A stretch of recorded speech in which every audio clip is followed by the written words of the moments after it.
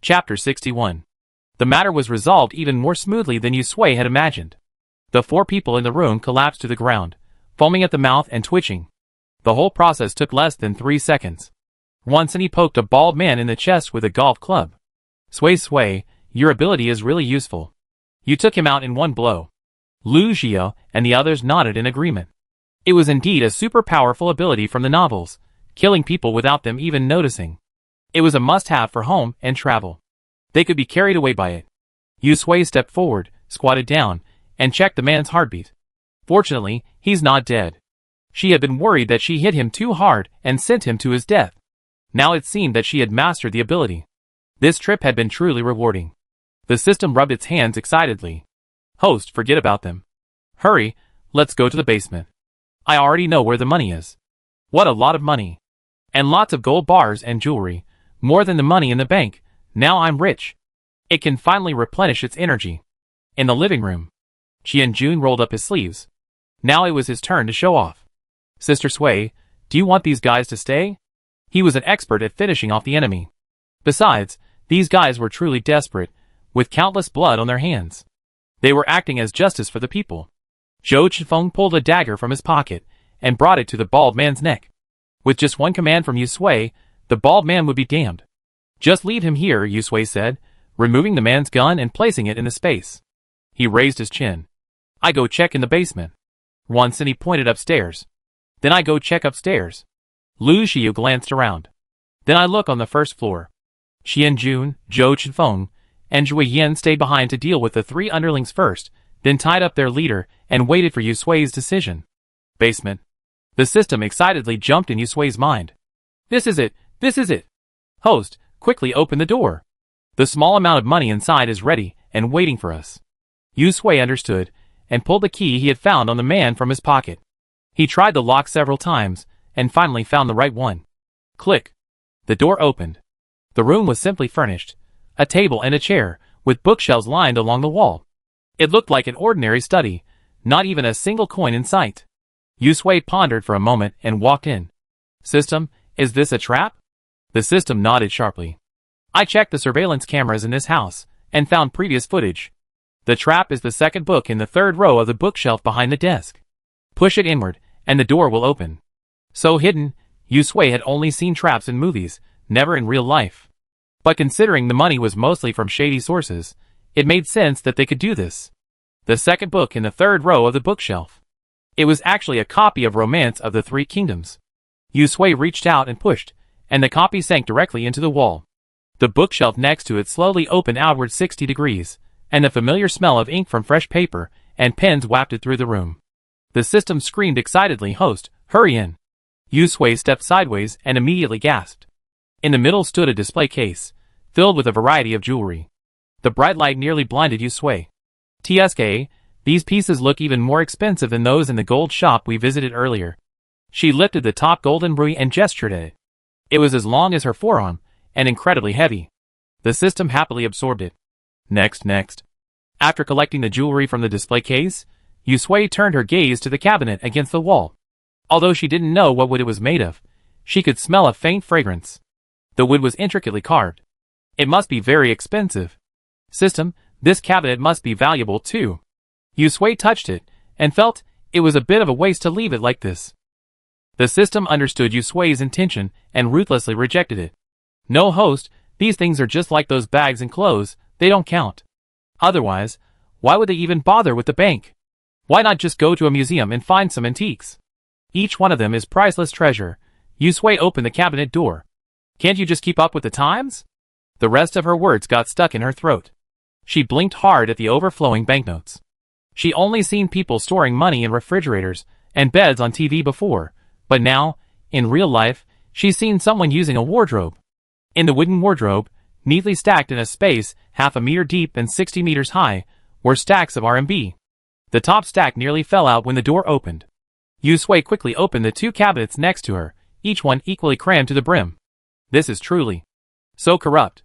Yusui gritted her teeth and reached out to grab a stack of money. Just a mayor. The system didn't care, blissfully absorbing energy. Host, all this is ours now, ha ha ha. The moment it said that, Yusui's mouth twitched. It would have been fine without the mention, but the mention of it only infuriated her. Money, money, money. Why isn't this a peaceful time? Why couldn't this system arrive sooner? And why wasn't there even a single sign of the end of the world? If she had known that day would come, she should have taken time off and spent all her money instead of going to that damn job. Exiting the room, Yusui thought it was over, but the system reminded her that there were also items in the next room. Yusui, Opening the door, she found a small tea room, and once again, she found an opportunity to unlock the secret door. The room was identical to the previous one, except for the different jewelry, but the amount of money remained the same. Is this a cunning rabbit with 3 burrows? The system grinned. It chuckled as it absorbed all the energy. Not only had it wiped out its losses, but it also gained a little more energy. The task progress bar moved forward a bit, almost filling 1/5 of the way. Even in its sleep, it would have laughed its ass off. The main system was right. It was truly a genius. It could complete the task under these circumstances. It was truly the most powerful and outstanding system of this generation. The reward was its exiting the tea room. Yusui skillfully pushed open the door to the adjacent audiovisual room and was about to go inside to search for the mechanism, but the system shook its head. Host, there's nothing left. Yusui paused. Huh? That's it? Where's the weapon? The system pulled up footage from the surveillance camera. Upstairs, there's still some money in the safe in the study. Let's go up quickly. Even with the system's warning, Yusui carefully checked the remaining rooms. He didn't find any money, but he did find a gold bracelet tucked away in the crack of the sofa, a surprising find. Upstairs, Lu Jia hurried over to report his findings. Dang, we found jewelry in the bathroom on the first floor. Diamonds! They should be worth something. But we didn't find the other gun. Yusui took it, and the system, unfazed, immediately absorbed the energy within. Upstairs, in the master bedroom. On the second floor, they found a small amount of cash and some jewelry. On the third floor, Rwansini pointed at the safe in the study, her tone rather envious. There are over a dozen property deeds in there alone, from all over the country. Is the mayor that rich? Huh? Lu Jia stepped forward, glancing enviously. Even Haishur has them. Damn! If I could buy one of those with all the money I earn in my lifetime, I'd be considered a successful person. Rwansini nodded repeatedly. Who says it isn't? Corrupt officials, corrupt officials. So corrupt. And there are keys to all these luxury cars. I can't tell what the brands are, but they must be very expensive in that safe. Host, it's behind this painting. The mechanism is the Picio on the desk, which contains guns and ammunition. Yusui walked to the desk, twirled the golden Picio, and absorbed a wave of energy.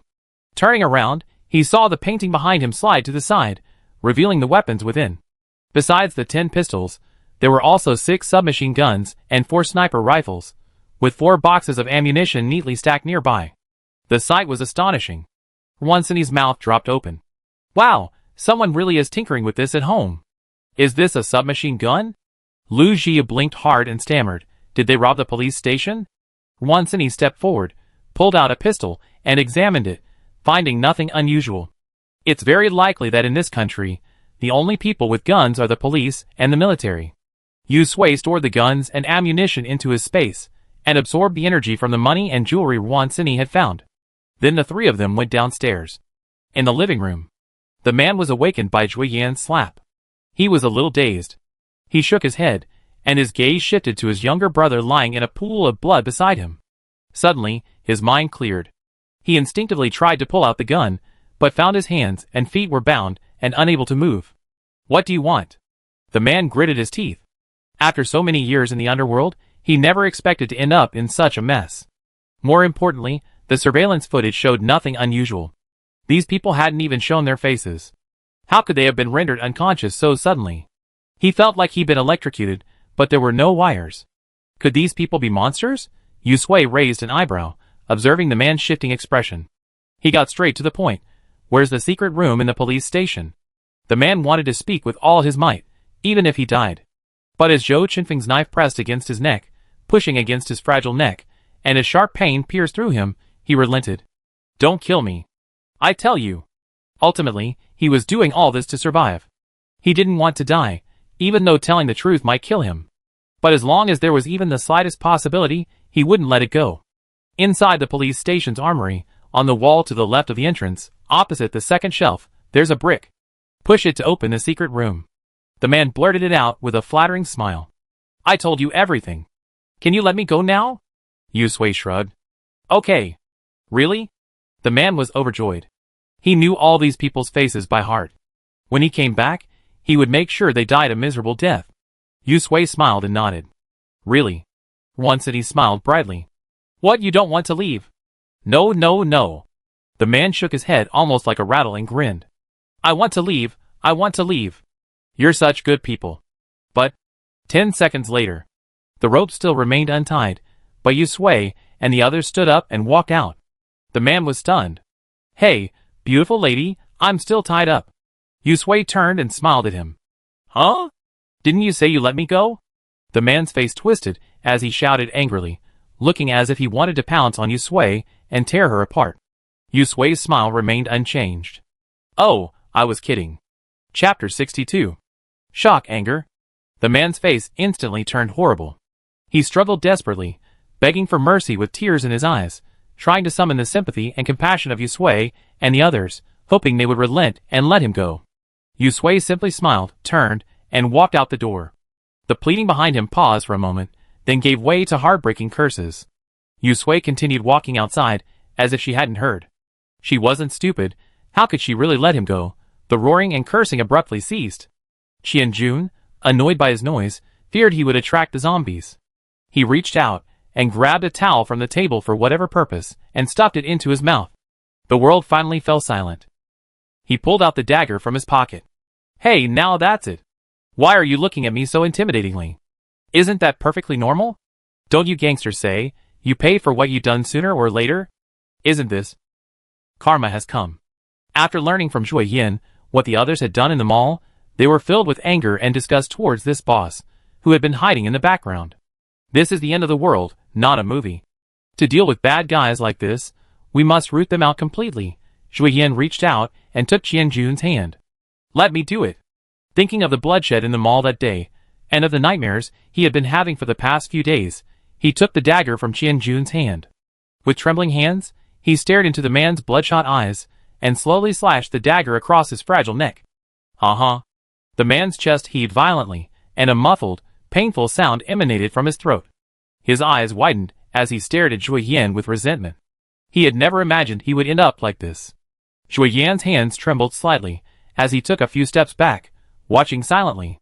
He stared at the man across from him, his body stained with blood, watched him twitch, and struggled desperately until his last ounce of strength was exhausted, watched his eyes lose focus as his body slowly returned to calm.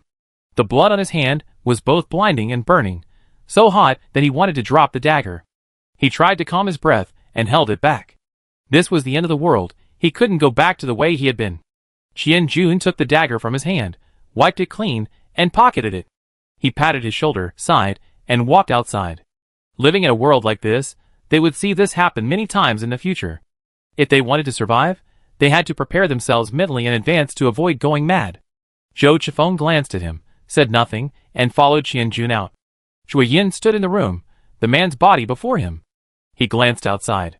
Yu Sui and the others were chatting around the crabapple tree outside.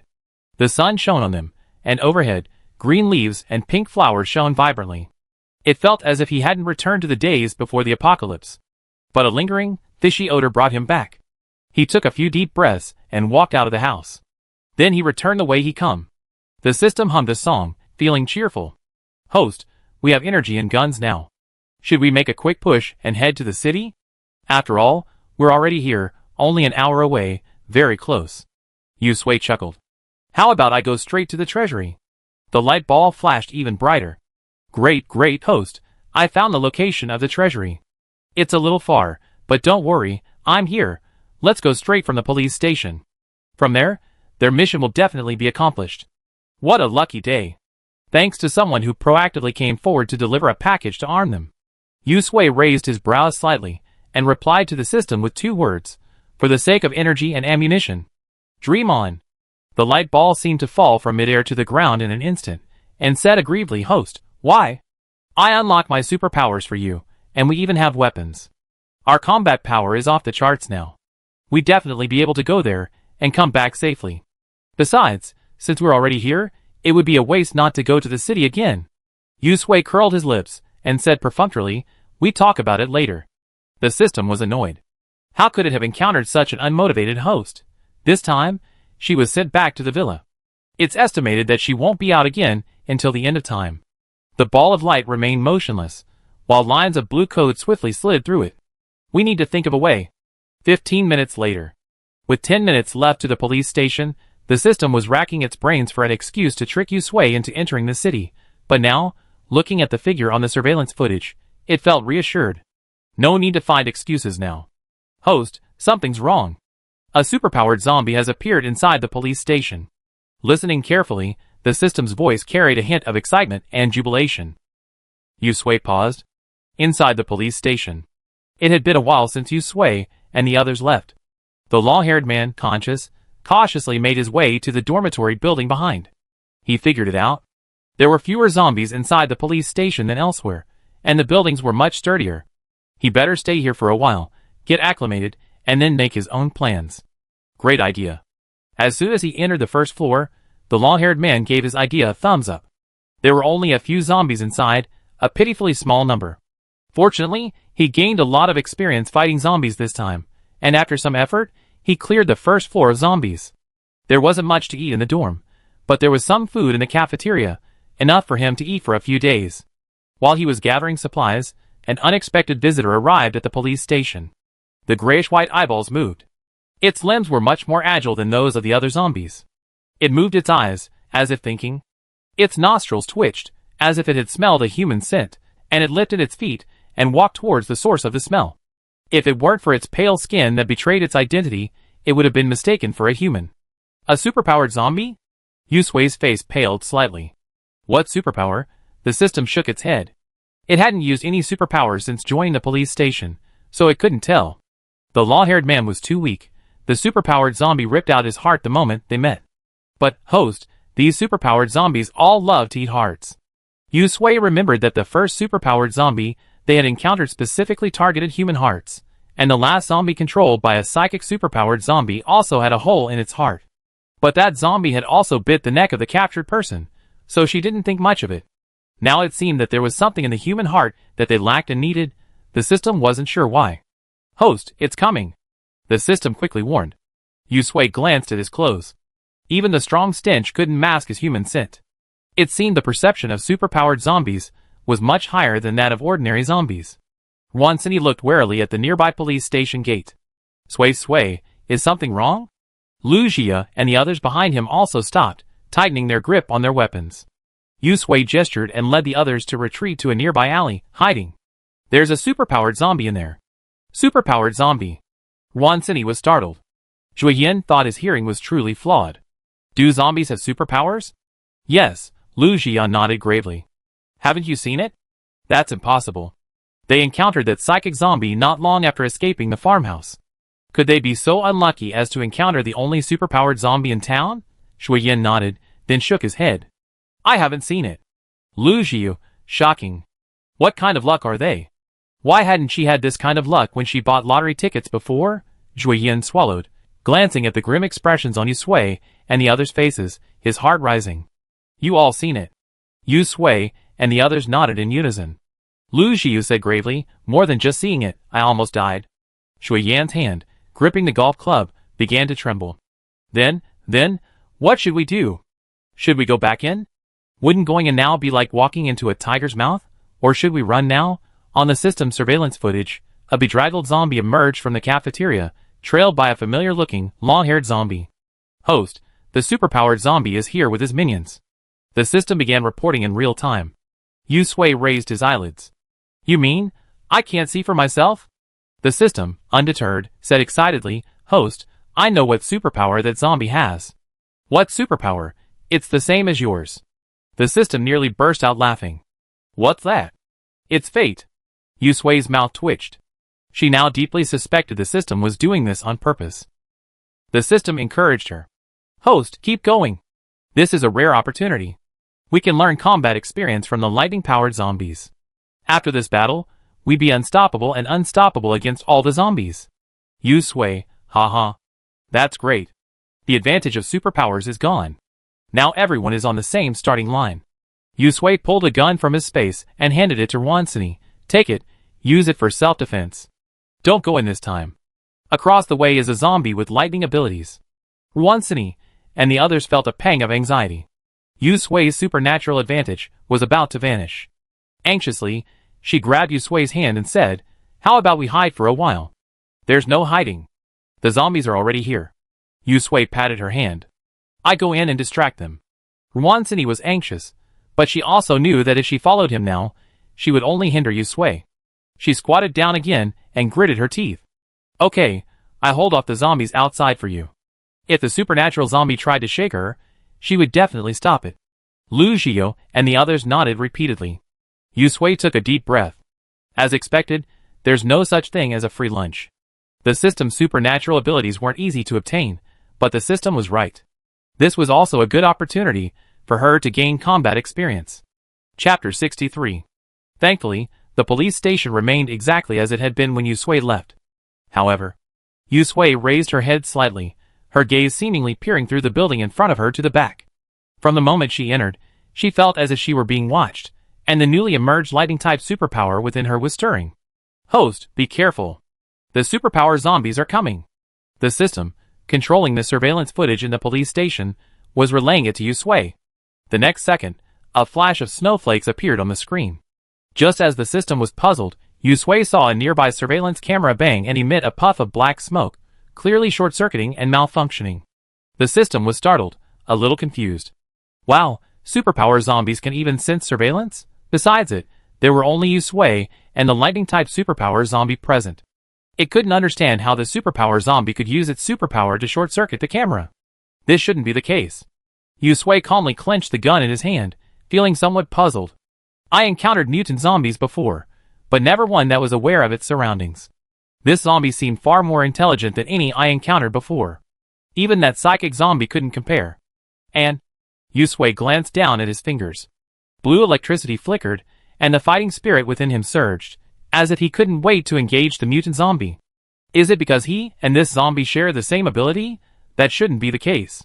My lightning ability was clearly a system-enabled cheat. Logically, it shouldn't resonate with a mutant zombie. The system marveled. My goodness, this mutant zombie is incredibly powerful. Host, be careful. It wants the host to come and fight for experience, not to be killed. Don't let anything get you killed here.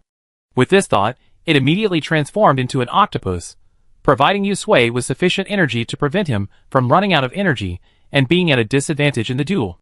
His thoughts raced. Yusui adjusted his breathing and teased as he walked forward. System, could it be that this mutant zombie has discovered you? Otherwise, why would it have blown up all the surveillance? Discovered me? The system almost laughed at Yusui's words. It was a high-tech system. How could it be compared to a low-level zombie infected by a virus? That's absolutely impossible. Yusui smiled faintly. I'm just guessing. After all, this mutant zombie is definitely not simple. Not only did it sense the presence of the surveillance, it also destroyed it. It's unlike any zombie we encountered before. She paused. And it seems the supernatural energy in my body is also somewhat sensitive to me. She raised her hand and looked closely. The current on her fingertips had expanded, as if she were wearing an electromagnetic glove. It gradually spread outward, a blue light flickering. Even the pistol in her hand was enveloped in a faint blue glow. Yusui felt as if even the strands of his hair were flowing with electricity, as if he were ready to strike at any moment. The system pondered for a moment and began to analyze it in a serious manner. It was probably the same principle of like repelling like, the mutual repulsion between supernatural powers of the same type. Ah, isn't it the host who asked for a powerful supernatural power? I didn't expect to actually encounter a zombie with lightning powers, and so soon at that. Yusui was skeptical. Is that so? Of course it is, the system reminded him. In short, superpowered zombies will fight each other, especially since it entered the police station and considered it its territory. Your brazen entrance is undoubtedly a provocation and declaration of war. Going around the front building, Yusui spotted a thunder-powered zombie. Its clothes were tattered, its arms were covered in teeth marks, and its face was a mess. But unlike other ordinary zombies, those wounds hadn't rotted, probably due to the awakening of its superpowers. Its gray eyes flashed with bloodthirstiness. Upon seeing Yusui's appearance, it bared its teeth in a grin and growled softly. A strange blue light enveloped its body, as if warning Yusui of its approach. Yusui paused, his gaze darting across the long-haired zombie behind him. Sure enough, there was a hole in its chest. Roar! Yusui felt the lightning-type zombie before him was like a beast whose territory had been invaded. It roared, the blue light around its body flickering more and more frequently. The surging murderous intent made Yusui feel a sense of oppression. The next second, the long-haired zombie behind it swung its legs and charged forward. Ho ho! Is it being used as cannon fodder to test her strength? Yusui's brows furrowed. Without a moment's hesitation, she raised her hand and pulled the trigger. Her body, enhanced by the system, could now easily aim for the long-haired zombie's head. Bang! The gunshot rang out. The long-haired zombie, struck between the eyebrows, took 2 steps forward by inertia, then fell to the ground with a thud, its roar fading. Yusui raised his gun and aimed at the lightning-type zombie's head behind him. He thought to himself, thank goodness I took them to play real-life CS during the company team-building event. Otherwise, they wouldn't know how to use their guns now. The lightning zombie's gray eyes stared at the gun in Yusui's hand for a few seconds, as if recognizing its immense destructive power. Yusui pulled the trigger again, and a bullet shot out, piercing the lightning zombie's brow. However, as if the price of being cannon fodder had served as a warning to the zombie, this time, the moment Yusui pulled the trigger, the zombie's feet shifted, its body seemingly turning into a flash of lightning, instantly vanishing from its position. The bullet struck the wall behind it. The vanished zombie then rushed directly toward Yusui, raising its hands, their hands flashing with electricity, as if attempting to tear him apart. Host, be careful. It's flashing. Quickly, create a protective shield. Yusui was startled. He hadn't expected lightning powers to be used in this way. Subconsciously, he followed the system's instructions and concentrated his power, forming a blue protective film around his body, shielding himself. Sizzle, sizzle. 2 streams of lightning energy collided with a sharp sound, sparks flashing from the electric shield in front of Yusui. Both the man and the zombie were knocked back several steps by the powerful impact. Yusui steadied herself, her knuckles numb. Watching the zombie charging forward once again, she channeled her energy into her feet and stepped forward. The next second, she seemed to appear diagonally across from her. Host, get out of the way. Clearly, the zombie possessed far more experience in combat using its powers than Yusui. Yusui had barely dodged when the zombie changed its strategy. A thick bolt of lightning descended from the sky, striking Yusui's path. Yusui fled in panic, the air around her crackling as if ignited by the lightning. Boom. Crack. The lightning overhead, as if with eyes, locked onto Yusui and kept falling. Yusui's scalp tingled, and he could only dodge. He wasn't very adept at controlling his pace. Just like now, Yusui, watching the zombies charging towards him and the lightning attack from behind, tried to dodge to the side, but his speed was too great, and he couldn't stop in time. His entire body slammed into the wall beside him. With a thud, Yusui grimaced in pain, feeling as if his bones were about to break. The next second, Yusui endured the pain and turned to look at the oncoming lightning attack and the lightning flashing hands of the superpowered zombies. Gritting her teeth, she formed a thick lightning shield. Bang, sizzle. Lightning flashed, sparks flew. Yusui's chest ached, a sweet, fishy taste welled up in her throat, and a little blood spilled from the corner of her mouth. The 2 forces collided, and the wall behind her shattered and dented inward from the masonry she had squeezed. The mutant zombie's nose twitched, realizing it had the upper hand, and the scent of blood emanating from Yusui. It panted with excitement, raising its hands again. Its pitch-black hands, brimming with immense lightning power, fiercely grasped Yusui's chest. Host, I replenish your energy now. The system was also anxious, channeling the newly acquired energy into Yusui before it even warmed up, fearing that a second later, Yusui's heart would be ripped out by the mutant zombie. Yusui spat out a mouthful of bloody foam carelessly, gazing at the zombie's gray eyes before her, a sneer twitching at the corners of her mouth. Now, it's my turn. Lightning shone brightly around her. She raised her hands, and blue currents instantly condensed into dazzling balls of energy in her palms. They flew towards the zombie outside the protective shield, transforming into a vast net of lightning upon impact, trapping its body tightly, and also enveloping the lightning bolt it had shot towards. Taking advantage of this opening, Yusui quickly dodged. Watching the duck that was about to be caught fly away, the supernatural zombie was enraged by Yusui's counterattack.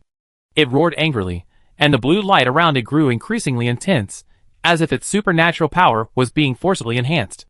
Yusui recognized the familiar scene. Host, be careful. It is burning its own essence to forcibly enhance its supernatural power. Yusui raised his hand to wipe the blood from the corner of his mouth, spread his 5 fingers, and shot out a series of blue light arrows from his palm, piercing the trapped supernatural zombie. Roar! The supernatural zombie roared and actually tore through the net that restricted its movement to protect its head. However, it still couldn't avoid Yusui's light arrow, and its arm was pierced directly, emitting a strange burnt smell. Whoosh! The supernatural zombie flashed before Yusui. This time, the moment it moved, Yusui quickly retreated a few steps to distance himself. Meanwhile, his hands were busy, unleashing lightning nets that restrained his movements and lightning bolts aimed at his head. He also returned the lightning strike it had just summoned to strike him. The supernatural zombie, ignited by its life essence, now saw its combat power surge. It tore through the lightning nets at a much faster rate, and easily dodged the lightning bolts. However, it was struck directly by Yusui's summoned lightning. The smell of burning intensified. The supernatural zombie before him was practically a moving coal, relentlessly pursuing Yusui, attempting to dig out her heart to appease his rage. Yusui's use of supernatural powers became increasingly proficient. After several rounds, she was far ahead, swerving past the supernatural zombies behind her like a kite. The mutant zombie's footsteps gradually slowed. A good opportunity. The system stared at the mutant zombie with wide eyes, and immediately shouted when it failed to immediately protect its head. Yusui seized the opportunity, and the light arrow in his hand transformed into a beam of light, flying straight towards the mutant zombie's head. The mutant zombie had just dodged the lightning ball, and tore through the lightning net. The next second, the blue protective shield covering its body was pierced by the light arrow, and the following light arrow pierced its head. Finally, he had opened a crack in its head. Yusui didn't give it a chance to breathe, and his light arrows turned into a rain of arrows that flew towards the mutant zombie. The mutant zombie howled in pain, its gray eyes turning red after repeated setbacks. After forcibly enhancing its superpowers to block Yusui's attack, it attacked Yusui desperately, not caring whether Yusui would pierce its head. Yusui gritted his teeth. Faced with the mutant zombie's suicidal attack, he could only retreat repeatedly, finding time to throw lightning nets and light arrows at the other side. Crack. Another light arrow pierced the mutant zombie's head, this time deeper, seemingly frying its brains. The mutant's movement slowed down a few beats. Yusui turned, seizing the opportunity, and launched a powerful barrage of blows at its head. Several times in succession. The mutant zombie, panting with heavy steps, reached out to grab Yusui in front of it. Yusui waved his hand, and a large net woven from lightning entangled it tightly. A pistol suddenly appeared in his palm. He aimed it at the mutant's head, and pulled the trigger. Bang. Bang. Bang. After several shots, the mutant finally quieted down. Chapter 64. Bang, bang, bang. Yusui fired a few more shots, until the remaining bullets were emptied. Then she put the gun away, replaced it with a golf club, and stepped forward. Swing land. The mutant zombie's body had been charred black by the lightning, wisps of green smoke billowing from the wounds. Its gray eyes stared unwillingly in Yusui's direction, its head ripped open. The system exhaled heavily. I'm so tired. Yusui rolled her eyes mentally, not knowing what had tired it. The crisis was over, and the surging adrenaline subsided. A deep sense of fatigue washed over her. All her strength drained away. She took a few steps back, leaning against the wall, clutching her chest, and sat down. Her heart was pounding, her lips dry and pale, and the corners of her mouth were stained with blood, a bit blinding. Host, you performed very well this time. The combat experience you accumulated this time is much more comprehensive than before. If you encounter a mutant zombie again, you'll be able to deal with it in minutes. Yusui raised her eyelids, pulled a bottle of water from her space with trembling hands, unscrewed the cap, and drank a few sips, listening to the system's stream of compliments in her mind. The system must be praising her for something bad. As expected. After a few words of praise, the system finally got to the point. Host, how are you feeling now? How are you feeling? Yusui immediately clutched her chest and coughed a few times, spitting out a mouthful of blood. She wiped it with a trembling hand and said weakly, my heart is about to explode, and my whole body aches. System, am I going to die? The system choked. Of course not. It worked itself to death, and before it could even warm its energy, it spit it all on Yusui. If Yusui could die like this, it might as well buy a piece of tofu and kill itself. Looking at Yusui, who was still coughing and crying out in pain, the system felt the need to emphasize its own contribution. Host, didn't you feel much pain during the fight just now? The system began to coax him. Sui pretended to think. There was a point, but it was probably the adrenaline rush of life and death that made me ignore the pain. Ahem, system, you're in real pain or else. No, the system quickly interrupted Sui. You didn't feel pain when you were bumped around during the fight just now, because I activated your pain shield. Otherwise, you would have been so shattered by the force during your first encounter with the mutant zombies that you would have been lying on the ground, unable to get up. Sui suddenly realized. Is that so? Thank you so much, system, you're so kind. You're truly amazing. The system was flattered by the compliment. Now you know how good I am. Yes, system, you're the best system in the world. Then activate the pain shield for me again. System, eh? The smile didn't last more than 3 seconds before it faded. Host, we already used up most of the energy we collected from the mayor's house. The remaining energy is needed to repair your heart, maintain space, and operate your lightning abilities. Pain shielding can no longer be activated. The system cried, itching to get its account book out and settle accounts with Sui. Sui coughed heavily a few more times, tilting his head, his voice much softer, but I'm really dying. Out of energy? Ha! She didn't believe it. Host, please bear with this pain. We really don't have much energy left, and I have to think about our future. The main problem is that this lightning-type zombie is too difficult to deal with. Our energy consumption far exceeded my expectations. The system acted awkwardly, glancing at Sui. A sense of guilt washed over it, but it was suppressed when it saw the progress bar for its own mission. It pretended to remember something and offered an idea. Host, how about this? If you're truly uncomfortable, I go all out and activate pain shielding for you. Sui's eyes lit up, pleasantly surprised. Really? System, you're truly the best system in the world. The system was brimming with pride. Look, now the host understands its importance. If it had known, it would have. Listening to Sui's excruciating praise, the system felt both proud and a little uneasy. The host truly loved it, yet it lied to the host. However, the uneasy feeling soon dissipated, as it reassured itself that it was doing this for the host's own good. If it has sufficient energy, the host will benefit as well. So, host, let's go into town and check out the bank. We're already here anyway. You suffered serious injuries in this battle. The energy needed to repair your heart will be double what it was before. Combined with a pain shield, based on my remaining energy reserves, I probably need to be back in 2 or 3 days. The system felt its excuse was clever and comprehensive. It might as well be all at once. Sui pressed her chest. As the system's energy poured in, the pain in her body gradually eased, especially her heart, which had been on the verge of exploding. It now calmed down. As for the system, she glanced at the corpse of the nearby mutant zombie, and the large dent in the wall she had smashed, then touched her chest. If it weren't for the system, I'd probably be lying on the ground, unable to move. I think about it. Not directly rejecting meant there was a chance. The system's eyes lit up, dancing happily. Seeing the energy being channeled into Sui's body, it felt less heartbroken. Jingshire Bank, it's coming again. Outside the police station. Ruansini, wielding a chainsaw, dispatched wave after wave of zombies drawn in by the sound of Sui battling the mutant zombies. She casually swung the blood-stained chainsaw aside, and turned to peer inside the police station. Just a moment ago, the rumble of thunder, explosions, and gunfire could be heard from inside, but now it was quiet. Ruansini, feeling uneasy, a murderous look gathered between her brows, unceremoniously harvested the zombie's head. Thump. After dispatching the wave of zombies that had followed the sound, Ruansini glanced at Qianjun and Zhou Chifeng, saying without turning back, I go in and take a look. Qianjun rubbed his wrist and swallowed. Okay, Sister Cini, leave this to us.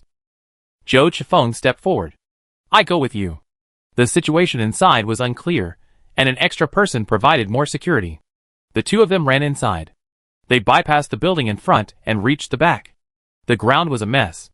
A human figure had been smashed into the wall not far away, leaving it charred black. Trees nearby had been chopped down and fallen. Ruansini immediately spotted Sui, sitting against the wall. Her cough made her heart tighten. She rushed forward and crouched before Sui. Sui, you're hurt. Zhou Chifeng saw the charred, split-headed corpse on the ground and guessed it was the mutant. He hadn't expected Sui to be so strong, capable of even dealing with a lightning-type mutant. Sui was bargaining with the system. They wanted to enter the city, but she had to decide the time. The system pouted. Just as she was about to reiterate her since we're already here philosophy, Sui looked up and saw Ruansini lunging at her. She quickly wiped her mouth, hid her bloodied hands behind her back, and smiled. You're here. I'm not hurt. This blood is from the mutant zombies. Wansini's hair stood on end in anger. What? My eyes are just for show? Yusui laughed dryly. How could that be? She glanced up at Zhou Chifeng and winked at Wansini vigorously, confirming that the system was there, and that she was fine. Wansini's face was stern, and she ignored him. She reached out and carefully picked her up. Let's find a place to rest first. Okay, Yusui nodded repeatedly. I can walk on my own? The corpse of the superpowered zombie is here, and it will attract the normal zombies. Let's move somewhere else. Cinny, I can walk on my own? Wansini grumbled, but she still held her firmly, showing no intention of letting her go. Yusui felt a little helpless. At the police station entrance, Shui Yan's eyes lit up. Thank God they're out. Wansini and Zhou Chifeng were the most capable of the few people guarding outside. With two of them gone, before they could even rest, they saw a swarm of zombies emerging from the other side of the street. He was so frightened that his face turned pale. Fortunately, Wansini and Zhou Chifeng were efficient, and came out in a short while. Zhou Chifeng quickly walked up to Wansini, and exchanged glances with Qianjun. Let's go somewhere else. Lu Xiao glanced worriedly at Yusui, who was held by Wansini. Then, he looked at the growing number of zombies, and wiped the sweat from his palms on his pants. The others, protecting Wansini and Yusui, ran into another alley. After a few steps, they saw more zombies emerging from the other side. Go upstairs, Wansini said, holding Yusui as she dove into a nearby building. Zhou Chifeng and the others quickly followed. After entering, they closed the door, cleared the room of zombies, and then ran upstairs. Third floor. Qianjun glanced nervously outside, and then at Yusui's expression. Sister Sui, you're hurt. Yusui shook her head. No. Before she could finish the last word, Wansini glared at her fiercely. She could only force a smile. Just a little bit. Wansini pursed her lips tightly, and took Yusui's medicine and water from her bag. Suppressing her anger, she said, take the medicine first. Yusui took the medicine without a word and swallowed it, smiling ingratiatingly at Wansini. The atmosphere was somewhat tense. Yusui said dryly, Hey, we haven't even entered the secret room in the police station yet. A vein in Wansini's forehead twitched. You're still thinking about this? That's not. Now that we're here. The system started to rant about Yusui's words. Host, that's not what you told me just now. Yusui, shut up. System, Humph, if you don't want to talk about it, then don't. Wansini took a deep breath and glanced at Lu Xiao and the others. You two should leave for a moment. Lu Xiao obediently stood up and walked out. Okay. In a flash, Yusui and Wansini were the only ones left in the room. Yusui glanced back at the closed door, tugged on Wansini's hand, and whispered in her ear, Cinny, I'm fine. The system is here. Wansini slapped her hand away and turned to strip her clothes off, feeling uneasy without checking. Yusui helplessly surrendered. Okay, I do it myself. If you don't trust me, do you trust the system? She simply began to undress. Looking at the bruises on her chest, Yusui fell silent.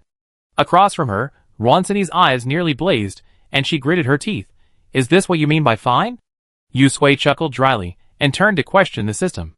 System, what's wrong with you? Where's your energy? How can you not even remove a bruise? The system was speechless.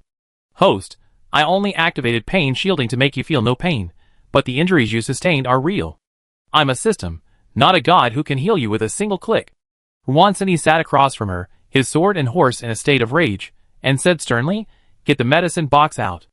Yusui didn't dare delay, and pulled the medicine box from the space. Cinny, don't be angry. Lie down. Yusui obediently lay down, muttering softly, It just looks scary. The system gave me energy, it doesn't hurt at all. Hee. Looking at the blood dripping from the scratches on her back, Wansini frowned. Why was her special ability so useless? At times like this, she could only hide behind Yusui, letting her face danger alone. If this continued, she felt like a burden. She couldn't go on like this. Chapter 65. Outside the room. Lu Xiao stood by the wall, glanced down through the window, then quickly retracted his head, clutching his pounding chest, and licking the corner of his lips. Oh my god! Are all the zombies in town coming over here? We're surrounded. Qianjun and the others also looked grim. Seeing the zombie horde downstairs wouldn't cheer anyone up. Shui Yan, his face pale, took a few steps back, gripping his weapon tightly. He glanced at the nearby staircase, fearing zombies might surge up from below. The others stood guard for a moment, trembling with fear, before slowly realizing something was amiss. Lu Xiao, now a little bolder, nearly poked half his head out the window, squinting his eyes in confusion, and asked, "Why are all these zombies heading forward?" It was as if the dragon meat ahead was attracting them. Not even one of the zombies underground, let alone noticing their presence, even looked up. This direction, Qianjun pondered for a moment. Is it the police station? It looks like it. Several people were puzzled. The door to the room opened, and Wansini came out after applying medicine to Yu Sui. Lu Jia looked behind her. Is Sui injured? I get some medicine. No, I already applied the medicine. Wansini walked to the window and looked down. Sure enough, these zombies looked just like the dead superpowered zombies they had encountered in the neighborhood before. As if possessed, they swarmed towards the police station. She suddenly remembered the psychic zombie they had dealt with at the gate of the villa complex last time. Fortunately, that place was remote, otherwise they would have been surrounded by the zombie horde that had attracted them. Qianjun glanced downstairs and asked, Sister Cindy, why are all the zombies downstairs running to the police station? The corpses of superpowered zombies are also on their menu, and they're even more fragrant and delicious than us humans, so they can't pay attention to us right now. Shui Yin was stunned for a moment. Huh? Before his heart settled, he became even more worried. What if those ordinary zombies eat superpowered zombies? Will they evolve? Develop superpowers? Yu Sui walked out of the room and heard Shui Yin's words. He burst into laughter. How can it be so easy to evolve superpowers? They're not cabbages. Shui Yin thought about it and realized that he was right. His heart finally settled. He looked Yu Sui up and down. Seeing that she walked steadily and spoke in the same tone as before, he felt relieved. Yu Sui was the most powerful fighter in their group. If she got hurt, they would be in trouble. What do we do now? There are so many zombies down there. Yu Sui checked the time on his watch, then glanced in the direction of the police station and sighed. She hadn't even entered the armory to see if there was anything in the hidden room. Wansini saw through her thoughts and gave her a sidelong glance. Yu Sui quickly averted her gaze, coughed, blinked, and pretended nothing was happening. While these zombies are distracted by the corpse of the mutant zombie, let's hide somewhere else. After all, the zombies in the police station wouldn't disperse anytime soon, and they've been out for 2 days. They couldn't keep lingering here. Which way out? Lu Xiao glanced at the zombies downstairs. At this rate, they'd be torn to pieces the moment they got out. Yu Sui smiled and pointed upwards, the roof. Lu Xiao's eyes lit up. That's right. The houses in town aren't tall to begin with, and the ones lining the road are close together. We can definitely go up there. There aren't many zombies there. Shui Yin volunteered. Didn't you say you wanted to go to the farmhouse? I know where it is. I lead the way. He turned and walked up the stairs, opened the door to the rooftop, and walked out. The group walked along the rooftop for a while. Wansini glanced at the hospital sign not far away, paused, and weighed the golf club in her hand. Let's go to the hospital first. Before leaving, she had specifically asked Gu Panpan about some equipment and medicine she could take back with her, just in case. Yu Sui knew Wansini was worried about her health. She glanced at the hospital not far away and changed direction. The group continued along the rooftop, descending when they were still a dozen meters from the hospital and taking the main road. The journey was incredibly smooth, encountering only 2 or 3 zombies, and they quickly reached the hospital. The site was a scene of devastation. The hall was filled with a pungent, foul smell of disinfectant and decay, making them dizzy and dazed. However, humans are highly adaptable, and they quickly adapted to the routine of calmly clearing out the remaining zombies, weapons in hand. This time, Yu Sui didn't even get a chance to attack. Wansini protected her like a giant panda, fearing she might tire herself out. In the pharmacy. With the system's help, the group began sweeping through the facility, collecting any medication they could use into their memory. Upstairs in the operating room, Wansini frowned at the rudimentary medical equipment before her. They still had to go to Beijing. The equipment wasn't complete there. Even so, Wansini didn't miss a beat, having Yu Sui store everything in her memory. Leaving the hospital, Yu Sui glanced at the pitiful amount of space left inside. Space is only regretted when it's needed. The system found the perfect opportunity to come online. Host, look, this space is too small. It's not enough. Why don't we go into the city to replenish our energy and upgrade our space? The facts are stark. Look, we still need to find a few large pots, which will take up a lot of space. Yu Sui pretended not to hear. Shui Yin and his companions, after many twists and turns, finally arrived at the small village where the farmhouse was located. Before they even entered, they saw 2 zombies running towards them. This time, Shui Yan didn't hide. He charged forward, golf club in hand, and dispatched the 2 zombies in a few moves. Compared to his previous encounters with zombies, when he was paralyzed and at a loss, this was a meteoric improvement. However, after dealing with the zombies, he looked puzzledly at the roadside vegetable patch, his soul wondering, what's wrong with the vegetables in this patch? They're almost growing into trees, right? How did it become like this? Qianjun patted his shoulder. Remember that rain? The only positive change it brought was that the vegetables grew faster. Shui Yan opened his mouth, his voice a little off. Growing faster? He pointed at a garlic sprout that was taller and thicker than he was. Plants can mutate? Could they be eating me?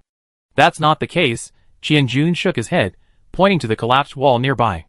At most, they're just competing with us for territory. Shui Yan pushed his glasses up, feeling deeply that he'd been hiding in the mall for too long, missing the changes in the outside world. After passing over this incident, the group found the nearest farmhouse and kicked open the door. The zombies lingering inside, upon hearing the noise, turned and ran towards the door. Qianjun and Zhou Chifeng swung their golf clubs with great vigor, dispatching the zombies in a few moves before beginning their sweep. In the kitchen, they found the most important item they needed to collect for this trip, large iron woks for cooking. Yu Sui unceremoniously loaded the 2 large iron woks from the farmhouse stove into their space. Now, they could enjoy dishes cooked in these large iron woks when they returned.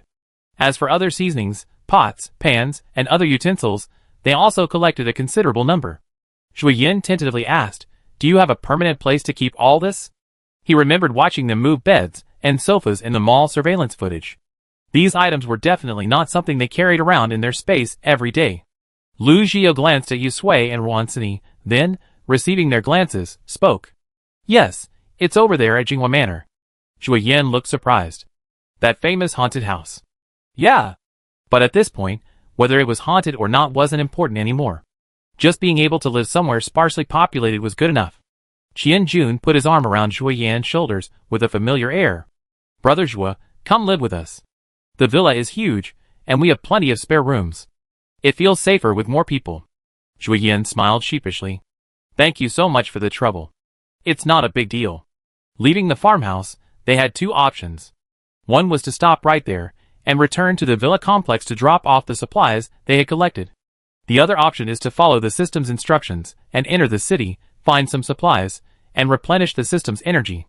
The system kept urging, "Host, we're already here. Going back and forth isn't a waste of time. Let's go into the city and return quickly.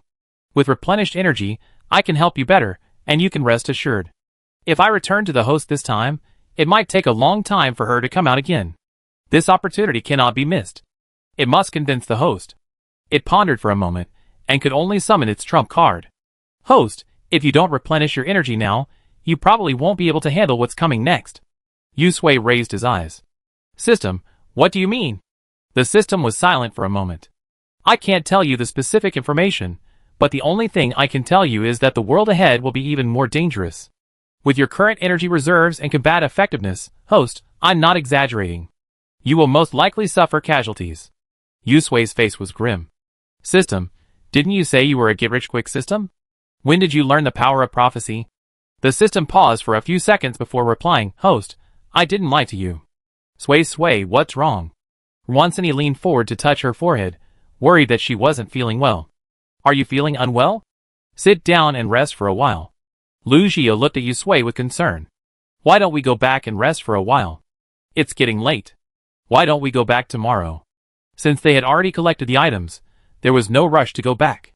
Yu Sui shook his head and took Wansini's hand. "I'm fine, really." Wansini stared at her for a long moment. "Don't force yourself." "Yeah," she smiled. "I know." After a pause, she spoke seriously. "I'm planning to go to the city." Chapter 66. In the city? Wansini immediately said, "I go with you." She was worried about letting Yu Sui go alone. She couldn't hide behind Yu Sui forever. Yu Sui held her forehead. She knew Wansini would say that the moment she said it. Just as she was thinking about how to comfort her, she heard the system's words.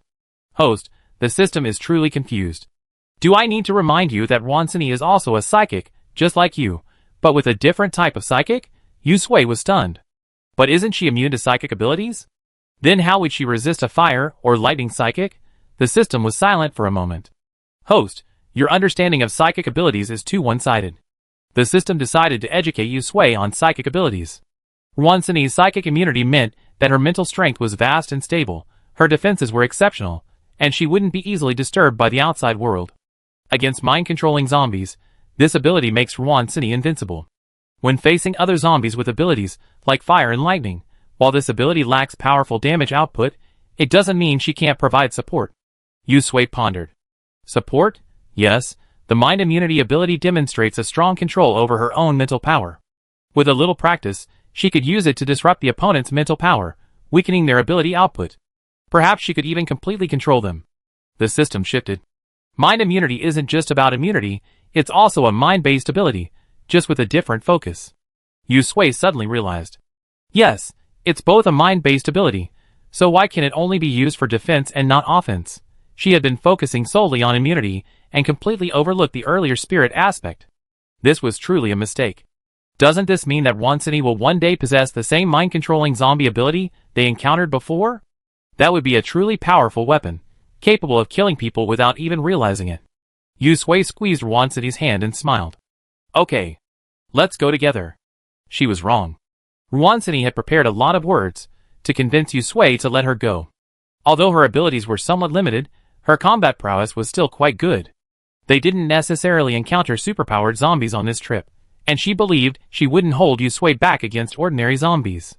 Regardless, she couldn't bear to stay in the neighborhood and watch Yusui go off on his own adventure. Hearing Yusui agree, Ruansini breathed a sigh of relief. Then, noticing her subtle movements, her eyes flickered.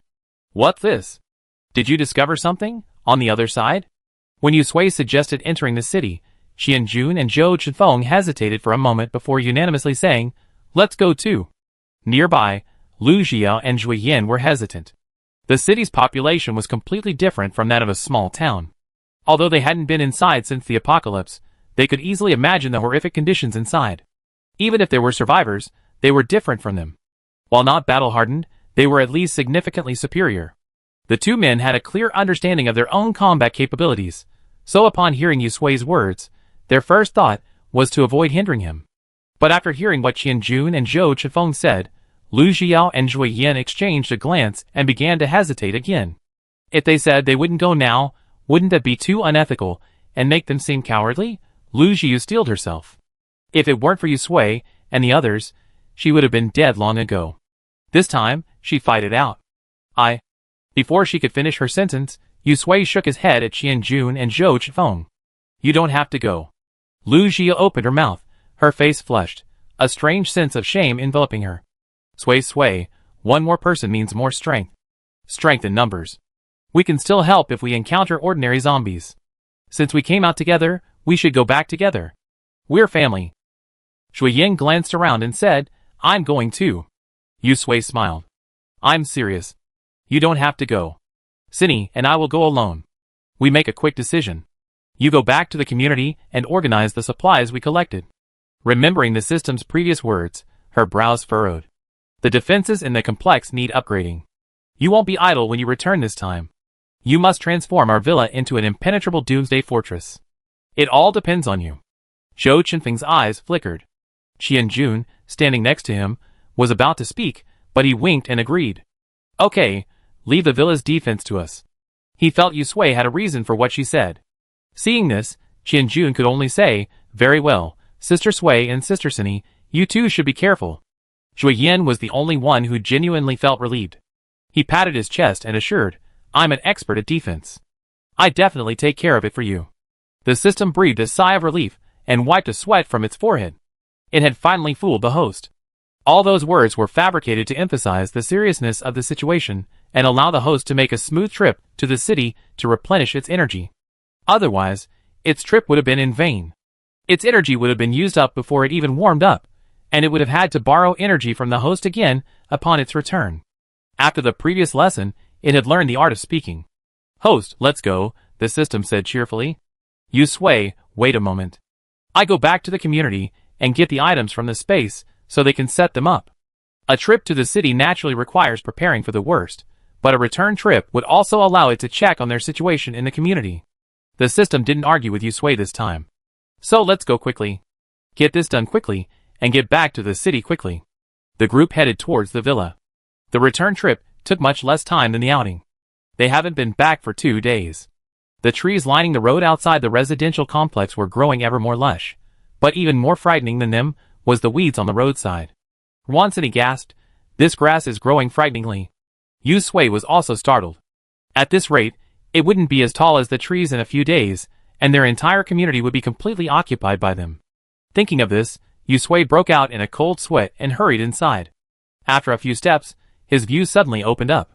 The weeds along the roadside had been completely burned, as if by a raging fire, leaving only a blanket of ash.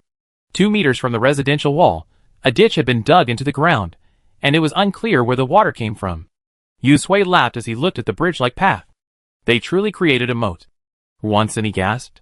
They're truly impressive. Dengi, the sentry, was the first to notice someone approaching. Seeing through his telescope that it was Yusui and the others, he was overjoyed. He whistled and dashed down from the upstairs. "Sister Sui, you're finally back." "Great.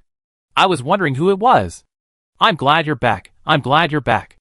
Dengi stopped 3 steps away from Yusui, glanced at Qianjun and Zhou Chifeng, and patted them on the shoulder. "I'm glad you're safe." Qianjun patted him. "What nonsense! Of course I'm safe."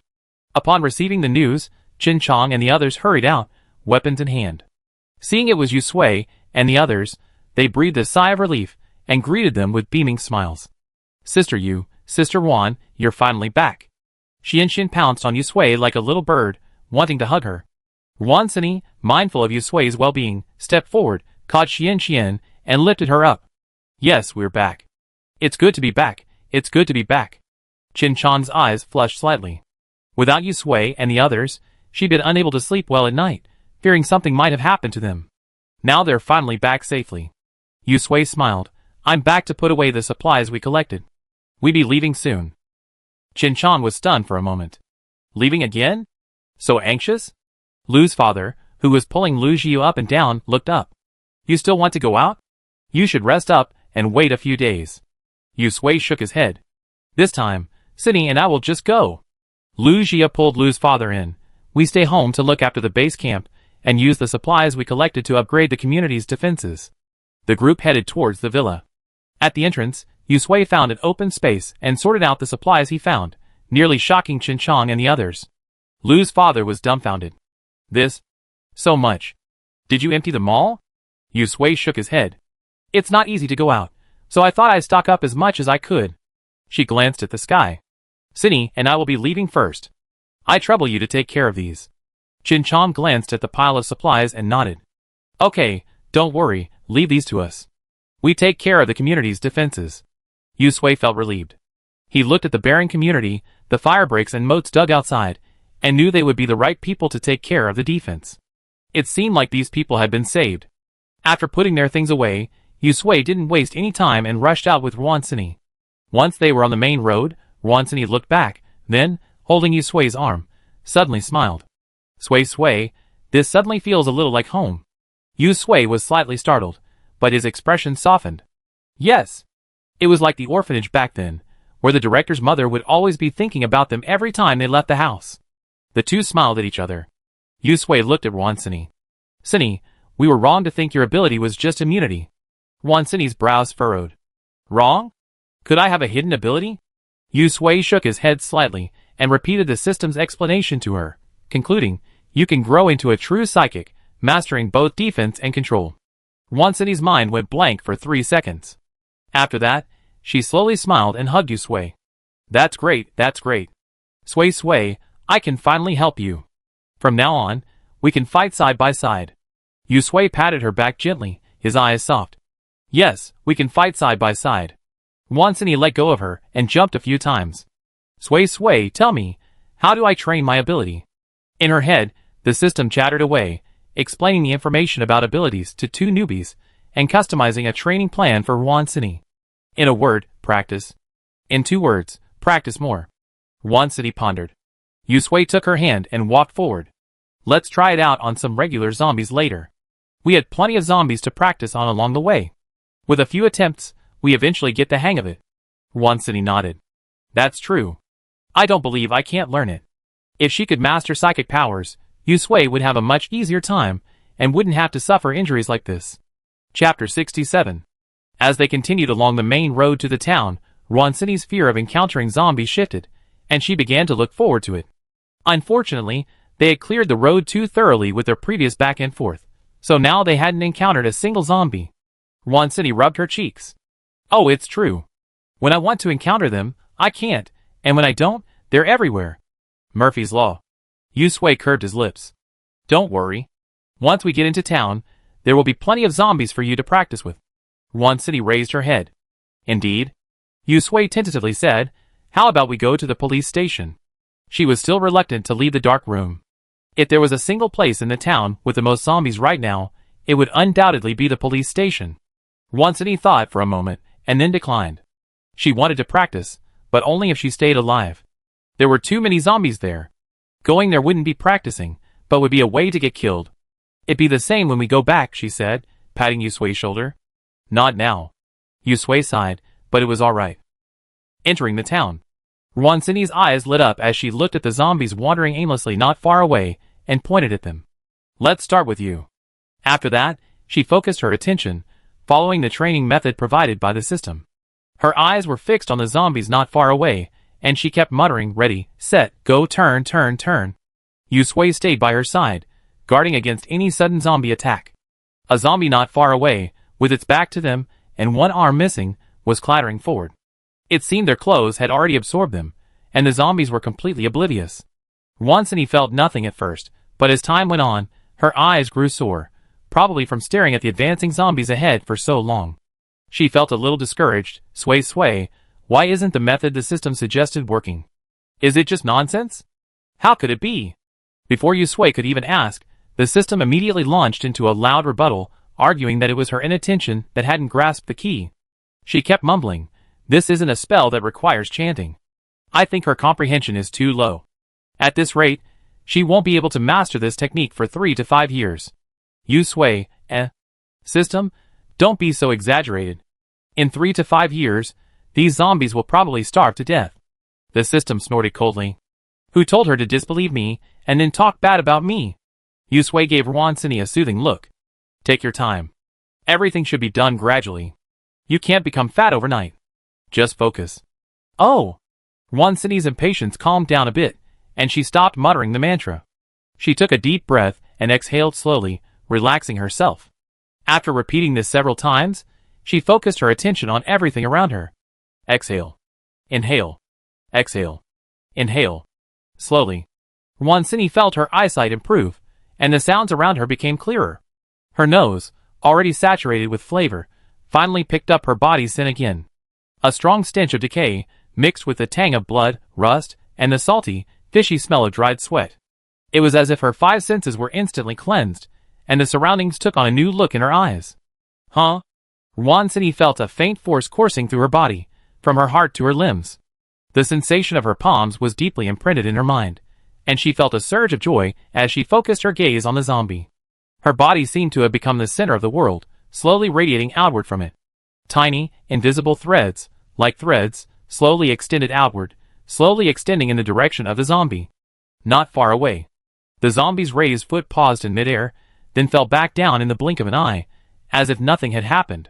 Roncini grabbed Yusui's hand, panting, her body exhausted, her mind as empty as if she had finished dozens of math tests, but her eyes were bright. She looked at the zombie in front of her, who had turned around belatedly, and said excitedly, Sway, I got it. I just made it pause its raised foot, and it really stopped. Sway, I can help you now. Roar. The zombie, turning around, finally spotted Yusui and Roncini and ran towards them, claws and fangs bared. Yusui immediately condensed 2 bolts of lightning that whizzed through its head.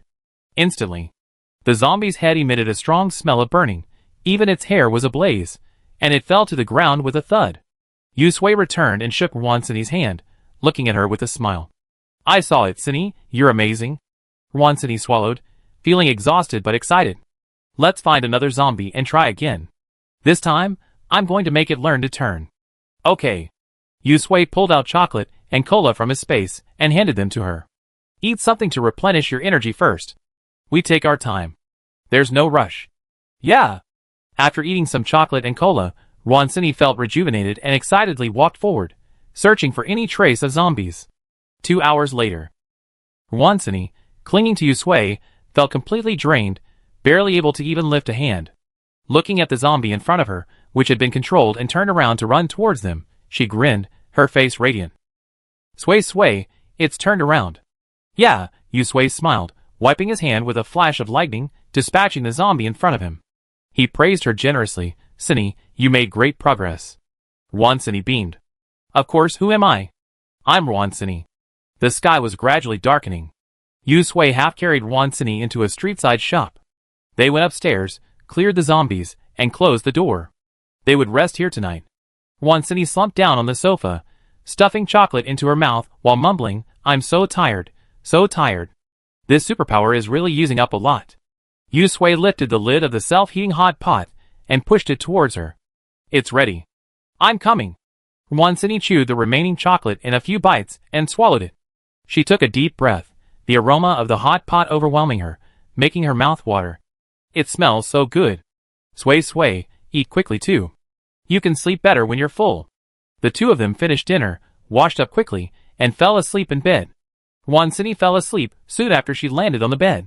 Yusui, listening to her steady breathing, found it difficult to fall asleep again. System, is it really impossible to eliminate the side effects of superpowers? Yusui turned to look at Roncini. She was sleeping soundly, a satisfied smile on her face, her eyes and eyebrows etched with joy, a stark contrast to her previous mood. Ever since the apocalypse, Roncini had dreamed of acquiring powerful superpowers. Later, when she encountered a psychic zombie, she finally realized her true colors. Having superpowers, her joy was fleeting, and she fell into depression again, beginning to resent their worthlessness. Yusui understood her thoughts. The system's voice rang out. No, the law of conservation of energy. Gaining great power naturally comes at a price. The advent of zombies forced humanity from the top of the food chain to the mire, but the emergence of superpowers gave them the ability to protect themselves. Over time, the zombies were destined to disappear, and then superpower users would regain their place at the top. With such immense power and no enemies, one could easily imagine what would happen. War slaughter. Thus, superpower users were destined to vanish from this world, just like the zombies. Superpowers were good, but it would be even better if their use didn't consume their lives. Yusui sighed deeply. When she first learned of Roncini's ability changes from the system, she considered whether to tell her the truth. But when she heard her insistent request to go into the city with her, she understood. Even if she refused, Roncini wouldn't stay in the villa obediently. So, after careful consideration, she decided to tell her about her ability. Ryusini wasn't yet familiar with her ability, and it was consuming more of her own energy. Later, when she had mastered it, if she encountered a zombie with a superpower like before, Yusui suspected that Roncini would definitely block her way, fearing any harm. After all, Roncini had always done this before. But what would happen to Roncini's body if that happened? Telling Roncini not to use her powers recklessly, that's unrealistic.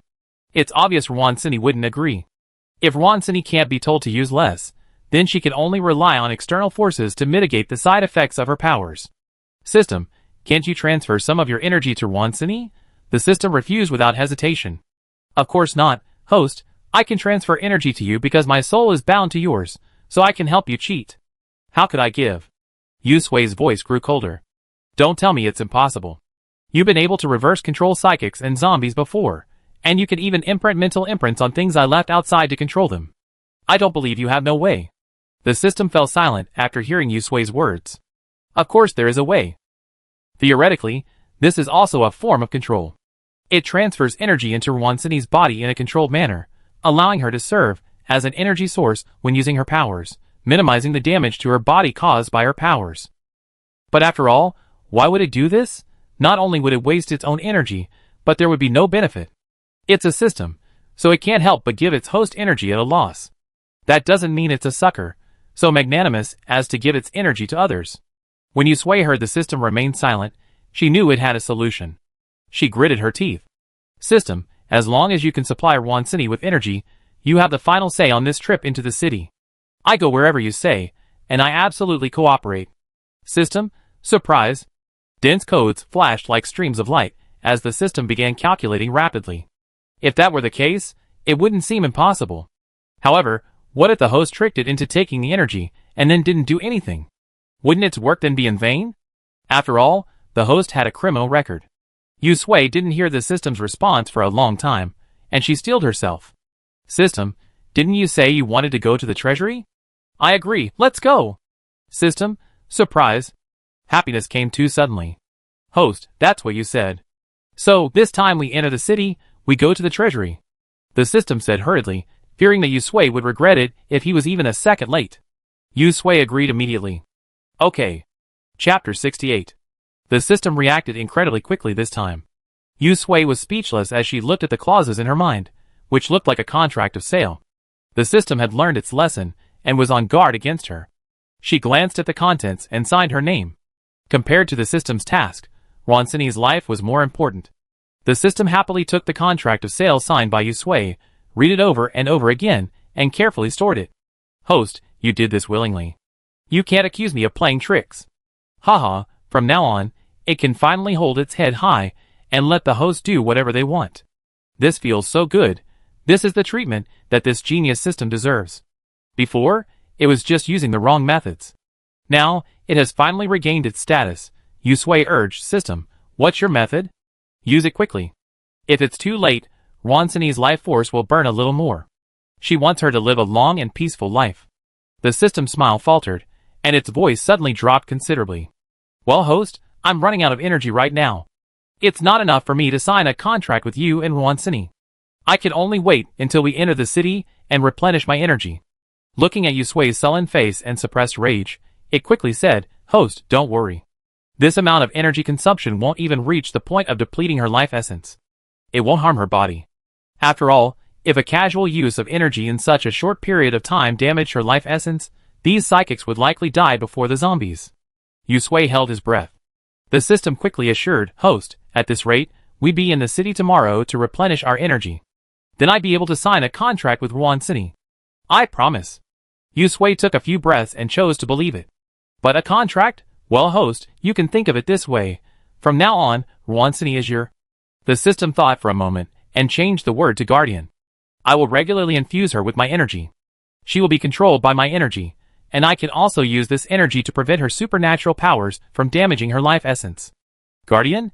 Yusui pondered for a moment. You mean like I'm hiring a thug? System, host, you can understand it that way. After all, your safety is my top priority.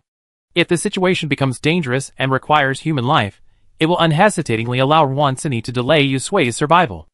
After all, its host is Yusui, and only if she survives can it complete its mission. Yusui took a deep breath and remained silent for a long time. The system explained, Alas, host, those are extreme situations, not necessarily likely to happen. With the contract, Ronsini's life essence will be protected by me, and she won't suffer the side effects of using supernatural powers. Isn't that great? Yusui frowned slightly. Is there no other way? No, this is the only way I know. How long does the contract last? Theoretically, the contract is permanent, the system replied, but you can cancel it at any time, and it will cause minimal harm to Ronsini's body. Host, this is the best solution I can come up with. If Yusui feels this is unfair to Ronsini and rejects this method, it has no other options. I still need to discuss this matter with Ronsini. Yusui closed his eyes and tucked Ronsini in. System, you keep watch. I'm going to rest. Okay, the system agreed quickly. It would have done its job even for such a small matter without Yusui's warning. The next morning, when Ronsini woke up, it was already bright outside. She stretched and looked over. Yusui was already up. There was a piece of bread and milk on the coffee table. Seeing her looking over, Yusui shook the milk in his hand. You're awake. Are you feeling unwell? Ronsini waved her hand. No, on the contrary, I haven't slept this well in ages. I feel so comfortable from head to toe. So comfortable, I don't even want to get up. Yusui smiled. Then you can sleep a little longer. We're not in a hurry anyway. Ronsini jumped to her feet. No, those zombies outside are waiting for me to practice. She got out of bed, went to the bathroom, washed up quickly, and sat on the sofa, eating the bread and milk. Yusui pondered for a moment, then told her about the contract the system had mentioned. Ronsini took a big bite of bread. Her eyes nearly popped out of her head when she heard Yusui's words. She quickly swallowed the bread in her mouth, nodding her head like a chicken pecking at rice. Sign it. What's there to hesitate about? We have to sign it. It seems the system is quite useful. You can even come up with such an idea. Great. Now, I be your personal bodyguard. From now on, I be your vanguard and support. Together, we be invincible. Oh, yesterday I was worried about not being able to use my powers as I wish. Now even that worry is gone. She wiped her mouth and sat down obediently. Okay, how do I sign the contract? What do I need to do? Does it involve blood or anything? Yu Sui was left in a state of confusion at her impatience. No need. What do I need to do? I'm already prepared. Wansini's gaze flickered. Sui, I will protect you. Yu Sui's lips curved, his brows soft. I will protect you too. Wansini bared her teeth and extended her pinky. Then we protect each other. We promise to stay together until our teeth are gone. Yes, and live a long life. The pinkies hooked together, thumbs touching. Stamped. Although the system could sometimes be a little cunning, at that moment, Yu Sui was truly grateful for its existence. Without it, Wansini's body might have been worn down by her supernatural powers protecting her.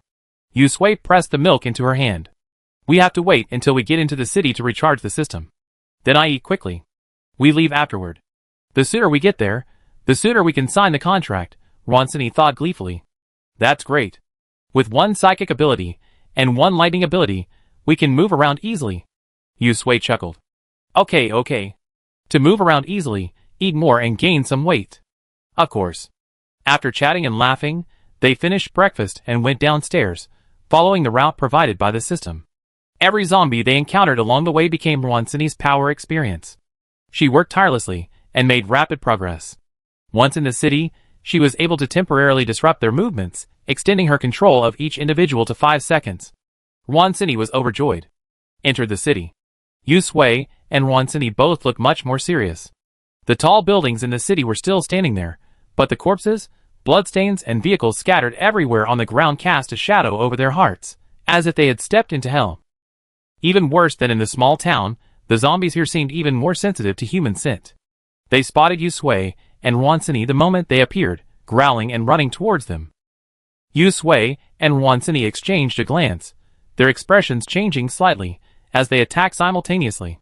Wansini restrained the zombies, and Yu Sui's lightning ability followed closely behind. In the blink of an eye, he dispatched the nearest zombie, and turned to deal with the next. After dispatching the 2 zombies, they walked forward, suppressing the urge to vomit and grimly adding a few more layers of protective film to their blood-stained clothes. The zombies in the city are different from those in town. Even my stench can't mask the smell of me. Wansini glanced down at her fresh blood-stained clothes and clicked her tongue. Yu Sui glanced at the road ahead, a flicker of worry in his eyes. The situation is worse than we thought. The zombies in the city seemed faster and more agile than those in town. Was it because there were more people in the city, or because these zombies had more food supplies? Let's be careful, Wansini's expression grew serious. The 2 of them cautiously advanced along the road. After dispatching 4 or 5 waves of zombies, the newly added layers of protective film on their blood robes finally began to work, providing them with shelter. Host, we're just ahead. We're almost to the bank. The system excited itself. Its energy was coming.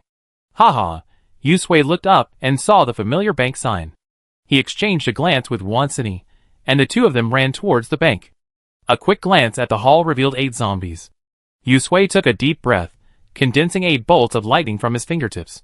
He raised his hand, and the lightning transformed into a streak of light, shooting towards the zombie's brow. Swish. A slight burning sound filled the air, and a faint smell of burning rose. Yu Sui and Wansini, golf clubs in hand, stepped forward to finish off the zombie, which hadn't yet reacted. After dispatching the zombie in a few moves, they skillfully opened the door to the workshop and swaggered inside, searching the counter for every coin. In the vault. Yu Sui's eyes lit up. There are still more opportunities in the city's banks. Indeed. Wansini nodded repeatedly. The 3 banks in town can only compare to this one. This is a real bank. The system, as if it had fallen into a rice jar, happily absorbed the energy, burping afterward. Host, alright, I have enough energy. I can sign a contract with Wansini. Yu Sui looked at Wansini and repeated the system's words. Wansini held her head high and puffed out her chest. Really, I don't need to cut off a finger or anything. System, no. What does a soul contract have to do with a finger? It doesn't understand Wansini's train of thought. In the vault. Wansini shuddered, her head buzzing, and her eyes stared blankly ahead. Just now, her body felt as if it were being controlled, unable to move, and then it felt like someone had hit her head with a sledgehammer. Her mind went blank. After a moment, she felt as if something had appeared in her head, round and indistinct. She strained to see, only to discover it was a ball of light. The moment the system took action, Yusui felt her head sway, and countless fragmented images flashed before her eyes. Then, the images flashed, and she seemed to hear a conversation. The content of the conversation seemed familiar. The characters were familiar too. It seemed like her childhood, Wansini's childhood, and a little boy who looked vaguely familiar. Chapter 69.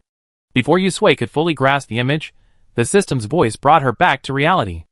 Okay, the system wiped the non-existent sweat from its forehead.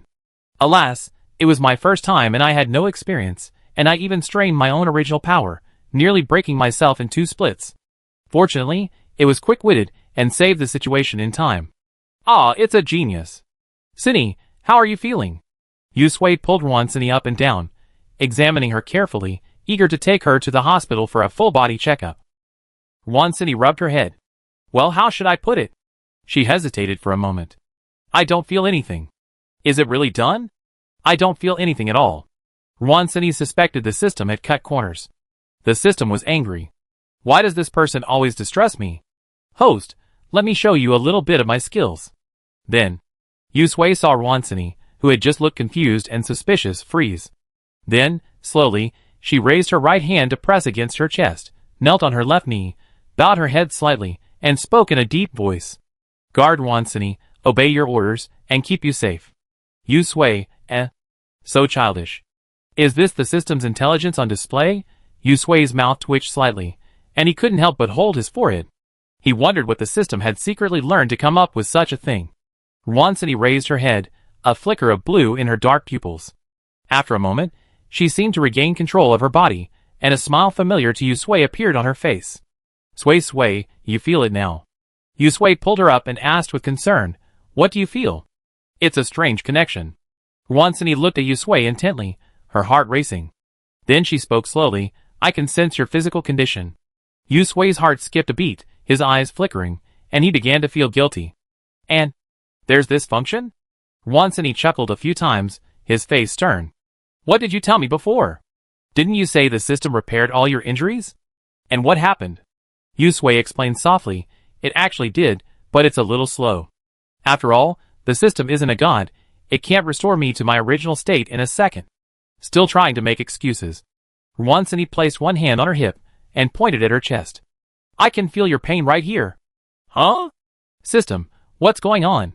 Is this a side effect? Yusui was a little confused. Shouldn't the system just transfer energy to Wansini? How could she sense her own physical condition? The system patiently explained, Host, this is called contract resonance, a normal phenomenon after the contract takes effect. Wansini is your guard now, so naturally she needs to share your pain. This is how she can better protect you. Share your pain? Yusui's face changed. Well, host, don't worry. This pain sharing is one way. Your pain will be shared by her, but you won't have to bear her pain. And it's just pain, it won't affect her body. It's mainly to remind the guard to always remember that your safety is paramount. Yusui can't stand it. Can I cancel? No, the system shook its head. Yusui. Wansini babbled for a long time, and seeing Yusui's blank gaze, she raised her voice in anger. Yusui shuddered, no longer bothering to argue with the system, quickly returning her attention. Yes, I heard it all. I was wrong, and I won't do it again. Wansini was infuriated by her actively admitting my mistakes, but not changing them next time attitude, but soon she smiled again. It's okay. Having this contract is good now. She pointed to her chest, then gently patted Yusui's chest, offering a gentle smile. I can experience it firsthand. Yusui's face froze, and she sighed. She had never imagined the contract would have this side effect. It's all the system's fault. The system felt wronged. Host, I'm doing this for your own good. Following the host's usual suicidal approach to fighting the superpowered zombies, it racked its brains all night last night before adding this feature to the contract. In the past, after every battle, the host had to use their own energy to repair her body. Now that Wansini could empathize with her, She would surely learn how to maneuver and inflict maximum damage with minimal damage. Yu Sui mentally slammed the system. Injustice? It was definitely intentional. But right now, the most important thing was to comfort Wansini, who was about to explode. Yu Sui held out her hand. I swear from now on, even if I only scrape a piece of skin or lose a hair, I won't hide it from you anymore. I tell you everything. Her eyes drooped, and she reached out to pull at Wansini's hand, blinking. I'm just worried you worry. Wansini tapped her forehead. Will that stop me from worrying? But it doesn't matter. I know even if you don't tell me. Your system is quite good. Credit it. Wow. The system, which was enjoying itself mentally, scratched its ears. It hadn't expected Wansini to compliment it. It seemed its plan was right this time. Now, it had found itself an ally. It truly was a genius. Finally having made it through this stage, Yu Sui wiped the sweat from his forehead and breathed a sigh of relief. The two of them rested for a while, ate something to replenish their strength and energy, and then prepared to leave the bank. This time, their target was another bank not far ahead. But before they could move, they heard the system's alert. Host, there's something happening up ahead. It stands to reason that the city's surveillance cameras would be more numerous and more complete, but in reality, the situation was even more chaotic. Along the way, except for the cameras in the nearby shops, which were still working, none of the cameras on the street outside were working properly. Even the traffic light had been knocked over by the car, not to mention the roadside weeds, now overgrown by the rain and heavily obstructing their view. Thus, the system's monitoring capabilities relied solely on energy sensing.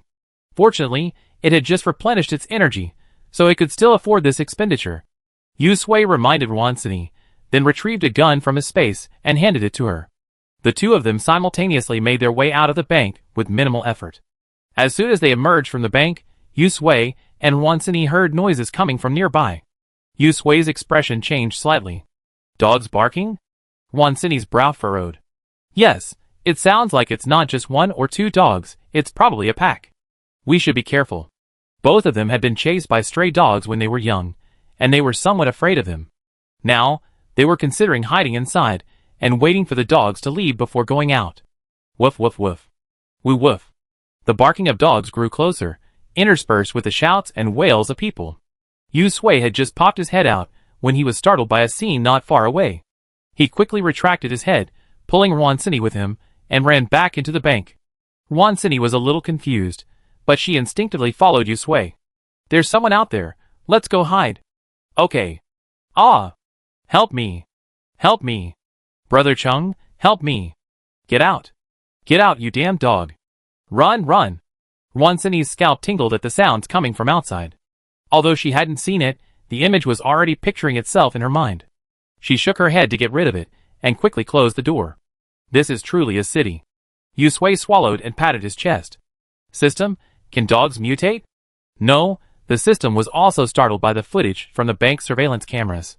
But just like the rain affects plants, it also affects movement, though not to the point of turning people into zombies. Yu Sui, is this different from a mutation? The vein in Yu Sui's forehead throbbed. Why didn't you tell me earlier? Host, you didn't ask. And since they hadn't encountered any small animals before, it had forgotten. Yu Sui gritted his teeth. How can you forget so easily? Woof. The sounds of dogs barking and people crying and howling came through the door. Yu Sui and Wansini quickly moved a nearby cabinet to block the door, fearing the dog outside would break it open and escape. Brother Chung, what should we do?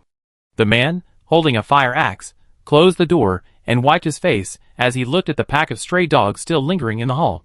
Not far away, their companion was now unrecognizable, his arm still clenched in the jaws of a large wolf dog, blood dripping onto the ground. The sharp canines had ripped the arm off in a few bites and swallowed it whole. The man known as Brother Chung.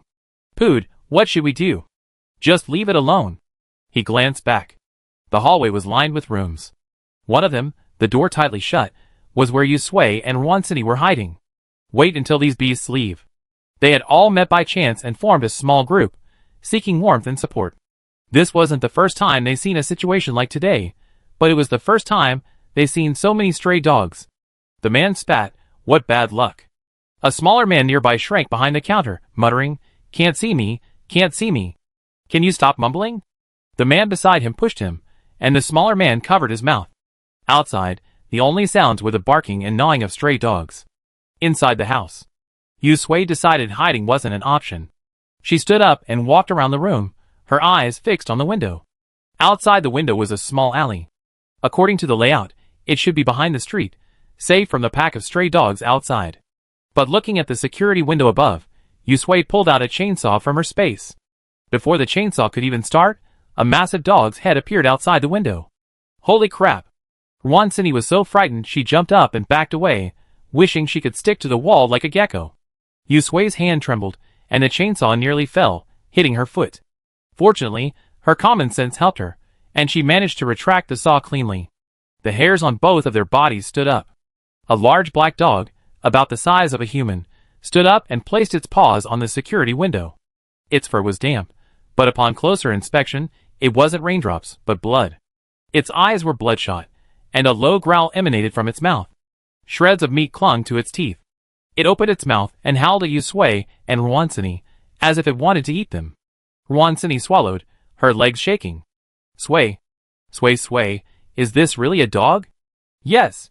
Yu Sui took Sini's hand and glanced at the cabinet blocking the door. Are dogs so smart now? They can even surround a bank. That's terrifying. Chapter 70. The big black dog stared intently at Yu Sui and Sini, its head repeatedly pushing through the crack in the security window. Its claws scraped at the bars, making a sharp sound, as if it could tear the window open in an instant. After several attempts, the stainless steel bars seemed to be truly warping. Yu Sui and Sini exchanged glances, their heads swelling. Sui, why do I feel like that security window can't stop it? Sini's voice trembled with fear. This thing was far scarier than zombies. It might as well have been zombies surrounding her. Crack! A section of the security window bar was bitten off, causing Yu Sui's eyelids to jump. She took a deep breath, trying to calm herself, concentrating her energy. A faint blue light flickered in her hair, and the next second, a bolt of lightning whizzed out, heading straight for the big black dog's head. Ouch! The big black dog howled in pain, slowing down its window-breaking work. Its sturdy frame remained standing, but it raised its head and howled. It seemed to be calling for its teammates. Yu Sui's face darkened slightly. Lightning bolts struck again and again, pulverizing the big black dog outside to charcoal. Before they could breathe a sigh of relief, 2 more dogs appeared by the window. Outside the house. Brother Chung, there's movement inside. Tian Liwei whipped his head around, looking toward the tightly closed door, motioning to Fan Chung nearby. The short man, who had been covering his mouth, gripped the iron rod tightly and said in horror, "Could a dog have gotten in there?" Fan Cheng's face darkened. The wild dogs outside hadn't dispersed yet, gazing at them intently, watching for an opportunity. Were they all going to die here today? Inside the house, Yu Sui and Sini were diligently moving a cabinet. Outside the security window, howling stray dogs clung to them, eager to devour them. Yu Sui found time to fling a few bolts of lightning. He couldn't worry about making a loud noise and attracting the zombies' attention. He had to kill the stray dogs outside first. As soon as the cabinets were moved, the 2 men scurried out through the door. Crack! At the same time, the stainless steel security window was torn open, like tofu by the frenzied dogs, and the 2 dogs desperately squeezed through the gaping hole. In the hallway, Fan Chung and the other 2, wary of the stray dogs drooling in the hall, kept an eye on the movements inside the room. The moment the door opened, the 3 of them leaped to their feet, their weapons tightly grasped. A chill ran down his spine, and the smaller man couldn't help but mutter, "It's over, it's over. It's really over now. Wow, I'm only 21. I don't want to die." "Shut up." Fan Chung snarled, his temple throbbing. He only had 3 bullets left in his gun. Was he really going to die here? He refused to accept this. The smaller man bit his lip to swallow his complaints, wiped his tears, and tried to keep his eyes open, gripping the iron rod tightly. Bang! The door opened. Yu Sui and Sini ran out, quickly closing the door behind them. Without stopping, they rushed into the room opposite and brought out a metal cabinet, blocking the entrance. After doing this, they turned and saw Fan Chung and the other 2 standing at the other end of the hallway, weapons raised, staring at them in astonishment. The smaller man hiccuped in fear and stammered, "Woman, woman?" Yu Sui and Sini spotted the pistol in Fan Cheng's hand. They exchanged a silent glance, then took precautions. Swish, swish. Woof! The growl of a dog echoed from the house, breaking the stalemate. Yu Sui and Ruansini leaped towards Fan Chung and the others. Oops, this door didn't look like it would hold for much longer. Now, Fan Cheng's gaze shifted to the door. Did the dog get in? Yu Sui nodded, pulled out a chainsaw from his space, and handed one to Ruansini, keeping the other for himself. Yeah, the security window's been torn. Ruansini let out a soft breath, no longer concerned with the fear of being dominated by the dog. Now, it was either them or them. Seeing the chainsaw appear out of nowhere in Yu Sui's hands, Fan Cheng's eyes flickered. Is this a spatial ability?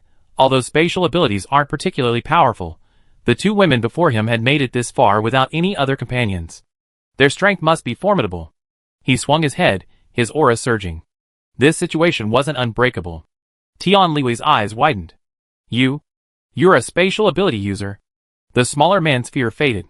He stood up straight and gave a nervous laugh. Ability user, we're saved now. The wild dogs surrounding the hall heard the commotion inside and crouched, baring their teeth and growling at them. At a glance, each dog looked significantly larger than before the apocalypse, ferocious and untamed. Their bodies were stained red with blood, their teeth and claws stained with suspicious scraps of flesh. Adding to the corpses nearby, it seemed their diet had recently switched from pet food to living humans like them. Yu Sui took a deep breath and raised his chin towards Fan Chung. Take care of them? Fan Cheng's gaze swept over Yu Sui and Ruansini, finally landing on their chainsaws. Now was not the time for suspicion, so he pulled the safety catch. Okay. He turned and gestured to the other two. They glanced at Yu Sui and Ruansini, then at their chainsaws, gritted their teeth, and turned. Let's fight. Woo. Buzz. The buzzing of the chainsaws blended with the growling of the stray dogs. As if sensing danger, the dogs' growls grew more ferocious, their claws clawing at the floor, poised for attack. Fan Chung took a deep breath, opened the door, and rushed out, gun raised. Bang. He pulled the trigger, and the bullet accurately hit the head of the nearest stray dog, but it only shook and howled a few times before continuing to lunge at him fiercely. Tian Liwei and the smaller man stood beside Fan Chung, iron rods and fire axes in hand, brandishing their weapons. Yu Sui and Ruansini didn't waste any time either, walking out with chainsaws in hand. Buzz. The high-speed saw made a sharp humming sound. She raised it and slashed at a stray dog that was lunging at the smaller man. In an instant, the sharp teeth severed the dog's two front legs, and blood gushed out, covering the smaller man's face. Plop. The dog, having lost both legs, fell from midair, wailing in pain on the ground. Even so, it continued to crawl forward, its mouth open, revealing sharp teeth, attempting to bite the smaller man's leg. Swish. Yu Sui swung the chainsaw with steady precision and ferocity. With his previous experience chopping down zombies, he quickly adapted to this pack of wild dogs, despite his initial awkwardness. The smaller man looked down, his legs weakening. Then, looking at Yu Sui beside him, he shuddered. The wild dog that had frightened him so much just now chopped in half. Its bloody corpse lay before him, and he could barely hold the iron rod. For so long, when they encountered wild dogs while scavenging for supplies, they'd still be able to fight off just one or two. But with a pack of a dozen or so, they run as far away as possible. No one dared to confront these beasts head-on. These two were truly ruthless. Watch out. Fan Cheng's gun was empty. He pulled out an iron rod from his back and lashed it out at a wild dog that had lunged at the smaller man. He roared, "You're still distracted at this hour? Are you looking for death?" The short man apologized, regaining his composure. He glanced over to see Ruansini swinging a chainsaw with such ferocity that the bank lobby felt like a bloody rain. The ground was littered with stray dog limbs. Oh my god, this one's even more powerful. Thump. The stray dog in front of Tian Liwei was drawn to Ruansini. Just as it was about to let go, it felt a chill on its neck. It ducked instinctively, turned its head, and was instantly terrified. It quickly raised its fire axe and jammed it into the dog's jaws. However, the dog's strength was too great, and he lost his balance and fell to the ground. Ouch! Brother Chung. Help! Tian Liwei screamed, his voice cracking, and he thrust the fire axe forward with all his might. Swish! The wild dog's hind legs lashed out at Tian Liwei's calf, instantly leaving deep, bloody marks visible to the bone. Tian Liwei screamed, his face pale. Shout Tian! Fan Cheng's face paled, as he hurried over to help. Ruansini, who was standing in front, heard the scream and turned to look. Instinctively, he used his supernatural powers to try to control the wild dog's movements. The dog's muzzle hovered directly above Tian Liwei's head, its foul saliva dripping onto his face. Tian Liwei wanted to cry. He didn't want to die. But the pain in his body made him somewhat powerless. As the dog's muzzle drew closer and closer to his head, he somehow managed to wonder if dying like this would be a relief. He hadn't been eating or sleeping well lately. Whenever he opened his eyes, he saw the faces of zombies, and when he closed them, he saw the faces of his dead teammates. The wild dog felt dizzy, as if struck by something, and its movements were slowed. Ruansini seized the opportunity, bringing down the chainsaw in his hand, slicing across the wild dog's neck. Hiss. Blood and flesh splattered everywhere. The wild dog's head lost its support and fell, hitting Tian Liwei in the face. Tian Liwei, ah! Crazy, crazy. He's going crazy. Tian Liwei screamed, frantically pushing the wild dog's body and head away from him. He was utterly terrified, his body trembling uncontrollably, his eyes filled with fear and despair, and he kept dodging. Fan Chung, seeing this, grabbed Tian Liwei's shoulders. Xiao Tian, Xiao Tian. Ah! Tian Liwei couldn't hear anything, waving his hands wildly. Go away! Go away! Go away! Go away! Calm down! Fan Chung raised his hand and slapped him twice, but it had no effect. Tian Liwei still looked frightened. A stray dog was nearby, poised for a sneak attack. Fan Chung gritted his teeth and simply slashed it unconscious with a single blow. His voice paused, and the hall was filled with the only sounds of the stray dog's growls. The stray dogs suffered heavy losses in this battle. Of the dozen or so dogs originally, only 8 or 9 remained. These dogs, wary of Yu Sui and Ruansini's chainsaws, surrounded them, seemingly intent on trapping them. What a pity. This tactic wasn't very effective against Yu Sui and Ruansini, who possessed supernatural powers. Ruansini stealthily used his powers to control the dog's movements, then seized the opportunity to deliver his own chainsaw. Yu Sui's lightning powers silently pierced the dogs' heads, followed closely by his chainsaw. The two men worked in perfect harmony. Soon, several more stray dog carcasses appeared in the hall. The remaining 4 finally grew frightened and retreated as Yu Sui and Ruansini approached. A stalemate lasted for a moment. Finally, the 4 stray dogs fled the hall with their tails between their legs. This battle was finally won. Fan Chung, carrying Tian Liwei, glanced at the blood on the ground and said to Yu Sui and Ruansini, "It's not safe here. Let's go somewhere else." Before leaving, the short man even picked up a few dog legs and took them with him. Yu Sui and Ruansini exchanged a glance. They were tired too. The city was more dangerous than they had imagined. After a few glances, they decided to follow Fan Chung and his men. After winding their way to a residential building, they reached the 3rd floor. The short man opened the door to a room and explained, "This is where we're staying. We went out today to find something to eat, but we didn't expect to encounter something like this." Chapter 71. An ordinary 3-bedroom apartment. The decor was somewhat dated. A family portrait hung on the wall, stained black from bloodstains. A row of bare flower pots lined the windowsill, and a considerable amount of dirt fell on the floor. Fan Chung carried Tian Liwei into the bedroom. The smaller man then ushered Yu Sui and Ruansini in. He was a talkative man, blabbering non-stop the entire way. "We just moved here 3 days ago. I used to live in the CBD.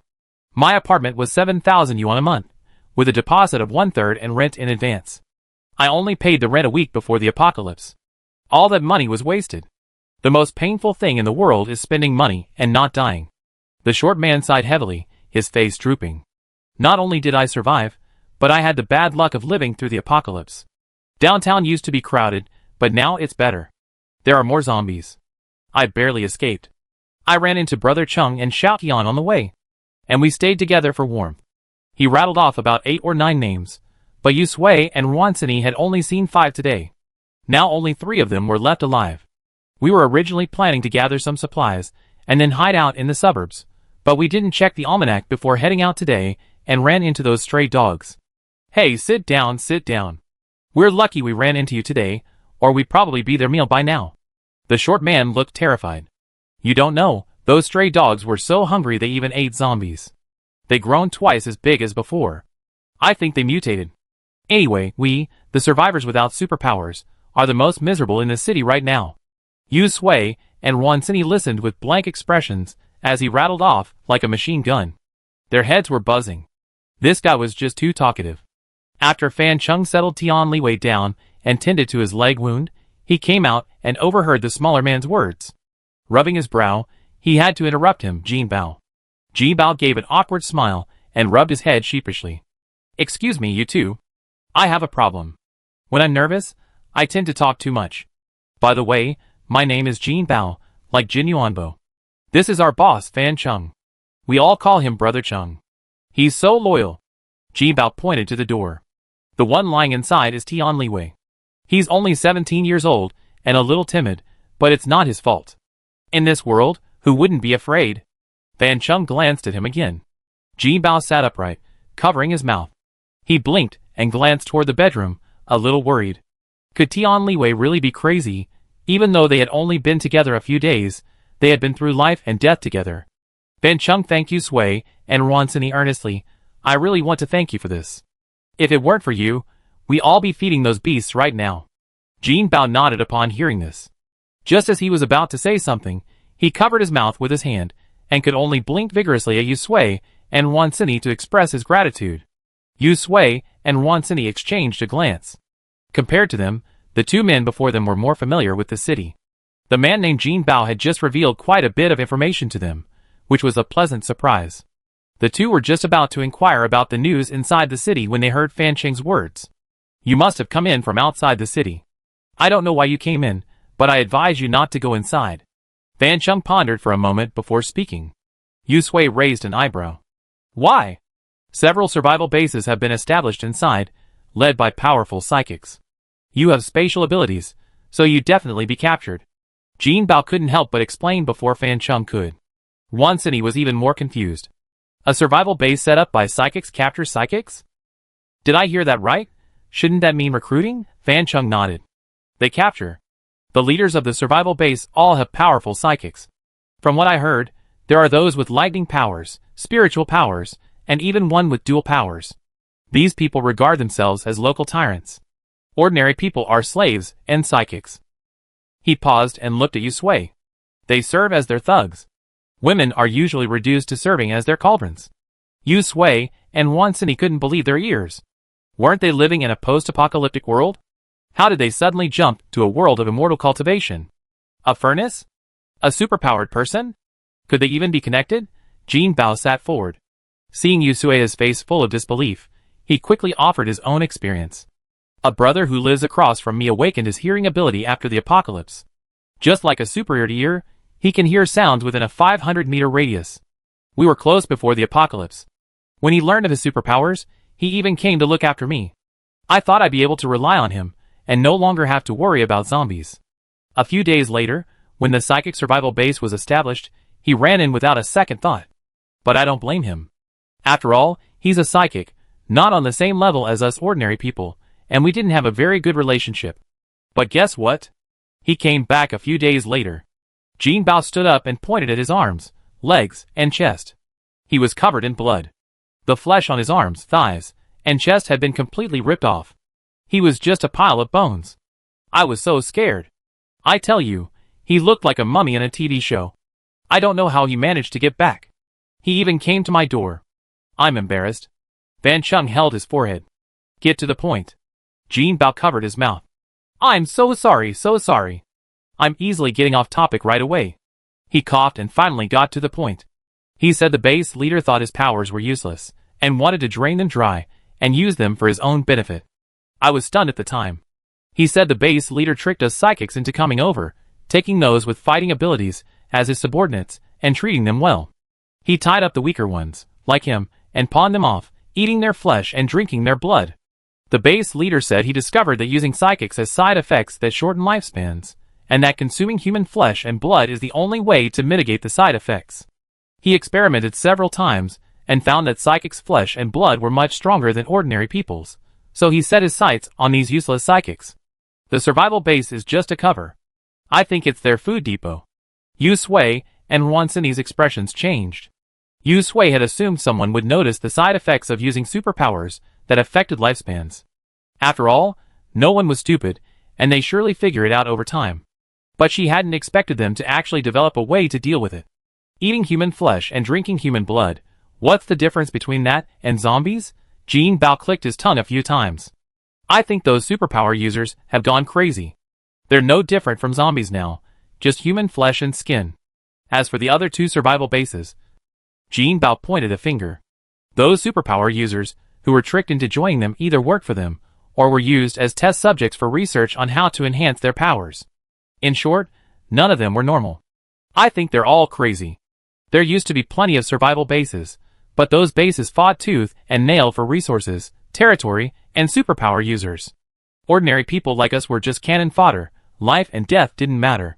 That's why we risked our lives to escape. Yu Sui understood. No wonder they immediately recognized that she and Wan Sini had come from outside the city. That's right. If we were in the city, we wouldn't even have time to run. So why would we even go inside? Fan Chung sincerely advised, if you want to search for supplies or anything, stay in the suburbs. Don't go inside. Those people are crazy. If they hit you, you'd be in danger. Yu Sui thanked him. Thank you for the heads up. Otherwise, we have been in a lot of trouble if we just run into them head on. Fan Chung waved his hand. What's there to thank me for? If it weren't for you, we would have been dead long ago. He was no fool.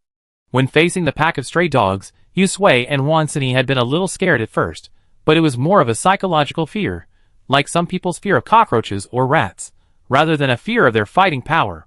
This proves that their own combat power is far superior to their opponents. Since they met by chance, it's natural for the other party not to reveal their hidden cards. Yu Sui inquired further about the current situation in the city. Jean Bao and Fan Chung, without holding back, shared everything they knew. Summary. Yu Sui and Wan Sini were the only two of them, and Wan Sini hadn't yet fully mastered her abilities. Under these circumstances, it would be best for them not to proceed further. While zombies with special abilities are easy to defeat, psychics are 100 times more formidable. Furthermore, they have a psychic base with a vast numerical advantage.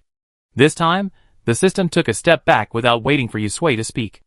Host, let's go around the city and take over all the banks outside. We go back and gather some energy before returning. The situation inside is unclear. What if the host is captured if they rush in now? Its mission would be hopeless. It understood this trade-off. Yu Sui was quite surprised. System, it seems you still have a human side. Host, you're really going to get angry when you say that. I helped you so much. How can you be so inhumane? Yes, I was wrong. I meant to say, System, you're so kind and so understanding. You're worthy of the genius system the Master System praised you for. The system has been smoothed over, of course. Woo-wah! A muffled cry came from the room. Fan Chung stood up quickly, turned around, and ran inside. Jean Bao, who was talking animatedly, his face paled slightly, and he stood up and ran inside as well. Yu Sui and Wan Sini exchanged a glance and followed him inside. The room was thick with the smell of medicine. Tian Liu's body, bound by ropes, trembled constantly, his legs bandaged, and he let out a muffled cry.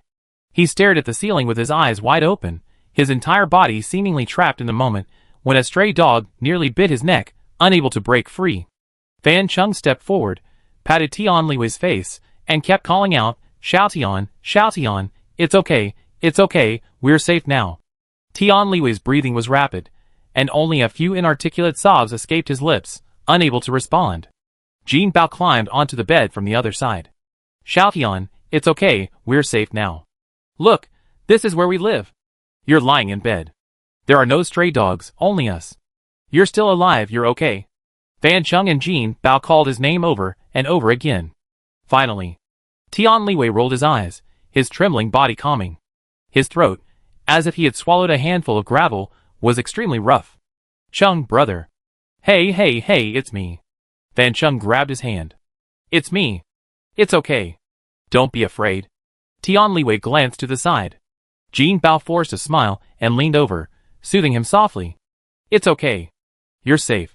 Do you feel it? You're still warm. You're still alive. Tian Liu blinked hard at his dry eyes, feeling the warmth on his hand. He looked around again, finally regaining some composure. He opened his mouth, tears silently streaming down his cheeks, leaving a furrow across his blood-soaked face. Brother Chung, I can't take it anymore. Woo-woo. I want to go home. I miss Mom and Dad. I don't want to die. Fan Chung patted his chest, relieved to see he could cry. Cry, it'd be better. Jean Bao sniffed and wiped his eyes. The room echoed with Tian Liu's heart-wrenching sobs. Chapter 72. A long time passed. Tian Liwei finally calmed down under the soothing care of Fan Chung and Jin Bao. Tears truly could detoxify. No wonder they say crying can help with stress. Just like now, he felt much better, neither wanting to die nor going crazy.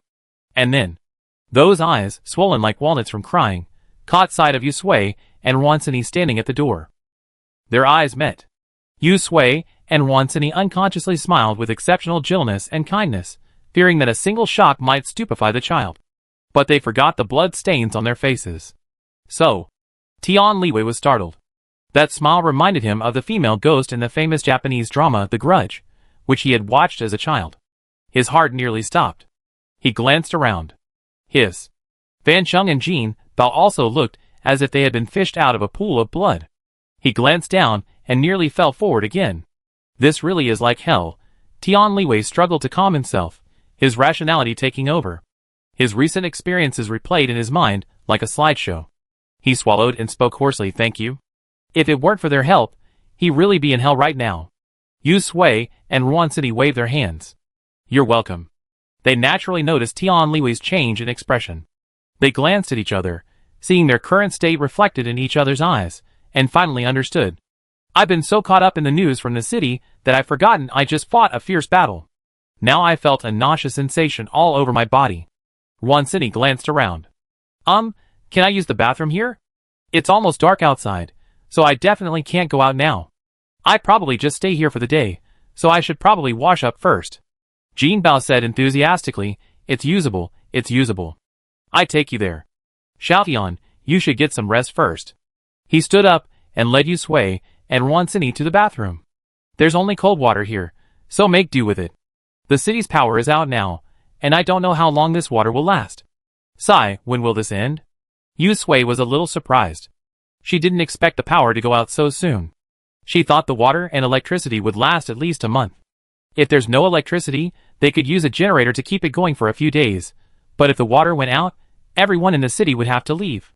That would put their community in a dire situation, especially after learning about the situation of the leaders of the survival bases in the city. The two of them quickly washed off the blood stains on their bodies. As for clothes, they still wore the same ones they were wearing to cover their odor and deter the zombies. In the living room, Jin Bao emerged from the kitchen, carrying a bowl of steaming noodles. Seeing the two people's faces, he paused for a moment before lowering his head and quickly placing the bowl of noodles on the table. He wiped his hands on his clothes. Suddenly, he felt uneasy, and his voice softened. "Brother Chung made noodles. Just plain noodles. We also have some pickled mustard greens we found earlier. Go with it. You guys can have a bite." Wan Sini glanced toward the kitchen, a little surprised. "Has the gas still on?" "Yes, it's off." Jin Bao turned his head and glanced at the kitchen. "This is some solid alcohol we found at a restaurant. We slowly cooked it over a small stove. Don't mind." After saying this, Jin Bao glanced at Yu Sui and Wan Sini. He hadn't expected them to be so beautiful. If this guy were to enter the city and be discovered by those people, who knows what kind of trouble would ensue. With this in mind, he decided to emphasize the darkness inside later. "You guys eat first. I go to the kitchen and get some." Yu Sui and Wan Sini glanced at the noodles on the table and sat down. There was a bottle of pickled mustard greens beside them. After a long day of tossing and turning, they were really hungry. "The noodles are here." Jin Bao brought out another bowl and placed it in front of Yu Sui. Yu Sui thanked him, but neither of them touched their chopsticks. Fan Chung came out of the kitchen, carrying 2 bowls each. Seeing Yu Sui and Wan Sini at the table, he said, "Don't be polite. The noodles will get clumpy if you don't eat them now. I bring a bowl to Xiaotian." When he emerged from the bedroom, Jin Bao was still eating and recounting his experiences in the CBD. Based on his description, it wouldn't be out of place to describe his journey as a narrow escape. Finally, Jin Bao said sincerely, "So, I suggest you don't go any further inside. If you do encounter something, it's no joke." Yu Sui and Wan Sini nodded. "We're not planning on going in. We're just going to search the surrounding area for supplies, and then head back." That's good, that's good." Jin Bao breathed a sigh of relief. "Hey, there's some mushroom sauce here too. It's delicious. You should try it.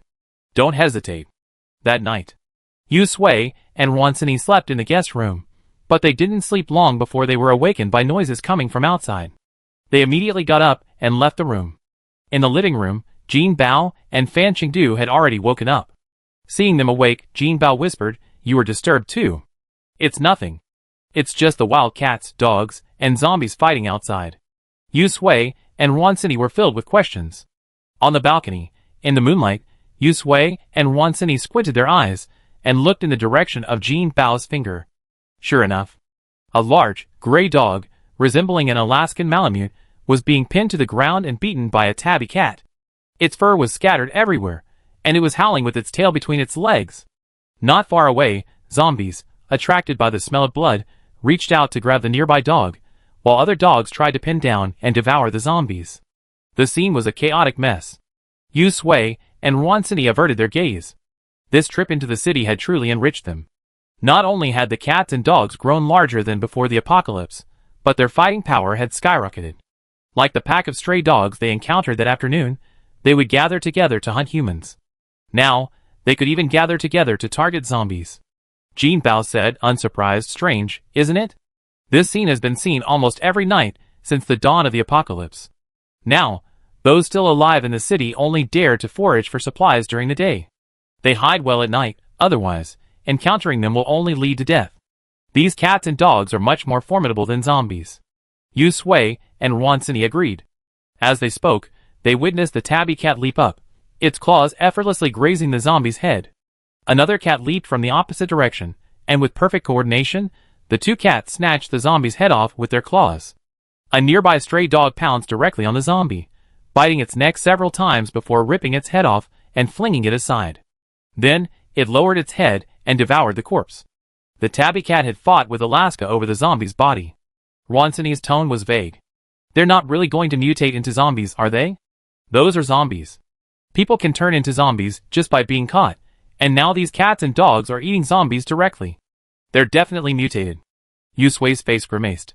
If that were the case, their environment would only become more dangerous. Even without the zombies, these cats and dogs wouldn't disappear anytime soon. Not to mention, there were all kinds of activity in the wild. Yu Sui and Wan Sini exchanged a glance, their scalps tingling as they both thought of the zoo. System, have these cats and dogs mutated too? The system was dozing off when Yu Sui called on them. It was dazed for a moment, then shook after hearing her question. No, unlike humans, they are resistant to the parasites that plague zombies. Yu Sui, She now deeply suspected that the parasite in this zombie was specifically developed specifically for humans. Otherwise, how could animals and plants evolve after a rain, while only humans were unlucky enough to become zombies? The system didn't answer. It couldn't possibly say it, right? That would be too hurtful. It felt it necessary to assess the host's human identity to avoid any stab in the back. By the way, host, I selected several banks on the outskirts of the city, not far from you, and created a route map. Take a look. The system pulled up the map. Not only will our space double after this trip, but we also gain ample energy reserves. You won't have to worry about Wan Sini being drained of her powers. My energy will be enough to cover her abilities. Yu Sui glanced at the map for a few seconds. It made sense, and it wasn't far from here. But now they could only walk, and they also had to be wary of the city's cats, dogs, zombies, and other small animals. A single trip would take at least 2 or 3 days. That was a long time.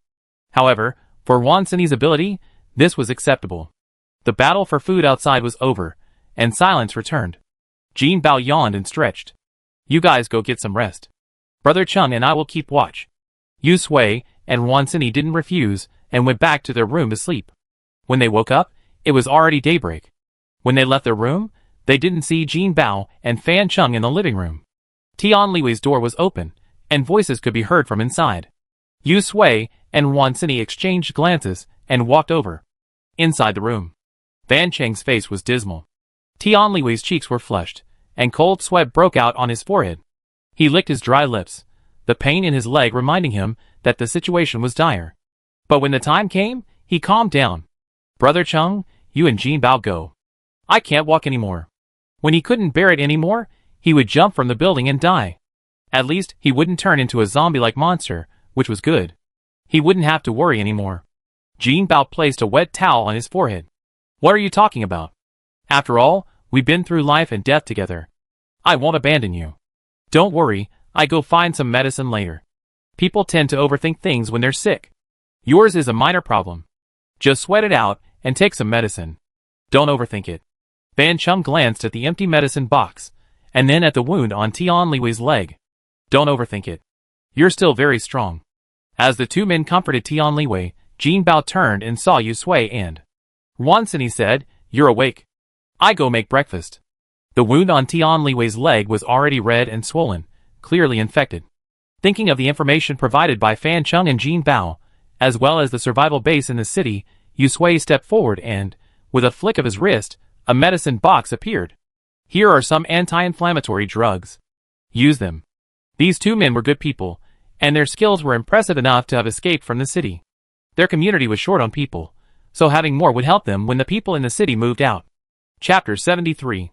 The system felt that Yu Sui's habit of picking up people had struck out again.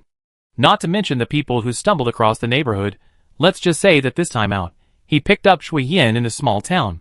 He couldn't lift anything, couldn't even handle a zombie, and was a complete drag. Just arrived in the city, and he wanted to pick up the three people in front of him as well. It carefully examined the three people in front of it. Fan Chung and Jin Bao were in good health and had some fighting power, but it was Tian Liwei. There was really no need to waste medicine. Host, the system felt it necessary to remind the host, forget about this medicine. He won't live long.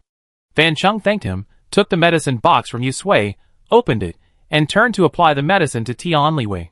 Tian Liwei thanked Yu Sui profusely, wishing he could get down on the ground and kowtow to her, calling her mom and swearing to serve her like a slave for the rest of his life to repay her for saving his life. Jin Bao, standing by, was also deeply moved by Yu Sui, praising her kindness and praising her like a fairy sent down to earth to save them. Yu Sui said it was okay, but in his mind, he was chatting with the system. System, you said those dogs ate zombies, but didn't become infected by the zombies' parasites and turned into monsters because they have antibodies. Yes, the system was puzzled. I just told her this last night, so I wouldn't forget it so quickly. Yu Sui looked at the wound on Tian Liwei's leg, which had been bandaged and applied with medicine, and thought of the people killed by stray dogs outside the bank. He spoke slowly. If a zombie bites a person, the person will become a zombie. But if a dog bites a zombie, the dog won't become a zombie. So what would happen to a person if one of these stray dogs bit them? The system froze for a moment. What would they become? Of course, they would become a pile of bones. After all, a person bitten by a stray dog would be torn to pieces and swallowed instantly. There wouldn't be much time left for them to turn into a zombie. Someone as lucky as Tian Liwei was rare. It seemed to understand why Yu Sui had been so kind as to give Tian Liwei medicine. Tian Liwei wiped his tears and tried to open his eyes, which were swollen like walnuts and almost slitted. I will definitely repay you. Yu Sui smiled and shook his head. It's okay. Meeting his fate. In this situation, we should all help each other. Jin Bao's eyes reddened, remembering the several near-death experiences he had in the city. He choked up and said, there are still many good people in this world. Fan Chung nodded. After applying the medicine, Fan Chung told Tian Liwei to get some rest, then returned the medicine box to Yu Sui. Are you going out? I come with you. I'm familiar with this area. I take you wherever you want to go. Having more people around will help. Jin Bao stood up, wanting to go too, but seeing Tian Liwei lying in bed, he decided to stay. Yu Sui and Ronson didn't refuse.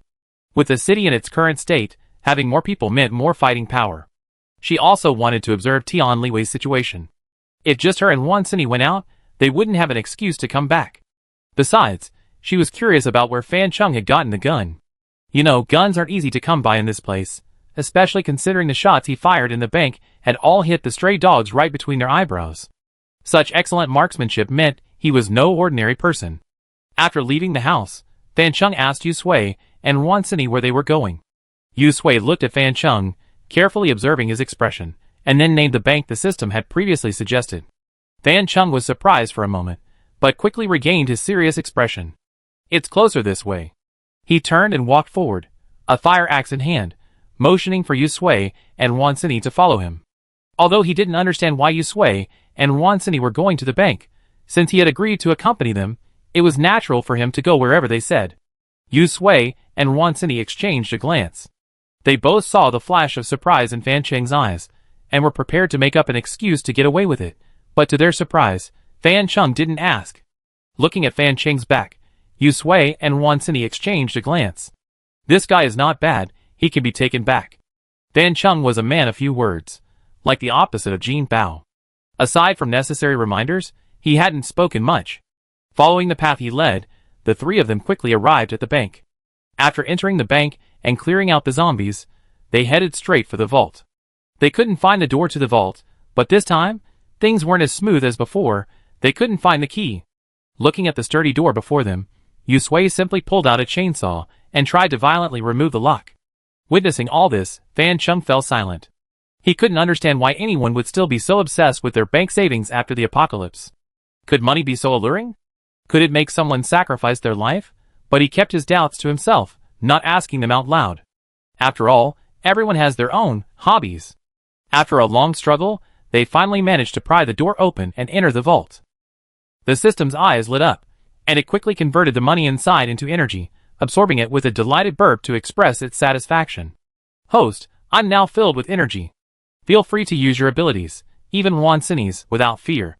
Let's make a final push and clear out the zombies outside before moving on to the next one. Outside the bank. Zombies, drawn by the sound of the chainsaws, had completely blocked the bank's entrance. Upon emerging from the vault and seeing the multitude of zombies, Fan Cheng's face darkened, and the fire axe in his hand felt a sudden weight on his shoulders. Although he had anticipated zombies being attracted by the noise, he hadn't expected so many. He gritted his teeth, stepped forward, and shielded Yusui and Wansini behind him. You go in and run out the window. Yusui reached out and pulled him behind him. Thank you, but no thanks. Protect yourself. Sini, here's your chance to practice. Since the system has already announced free use of superpowers, what are we waiting for? Those outside aren't zombies, but a ton of experience points. Wansini rubbed her wrist and chuckled. These zombies are much more pleasant to the eye. They're much better than those wild dogs yesterday. She turned to Fan Chung and gave him an okay sign. Don't worry about us. Just take care of yourself. Fan Chung was a little stunned when he was pulled back. First, he hadn't expected Yusui's strength, and second, he hadn't expected the two of them to be so brave. There were at least 30 or 40 zombies outside. How could they possibly fight them? Besides, he remembered that Yusui had spatial powers. Could spatial powers have offensive power these days? As for Wansini, he hadn't seen her use her powers during the fight with the wild dogs yesterday. Fan Chung was a little anxious. Seeing Yusui and Wansini already out, he quickly followed, fire axe in hand. But, before he could even leave, the scene before him left him speechless. Zombies huddled at the door, emitting low roars. The zombies behind kept pushing forward, nearly squeezing the zombies in front into a meat patty. Sticking to the glass door were hideous faces, deformed by the pressure, and stinking saliva smeared on the glass. One feared the glass would shatter at any moment. Yusui stood outside, her chainsaw already sheathed. She slowly raised her hand, a faint blue glow emanating from it. Slowly, the light spread from her hand to her entire body.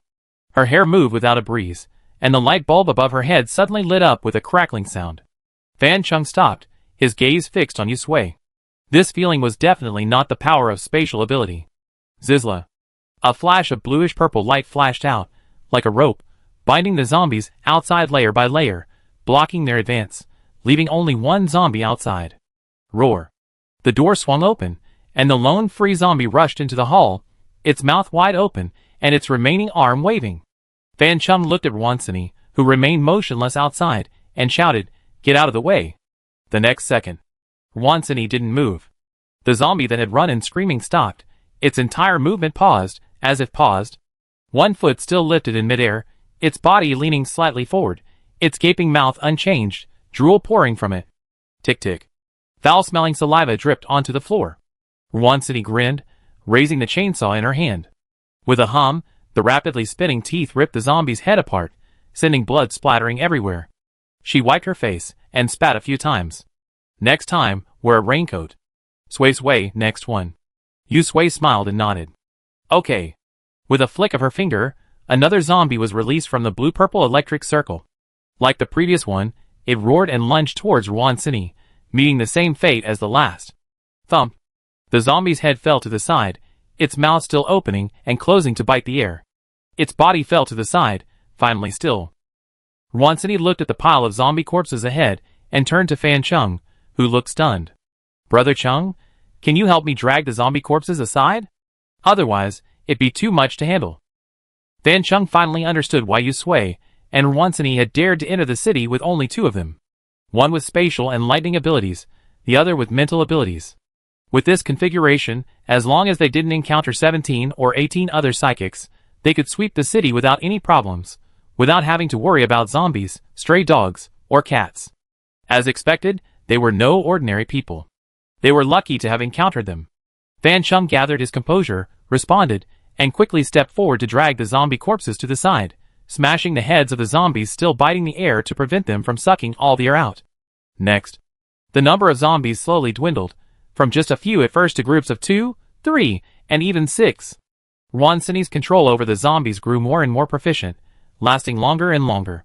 She made incremental progress until the zombies blocking the bank entrance vanished completely, and the crowded entranceway became spacious again.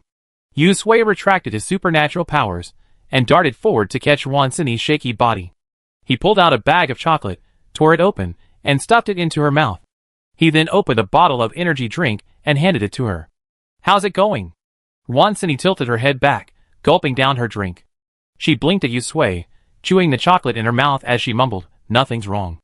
I'm just so hungry. I feel like I could eat a whole cow." Standing nearby, Fan Chung gazed at the pile of zombie corpses, his heart filled with disbelief. He looked at Yu Sui and Wansini with admiration. He had never expected to encounter a sane person with such powerful supernatural powers. Chapter 74. Yu Sui pulled chocolate and a drink from his space and handed them to Fan Chung. "Have some?" Fan Chung shook his head, feeling somewhat embarrassed. "I didn't help much." He had always been the first to rush out, but this time, he could only mop up bodies and finish off the enemies. This made him feel as if this was just a figment of his imagination before his death. Yu Sui threw the chocolate and drink into his arms without hesitation. "You helped us by showing us the way, and we still be relying on you to lead the way." Fan Chung took the chocolate and drink, his fingers subconsciously squeezing them. The chocolate package rustled, and the heavy feeling in his hand told him that this was reality, not a pre-death fantasy.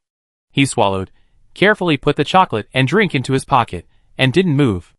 Wansini finished the chocolate to appease her hunger, took a sip of the drink, glanced at Yu Sui, then at Fan Chung, who sat at the doorway, back straight and alert. She shook her drink and asked with feigned curiosity, "Brother Chung, are you a soldier?" Fan Chung turned and said, "I retired last year." Yu Sui understood. No wonder he was such a good shot. Wansini continued, "And your gun?" Fan Chung paused. "I got it from a policeman." The policeman had nearly lost half his arm to zombies, and was on the verge of mutating. He didn't want to become a zombie, so he gave her the gun. Seeing he didn't elaborate, Yu Sui and Wansini didn't ask any further. Just thinking about the scenes was enough to make it clear. After Wansini had eaten his fill and regained his strength, Yu Sui and the other two set off again. This time, their destination was a bank across the street. Fan Chung had completely accepted Yu Sui and Wansini's special hobby. After all, they were powerful enough to afford it. Across the street, another bank appeared before the three of them. However, the further they got toward the bank, the more ominous Yu Sui felt. The glass doors of the bank were shattered, and the number of zombies inside was even greater than in the previous banks. More importantly, the door to the work area was open. Wansini stepped forward. She saw the zombies as walking experience packs, so they naturally couldn't let them go. The two worked in perfect harmony, one releasing the other controlling them, handling the zombies with ease. Fan Chung, behind them, silently finished off the zombies, pulling aside the corpse of a fallen zombie blocking their path to facilitate their passage. After successfully clearing out the zombies, the three of them arrived at the vault. Yu Sui's nagging feeling finally materialized. The vault door, which had previously required considerable effort to open, was now ajar. Wansini exclaimed, "Huh? At this hour, why would anyone else come rob a bank besides us?" Yu Sui pushed the door open with a sullen expression. The sight inside completely shattered her remaining hope.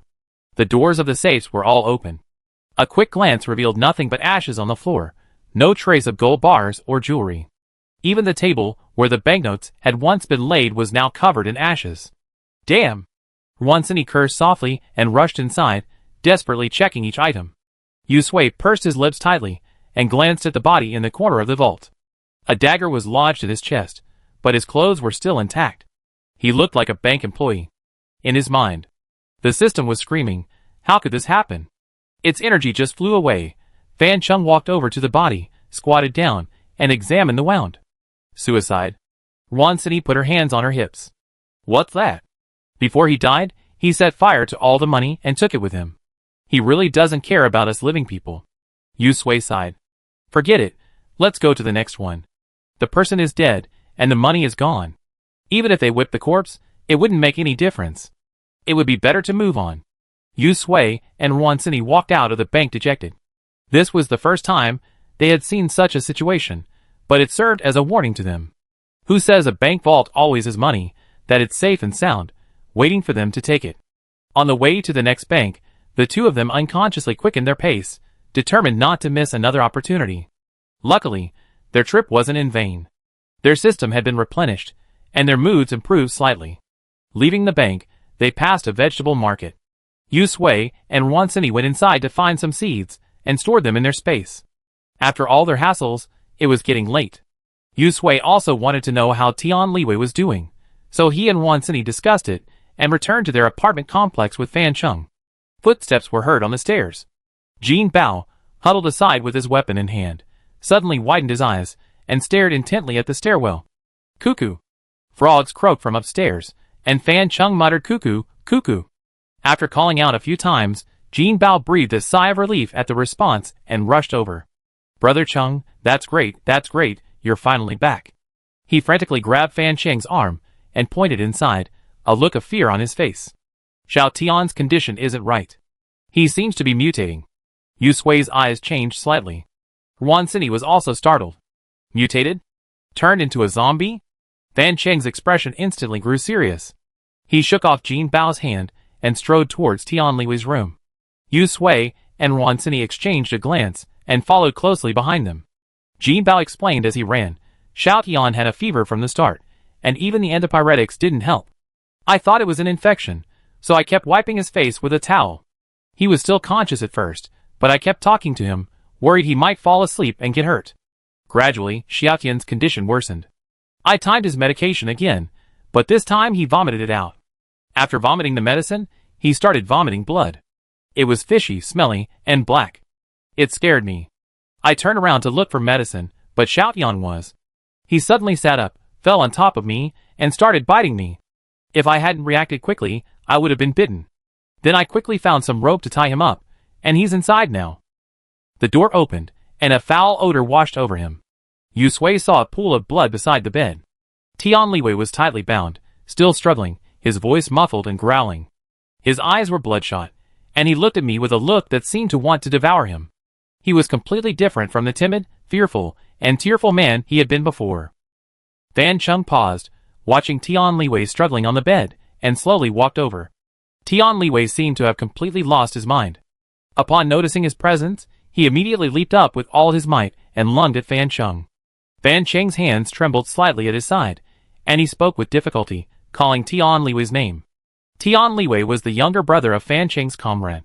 He had come to Beijing to travel and see his comrades, but he hadn't expected to encounter something like this. On the apocalypse, his comrade was caught in the rain and became the first wave of mutated zombies. Before he lost consciousness, he had promised his comrades that he would protect Tian Liwei.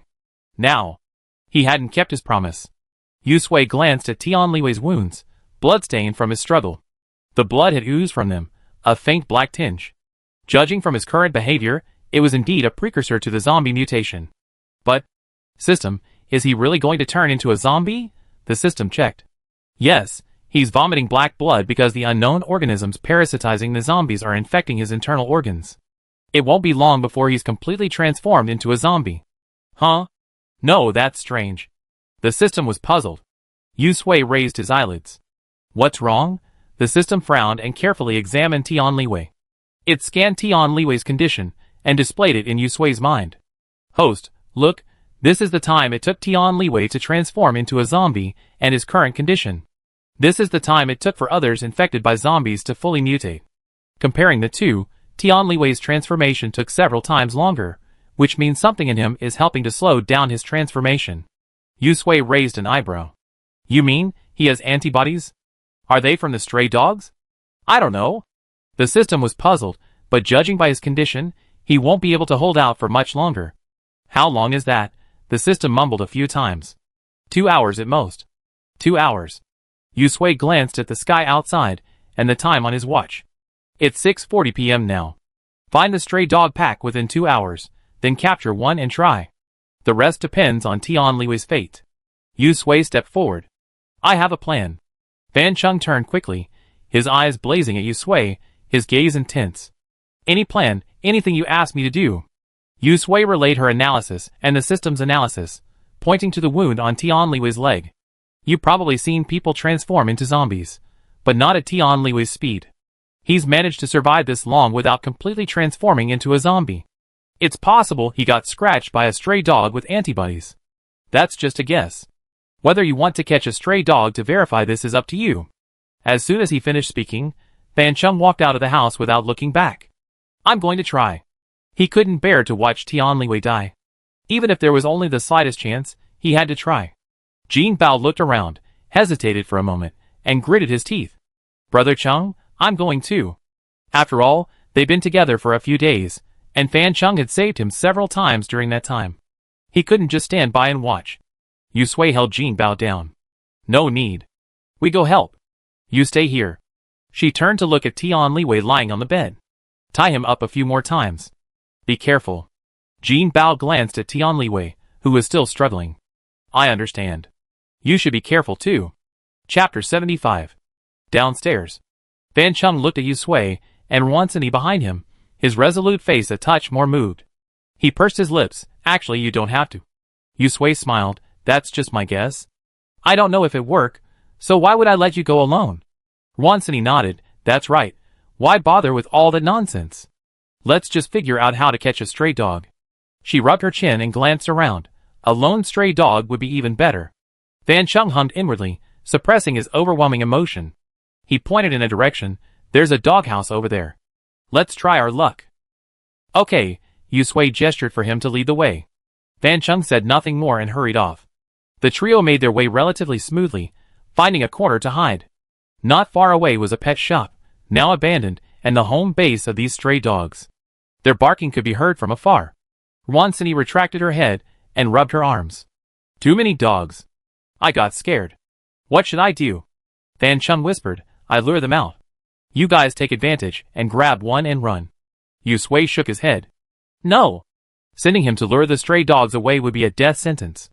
Her neighborhood was already short of manpower. He couldn't afford to waste this manpower. Wansini rubbed her hands, her eyes sparkling with excitement.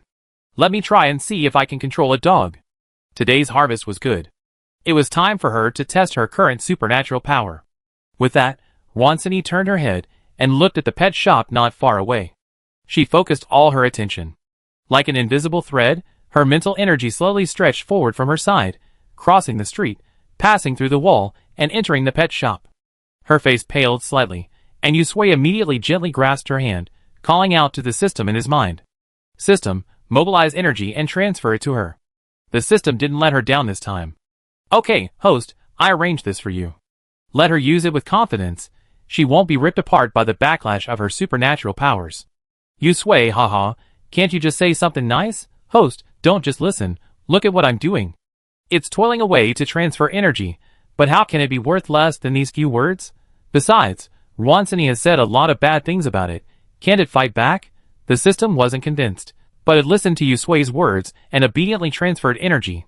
Wansini, replenished with supernatural power, felt invigorated, her whole body filled with strength. In an instant, it felt like someone in a martial arts novel had their Ren and Du meridians opened. Her eyes seemed to evolve into clairvoyance, and every place her mental power reached was clearly reproduced in her mind. Just one glance. Wansini felt her scalp tingle, and she subconsciously tightened her grip around Yusui's hand, swallowing her saliva. Wow, so many dogs. Big, fat, sturdy dogs lay on the ground, their feet littered with terrifying blood and flesh. Their mouths opened, their sharp teeth flashing coldly, capable of easily severing a person's arm or leg with a single bite. For Wansini, who was terrified of dogs, this was undoubtedly a huge challenge. She gathered herself, closed her eyes tightly, and took a few deep breaths to comfort herself. She wasn't afraid. She fought her way through a horde of zombies, and now that she had superpowers, how could she be frightened by these dogs? Woo! The sudden barking startled Wansini, and the mental energy she had just infiltrated nearly collapsed. Yusui patted her chest. If it's too much trouble, forget it. I throw a bomb in there and kill them all. At least one of them will be alive. Wansini shook her head. No, I can do this. She calmed herself, took a few deep breaths, and once again focused her mental energy. She reached out, selecting a white Samoyed, nicknamed the Smiling Angel. Although it was a bit larger, it didn't look as ferocious as the other dogs. She slowly extended her mental energy toward the Samoyed. She had experience controlling zombies, but this was her first time controlling a dog, so it shouldn't be a problem. Wansini was confident, but the next second, she felt the Samoyed resist. Woo! The Samoyed twitched its tail nervously and bared its teeth. It felt a strange force on its body, making it uneasy, but when it looked up, there was nothing. The other stray dogs in the pet shop noticed the Samoyed's abnormality and raised their heads, whimpering and barking. Suddenly, the previously quiet pet shop erupted in chaos, the barking rising and falling, assaulting the eardrums of Yusui and the others. Fan Chung dared not breathe. He tightened his grip on the iron rod, his eyes fixed on the pet shop, ready for battle. Yusui's brow furrowed, a faint blue light emanating from his fingertips. Wansini took a deep breath, squeezed Yusui's hand, and refocused her mind. Gently and slowly, she channeled her mental energy into the Samoyed's consciousness. Don't be afraid, don't be afraid. She whispered soothing words to herself, softening her mental energy as she stroked the Samoyed from head to toe several times, alleviating the Samoyed's resistance. After a few attempts, the Samoyed's restlessness was soothed, its resistance gradually weakening. It began to accept Wansini's mental power. Delighted, she continued to strengthen her guidance. Excellent, excellent, good dog. Now, get up and come outside. A flicker of confusion flashed across the Samoyed's large, almond-shaped, warm eyes. After a moment's hesitation, he slowly stood up, trotting a few steps toward the door before stopping. Wansini, imitating the way she had seen others play with dogs, softened her mental power and patiently stroked its fur. The Samoyed grinned, its tail erect, practically shaking like a propeller, as it ran happily out of the store. Yusui narrowed her eyes and whispered, "Here they come." Fan Chung was on full alert, veins bulging in his arms, and he adjusted the angle of his iron rod. The Samoyed exuded a cheerful aura. At first glance, it resembled the smiling emoji that had circulated online before. However, its doubled size, and the vibrant red tint on its teeth and fur reminded them of the siege from yesterday. The smiling angel before them had long since transformed. Yusui braced himself. The moment the Samoyed approached, a stream of blue electricity shot out from his fingertips and whizzed towards it. The Samoyed's grinning face barely shrugged as its limbs stiffened, and it fell to the ground with a thud. Electric shock. Get out of here! Yusui raised his chin at Fan Chung, picked up Wansini, who was a little exhausted after withdrawing her spiritual energy, and ran towards the neighborhood without looking back. Fan Chung reacted quickly. The moment Yusui gave the signal, he rushed forward, picked up the Samoyed, and ran. It felt like carrying a mountain on his back. Fan Chang's face paled slightly, the veins in his arms bulging, and the blood vessels in his neck swelled. He gritted his teeth and persevered, trying to keep up with Yusui and Wansini. Wansini regained her spirits and, as she ran, glanced back at the Samoyed Fan Chung was carrying. Its tongue dangled from its mouth, flicking as it ran, its eyes closed, looking incredibly well-behaved. At this moment, she had completely overcome her fear of dogs. Sway, I did it. Yusui took Wansini's hand, turned around and gave her a thumbs up, praising her. Amazing. Ha ha. As expected of me. They ran all the way to the bottom of the residential complex. Looking at the stairs before them, Fan Cheng's face had turned a crimson red. Large beads of sweat trickled down his forehead, and his legs trembled uncomfortably. Tired, even more so than a training march. This dog must weigh over 200 pounds. Yusui and Wansini stopped and looked back. Thankfully, there were no zombies or stray dogs chasing them. Wansini winked at Yusui and coughed. Brother Chung, you must be tired carrying it all by yourself for so long. Fan Chung gritted his teeth. Not tired. Sweat soaked his clothes, and the dog's fur was soaked, clinging to his body, burning hot. Yusui glanced at his trembling legs and red arms. Wansini suppressed a laugh and stepped forward. Stairs are still available. Let me try. No, Fan Chung declined. He couldn't even carry it, so how could Wansini, a girl, do it? Before he could finish his refusal, Yusui grabbed the Samoyed's front legs and lifted them. Wansini grabbed the hind legs, lifted them, and extended her hand to support them. Fan Chung felt his shoulders relax as the Samoyed fell into the hands of Yusui and Wansini. They carried the Samoyed in front, seemingly effortlessly. Effortlessly, Fan Chung clenched his fists. Could it be that his lack of exercise since leaving the army had weakened his stamina? Wansini sighed. It's too heavy. It's only been a few days. What did this dog eat to grow so fast? I guess the rain stimulated them. Yusui glanced at the Samoyed's physique.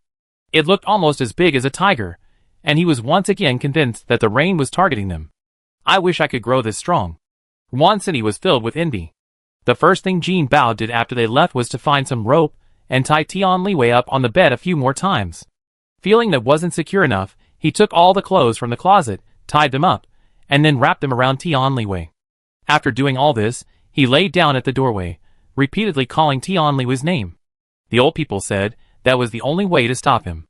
At this point, he couldn't help but become superstitious. Footsteps sounded at the door. Jin Bao looked up quickly. His voice was a little hoarse from mumbling for so long, but now it was filled with excitement. He turned and saw Wansini walking in front of him. You're finally back. How's it going? Did you catch it?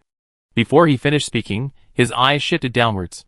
He saw the dog leg in Wansini's hand, and a dusty, furry tail hanging on the ground. Jin Bao, shock.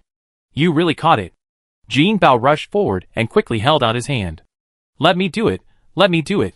You guys are tired too. Wansini smiled and placed the dog leg in his hand. Okay, then you drag it in. His hand sank, and Jin Bao fell to the ground with a whoosh, his head hitting the Samoyed's soft belly. It was too heavy.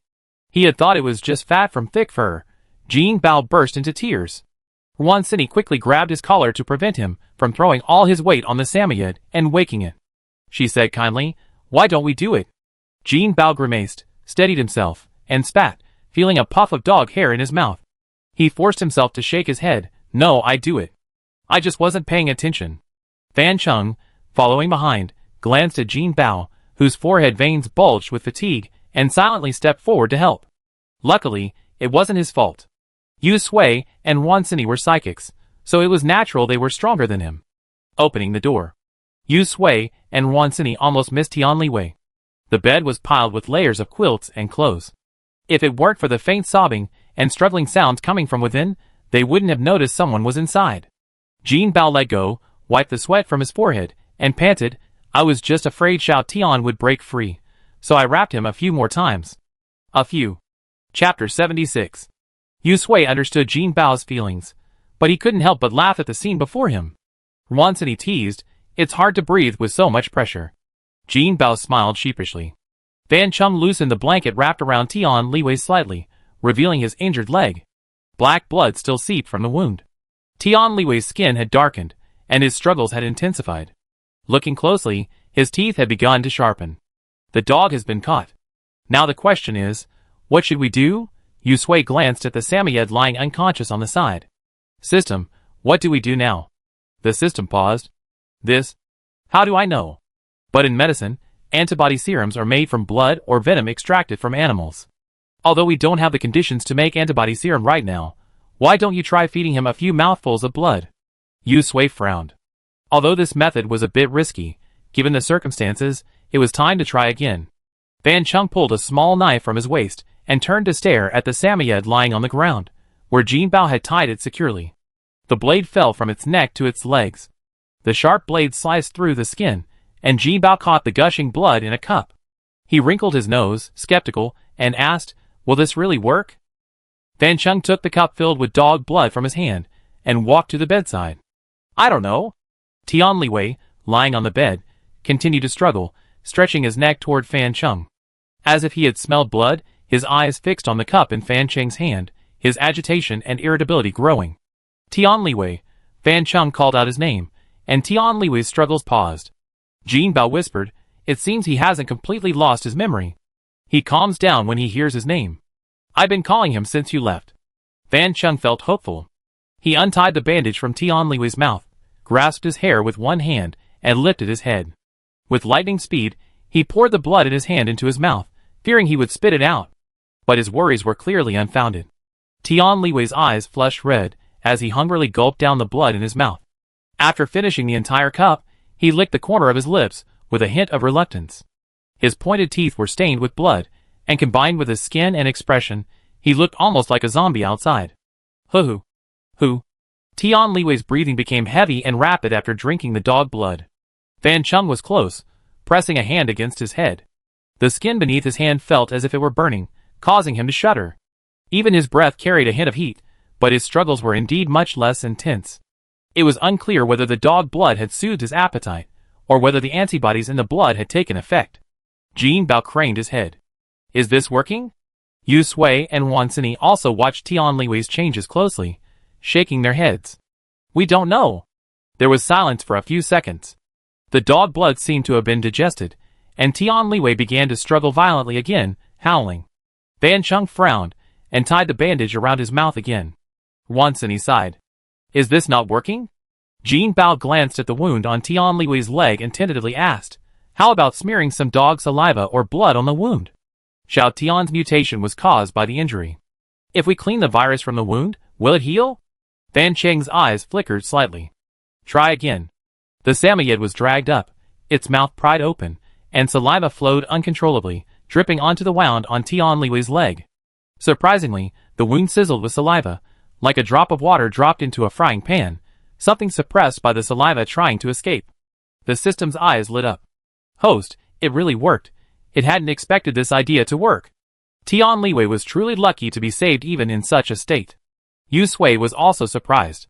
She had just casually suggested giving it a try, but she hadn't expected it to actually work. Several people stared at Tian Liwei's wound, unblinking. Jin Bao also leaned over, holding a cup to catch the drool dripping from the dog's mouth, and then slowly poured it onto the wound. I hadn't expected it to be so useful. I absolutely couldn't let it go to waste. Tian Liwei's body convulsed uncontrollably, foam oozing from the corners of his mouth.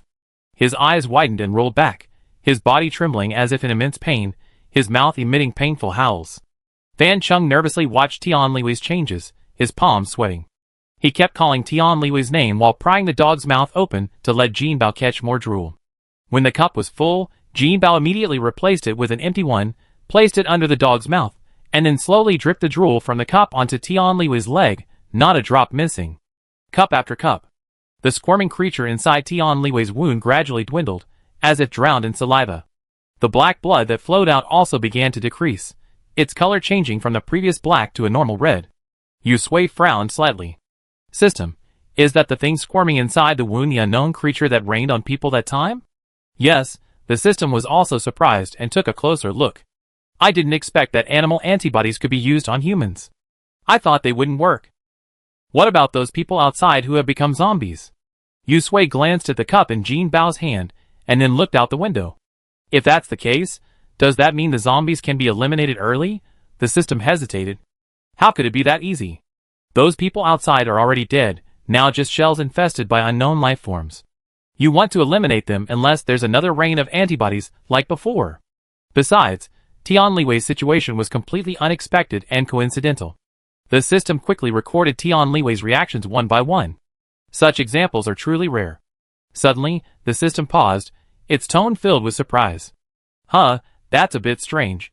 Yu Sui immediately asked, strange? The blood flowing from Tian Liwei's wound had turned normal. The wriggling thing inside had completely disappeared. His struggles had also become much less intense, and his face, once purplish, had slowly returned to its feverish red. The system nodded vigorously, its mind racing with anxiety. I was wondering how he could hold on so well. So that's how it is. What's going on? Yu Sui gritted his teeth. It's already this late. Can you please stop keeping us in suspense? The system took a deep breath, and streams of blue light enveloped the orb. He was awakening his powers. Awakening. A superpower? Yu Sui was stunned. I was saying that a normal person infected by an unknown creature would only take a few minutes to fully transform into a zombie, but how come Tian Liwei could last over 10 hours?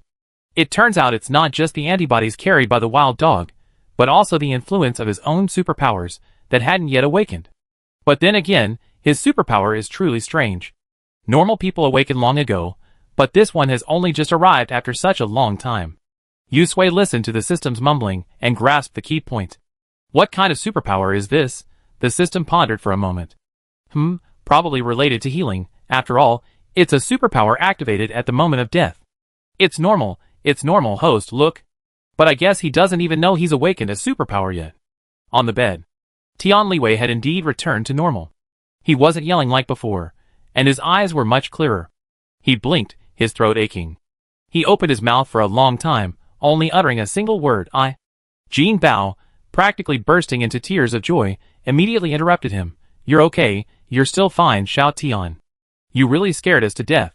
Fan Cheng's eyes gleamed, his throat throbbing, and he let out a smile. You're okay.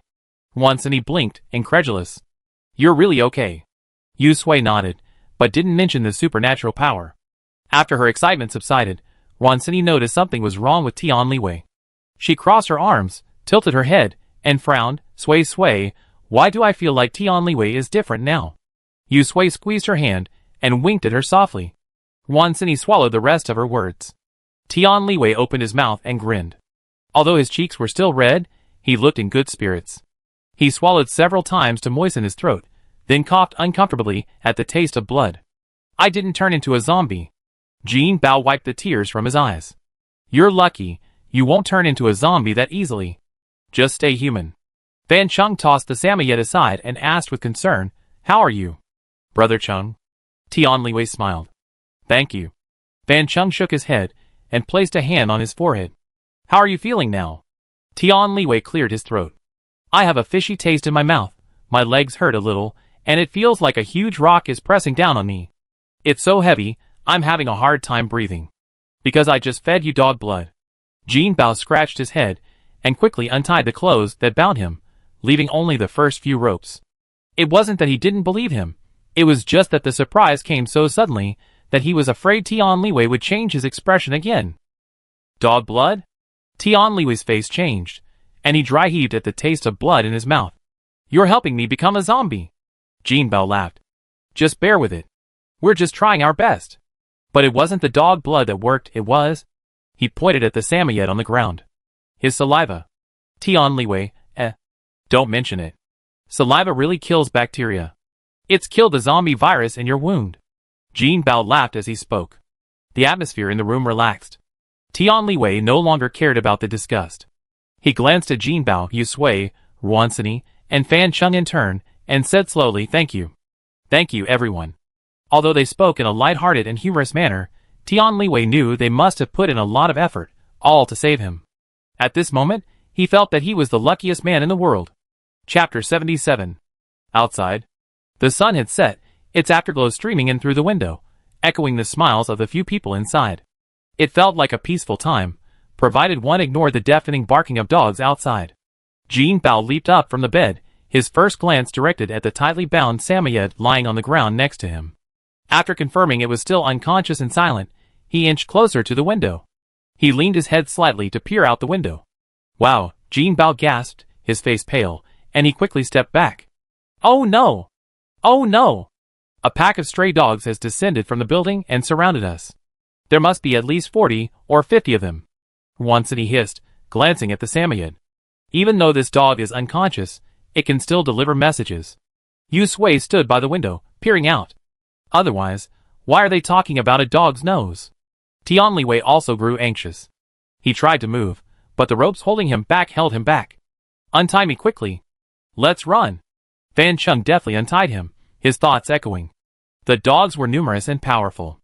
Of the 5 of them, only Yu Sui and Wansini had the ability to protect themselves.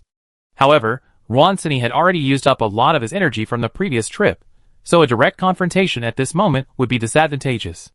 The group unanimously decided to run away and avoid the spotlight. Fan Chung scooped Tian Liwei up and carried him on his back. Go upstairs, from the rooftop. The buildings in the old neighborhood were very close together. He had chosen this place as his base, having already cleared out the zombies upstairs to leave himself a retreat. Now that was all it took. Yu Sui and Wansini followed Fan Chung upstairs at a brisk pace. The barking of dogs from the stairs below grew closer. Tian Liwei glanced down at Fan Chung, whose forehead veins bulged. He moved his legs, feeling deeply held back and anxious. Brother Chung, put me down. I can walk on my own? I'm fine, Fan Chung insisted. Since regaining consciousness, Tian Liwei had felt something strange about his body. It felt different. The pain in his leg had lessened considerably, and his stomach felt warm. He felt a surge of strength. At first, he thought it was a side effect of the stray dog's saliva and blood dispelling the zombie virus. But slowly, he felt something different. This feeling was a bit like the kind described in martial arts novels about opening the Ren and Du meridians and awakening some kind of bloodline power. Thinking this way, he focused his attention and began to follow his body's instincts, slowly channeling the energy within him. After a while, he was surprised to find that his leg wound seemed to have healed. Once on the rooftop, Jin Bao immediately locked the door, wiped the sweat from his forehead, and panted heavily. "Oh my god, I'm almost having a heart attack every day." Once, and he agreed. After all, since the apocalypse, they've been either on the run or on the run. Tian Liwei struggled to jump down from Fan Cheng's back. "Brother Chung, put me down. I can walk on my own? My injuries are all healed." Fan Chung glanced at the closed door behind him, and the barking of dogs downstairs. After confirming that the dogs hadn't followed, they didn't insist on continuing, so he let him down. More importantly, he was really starting to feel the strain. Tian Liwei landed on his feet, and immediately looked down at his leg. It was still wrapped in gauze, so he couldn't see the wound inside, but the pain was definitely gone. He tried to take a few steps, and as usual, he was startled. He sat down on the ground and began to pull at the bandage on his leg. Jin Bao, who was fanning himself to catch his breath, was startled by his movements and quickly went over to hold his hand. "Xiao Tian, what are you doing? The wound hasn't healed yet. Untying it now will only cause more damage." Tian Liwei opened his mouth. "No, I know you're hurt and anxious, but there's no need to mess with your health. We're brothers who've been through thick and thin together. We won't look down on you." Jin Bao snatched the bandage from his hand and tried to rewrap it, reassuring him, "Don't worry, I closed it. Damn it, those dogs won't be able to get up here for a while. We go to the other buildings later.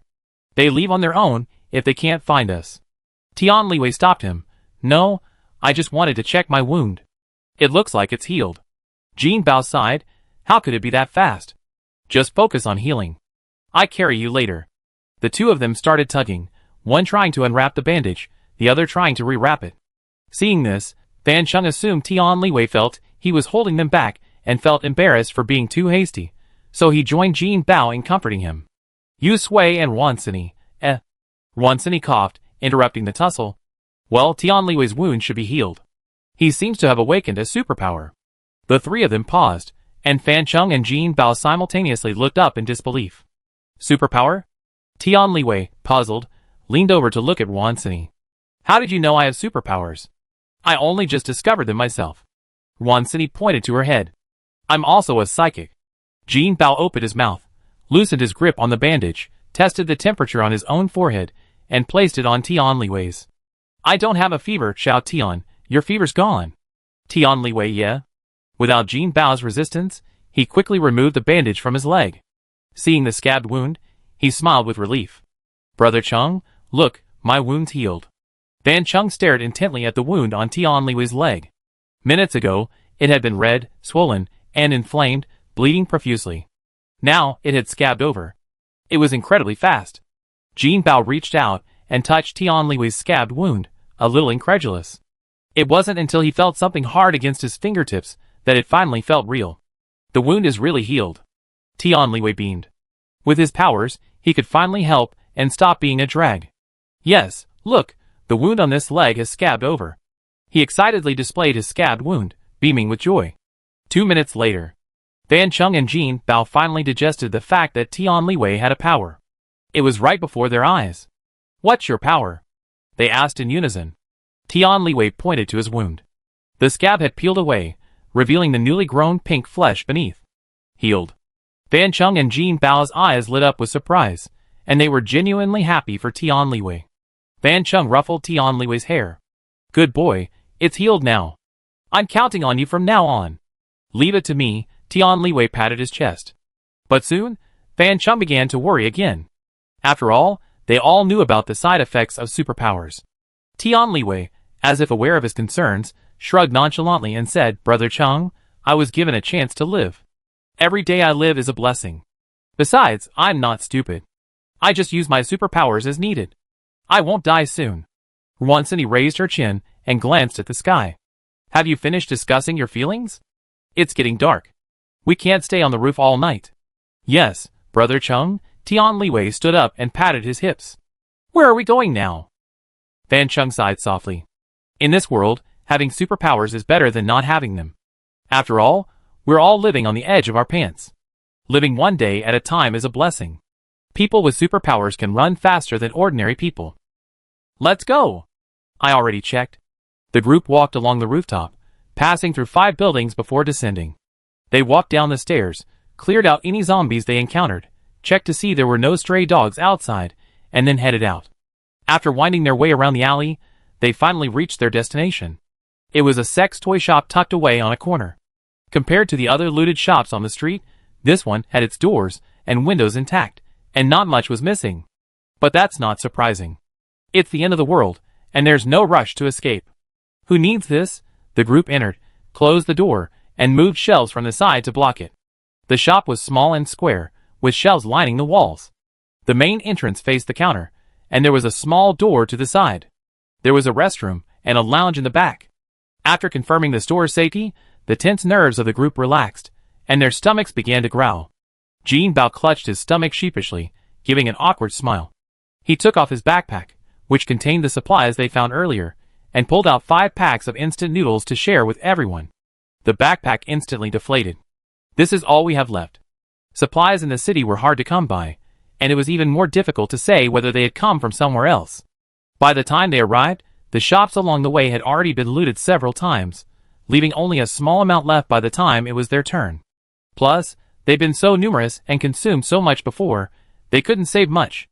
These 2 outings had yielded nothing either. Yu Sui glanced at the instant noodles in his hand, stored them in his space, and with a wave of his hand, 5 boxes of self-heating hot pot appeared on the ground. Jin Bao paused as he was breaking up his instant noodles, his mouth watering as he looked at the self-heating hot pot. I haven't had this since the apocalypse. Yu Sui shared the hot pot among the group. Let's celebrate today with something delicious. Ruansini nodded emphatically as she unwrapped the packaging. Yes, to celebrate everyone's survival, and to celebrate Xiatian's escape from death and awakening his superpowers. Tian Liwei's cheeks flushed, a bit embarrassed.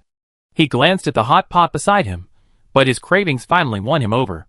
Then I won't be polite. Don't be polite, don't be polite. Food is meant to be eaten. Ruansini had already neatly unpacked the hot pot and heated it up. She sat cross-legged on the floor, her chin propped up, and looked at Tian Liwei.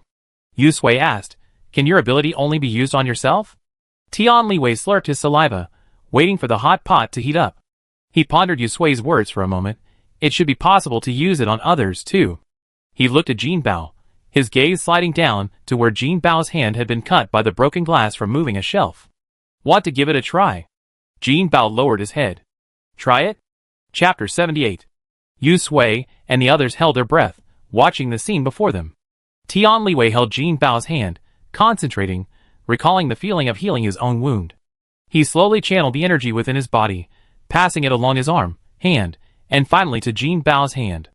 A lustrous white light emanated from his palm, enveloping the wound on Jin Bao's hand. Jin Bao's eyes widened, and he felt the wound on his hand warm and swell, as if soaking in hot spring water, and a slight tingling sensation. After a while, the white light vanished. Tian Liwei withdrew his hand. It was his first time treating someone, and although it was only a small wound, he still found the work somewhat laborious. However, to avoid worrying Fan Chung, he shrugged and feigned a casual attitude, saying, all right, I guarantee you won't even have a scar. Ruansini leaned forward to take a closer look. Jin Bao was pleasantly surprised. Hey, it's really gone. This is the first time I felt my hand so tender. Xiao Tian, you're amazing. Not only can you heal wounds, but you can also rejuvenate the skin. Of course, Tian Liwei sat up straight, looking up. I awaken my healing powers. Once I master them, I'd be able to pull you up even if you're on your last breath. Then you'd be a Doomsday super nurse. Tian Liwei reached down and pressed his hand. Keep a low profile. Fan Chung glanced at the faint sweat on his forehead, his eyes flickering. He couldn't stop Tian Liwei from using his powers. All he could do was protect himself and avoid getting hurt, so as not to burden Tian Liwei. Over there. Tian Liwei coughed and looked at Yu Sui and Ruansini. You're my saviors after all. I have no way to repay you. I can only repair your wounds to express my gratitude. Since the apocalypse, Yu Sui and Ruansini had been out in the elements, fighting zombies, stealing supplies, and killing people. It was inevitable that they would have some wounds on their bodies. Now, looking at Tian Liwei's gleaming eyes, they understood. He was using them as experience points. Wansini held out her hand generously. Okay. I trouble you then. Overuse of superpowers depletes the psychic's life force, but this level of depletion is nothing. Moreover, using these minor injuries as practice would also benefit Tian Liwei. After all, everyone tends to be lazy. Only through frequent use can one find the most energy-saving methods. Tian Liwei glanced at Wansini's hand, his ears blushing. With a serious expression, he reached out and took Wansini's hand, then began to mobilize his superpowers. Yu Sui said, "You can first observe the situation within your body and find the patterns in the flow of superpowers within it. This will save time and effort when mobilizing them." Tian Liwei nodded, calmed down, and began to carefully observe the situation within his body. The self-heating hot pot bubbled, its aroma wafting back from the vent, filling the small lounge. Gulp. Tian Liwei's ears suddenly burned red, his eyelids twitching, and he opened them sheepishly. "I'm so hungry, I can't concentrate." "Sorry." Wansini withdrew her hand. "No big deal. This is what happens when you deplete your superpowers. Let's eat first, and then we continue." Tian Liwei sipped, nodded rapidly, lifted the lid of the hot pot, and took a deep sip. Gulp. Even Fan Qingdu, who usually thought everything tasted the same, couldn't help but salivate at the aroma. Jin Bao wiped his hands on his clothes, blew away the heat, picked up a piece of beef with chopsticks, and put it in his mouth. A satisfied smile immediately appeared on his face. "It's so delicious. I'm dying of cravings." Yu Sui smiled. "I still have plenty here, enough for everyone." Tian Liwei took a sip of vermicelli noodles, breathing heavily from the heat, but he couldn't bear to spit it out. He mumbled, "This is enough. Being out and about in this situation, I have to eat sparingly. I never thought I'd get to have hot pot again in my life. Thank you." The words were on the tip of his tongue when Tian Liwei suddenly remembered that he didn't know Yu Sui and Wansini's names. He scratched his head and glanced at Fan Chung and Jin Bao, but they remained silent. Fan Chung and Jin Bao, To be honest, they didn't seem to have asked Yu Sui and Wansini's names. They had only heard Wansini call Yu Sui Sui Sui. Yu Sui understood. "My name is Yu Sui, and hers is Wansini." Tian Liwei immediately responded, "Thank you, Sister Yu, Sister Wan. Don't be so polite, just call me Sini." Wansini felt goosebumps all over her body when he called her Sister Wan. She glanced at Tian Liwei. The child looked so fine, but why was she speaking so coquettishly? Even Deng he couldn't compare. "Yu Sui, just call me Yu Sui." Tian Liwei compromised, "Then thank you, Sister Sui, Sister Sini." Yu Sui and Wansini, All right. Tian Liwei put down his chopsticks, blew on them, and simply drank the soup in one gulp. He licked his lips, contentedly, and rubbed his stomach. How happy! Jin Bao nodded in agreement. This is how life should be. Fan Chung moved his lips, but said nothing, as he honestly drank the soup in his bowl. Yu Sui extended his hand, and 5 bottles of Coke appeared in front of them, leaving Tian Liwei and the others stunned. Wansini unceremoniously took one, unscrewed it, and gulped it down, sighing with relief. Hot pot needs to be paired with a fattener drink. Yu Sui held up a bottle and gestured to the 3 of them. "You're welcome. Want more?" Jin Bao quickly reached out, opened the Coke, and drank. "Wow, Sister Sui, you must have been sent by heaven to save me. Hot pot and Coke, I gladly die." Tian Liwei nodded frantically, sipping dainty sips. "Me too." Fan Chung squeezed the Coke in his hand, his throat churning, and he slowly uttered, "Me too." Yu Sui's head was choked with disbelief. "I'm not some death row inmate. I'm not going to feed you a good meal. I kill you again." Jin Bao leaned closer to Yu Sui, his eyes glistening as he stared at her, his words resounding, "From today on, my life belongs to you. If you tell me to go east, I won't go west. If you tell me to tease a dog, I won't chase a chicken." Tian Liwei knelt on one knee, right fist pressed against his chest. "Sister Sui, you are my guiding light." Yu Sui quickly called out, all right, talk properly. You're really scary." Wansini laughed so hard, she was almost crying. "You guys are so funny." Jin Bao and Tian Liwei's ears blushed as they sat obediently. Though their words were a bit corny, they were truly what they felt. Those with superpowers, powerful ones at that, and still sane and not insane, after experiencing the superpowers in CBD, one realizes how rare such people are. What are you waiting for if you don't just cling to someone's thighs, Kneeling down is the way to go. Fan Chung had been debating whether to kneel down with Jin Bao and Tian Liwei to show his loyalty. Fortunately, Yu Sui interrupted him just in time, but he had made up his mind. Follow Yu Sui.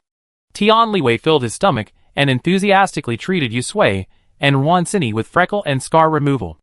After treating them, he became more proficient in his supernatural powers, and turned to perform a supernatural scar removal on Fan Chung as well. The treatment was over. Tian Liwei clapped his hands. Alright, from now on, we're a team. I be their nurse. Anyone with any injuries or scars can come to me directly. Great, great, we have a regular nurse now, Jin Bao said cheerfully. The group chatted in a roundabout way. Fan Chung coughed and looked at Yu Sui and Wan Xini. Where are you going tomorrow? I can lead the way. The system had already marked the destination for Yu Sui. She mentioned the name of the bank, and Fan Chung thought for a moment. Okay. Jin Bao and Tian Liwei, however, were a bit puzzled. Why go to the bank at this time? Did they hide the supplies there? Otherwise, they couldn't imagine their purpose. Unable to figure it out, the two decided to give up. They just followed the boss. It wouldn't be any worse than their previous life. After a tiring day, the voices in the room soon faded, replaced by the quiet, long sound of breathing. Yu Sui tucked the blanket he had taken out over Wan Xini and lay down. He let the system take care of it and fell asleep. A good night's sleep. The next morning, the group quickly washed up, ate bread and milk, and headed out. As the door opened, Fan Chung collided head-on with a zombie standing at the door. He reacted quickly, swinging his iron bar and striking the zombie on the head. Before the zombie could react, it collapsed to the ground, its head cleaved open. Jin Bao and Tian Liwei stepped forward, standing on either side of Fan Chung. With iron bars and fire axes in hand, they rushed out and cleared the zombies outside. This was their golden opportunity to shine. They couldn't miss it. They made their way to the bank. Perhaps because they were already marinated in the zombie blood, they didn't attract a long line of followers, except for the zombie that had hit them in the face. After successfully reaching the bank, Yu Sui and Wan Xini approached and walked towards the vault with familiarity. This time, they didn't miss out. The brand new paper and pen dazzled Jin Bao and Tian Liwei, and the sight of the various precious gold and silver jewelry inside the safe dazzled them. Their jaws dropped. So much money, so much money. They never seen so much money in their entire lives, except on the news. Jin Bao pinched his thigh, and the pain brought him back to his senses. It was the end of the world, and money was the most useless thing. He regained consciousness and looked around, trying to find any signs of supplies among the money, but found nothing. Something was wrong. Weren't they here at the bank looking for supplies? Jin Bao and Tian Liwei exchanged a glance. They watched Yu Sui's hand slowly slide over the pile of money, then descend upon the gold, silver, and jewelry inside the safe. After a complete circle, the money and jewelry in the vault were all there, and Yu Sui's lips curled up. Strange. Yu Sui clapped his hands, satisfied as the system expanded the space a bit more. Turning around, she was met with the stunned and bewildered looks of Jin Bao and Tian Liwei. However, she didn't consider explaining. After all, the existence of the system was best kept secret. Leaving the bank, Jin Bao and Tian Liwei were still a little confused, but they tacitly agreed not to ask. The boss must have her own reasons for doing this, they just had to obey. So, after Yu Sui named another bank, the two men, with serious expressions, walked ahead, holding iron rods and fire axes with their heads held high. The boss's hobby was so simple, they had to satisfy it. Chapter 79. Over the course of the morning, they visited 3 banks, all located on the same street, and very close to each other. The system had harvested abundant energy, and with a wave of its hand, it provided Wan Xini with a significant amount of energy, allowing her to clear all the zombies on the street in one go. Her ability was now incredibly smooth. Tian Liwei followed behind, seizing the perfect moment to step forward and perform a healing spell on Wan Xini, ensuring that no wound, no matter how minor, would be ignored. Wan Xini wiped her hands on her clothes, held up her 5 fingers against the light, and squinted her eyes. I never thought I have such tender hands in my lifetime. They're like a peeled egg. She tapped Yu Sui's face, wiping away the blood to reveal the porcelain white skin beneath. She leaned in for a closer look. Not even a pore. Xiao Tian, if you open a beauty salon before the apocalypse with your powers, you make a killing. Tian Liwei grinned. Once we kill all these zombies and restore peace, I open a beauty salon. Business is sure to be good. Jin Bao put his arm around his shoulder. Then I help you attract customers. I used to be in sales, so I'm familiar with it. Of course. Then you all be shareholders in my beauty salon, earning and spending money together. Tian Liwei began to daydream. The purpose of life is to have hope. Now, that illusory beauty salon was his hope. They chatted and laughed as they walked, their previous solemnity gone as they watched the zombies on the street. This was mainly due to the perfect synergy between Wansini and Yu Sui's abilities. One immobilized the zombies, while the other unleashed a thunderbolt to strike them. In the blink of an eye, most of the zombies on the street were wiped out, leaving Fan Chung and the other two to follow behind to finish off the zombies. Ever since the apocalypse, the three of them had lived in constant fear, their nerves high, chased by zombies or stray dogs and cats. Now, they finally felt a little relieved. Even the usually tense Fan Chengdu couldn't help but let his guard down. On a nearby floor of a building, a man behind a glass curtain wall lowered his binoculars, his lips curling up. Interesting. What did you see, boss? A man with a buzz cut leaned over and peered in. The man tossed the binoculars to him. We found 2 psychics. Really? From outside the city, right? Aren't all the psychics in the city recruited by those bases? The rest either fled or were eaten. How come there are psychics here? He muttered as he picked up the binoculars and began to look. A few people resting nearby, hearing the buzz-cut man's words, couldn't help but peering curiously. After collecting the bank deposits, Yu Sui and the others rested on the spot. Lunch consisted of instant noodles Jean Bao had brought out, along with Coke, which the group devoured with gusto. The system quietly announced, "Host, someone is spying on you, but I detect no malicious intent." Someone. Yu Sui slowly swallowed his Coke. A psychic? Yes, a small team of 7, 4 men and 3 women, 3 of whom possess psychic abilities. The remaining 4 are ordinary people. They're not far from you, but haven't caught up yet. Yu Sui took a bite of his instant noodles and stared. Okay, host. After they had eaten and drunk their fill, Tian Liwei attentively stepped forward to heal Yu Sui and the others from head to toe, ensuring they were free of any wounds before withdrawing his hand in frustration. Wansini looked at her hands and said sincerely, "Xiao Tian, there's no need to bother. A little hurt is a little hurt, it's okay." The main thing was that the calluses on her hands had all gone away, and it actually hurt when she gripped the golf club too hard. Fan Cheng's old injuries had also been completely healed thanks to Tian Liwei's constant practice. Looking at his hands now, he felt a sense of trance, especially when he was holding the fire axe. The skin is too tender. It hurts. Tian Liwei smiled sheepishly. Then I'd be more careful next time. Thinking carefully, it was indeed too tender. Going out like that would be too conspicuous. He learned his lesson, and would try to improve his supernatural power next time. Leaving the bank, Yu Sui glanced back discreetly. Wansini noticed her movement, and turned back, narrowing her eyes. What's wrong? Nothing. In the distant building. Holy shit. The buzz-cut man quickly lowered his binoculars, patted his chest, and stepped back. That's terrifying. Is this person clairvoyant and clairaudient? When she turned around just now, I thought she saw me. The short-haired woman leered at him. You're so timid, still peeking there? Be careful, someone's going to come and beat you up. No. No way, I'm so far away. The buzz-cut man, feeling a little guilty, defended himself. I was just looking. I didn't mean any harm. After a pause, the buzz-cut man inched closer to the short-haired woman, rubbing his chin as he began to analyze. But why do they keep going to the bank? Do they have supplies hidden there? Why don't we go in and take a look later? No. The short-haired woman sharpened her dagger on the ground. If you want to go, go by yourself. Sister Lan, please don't. I'm just curious. Let's go check it out together. I don't have the time. The short-haired woman whipped out her dagger and gestured a few times, frightening the buzz-cut man who quickly retreated. If you don't want to go, then don't go. Sister Lan, put the knife away quickly. It looks scary. Puff. The baby-faced girl sitting across from her laughed, revealing a pair of small fangs. Brother Zhu, if you want to go, why don't you tell the boss? The buzz-cut man glared at her. Don't call me Brother Zhu. It sounds awful. Then, Brother Kong, why don't you tell the boss you're going to the bank?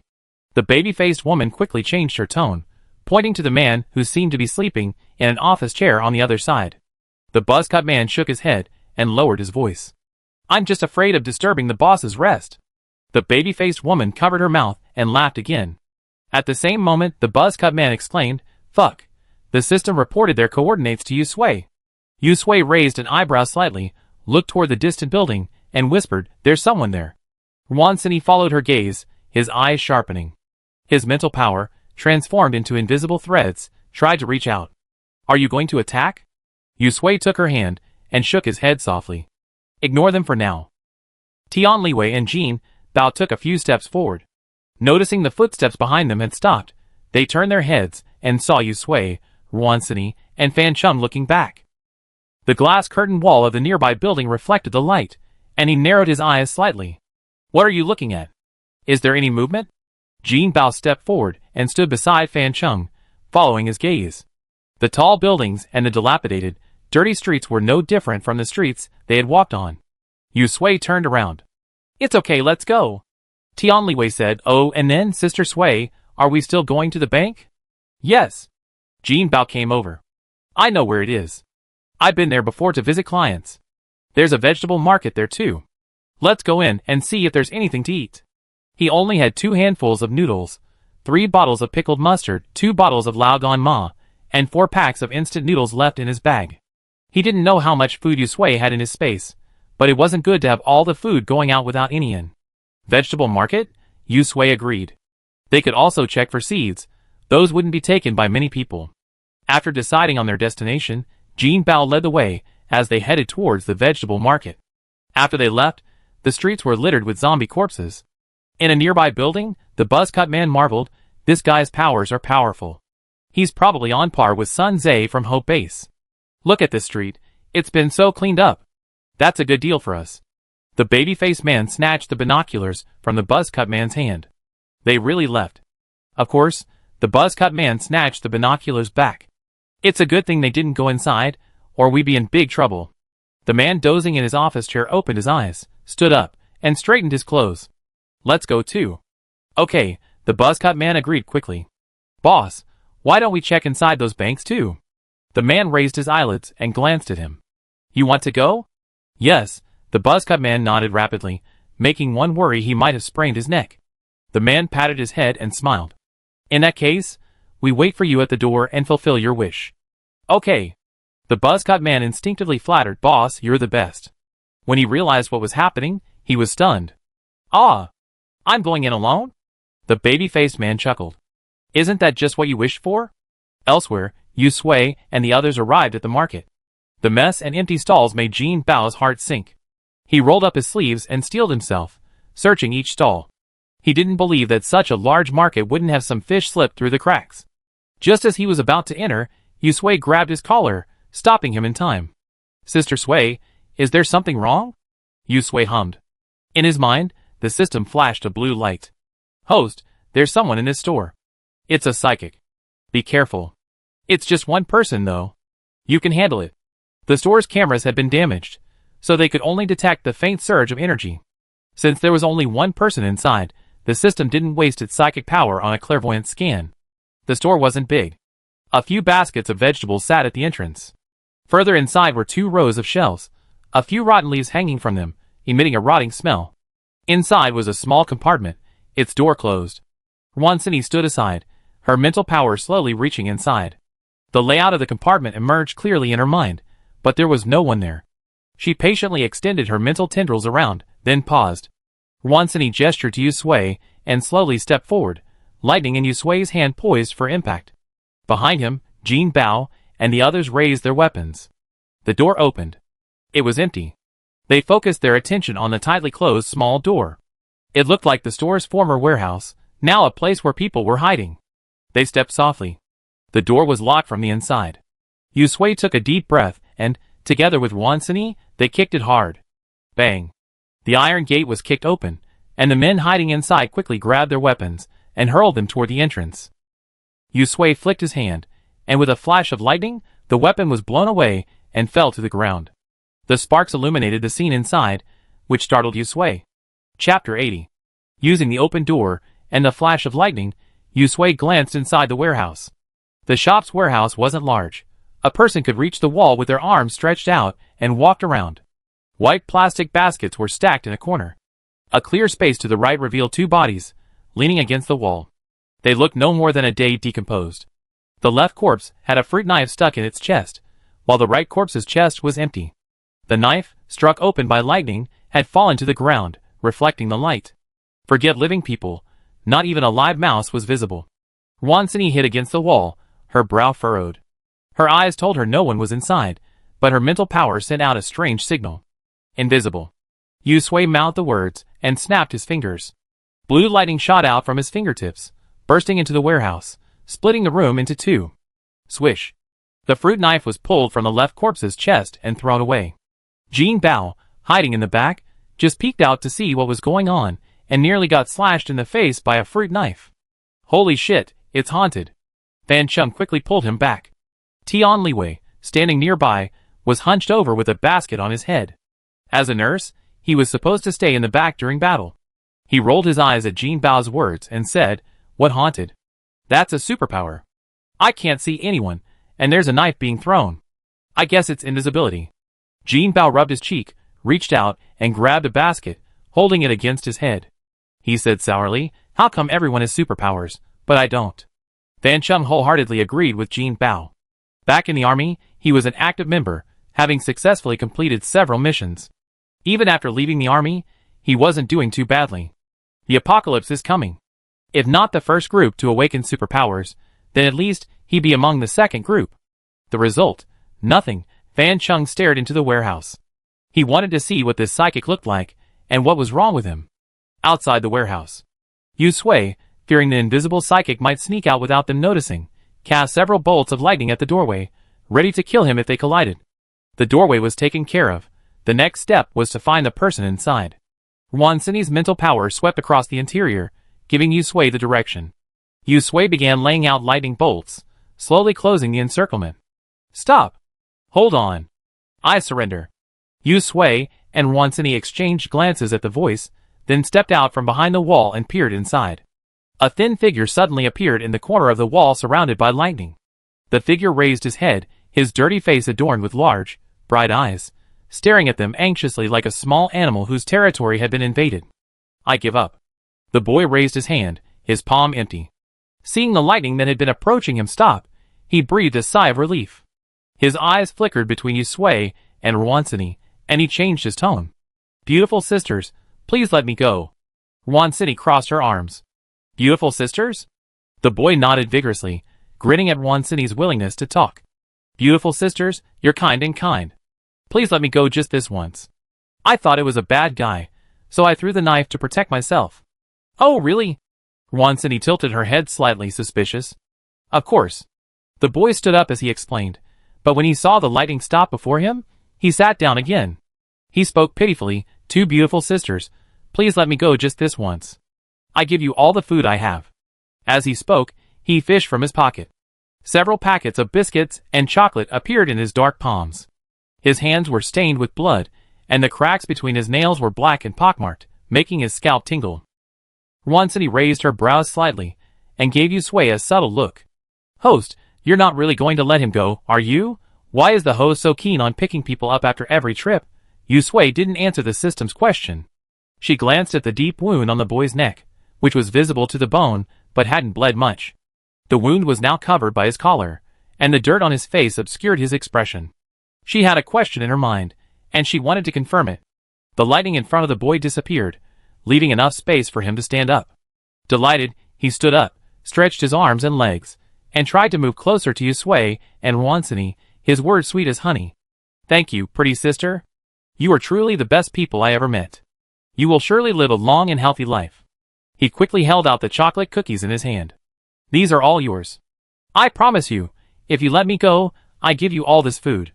"Pretty sister, can you let me go?" Yu Sui decisively refused. "No." The boy's smile froze. His outstretched hands trembled uncontrollably. Something seemed to surge in his neck, as if angered by Yu Sui's answer.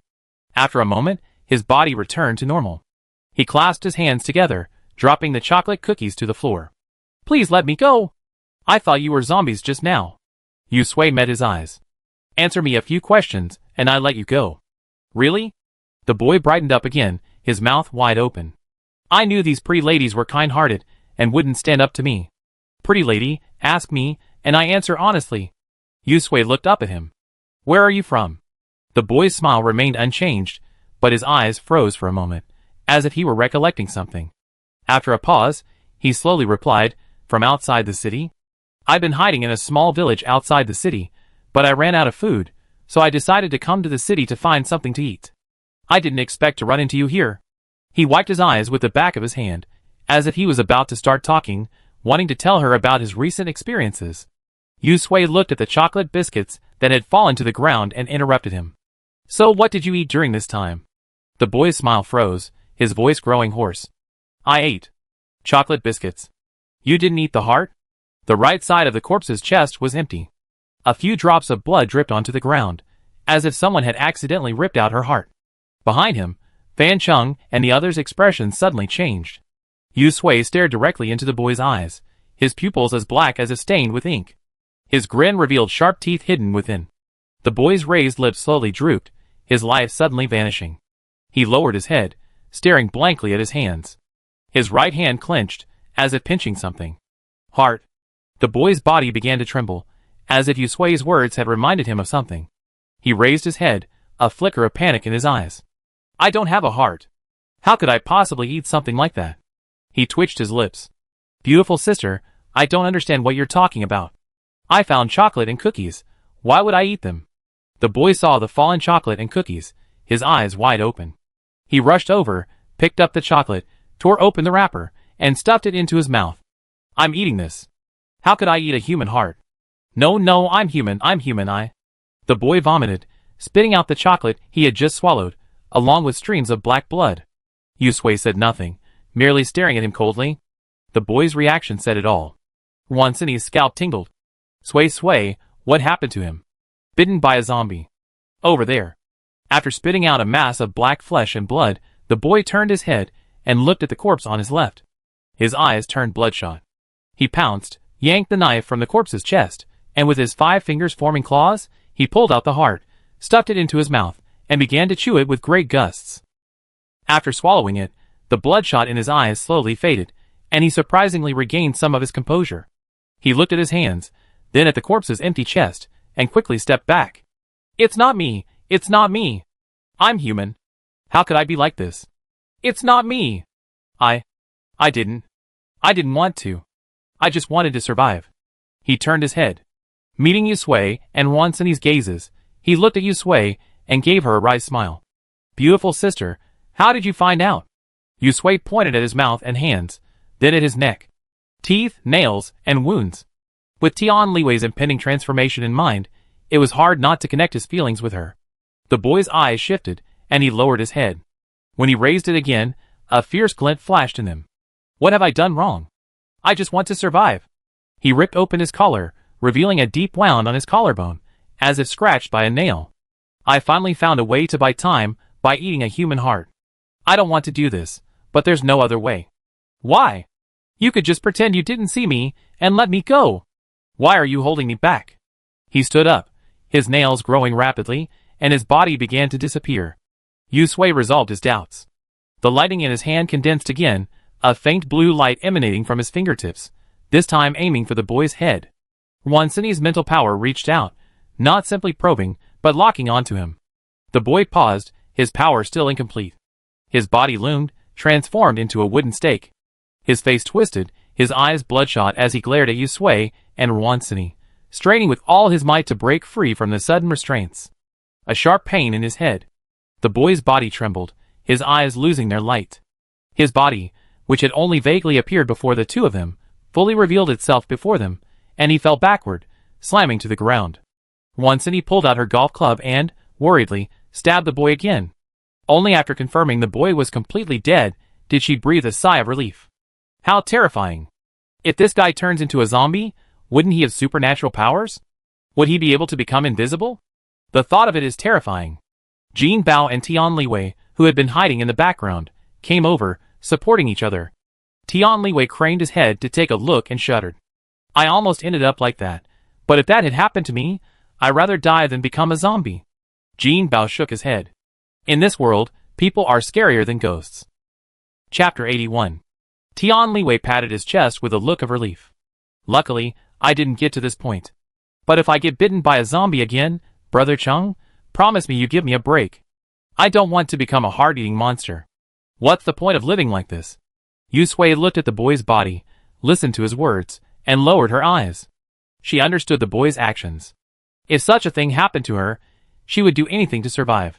As for other things, she didn't have the heart to consider them. Sui sighed softly and smiled bitterly. Now it seems as if we humans have been abandoned by this world. Otherwise, how could plants and animals evolve, while we have to become monsters like zombies? Tian Liwei paused and fell silent. Abandoned? Not just abandoned, but cursed. He cursed softly and kicked a nearby basket. The stacked baskets fell to the ground, sending up a cloud of dust and dispersing the oppressive atmosphere. Jin Bao scratched his hair, looked around, and tried to cheer the atmosphere up. Well, it's already like this, it can't get any worse. Let's think about where to find supplies. I don't think there's anything useful in this store. Let's go to another one. We have to go to the bank later, so let's hurry and save time. Sui picked up the chocolate and biscuits on the ground, blew off the dust, tore open the bag, and put the chocolate in her mouth. As long as she was alive, she had to keep living.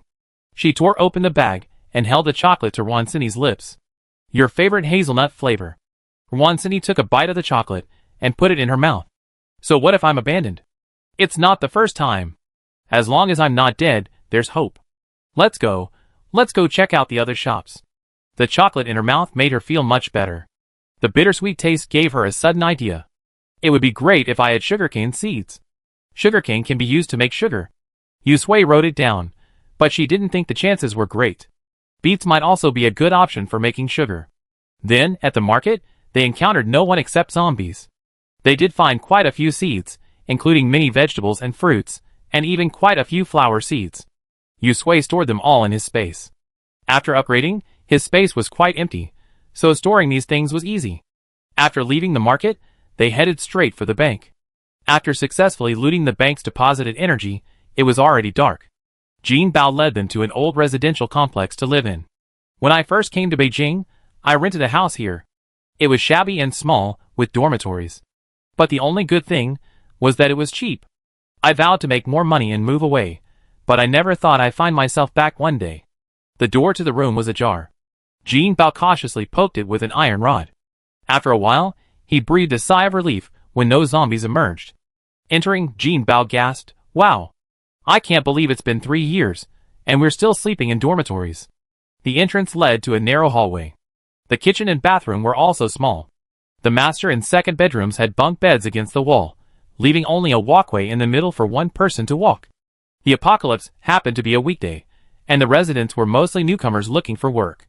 Therefore, there were no zombies or people inside, but there were plenty of daily necessities left. Jin Bao searched everywhere, and gave Sui everything he could find that could be used. Nothing could go to waste. Night.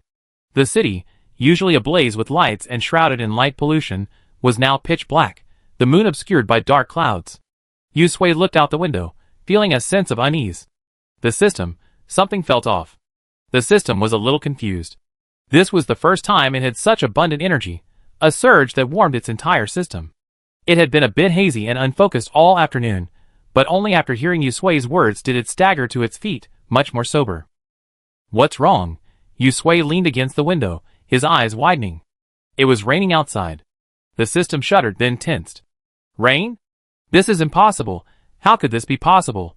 No, it wasn't impossible either. However, a thought suddenly flashed through the system's mind. It came from nowhere, but it clearly told it that it wasn't about to rain yet. Sui took a step back, her eyes flickering. Raindrops pattered against the window, like every rain before the apocalypse. But after that strange red rain, she couldn't let her guard down. It's raining. Sui repeated it, and what made her even more curious was the system's words, that tone of unwavering disbelief. Why couldn't it be possible? Is there something wrong with this rain? The system's voice suddenly rose. Of course not. It shouldn't be raining now. It shouldn't be raining yet. Time? Sui's face darkened. System, what do you know? Know what? The system hesitated for a moment, its orb flickering unsteadily, bouncing around in her mind like a twitching trance. Pa, pa! The rain intensified, and Sui stepped back, leaving the balcony. The system spoke again, its voice returning to its usual adorable baby voice. Host, I don't know either. I just thought of something, and said it subconsciously. You, a system, still have memories of past lives? Sui raised a brow. The system shook, pondering seriously. Of course not. I guess the main system is worried about me and giving me this hint. Yes, that must be the case. Ah, host, how I know this isn't important. What's most important right now is that after this rain, the world will become even more dangerous. You must be very careful. Yusui looked out the window. More dangerous? Will those plants, animals, and zombies evolve again? I don't know about that. I only know it will become even more dangerous. The system breathed a sigh of relief after saying this. Thankfully, we accumulated a lot of energy these past few days. If anything unexpected happens, we have plenty of it as a reserve. Host, I suggest we hurry to the bank to replenish our energy. The system started to change the subject again. Yusui looked at the ball of light in his mind and suppressed his doubts. Although he didn't know the system's past and background, he couldn't survive in this world without its help. Be patient, all questions have answers. In the living room, Wansini, who was chatting with Jean Bao and the others, suddenly stopped talking, tilted her head slightly to look out the window, and frowned. It looks like it's raining. Raining? Jean Bao and the other two were startled. After witnessing the red rain, they had developed a psychological trauma about rain. They stood up and ran to the balcony, looking out the window. Hiss, it's really raining. Ji Bao stepped back cautiously. Tian Liwei swallowed to calm his nerves. And it's raining so hard. Last time, zombies appeared after the rain. Let's not expect any monsters to appear this time. Ji Bao quickly turned his head away. Don't be such a pessimist. It might just be ordinary rain. I don't think it's red. Tian Liwei covered his mouth. Bad things don't work, but good things do. I didn't say anything just now. I must have been overthinking it. Despite their words, no one dared to take it lightly. That night, Yusui listened to the sound of rain all night until dawn. The sun broke through the thick clouds and jumped out from the horizon, as red as the yolk of a salted duck egg. Strangely, the rain stopped the moment the sun came out. After waiting for a while, Jean Bao bravely opened the window. His nose was filled with the scent of earth after the heavy rain, and his eyes saw the trembling raindrops on the branches of the nearby trees, about to evaporate in the sunlight. And then, in the astonished eyes of several people, it began to grow wildly.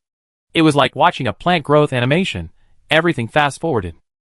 The banyan tree, originally only 2 stories tall, grew rapidly in seconds, its branches and leaves stretching wildly into the distance, reaching the 4th-floor balcony in the blink of an eye. Crack. The glass on the balcony window was pierced by the branches, shattering all over the floor. Tender green leaves sprouted and grew at a visible speed, becoming palm-sized leaves that swayed gently and stretched. Jean Bao and the others retreated in panic, their eyes filled with fear. Damn, is this rain a hormone? This tree is growing like crazy. Why is it still growing? Tian Liwei's scalp tingled, goosebumps covering his entire body. It's become a spirit. Yusui's face was grim. Not only the trees outside and the grass by the roadside, but even the seeds that had been blown by the wind into the cracks in the wall had sprouted, one after another vying to emerge. Crack. The wall of the 5-story building closest to the banyan tree cracked under the pressure of the rapidly growing trunk. Wansini was stunned. Will this house collapse? As if in response, the cracks in the wall grew wider, and the trunk, seeing the gap, plunged through it and passed through. Boom. The 5-story building before them collapsed like those unfortunate buildings in the Ultraman vs. Monsters movies we watched as children, shaking the building they were in with it. Gudong. Wansini swallowed, her eyes widening. Yusui regained consciousness, grabbed Wansini's wrist, and shouted, "Hurry! You know, there's more than one tree in this neighborhood." Jean Bao and the other 2 regained consciousness, not even daring to pick up their dropped backpacks. They rushed downstairs blindly. Cracks began to appear in the wall, and the entire building shook. Debris and dust fell in a flurry. Yusui and the others dodged the falling debris while steadying themselves. The floor beneath their feet was like rolling waves, wobbling and unsteady, making it difficult to stand. Yusui gritted her teeth and glanced at the stairwell window. They lived on the 3rd floor and had just run down the 1st floor. The height of the 2 floors should be manageable. It's too late. Jump out. Wansini nodded. The 2 stepped forward, kicked open the glass, and without stopping, leaped out the window. Better to die from falling than from being crushed by the building. Jean Bao's expression changed. He gritted his teeth, took a deep breath, yelled, and leaped out the window with his eyes closed. Tian Liwei and Fan Chung quickly followed. After jumping out of the 2nd floor, no one was injured, except Jean Bao, who sprained his ankle. Fan Chung and Tian Liwei stepped forward, one on each side, to lift him up. Then, following Yu Sui and Ruan Sini, they rushed out of the residential complex. Chapter 82. Escaping from the residential complex, several people were still in shock. In just a few minutes, the world had changed again. The cities that humans had painstakingly built over years were now vulnerable to nature's resurgence. The once sturdy steel and concrete skyscrapers were now entangled and crushed by the overgrown vines of trees. The smooth road was stretched apart by thick plant roots, and new shoots constantly emerged from the cracks, vying to embrace the warm sunlight. Every change silently announced to humanity that the era of humanity had ended. Now it was a brand new world. Everything before them was so unfamiliar, as if in the blink of an eye they had arrived in some deep mountain forest. Jin Bao, still half dazed, was being held in the arms. His voice trembled. "This is horrible. We were almost buried by the house." Tian Liwei rubbed his eyes. "Oh my god, these trees are growing so fast. Could they eat people too?" Fan Cheng's face was ashen. Everything before him had exceeded his expectations. He unconsciously tightened his grip on Jin Bao's hand, feeling uneasy. Ruan Sini squeezed her eyes shut, and then opened them again, muttering, "It's not an illusion. This is unbelievable. Sui, am I seeing things?" Yu Sui stared intently at the ever-growing trees, flowers, and plants, whispering, "No, this world is ruled by plants now." The system sighed. "This is too fast. I thought it would take a few days for the rain to come." "Host, let's quickly find a few more banks. I'm afraid they all collapse in this situation." Energy. Thinking of the future filled it with anxiety. Originally, it had only enough to provide for Yu Sui, but now Ruan Sini had to be added. It had to be fully stocked. Yu Sui took a deep breath. How long would this situation last? A day or two. So long? Yu Sui's brow furrowed. Will they mutate and eat humans? It's hard to say, the system said solemnly.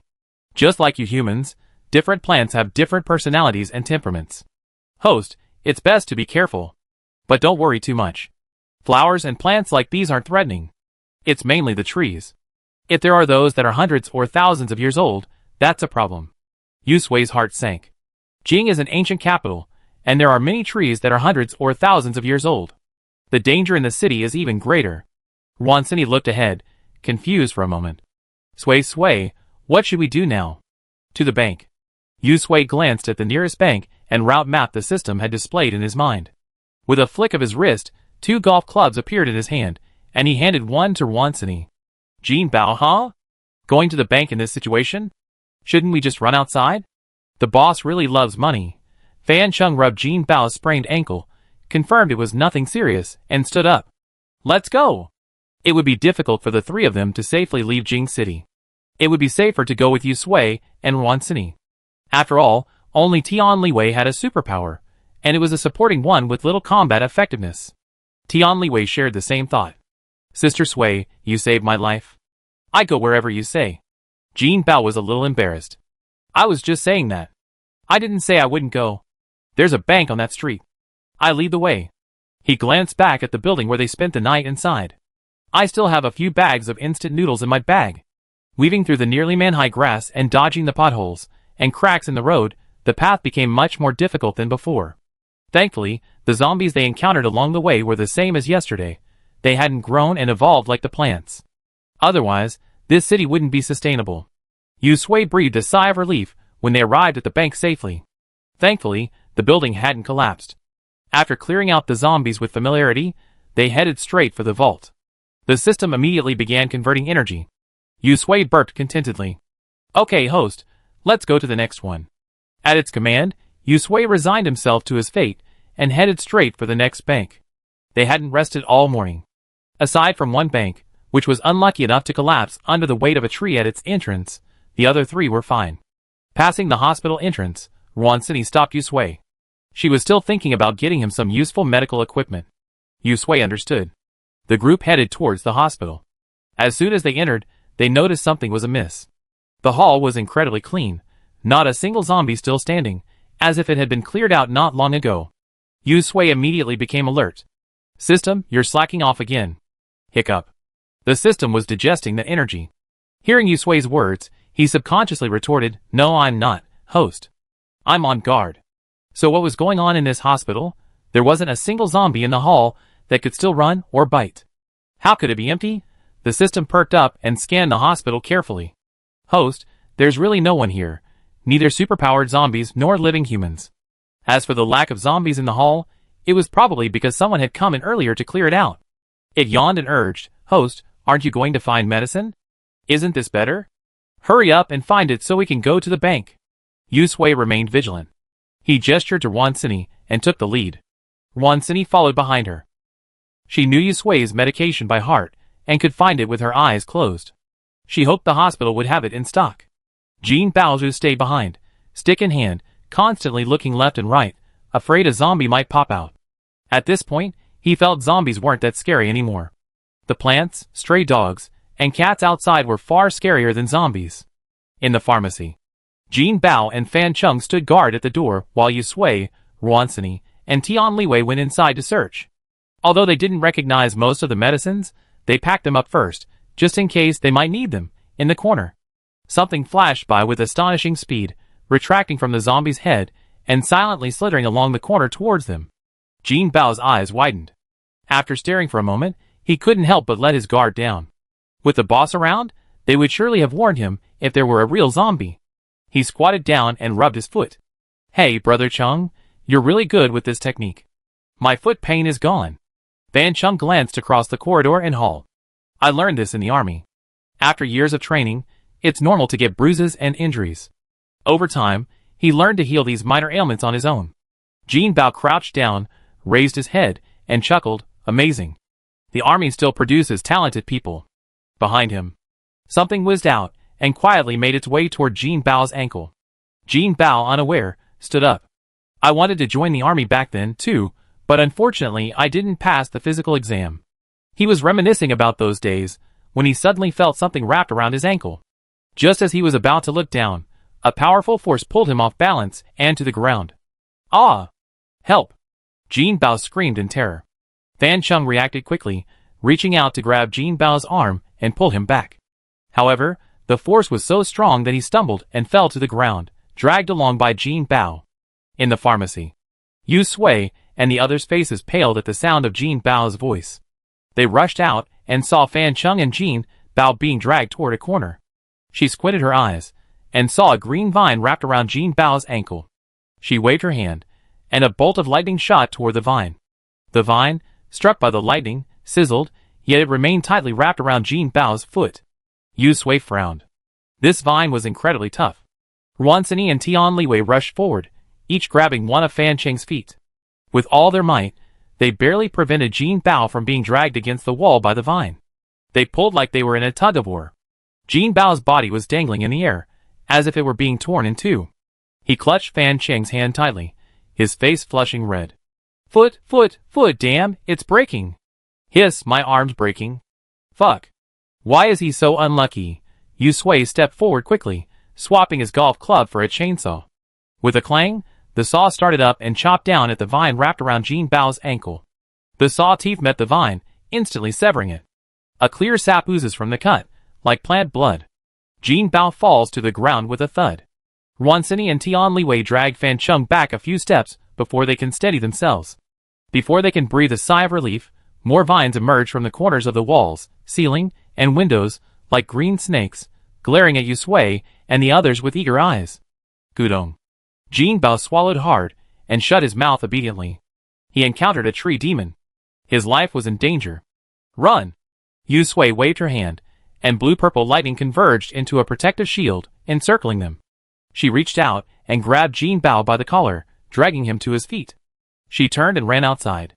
Wansini and Tian Liwei grabbed Fan Cheng's feet and dragged him outside. Fan Cheng's face changed, and he quickly protected his head.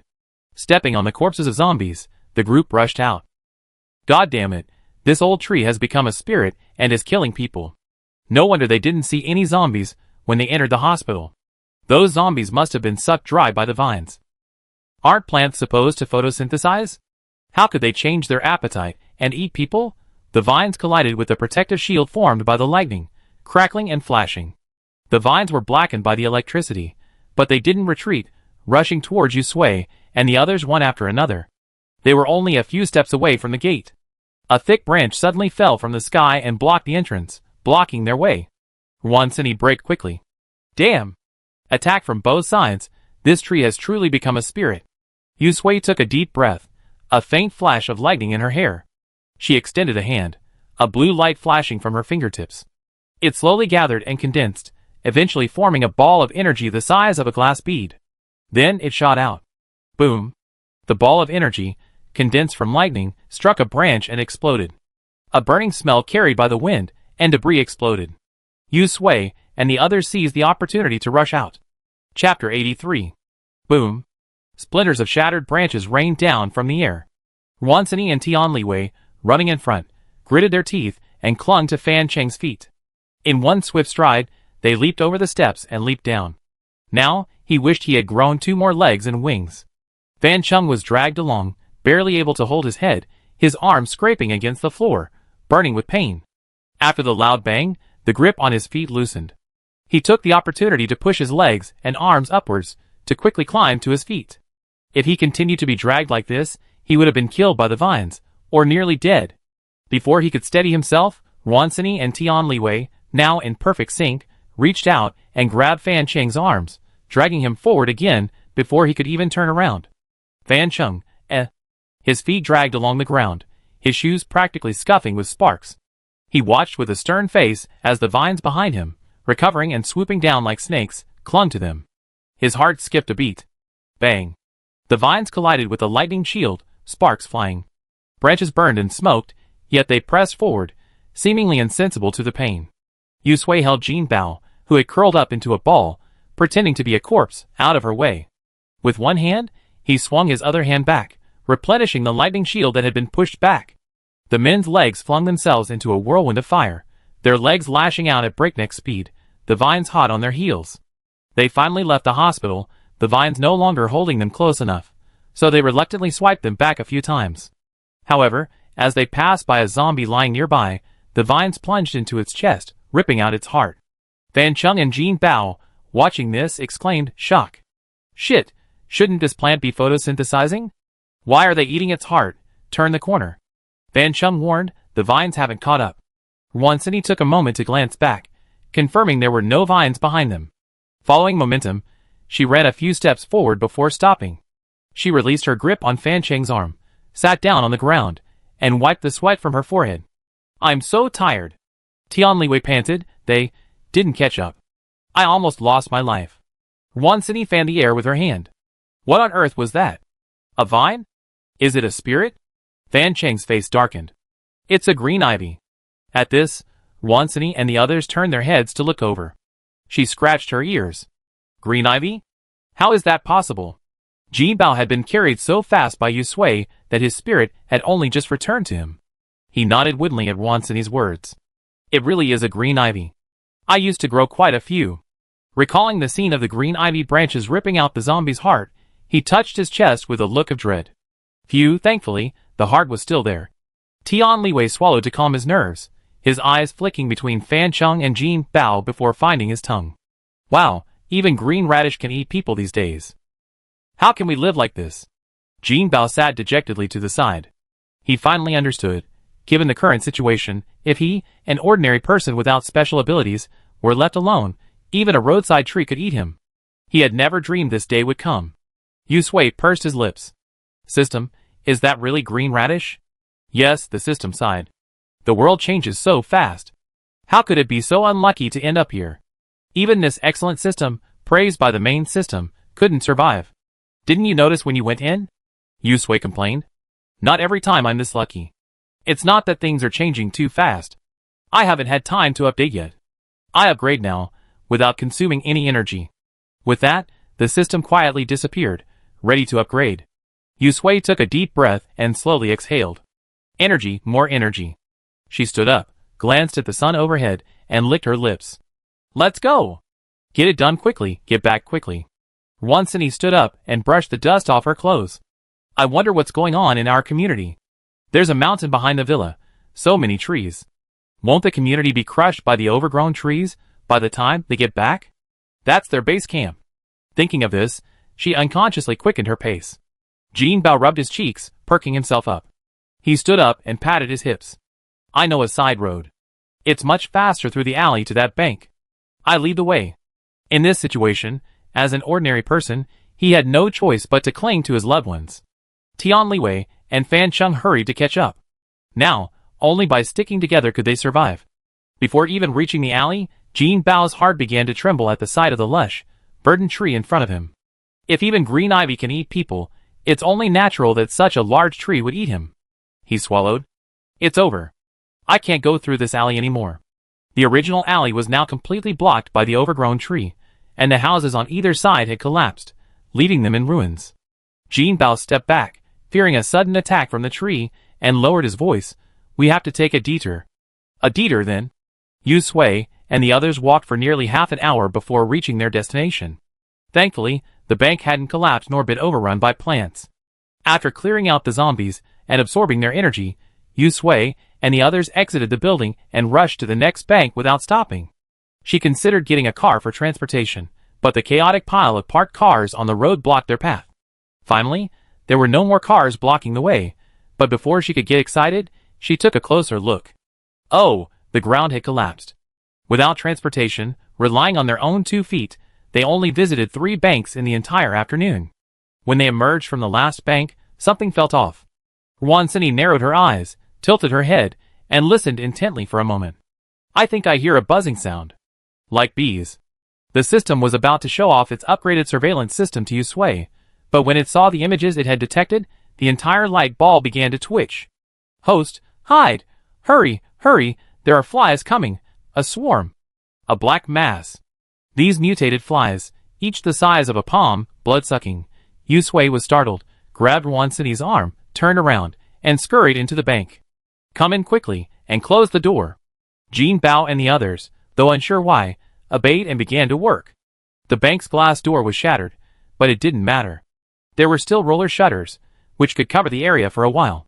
Further inside, after closing the doors and windows and moving the cabinets in, they retreated to the vault and hid.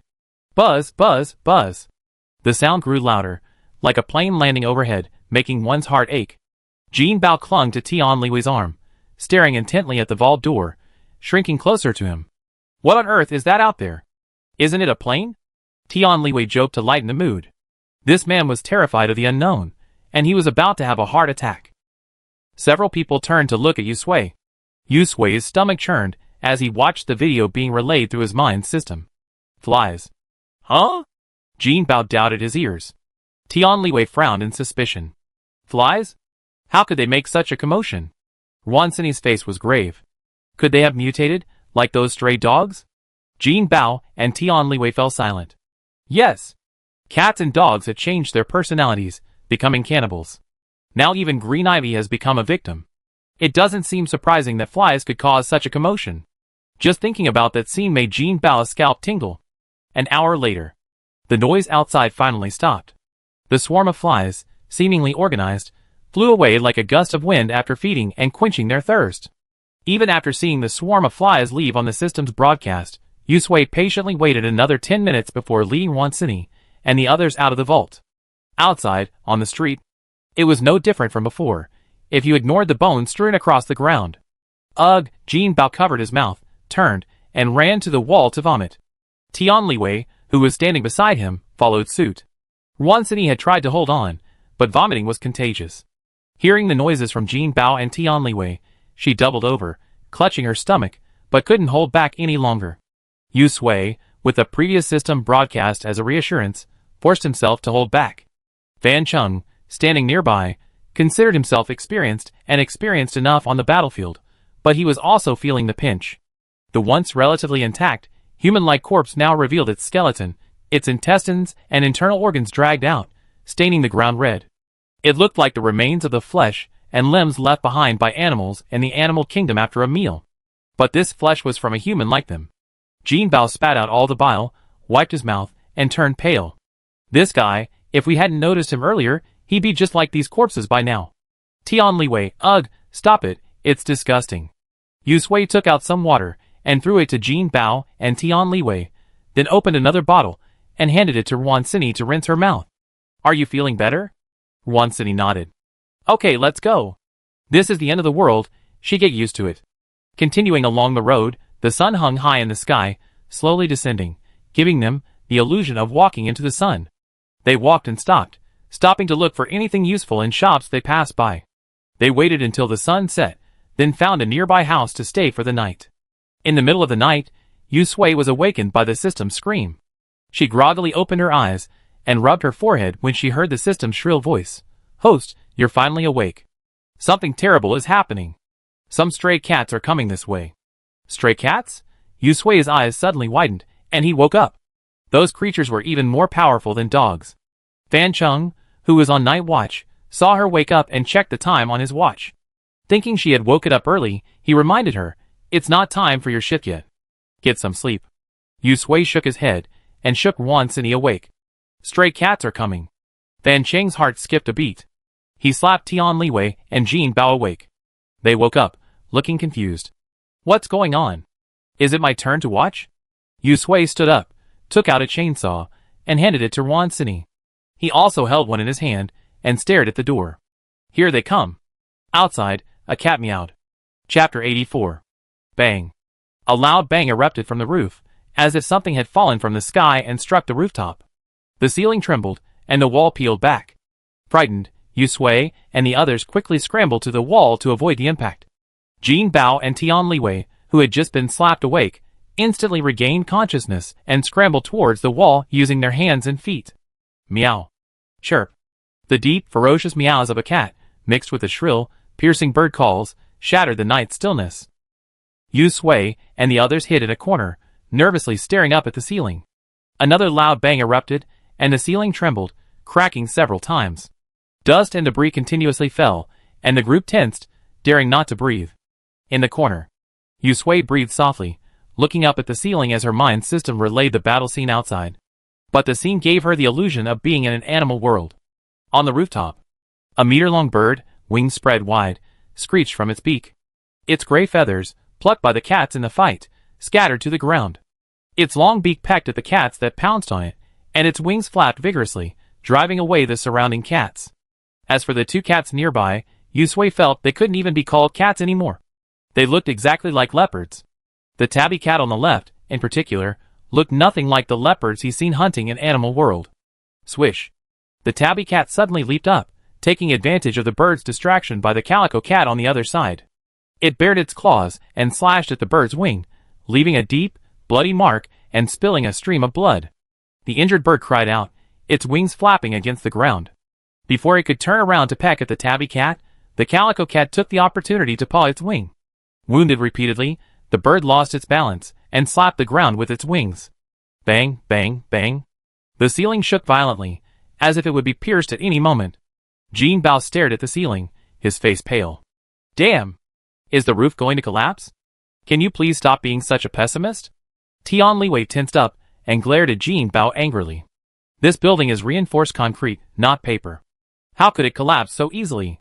Besides, the city's stray dogs would gather together to hunt humans, and so would the wild cats. He had seen the scenes of wild cats devouring people, and the mere thought of that scene filled Tian Liwei's heart. Now, all he could do was pray that the bird above could feed the cats, or they would be in dire straits.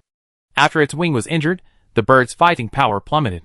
Soon, it was covered in blood from the cat's scratches, and its feathers were scattered all over the floor. As if realizing its disadvantage, the bird spread its wings, stretched its neck, and let out a long, shrill, desperate cry toward the sky. Then, with the last of its strength, it flapped its wings, attempting to fly away from danger.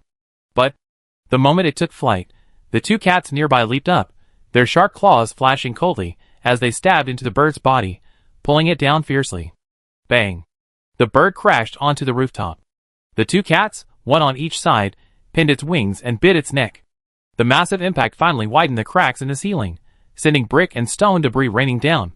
Seeing the situation was dire, Yusui quickly pulled Wan Sini outside. Jin Bao and the other two standing nearby didn't dare stay any longer and turned and took off running. The cabinet, originally pushed against the doorway to block it, now became an obstacle. Jin Bao cursed under his breath and quickly stepped forward to lift the cabinet. What shoddy construction! The ceiling is so fragile, it's practically paper-stitched. Tian Liwei stood on the other side. The two men lifted the cabinet and moved it aside. As soon as they finished, A loud rumbling sound came from the other room. The ceiling still didn't hold. A large hole appeared. 2 cats fell from the sky, stepping on a large bird's corpse. Plop. Dust flew everywhere. The room was in chaos. The 2 cats, still dazed from falling, didn't care about the food beneath them.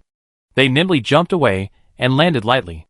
Their green eyes darted toward the door, clearly noticing Yusui and the others. Run! Yusui, pulling Rwansini in front, was in the lead. Behind them, Tianliwei and the other 2 instinctively took off, sprinting outside at the sound. The wind whistled in their ears, and as they followed, under the bright moonlight, they stepped over corpses and cracks in the road, their figures stretched out, their legs stretching like a whirlwind. Woo! The tabby and calico cats immediately dropped the large bird and chased after Yusui and the others, clearly thinking they were tastier than the bird on the ground. Jean Bao glanced back and saw the 2 cats following behind. Their hair stood on end, and they screamed, "Oh my god, how did they catch up? They just shot a bird." He had seen it earlier. The bird was huge, big enough for the 2 cats to feast on. Woo, this is it! I didn't expect to die at the hands of a zombie, but at the mouth of a cat. I hope it bites me quickly. I don't want to feel the pain of being eaten by a cat. He kept talking non-stop as he ran, spouting a tangle of nonsense. Tianliwei panted and cursed. Can't you just shut up and save some energy to run faster? No way, Jean Bao said, his heart practically pounding in his chest. If I don't talk, I run even slower. Fuck, why are you still chasing them? Aren't there enough birds for them to eat? The street echoed with the rapid breathing and footsteps of several people. The occasional meow of a cat behind them felt like a knife hanging over their heads, ready to fall at any moment. A gust of wind blew. The bright moon overhead quietly retreated behind a cloud. The road, barely visible just a moment ago, suddenly went dark. Clang. Yusui accidentally kicked the car's bumper, which had fallen off the side of the road. It tumbled forward with a clang. Her leg ached, and she stumbled, nearly falling. Fortunately, Rwansini grabbed her in time. Sway sway. The pain in her leg brought a cold sweat to Yusui's forehead. She gritted her teeth to stifle her cries, thinking it was okay, and continuing to run. But then she looked up and saw zombies blocking the road. Jean Bao braked just in time and cursed, "Damn it! Zombies in front and cats behind. They're going to tear me in half. I haven't done anything bad in my life, so why is this such a tragic end?" If he had known this would be his fate, he might as well have jumped off the building on his first day in the apocalypse and left his body intact. But he only thought about it. Now he was unwilling to die. Yusui's face darkened slightly, and he straightened up and took out his chainsaw. The 2 cats that had been chasing them also stopped and jumped onto the nearby car roof. Their green eyes glowed like ghost lights in the darkness. They crouched, patiently waiting for their chance. Rwansini took the chainsaw from Yusui and yanked hard. With a hum, the saw's roar echoed throughout the street. "Since we can't run, we have to fight. Give it a try." Huh? Yusui let out a long breath, activated the chainsaw, found his position, and slashed at the howling zombies charging towards him. As for why he didn't use his superpowers right away, it was mainly to save energy. The other reason was to test the fighting power of Jean Bao and the other 2. The dozen or so zombies before her were just ordinary zombies. If they couldn't even handle them, then there was no need to take them back. While the community was short on people, they weren't so short on people that they were willing to take on a burden. Jean Bao continued to mutter, but his hands were busy, grabbing an iron rod. "I go first. If I get bit, just stab me to death. When I'm reincarnated in 18 years, the world will surely be peaceful." He roared and charged, brandishing the iron rod in his hand. Tianliwei scoffed, pulled out a fire axe, and swung it. "You wish. When you get bit by a zombie, I tie you up and use you to farm as a perpetual motion machine." After that, he raised his head. "Sister Sui, Sister Sini, leave these to us." Fan Chung said nothing. He weighed the iron rod in his hand, raised it, and brought it down. A gash the size of a bowl was ripped open in the zombie's head, and brain matter and rancid blood splattered out. The 3 of them engaged the zombies in a tangle. Yusui and Rwansini stepped back with their chainsaws. Seeing that they were under little pressure, they turned their attention to the cats staring at them from behind. The 2 cats remained motionless in their previous positions, their green lantern-like eyes fixed on them with a sense of panic. Rwansini swallowed. Sui, are you going?" Rather than passively responding, it's better to take the initiative. They're just 2 cats.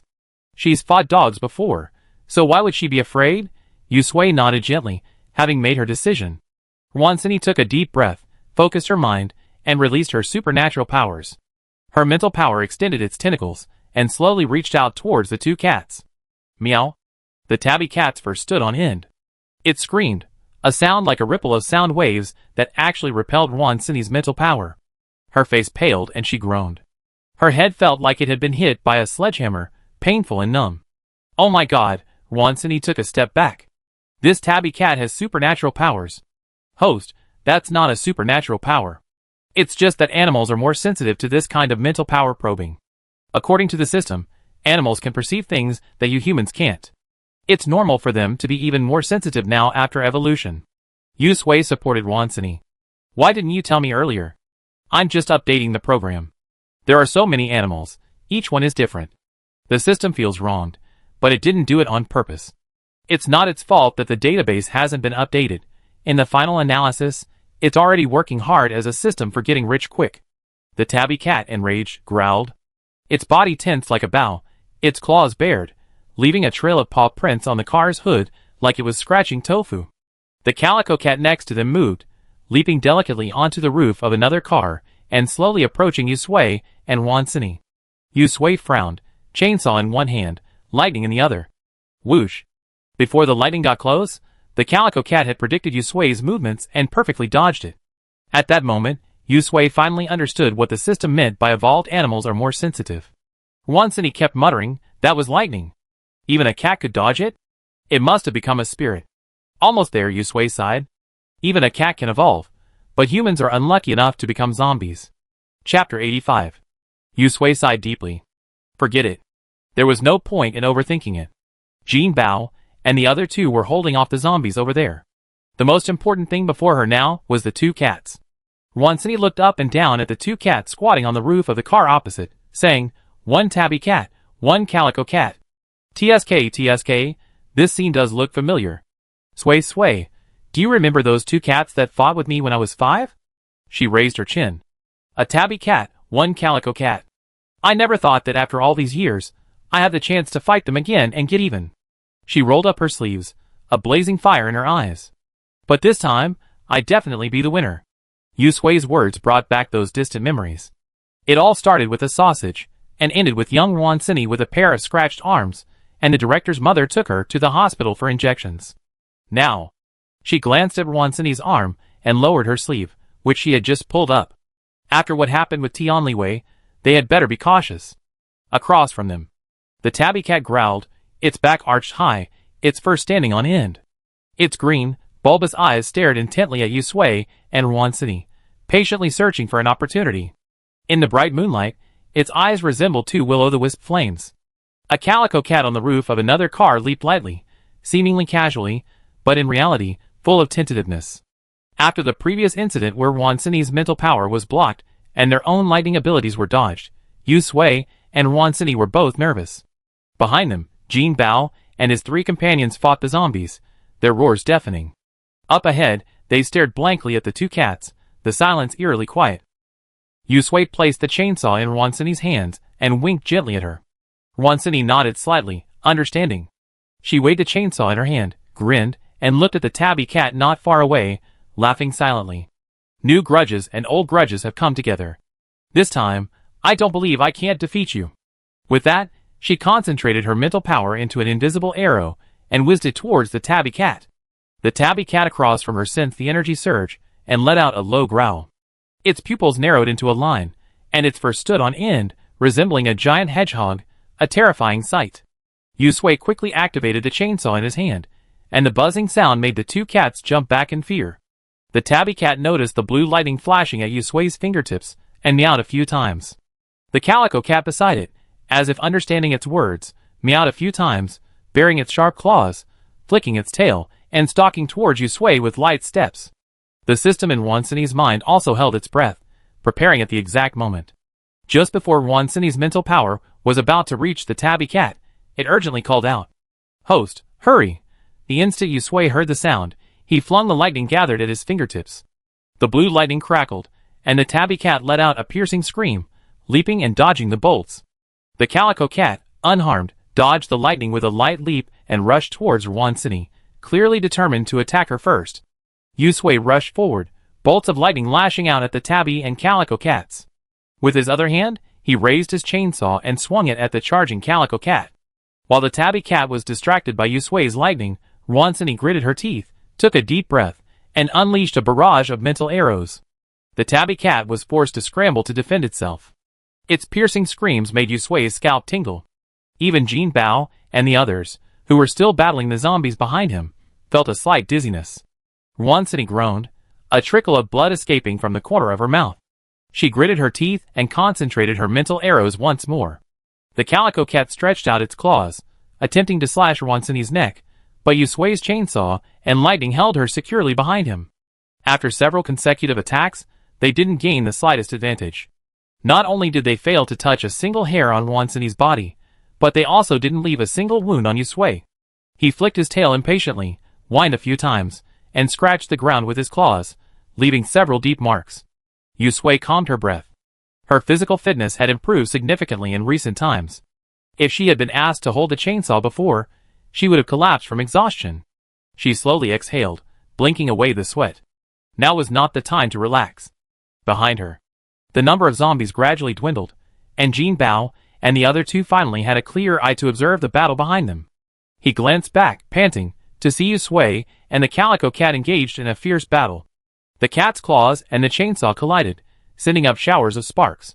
He nearly jumped in fear. Fuck. These cat claws are as strong as Wolverine's. My tiny body isn't even strong enough for one claw. So brutal. Looking over there, huh? Wansuni and the tabby cat were staring at each other, motionless. The atmosphere was a bit eerie. Bang. Jin Bao kept talking, swinging his fire axe, and hitting the zombies on the head. Tian Liwei finished off a zombie, shook off the flesh on the axe, and cursed with a gasp. Can't you just shut up and save your energy and just chop these zombies quickly? If the noise gets too loud, they attract more zombies, and we be finished. I can't help it. Jin Bao replied with a gloomy face. Fuck, how did that cat jump so high? It's like flying. How come even a cat is so powerful, and I'm the only one who's still a noob? Sister Sui, be careful. Yusui raised her hand, the buzzing chainsaw overhead. The once sharp, unbroken blade was now covered in deep claw marks, and many places were cracked. Clang. The cat's claws collided with the serrated blade, and the scarred blade couldn't hold its ground. It cracked with a snap, sending the blade careening off and landing on the ground not far away. Yusui's arm felt numb from the shock, and he couldn't help but step back. The calico cat, taking advantage of the situation, raised its left paw and clawed at Yusui's arm. As the cat's claws were about to land on Yusui's arm, the system wanted to scream, but fearing the impact on Yusui, it suppressed it and quickly channeled energy into Yusui, attempting to create a protective shield around her. In a flash, the tabby cat, engaged in a mental battle with Wansuni not far away, suddenly whimpered, clearly losing ground. The calico cat paused and turned to look in the direction of the tabby cat. Yusui glanced at the chainsaw in her hand. Though only half the saw's teeth were left, it still spun diligently. She looked at the calico cat so close, and without flinching, she twisted her wrist and swung the saw's teeth towards the cat's paw. Meow. The tabby cat noticed Yusui's movements and raised its head to let out a long howl. The sound radiated outward like an invisible ripple, emanating from it. The sound gave Jin Bao a splitting headache. He couldn't help but cover his ears to block out the sound, and the weapon in his hand clattered to the ground. Wansuni groaned, her body trembling slightly, and she spat out another mouthful of blood. Her face paled, but her eyes remained fixed on the tabby cat, unbending. The protective shield the system had previously constructed for Yusui worked, blocking the tabby cat's sonic attack. Yusui continued his movement unperturbed. The saw teeth pierced the calico cat's left leg. The pain made its eyes bloodshot, and it lost its mind. Ignoring its injured leg, it continued forward, attempting to rip Yusui's throat. Sizzle. This time, the lightning was faster than it. The calico cat let out a short cry, its body trembling, and its movements froze. It fell from midair to the ground. Its fur, entangled in the electric current, was scorched, emitting a charred smell. It looked like it had been severely damaged. Strike it while it's weak. Yusui raised his hand, and the chainsaw came down with a humming sound, about to decapitate the calico cat on the ground. Suddenly, the tabby cat, which had been at a disadvantage, howled again. The sound was so piercing that it pierced through the system's protective shield and pierced Yusui's head like a sharp arrow. She froze for a moment, and her movements also stopped. Puff. Wansini spat out a mouthful of blood, her vision blackening. She staggered back a few steps, nearly falling. The calico cat reluctantly retreated, a few leaps before returning to the tabby cat's side. It licked the wound on its left leg, whimpering softly. The tabby cat rubbed its head, as if to comfort it. Turning, it looked at Yusui with a hostile gaze. Yusui shook his head, swallowing the pain as he retracted the chainsaw into space to steady himself. While keeping a watchful eye on the two cats, he hurried to help Wansini up. Seeing her forehead beaded with sweat, her face pale, and blood at the corner of her lips, his heart tightened. Wansini raised her hand, and wiped the blood from the corner of her mouth. I'm fine. Almost knocked down again. What a humiliation. Yusui observed her expression. Seeing that she seemed slightly more relaxed, the system, under Yusui's instructions, took the opportunity to replenish Wansini's energy. The energy from the system seeped into her body, and Wansini felt her head, which had been aching just moments ago, suddenly feel as comfortable as if she received a massage. Her depleted mental strength was replenished. She blinked, steadied herself, and gritted her teeth. If I can't defeat it again, I write my name backwards. At this moment, Wansini felt a surge of power, like someone in a martial arts novel whose Ren and Du meridians had been opened. She felt the world was in her grasp, brimming with power. The moon overhead, the gravel beneath her feet, and every hair on the tabby cat nearby were all clearly reflected in her vision, like a magnifying glass. She wiped the blood from her hands onto her body, and charged forward with a fierce look. Come again! This time, I won't lose. The tabby cat and the calico cat, having adjusted themselves, crouched on the roof of a nearby car. Watching Wansini approach, they simultaneously assumed a fighting stance. Yusui exhaled, wiped the sweat from his forehead, and pulled out a new chainsaw from his space. Yes, we definitely win this time. Chapter 86. In a nearby building, the buzzcut man put down his binoculars and rubbed his eyes. So full of energy. We're facing two cats again. Who are they? Someone we know. The baby-faced girl asked in surprise. It's someone we know. Shu Kong curled his lips and held the binoculars behind him. The ones who provoked a pack of stray dogs and forced us to move. The baby-faced man ran over, took the binoculars, and looked in the direction of his finger. Really? In the bright moonlight, the two of them could clearly see the fierce battle below. Compared to the fierce fight between Yusui and the calico cat, Wansini and the tabby cat on the other side seemed remarkably calm. They stood there motionless, staring at each other, as if trying to kill with their eyes. Shu Kong narrowed his eyes and tooted his tongue. What kind of luck do they have? They just fought a dog, and now they're fighting a cat. Wow! That cat's got some serious fighting power. I think those claws are almost as strong as Wolverine's. Look, just a few hits, and the chainsaw's practically broken. But this guy's pretty impressive, having lasted this long. Ah! It's just bad luck. I don't think they can hold out much longer. He muttered to himself like a commentator, his eyes shifting to the side. Hey Xiao Lei, can you tell what that other cat's powers are? He finished with a look of indignation. Even cats can have powers these days, so why can't I have them too? Powers. The people sitting quietly in the back all changed their expressions at his words, quickly getting up and moving over to observe. It's a superpower.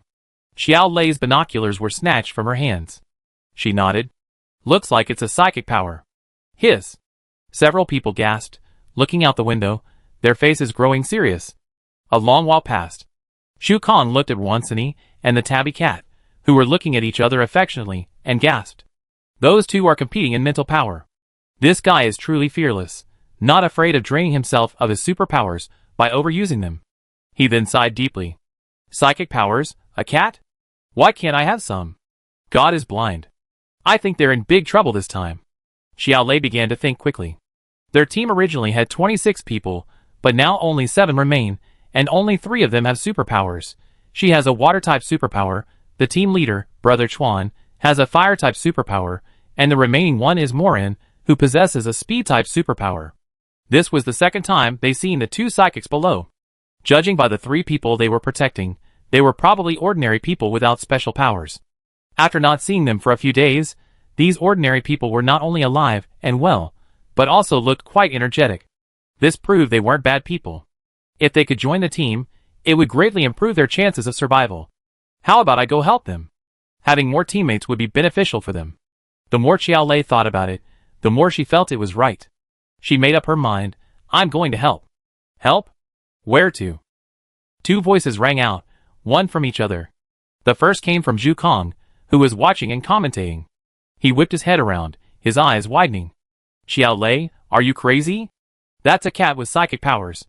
How can we possibly defeat it? A voice echoed from behind them. Xiao Lei ignored Zhu Kong and turned to him. Brother Chuan, you're awake. She nodded. Look, those two psychics I met a few days ago are downstairs right now. The man had clearly just woken up. His hair was disheveled, his beard untidy, and his clothes were dirty and wrinkled. He was stuffing a compressed biscuit into his mouth. His brow furrowed in displeasure at Xiao Lei's words, and his words were slurred. Who? Those guys who sneak into banks?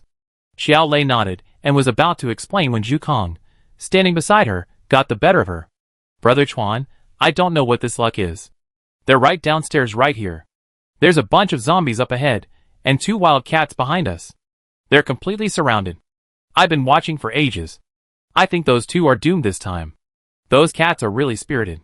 Sparks and lightning fly everywhere with every strike of their claws. It's terrifying. One of them even looks like it has psychic powers. He glared at Xiao Lei. I think Xiao Lei's lost her mind. We, the old, weak, and sick, are just asking for our lives if we go down there. He was right. Although they had 3 psychics, they hadn't had a good night's sleep since moving in, and they were exhausted. If they went down there now, they might have their powers drained after just a few strikes. For ordinary people left, what good would they do? Luo Chuan also felt unlucky. They escaped all the way from there, and finally found a hiding place to have a good rest. Before they lay down, they saw the pack of wild dogs led by Yu Sui and his companions. Although the wild dogs were dealt with, the place was not safe after all. They had to move to another place. Not long after they walked, they came across a mutated banyan tree, and it took a lot of effort to get out. He had just finished dealing with the zombies in the building, and hadn't gotten enough sleep when he heard a crackling sound outside, like thunder. He rubbed his temple, walked to the window, took the binoculars Zhu Kong handed him, and looked down. Suddenly, his headache returned. On the street, Yu Sui was locked in a tussle with the calico cat, the buzzing chainsaw, and the sharp cat claws clashing once again. This time, the calico cat had clearly learned from its previous experience and didn't resist. Instead, it focused on destroying the saw's teeth. Its sharp claws scraped across them like tofu, sparks flying, and a harsh grinding sound echoed through the street. After several consecutive strikes, most of the saw's teeth were damaged. The saw, which had already been causing so much pain in the scalp, was turning slower and slower, and the curled teeth were getting stuck in the gears. Yu Sui glanced at it, flicked her wrist, and tucked the nearly useless chainsaw back into her space, replacing it with a fresh one. The calico cat seemed caught off guard by Yu Sui's remaining skills. It froze for a moment, then meowed angrily and lunged at Yu Sui again. Bang! Yu Sui didn't dodge or evade, raising her chainsaw. The teeth collided with the calico cat's claws in midair. Her other hand was also busy, lashing out like a net, lashing the calico cat. The calico cat, struck dead on, let out a shrill cry. Its body, still in midair, lost control and fell heavily to the ground, its fur singed by the electricity. The tabby cat, sensing the calico cat's disadvantage, immediately opened its mouth and screamed. Good opportunity. Wansini's eyes lit up, and she gritted her teeth to swallow the sweet, fishy taste in her throat. She gathered her mental energy, gathering it for so long, and formed an invisible net. Taking advantage of the tabby cat's moment of distraction, she swept it towards the calico cat. The tabby cat, already distracted by the calico cat's screams, immediately noticed Wansini's movements and immediately focused most of its attention on protecting the calico cat. Wansini's lips curled up at this, and with a feint of mental power, she turned and lunged at the tabby cat. The cat growled, its body tensing as it felt the powerful mental attack from its brain, letting out a painful roar. As their mental power tugged at her, Wansini gradually gained the upper hand, but she still dared not relax. Her eyes were fixed on the tabby cat's movements, beads of sweat dripping down her cheeks, and her face grew increasingly pale. The calico cat, sensing the tabby cat's pain, ignored the physical pain and desperately lunged towards Wansini, attempting to rescue the tabby cat. Yu Sui shielded Wansini, as he swung the chainsaw fiercely at the calico cat. The injured cat dodged, but its speed was still slower than before. The saw teeth caught a large section of its fur, tearing it off, revealing its blood-red skin. Strike it while it's weak. Yu Sui attacked quickly. With a twist of his wrist, the chainsaw slashed at the calico cat again. Lightning struck the cat repeatedly. After several attempts, the cat's nimble frame grew heavy. It tried to leap again, but before its front legs left the ground, it was struck by lightning, twitching and falling to the ground. The chainsaw landed on its hind legs, sending a shower of blood splattering everywhere. The long howl from the tabby cat on the other side gradually faded. Its fur grew gray, as if it had lost its luster. Its radiant green eyes lost their luster. It stared blankly at Wansini, finally becoming a soulless puppet, squatting obediently, awaiting its death. Upstairs, Luochuan raised an eyebrow. Looks like they don't need your help anymore. Xiao Lei was a little surprised. How impressive. Shu Kong was filled with emotion. These two are really reckless. Brother Chuan, why don't we invite them to team up? What ferocious fighting power. If we were to join them, wouldn't our chances of survival be greatly increased? Xiao Lei rolled his eyes at him. That's not what you said just now. I was blind. I'm just correcting my mistake. Zhu Kong spoke righteously, his face unblushing. Such a powerful person must be won over. Xiao Lei, you have good vision. Xiao Lei snorted and sighed. Just now, they could have said they were helping out and earning some favors, but now it seemed like they were just taking advantage of the situation. The opportunity had been missed. Luo Chuan finished his compressed biscuits and slapped Zhang Kong. Alright, go to bed. You can't cling to this powerful person anymore. Downstairs, the two cats had already breathed their last. Wansini grinned broadly. This is finally revenge. She was about to say a few more words when her vision went dark. She spat out a mouthful of blood, and her body fell backward uncontrollably. Yu Sui's heart skipped a beat, and he quickly grabbed her. Sini! System. Yu Sui stared at the blood around his mouth, anxiously. System, please check on Sini. How is she? Host, she's fine. She's suffering from an energy overload. Her body hasn't adapted to such a massive amount of superpowers yet, and she can't handle it. She'd be fine after some rest. The system checked everything and spoke calmly. Yu Sui breathed a sigh of relief. Then find a safe place. It had already taken care of that. The system thoughtfully zoomed in on the nearby building. Host, it's safe here. Someone's already given us a heads up. Yu Sui bent down and picked up Wansini. He turned to look at the zombies still fighting Jin Bao, and the other two. He unceremoniously hurled several lightning bolts through their heads, then stepped over their bodies, and entered the building. Jin Bao shrank his head, acutely sensing Yu Sui's bad mood. He winked at Tian Liwei and Fan Chung, then darted in front of Yu Sui. Sister Sui, I lead the way. Tian Liwei and Fan Chung exchanged glances, glanced at the street outside, and retreated back into the building. Upstairs, Shu Kong rubbed his head and said, Brother Chuan, they're coming in. Luo Chuan paused and sighed deeply. Alright, better not sleep tonight. Be careful. With them around, the night felt a bit harder to get through. Chapter 87. Second floor of the building. Jin Bao panted as he kicked open the office door. He glanced around. This one looked good, no bodies. He dashed over to the sofa, intending to wipe the dust off with his sleeve. Looking down, he saw the blood and flesh stains on his sleeve and quickly withdrew his hand. Instead, he ripped down the curtain hanging nearby and wiped it clean, calling out. Sister Sui, over here. Yu Sui carried Wansini in, confirming the room was safe before gently placing her on the sofa. She pulled a bottle of water from her space, unscrewed a damp towel, and slowly wiped the blood from the corner of her mouth. Jin Bao, looking at Wansini, whose face was pale and her mouth stained with blood, couldn't help but feel a little worried. Sister Sui, is Sister Sini injured? Tian Liwei, who was following behind, heard Jin Bao's words before he even entered. He quickly rolled up his sleeves and said, Is Sister Sini injured? I do it. He reached over, held out his hand, and focused his attention, preparing to release his supernatural power. Yu Sui stopped him. No need. Sini just overexerted her energy. She'd be fine after some rest. The system had just said that Wansini was a little weak. It was best to let her heal on her own. Rashly injecting more energy into her would be a burden. She looked up at Tian Liwei and Jin Bao. You guys though, aren't you hurt? Of course not, Tian Liwei and Jin Bao said in unison.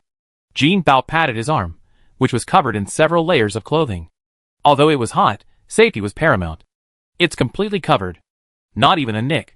With just a few zombies like these, they can't hurt us, Tian Liwei grinned. Taking care of them is a piece of cake.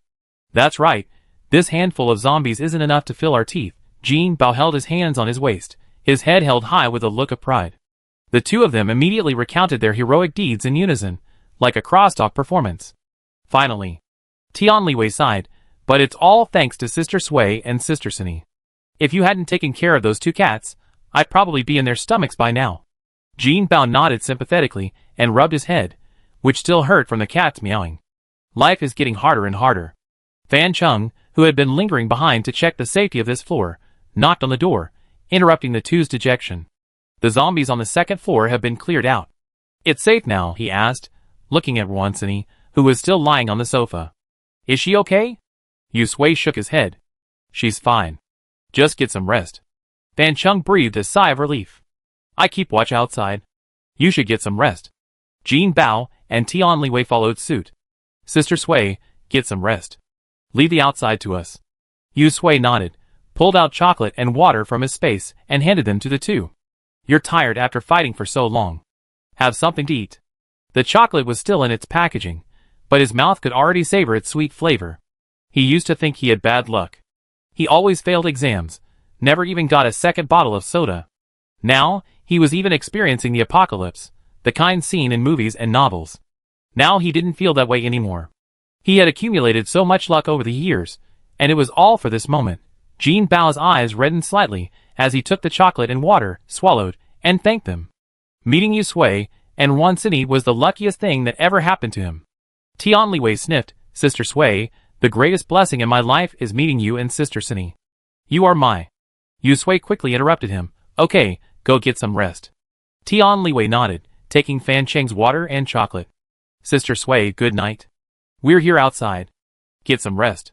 Yu Sui smiled as they left. The door closed. Yu Sui looked at Wansini, lying on the sofa, and sighed softly.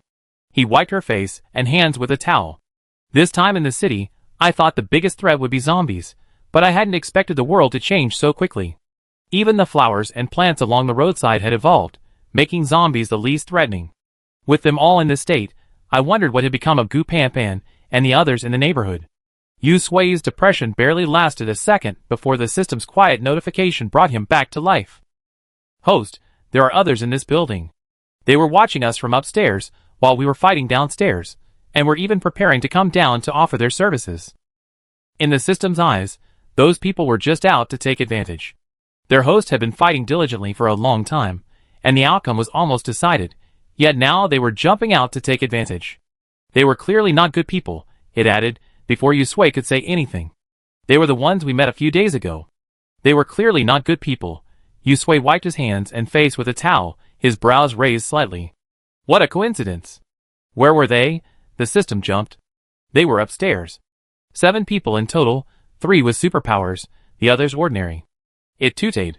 It's only been a few days, and 4 or 5 people are missing. They must be incompetent. I think they're just attracted to your special abilities, host, and are waiting to step in later to act as a savior, then trick you into becoming their bodyguard. Host, you can't be fooled. The system chattered nonstop, as if afraid Yu Sui would suddenly lose his mind and pick someone up again. Yu Sui remained silent. She wasn't a fool, eager to be a thug. She rubbed her forehead, already aching and swollen from the tabby cat's barking, now hurting even more. Okay, I'm going to sleep. You keep watch. The system finally shut up. The world was finally quiet. The system sighed softly, its heart finally settling. At first, it was genuinely worried that Yu Sui wouldn't be able to handle the 2 cats. It had already made plans to take the host and run away if it truly couldn't defeat them. After all, the system glanced at Wansini, who lay on the sofa nearby. She's afraid of cats. The moment this thought occurred to the system, it was stunned. It didn't understand why such a thought had occurred to it. Wansini, afraid of cats? How could it know? Scrappy images emerged from the system's memory. In the dark night, by a wall, 2 little girls, about 5 or 6, and a tabby cat with a sausage in its mouth. The cat's meows mingled with the girls' angry curses. The system's puzzled question had been answered. That's right, it was because Wansini had been bitten by a cat as a child, which had shaped her fear of cats. Even with the answer, the system wasn't happy. The light ball dimmed, huddled to one side, looking a little dull. If it was Yu Sui who was afraid of cats, that would be normal. After all, she lived in someone else's head, and she had investigated her before. Knowing her preferences was perfectly normal. But Wansini was different. It wasn't her system, so how could it know this? The system scratched its head, unable to figure it out. It stared at the soundly sleeping Yu Sui, half tempted to wake her and ask if Wansini was truly afraid of cats. But seeing Yu Sui sleeping soundly, it suppressed the thought. Never mind, maybe it was just seeing it in Yu Sui's memory that left such an impression. It's nothing important. Outside, Jin Bao carefully devoured the chocolate, licking the bag several times before tossing it aside. He tilted his head to listen to the noises outside for a moment, then yawned. Finally, it's quiet. I'm exhausted from this day.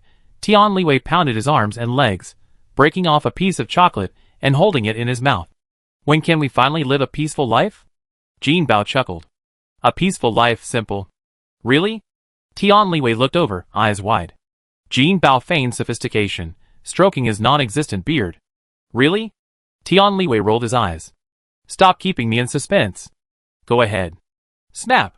Jin Bao touched his neck with his hand, as if it were a knife. You be able to live a peaceful life if you die. TSK. Tian Liwei rolled his eyes. I rather live a miserable life than die. I don't want to die. Jin Bao rubbed his face, thinking back. When I was working, I spent all day wondering when this would end. I wish the world would end. I never thought my mouth would be so good, it actually happened to me. Tian Liwei sighed. When he was in school, he also dreamed that the school would blow up and the world would end, and he wouldn't have to go to school. It seemed the blame for the world's end wasn't just his mouth. It was late at night.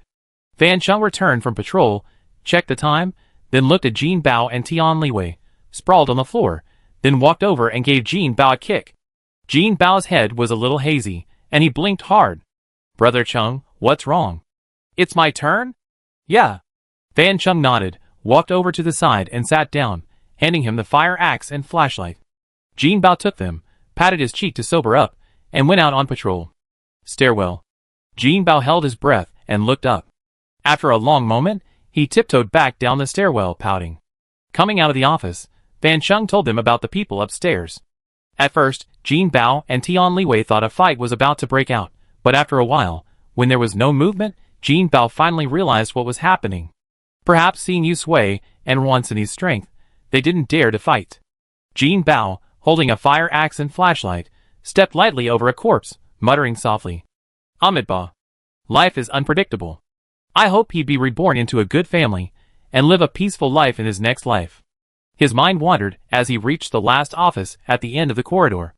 The glass door had been smashed and shattered. He took a deep breath, found a spot with less glass, and slowly walked in. In the office, the system, caught in his wandering thoughts and multitasking, felt like it was being electrocuted, nearly blinding Yu Sui and piercing his eardrums with its demonic sound. Host, wake up! Wake up! Something's happening. Yu Sui shuddered and immediately sat up. What's going on? A mutant plant is approaching. Chapter 88. In the corner of the first floor of the building, the money tree, originally lying on the ground, struggled to extend its slender roots, the other end of which dug deep into the blood-soaked soil. Upon closer inspection, the roots pulsed like blood vessels, as if striving to absorb nutrients. Gudong.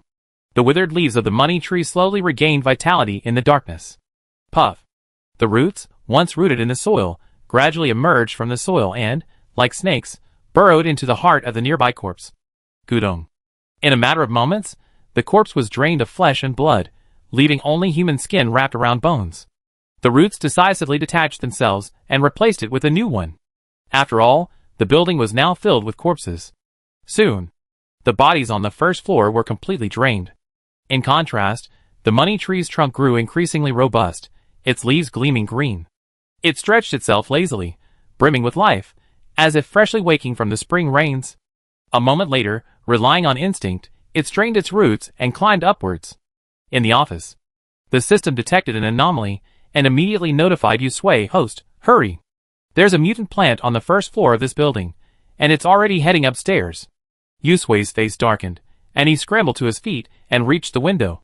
In the moonlight, only a few zombies roamed the streets. Where the two cats had been, only shrunken shells remained. It was a mutated money tree, right on the first floor. There had been no problems when it entered. The system was chagrined. This was its own error, putting the host in danger. Yu Sui didn't dwell on it. Remembering the mutated plant she encountered in the hospital, she turned back and patted Wansini. Are the stairs still accessible? No, The roots of the money tree were creeping up the stairs. Going there now would be like walking into a tiger's mouth, drained dry by the roots. Rwansini was unconscious, as if she'd fallen into a deep sleep. Yusue's brow furrowed. She glanced at the window, stood up, and flung open the door. Tianliwei, who had been sleeping against the door, lost his support and fell to the ground. Suddenly awake, he asked, "What's going on?" The wall collapsed? Fan Chung, who had just lain down, heard the noise and opened his eyes, sitting up. Seeing Yusue's grave expression, his brows jumped. He immediately stood up and ran out. Jin Bao is still out on patrol. He didn't ask what had happened, now was not the right time. Just one look at Yusue's face told him the seriousness of the situation. Around the corner, Jin Bao had just finished a round of patrol when he bumped into Fan Chung. He instinctively raised his fire axe, but before he could chop, Fan Chung grabbed his wrist. "It's me." "Hey, you scared me." "It's not even half an hour yet, Brother Chung, aren't you going to sleep?" "Something happened," Fan Chung said as he dragged Jin Bao back. Yusue and Tianliwei were in the room. Tianliwei swung a chair and slammed it against the window. Bang. The loud noise made Luo Chuan, already feeling uneasy upstairs, pause. He jumped to his feet and kicked Zhu Kong, who was dozing off the chair next to him, off his chair. "Sleep, something's wrong." Zhu Kong touched his frightened heart and swallowed. "Oh my god, what are they doing so late at night? Can't they just be quiet for a while?" Having been warned by Luo Chuan, they hadn't dared to sleep soundly. But the commotion downstairs still left them somewhat bewildered, and they all agreed with Zhu Kang's words. What a vibrant bunch. Luo Chuan listened to the commotion downstairs, looked up at the window, and said gravely, "Smash the window." Even though he didn't know what was happening downstairs, it was always a good idea to follow suit. Zhu Kang glanced at the window, and, as he moved a chair to smash it, said speechlessly, "This is tempered glass." Bang, bang, bang. The continuous sound of smashing glass woke the entire street. The zombies downstairs, hearing the commotion, looked around in confusion before finally finding the source. Clatter, glass shattered everywhere. Tianliwei stood by the window, peering out, a little frightened. "It's so high, I hope he won't break his legs." Yusui took a rope from his space and tied Rwansini to his back. He then took out another rope, tied it to the pillar, and tightened it. Although she felt her current physical condition meant she wouldn't break her legs even if she jumped carrying Rwansini, she still had to be cautious. After tying the rope, Tianliwei, a fire axe strapped to his waist, went down first. The zombies, attracted by the noise, were already moving towards them, and he wanted to go down and clear them out. Yusui and Rwansini followed Jin Bao down, with Fan Chung bringing up the rear. As they landed safely, and were clearing the zombies, they saw a rope slinging down from the building above. Emolan jumped down first, glanced at Yusui and the others, then shook their hammers and rushed in to bash the zombies. Fan Chung and the others exchanged glances, then protected Yusui and, under her direction, cleared a path to the right. Seeing this, Emolan tacitly chose the opposite direction. In the hall, the money tree seemed to sense the presence of several people outside. Driven by instinct, it decisively abandoned the corpses upstairs, retracted its roots, and stretched outward. These people could provide it with more abundant energy. Zhu Kang stepped on a root as he landed. He ignored it, glancing to his right at Yusui and the others who were about to break through, tooted, and shook his head. What had he said? These people are jinxes. Whoever encounters them will suffer misfortune. Zhu Kang drew the fire axe from his waist and stepped forward to help Moran deal with the zombies. He paused, as if something had entangled him, pulling him back. He paused, then instinctively looked down and saw the slender branch covered with tentacles piercing his skin like needles. Zhu Kang, shock. He reached out and grabbed the branch, trying to pull it free. His face twisted in pain, and he cursed angrily, "Damn it. It can even suck blood. Hiss, it hurts, it hurts. Why is it still stirring in my flesh? What a monster." Everyone looked at Zhu Kang, frowning. Behind him, countless tree roots silently emerged from the hall like vines, crawling up his calves and piercing his flesh. Jin Bao shuddered, swinging his fire axe even harder. Having seen mutated plants in the hospital, he didn't want to be sucked dry by this thing. All he could do now was to quickly dispatch these zombies and run away. Upstairs, at the back of the hall, Luo Chuan heard the noise and, without thinking, conjured a rocket and hurled it at the tree root that had entangled Zhu Kang. Squeak! A faint cry came from the tree roots. The flames wrapped around the roots, and they danced around on the ground. After a moment, they turned into a pile of ashes.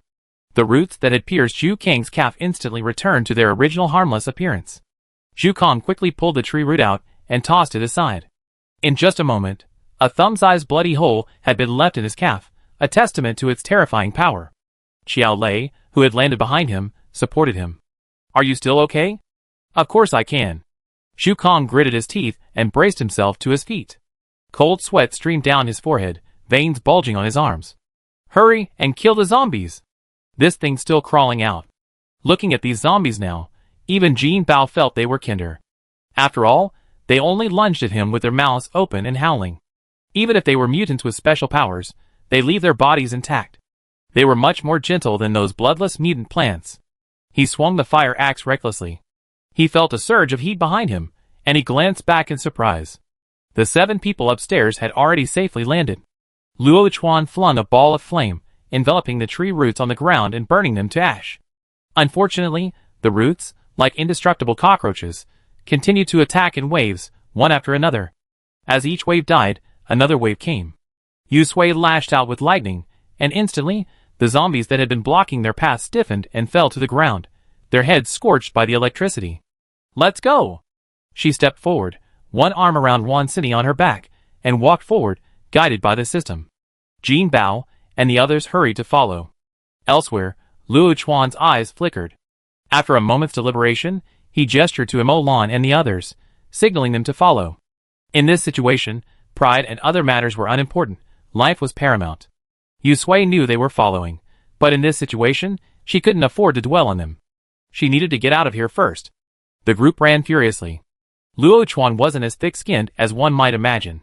Encountering zombies on the road, he didn't hold back. Flames condensed into arrows and pierced their heads.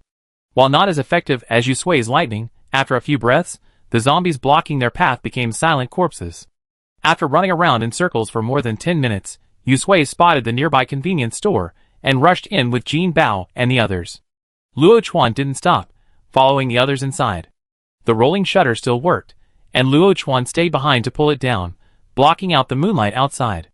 The store was instantly shrouded in darkness.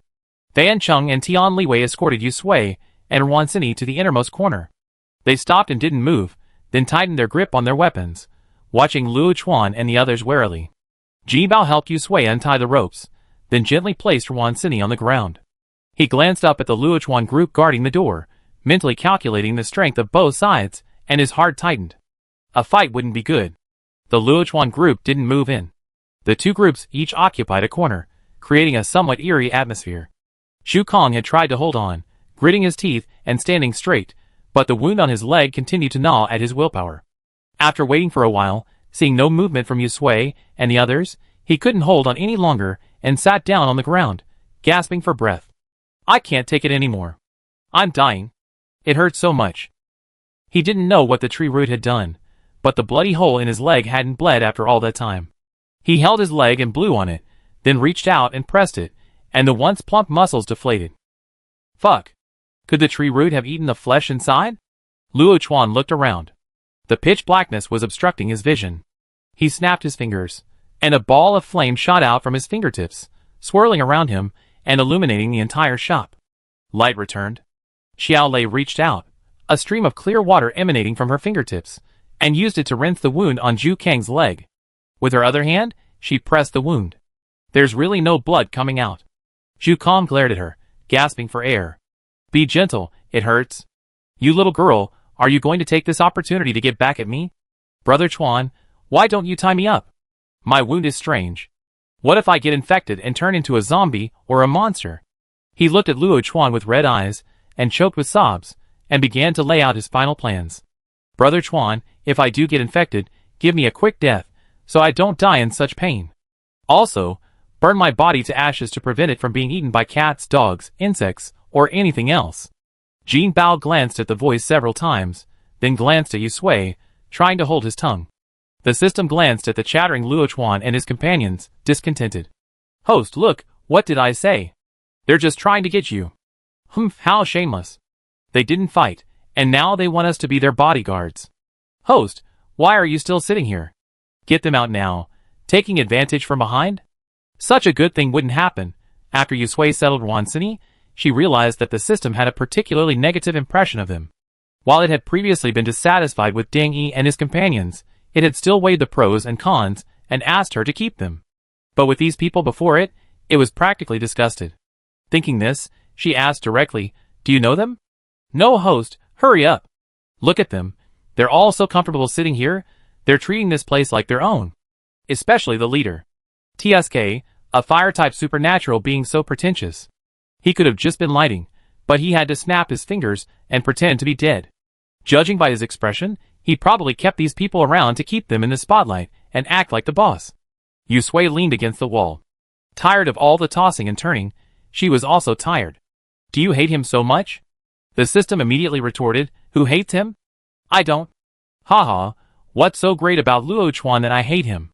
Yusui tapped her knees with her fingertips, looked at the floor, paused, and said, "Luo Chuan?" Chapter 89. Luo Chuan, standing at the doorway, was puzzled when he heard his own name. For a moment, he thought he had misheard. He quickly turned his head in Yusui's direction and met her gaze, stunned for a moment. How strange. How could she know her name? Although Yusui's face had been a little dirty the few times they met, he could still vaguely make out her features. He was certain he had never met her before. When the system heard Yusui utter the word Luo Chuan, its chattering mouth suddenly stopped. Its mind went blank. It opened its mouth, its round, inorganic eyes vacant. "Host, what are you talking about?" It paused for a long moment, eyeing Yusui suspiciously. "Who is Luo Chuan?" "Host, do you know him?" Yusui pinched her fingers, lowered her bent legs, folded her arms, leaned against the wall, and closed her eyes. After deliberately saying Luo Chuan's name, she had been watching the group's movements, partly to confirm the system's words, and partly because she was puzzled by its attitude. The glance they exchanged told her that the system was telling the truth. So, how did the system know that? Yusui had always been utterly distrustful of the system in her head. Though she hadn't read many novels before the apocalypse, she had Wansini, a devoted fan of him, by her side. Given her clear understanding of her own luck, something as unscientific as a system, a transstellar artifact that could be called a divine weapon, shouldn't have appeared to her. After all, she hadn't even won a second drink. But the reality was, the system appeared. Although it's called the get-rich-quickly system, after the apocalypse arrives, it's equipped with all the essential survival skills, from stalking to unlocking supernatural powers. These days, the scope of get-rich-quickly systems is a bit too broad. Yusui couldn't help but wonder. She didn't think there was anything in her body worth the system's expense. So, is it possible that the apocalypse is related to the system? She's just an unlucky soul caught in the system's clutches, and she's only alive now because the system needs to use her as a medium to accomplish some subtle tricks. Yusui closed her eyes, and her imagination raced. Perhaps some alien civilization had set its sights on Earth and sent the system as a pawn, gathering intelligence or something. Perhaps there were more than one system. Following this line of thought, she rubbed her arm and breathed a long sigh of relief. The system asked questions for a long time without receiving a response from Yusui. It looked at Luo Chuan, and then at Yusui with some surprise, and a sense of doubt welled up in its heart. Really recognize her? But it hadn't seen this face in Yusui's memories before. But speaking of memories, the system pondered for a moment before asking the same question as before. "Host, are you asleep?" "No," Yusui quickly gathered her thoughts, which had been running wild in her head. After all, the system also lived in her head. Although it claimed it wouldn't listen to its thoughts all the time, it was still better to be cautious. The system spoke carefully. "I have a question. Is Wansini afraid of cats?" Yusui was stunned for a moment, confused as to why the system had asked this question. More concerning, she wondered how it knew. The system waited a moment, but didn't receive Yusui's response. It couldn't help but add, "When we encountered those two cats earlier, this thought suddenly popped into my head. I was worried Wansini would hold you back, the host, back then, but I didn't expect her to be so impressive." Yusui was deeply suspicious. Did it just pop up out of nowhere? Could the system have snooped through her memories without her knowing? Over there, the system continued to babble. Those two cats were tough to handle, but Wansini was surprisingly formidable, having managed to hold off the tabby cat. "Honestly, I was already prepared to flee with you and Wansini if things went wrong." The system thought for a moment, and decided to include Wansini. After all, now that the situation was resolved, if the host knew you wanted to throw Wansini away, they might resent me, which would affect my future missions. No wonder you humans say that in life or death situations, human potential is limitless. Look, even those who used to be afraid of cats are no longer afraid. You snooped through my memories? Yu Sui suddenly interrupted the system's chatter.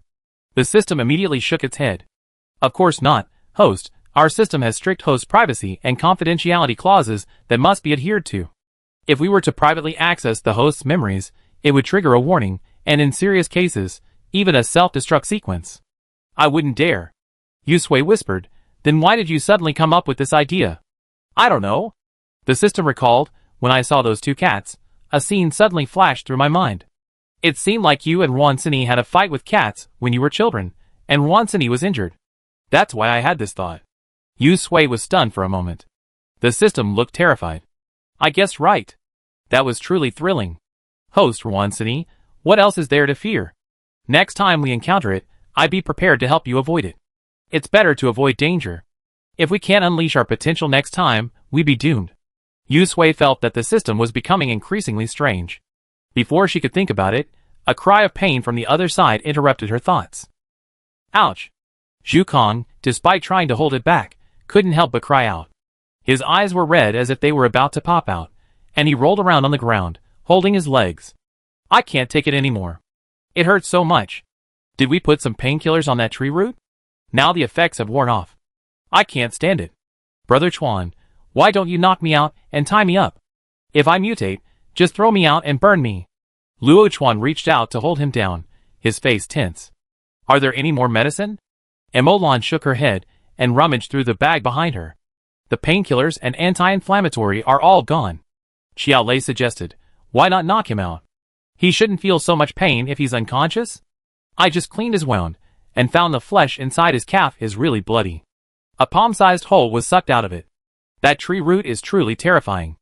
Luo Chuan raised his hand, and struck Zhu Kong hard on the back of the neck. Tie him up with a rope. I go find some medicine. Ah? Now? Xiao Lei glanced at Luo Chuan anxiously. Luo Chuan was the most capable of them all. What if she and Emolan couldn't protect them if something happened again? Emolan pursed her lips and stood up. I can run fast. I go find some medicine. Luo Chuan waved his hand, took the bag from Emolan, and walked towards Yu Sui and the others. Emolan and the others exchanged glances and stood up in silence. No matter what Luo Chuan planned to do, they wouldn't complain. Fan Chung and his three companions, ever vigilant, immediately clenched their weapons and stood up, their faces etched with glares. Jin Bao glanced at his bulging bag and wondered if he'd come to curry their favor.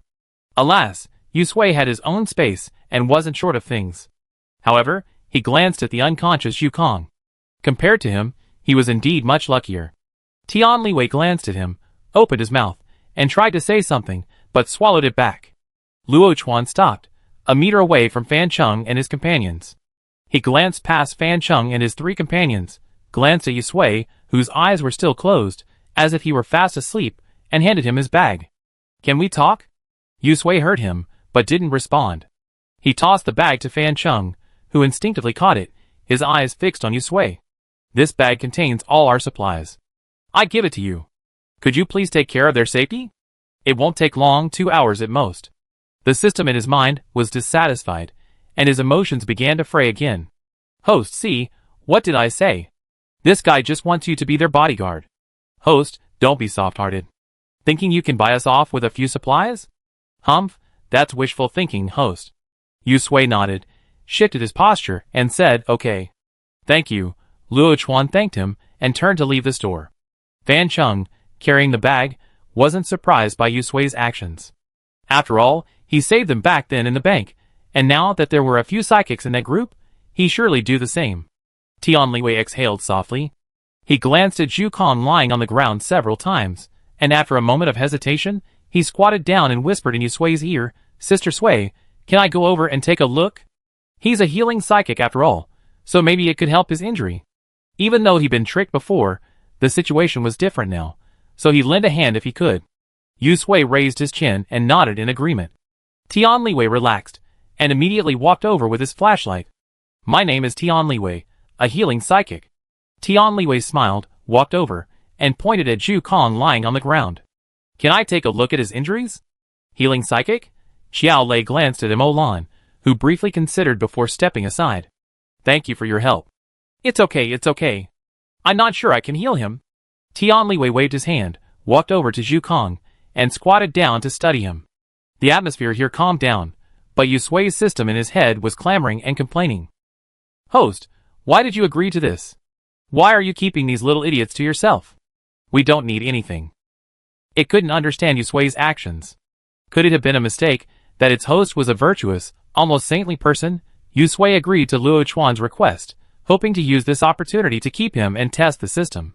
Despite its usual naivete, the system remained tight-lipped. While it had previously explained its identity, it felt like it was hiding something. Now, with Luo Chuan, someone who could stir the system's emotions, and even get it to reveal its name, Yu Sui planned to bring him along to give the system a proper provocation. Perhaps this would be an opportunity to thoroughly understand the system's origins. It was just a bit tiring for the ears. Alright, for his own peace of mind, Yu Sui had to raise his voice and call for a halt. After all, he already agreed and accepted the offer, and there was no way he could get rid of him, so stop nagging. The system was filled with grievance. Host, I warned you, why did you still agree to this? Yu Sui spread his hands. They have a water-based psychic. How wonderful. We won't be short of water anymore. Of course, if you also give me a water-based ability, I immediately turn hostile and let them go. The system froze. Another ability?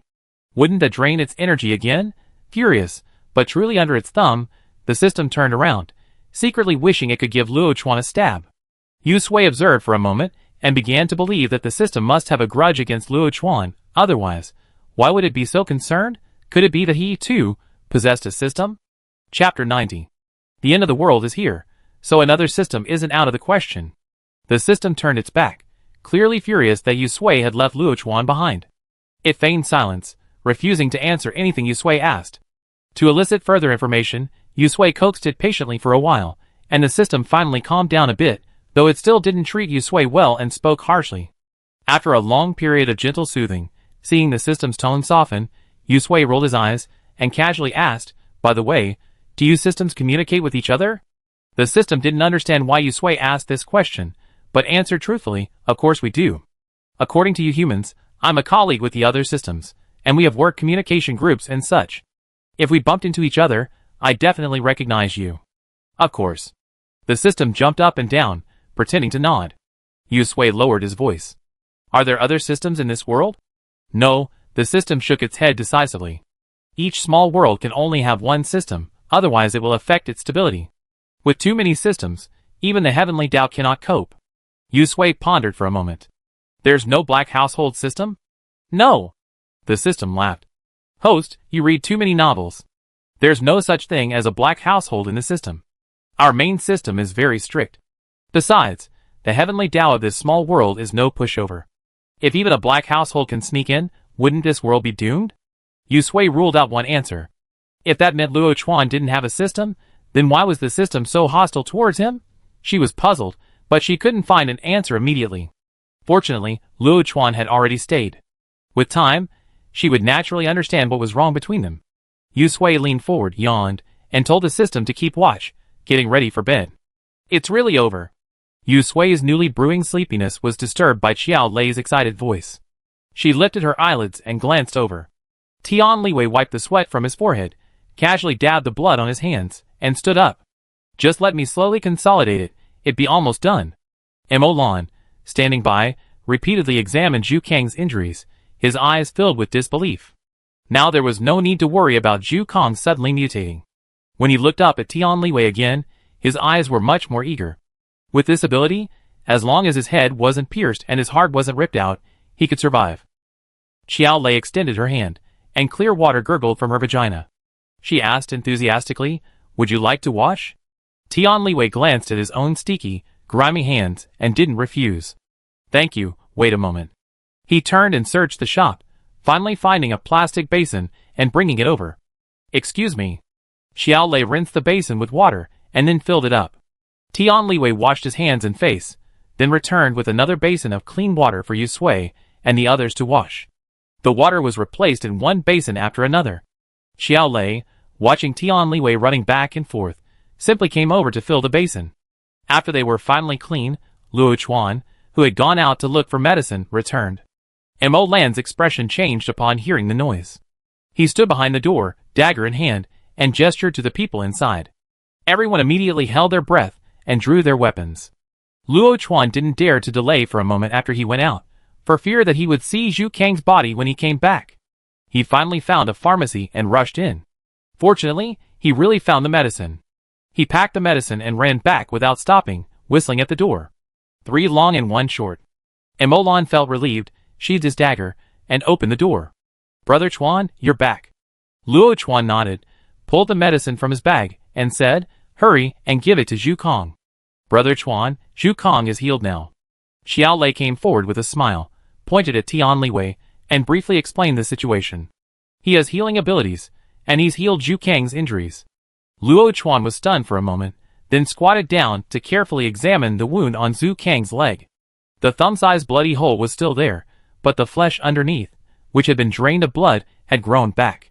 Zhu Kang's breathing was steady, and his complexion was no longer as pale and ugly as before. He breathed a sigh of relief. Luo Chuan thanked Tian Liwei, who waved his hand. He was just trying it out, and the fact that it worked was beyond his expectations. The shop fell silent. After a long night of tossing and turning, with only a few hours left until dawn, everyone rushed to catch up on some sleep. Who knew what troubles they might face tomorrow? A bad sleep was not an option.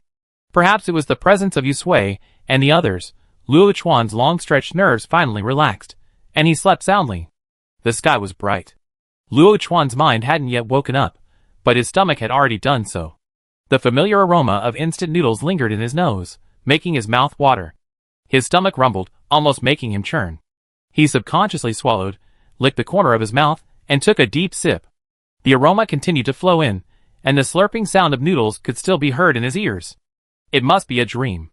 Luo Chuan, still half-conscious, instinctively turned his head in the direction of the sound. His eyes widened, and his saliva began to flow uncontrollably. Slurp.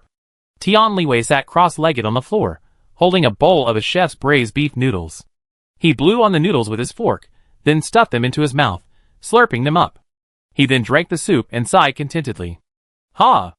I never tasted instant noodles this delicious in my life." Jin Bao nodded repeatedly without looking up, tears welling in his eyes, as he ate the noodles with cherishment. Across from him, Xiao Lei touched her stomach, sniffed deeply, and swallowed, her eyes glued to the instant noodles. It smelled delicious, too delicious. It was practically tempting. The others behind her had the same thought, their eyes agape. They couldn't help but sway back, clutching their clothes tightly, afraid they'd lose control and rush to grab the food. It was too much. Xiao Lei turned her head with difficulty, trying to distract herself. "Brother Chuan, you're awake."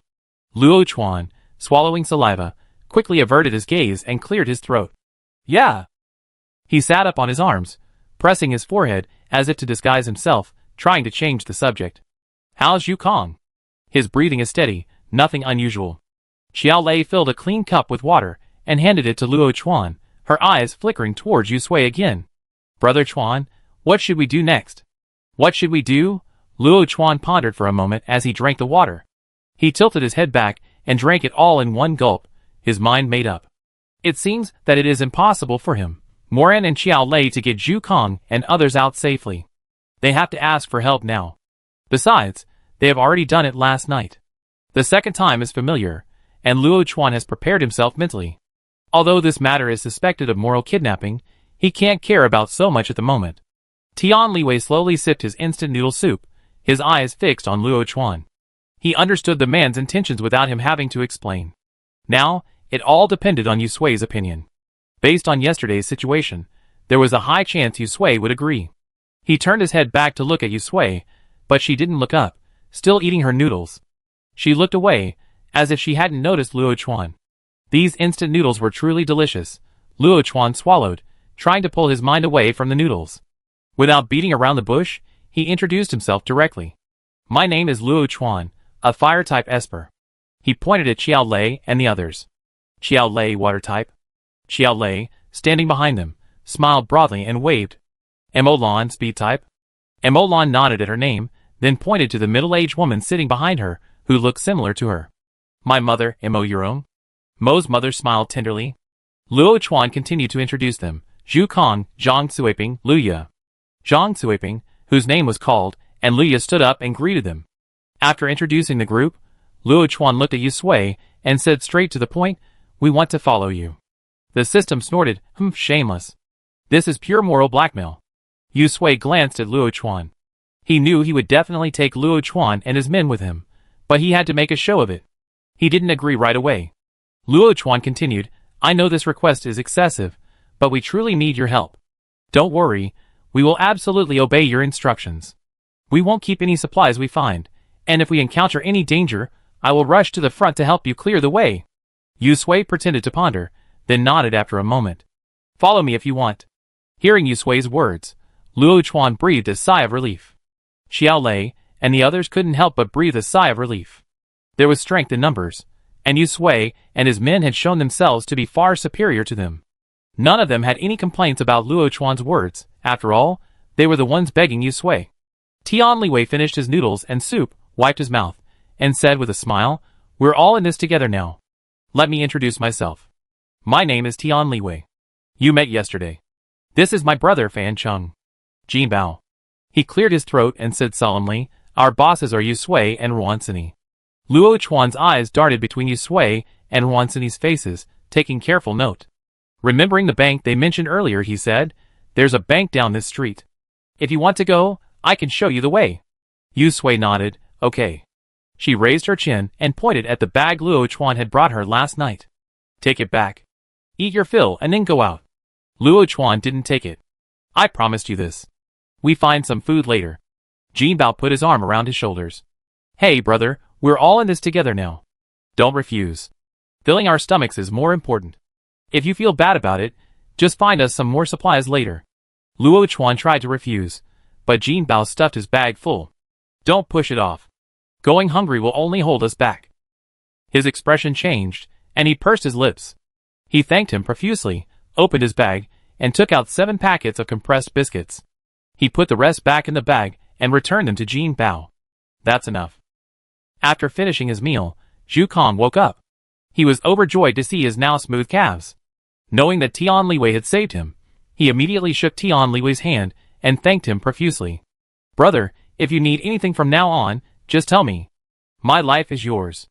Tian Liwei waved his hand. "I'm just giving it a try. No need to thank me." Zhu Kong thanked him repeatedly. Tian Liwei was shy, and within a few words, the two of them seemed ready to become sworn brothers and became incredibly affectionate. Ruansini hadn't woken yet, but Yusui still carried her on his back, got ready, and headed out the door. There are too many changes in the city now, and Ruansini is in this situation. Yusui is preparing to go out of the city to have a good rest. He doesn't know how Gu Panpan and others in the community are doing now. Chapter 91. I had thought there was only one bank, but unexpectedly, not only were there branches of the big 4 banks on both sides of the street, but there were also several gold shops. The system perked up, its eyes gleaming as it urged, "Host, hurry! We must seize the moment and not miss a single penny." Yusui, carrying Ruansini on her back, quickened her pace and rushed into the bank. The zombies inside had already been dealt with by Luo Chuan and his men.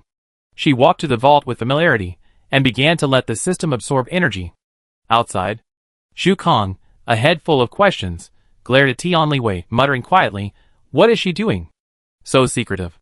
These days, there are still people who are eyeing money. It's just a pile of waste paper, not even enough to start a fire. I don't know what's wrong with this person's brain. Instead of looking for food and supplies, they're focused on the money in the bank. What for? I don't know. But Tian Liwei glanced at him without saying anything. It was Sister Sui's freedom. As younger brothers, they should just follow along. Why ask so many questions? The turbulent brotherly feelings that had been building up just now finally calmed down. He rolled his eyes, and was about to speak when Jin Bao squeezed in. He first winked at Tian Liwei, as if afraid he'd say something wrong. Then he put his arm around Zhu Kang's neck and, grinning, interrupted him. "Secret, let's go. We're fine here. Let's go clean out the bank next door.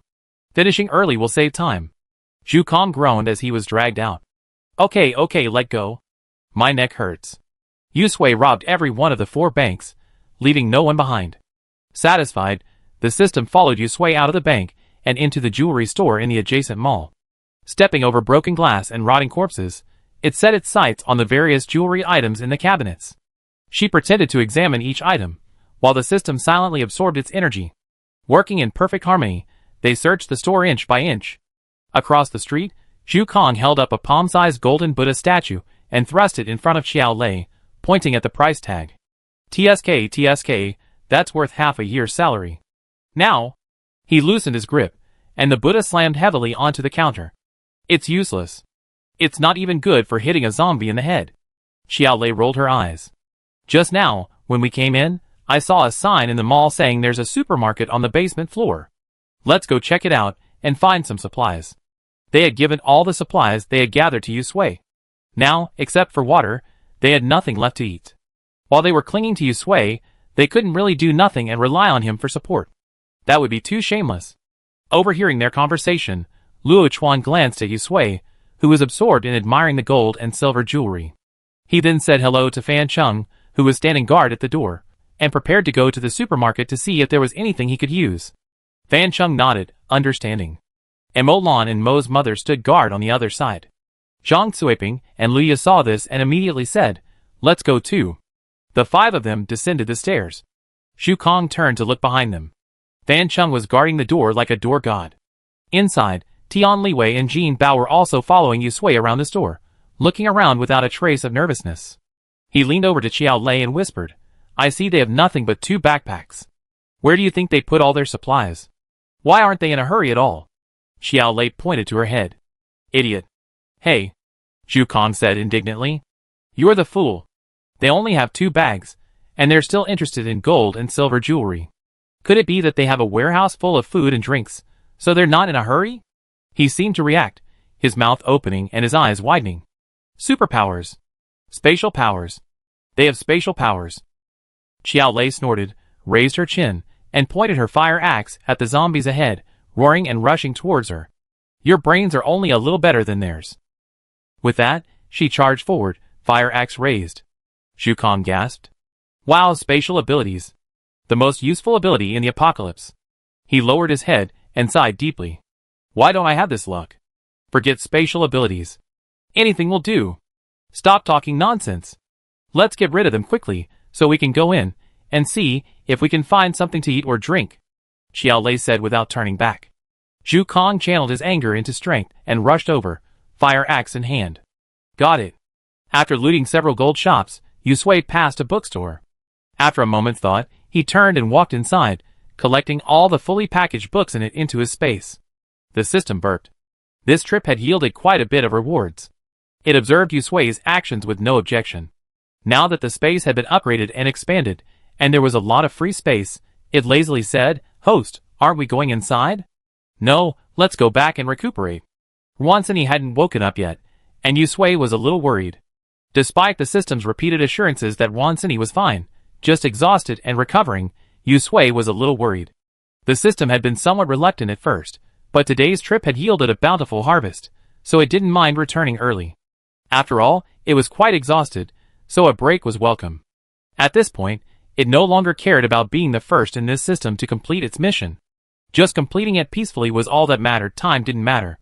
When Yusui emerged from the bookstore, he looked around but didn't see Luo Chuan and the others.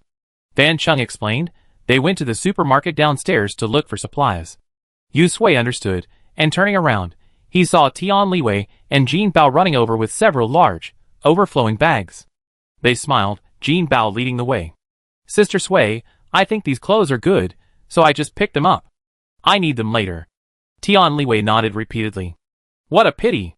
They're all summer clothes. I have to come back when it gets colder." Yusui glanced at the bags on the ground and waved, storing them in his space. Moran's eyes flickered slightly, concealing his surprise. His thoughts drifted back to last night. What would have happened now, if he had come to help the moment they discovered it? The past can't be undone, Moran consoled himself. Fortunately, Luo Chuan's decisive action helped them secure a chance to travel together. There would always be opportunities to strengthen their relationship in the future. Seeing that Luo Chuan and his companions hadn't returned, Yusui didn't just sit around waiting. He simply went from shop to shop, storing all his clothes, shoes, and socks in his storage, so he could always use them. He even took in furniture. Seeing this, Moran felt even more certain that Yusui had a safe place to stay outside. He felt a sense of relief, and felt more motivated to deal with the zombies. After touring the first floor, they made their way to the second. An hour later, Luo Chuan and his companions came up the stairs, their bags and bags full. They didn't find much food or drinks, but they hadn't left out any daily necessities, taking everything they could use, so they always had them when they settled down.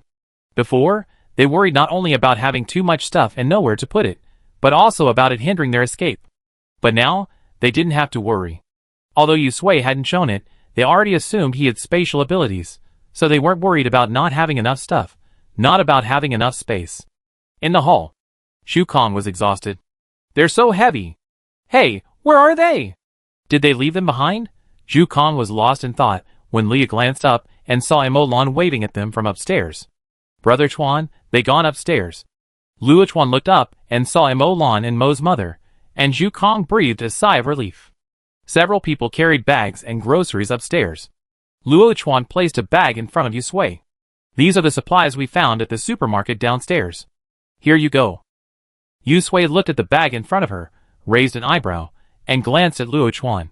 She knew Luo Chuan had spatial abilities, but she hadn't intended to hide them. She nodded and reached out to collect the items. Thank you for your hard work. Luo Chuan shook his head. This is what we should do. After leaving the mall, the sky above them had changed. Just a moment ago, it was clear, but now it was covered with dark clouds. Zhu Kong shrank back. The previous rain had left a deep shadow on him. Now, the mere sight of rain made him shiver with fear. He rubbed his arms. They say a child's face changes in June, and it's not even June yet. Brother Chuan, what should we do? Luo Chuan didn't answer, his brow furrowed as he turned to look at Yusui. Yusui pulled out raincoats from her space and distributed them to the others. For some reason, she suddenly felt uneasy. Leave the city, head outside? Fan Chung and the other two had no objections. Shu Kong opened his mouth, wanting to ask if they should wait until the rain stopped before leaving, but silently took the raincoat Luo Chuan handed him and put it on.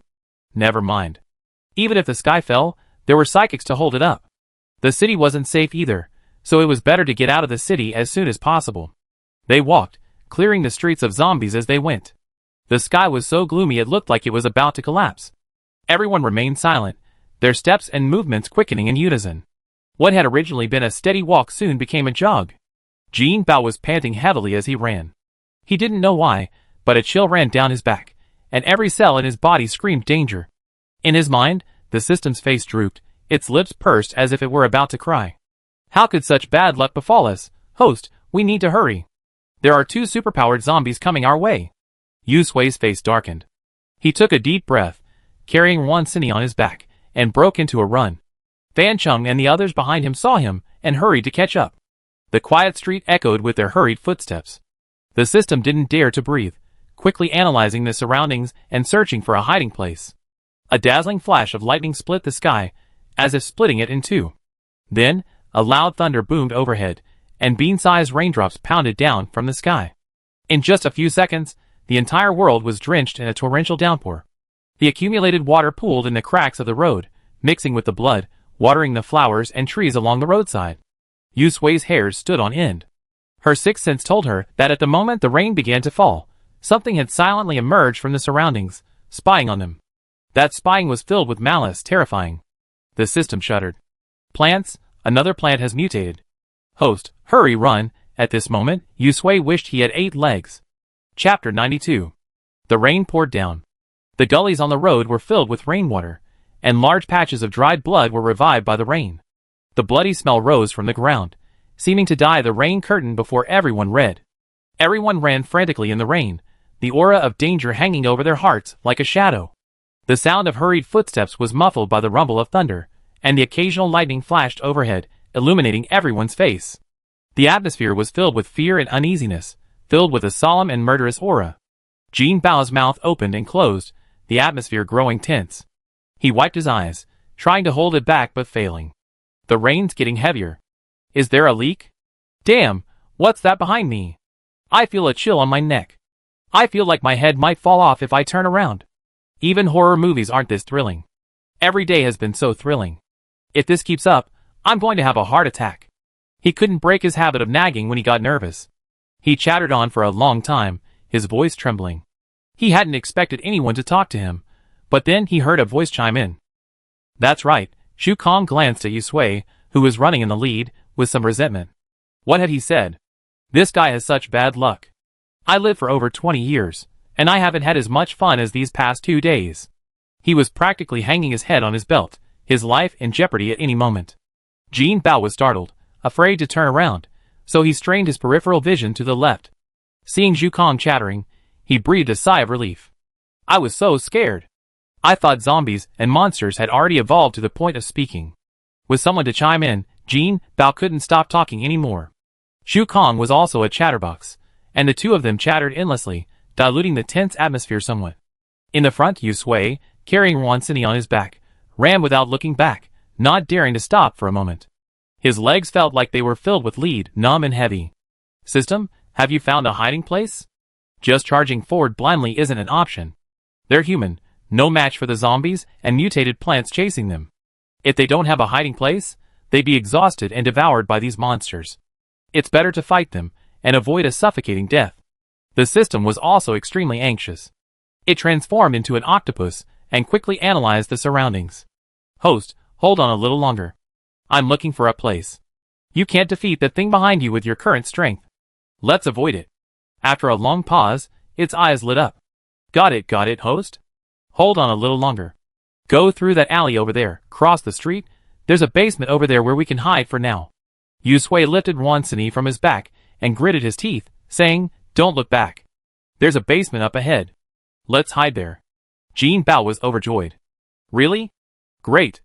My legs feel like they're not mine. Hurry up. I can still hold on. If I run any longer, I might as well kill myself. Zhu Kong wiped his face, unable to tell whether it was the rain or the sweat. His only remorse was that Tian Liwei had healed his leg injury. Otherwise, if he couldn't run any longer, he would have become food for the monster behind him. Following Yu Sui, the group gritted their teeth and plunged into the alley. After crossing the street, they saw an old residential complex. After many twists and turns, everyone entered the house. As soon as they entered, Jin Bao could no longer hold on. His legs gave way, and he collapsed to the ground. His ears were ringing, and he gasped for breath. His face turned a pale purple. The once empty basement was now filled with people lying in a mess. Emolan helped Mo's mother sit down. Mo's mother took a deep breath and patted her chest, her eyes still filled with fear. She swallowed and looked at the basement door. Is it safe here? Did we get rid of those things? Mo's mother sighed deeply, lowering her head to wipe away her tears, feeling deeply that she had held her daughter back. Safe for now, Yu Sui replied, placing Wan Sini on the ground, reassuring everyone. She frowned and reached out to touch Wan Sini's forehead. She pulled out a dry towel from her space and wiped the rain off her face. After all this time, Wan Sini still looked unconscious. She was truly worried. Hearing Yu Sui's words, Jin Bao and the others finally breathed a sigh of relief. Even Fan Chung and Luo Chuan, who had been staring at the basement door with a wary look on their faces, finally relaxed. They leaned against the wall, legs shaking, and slowly sat down on either side of the door, taking deep, steadying breaths. Jin Bao blinked hard, steadied himself for a moment, and then spoke in a trembling voice, "Oh my God, my lungs are about to explode. I thought I was dead." "That's right," Zhu Kong nodded in agreement, tilting his head and pounding his sore legs.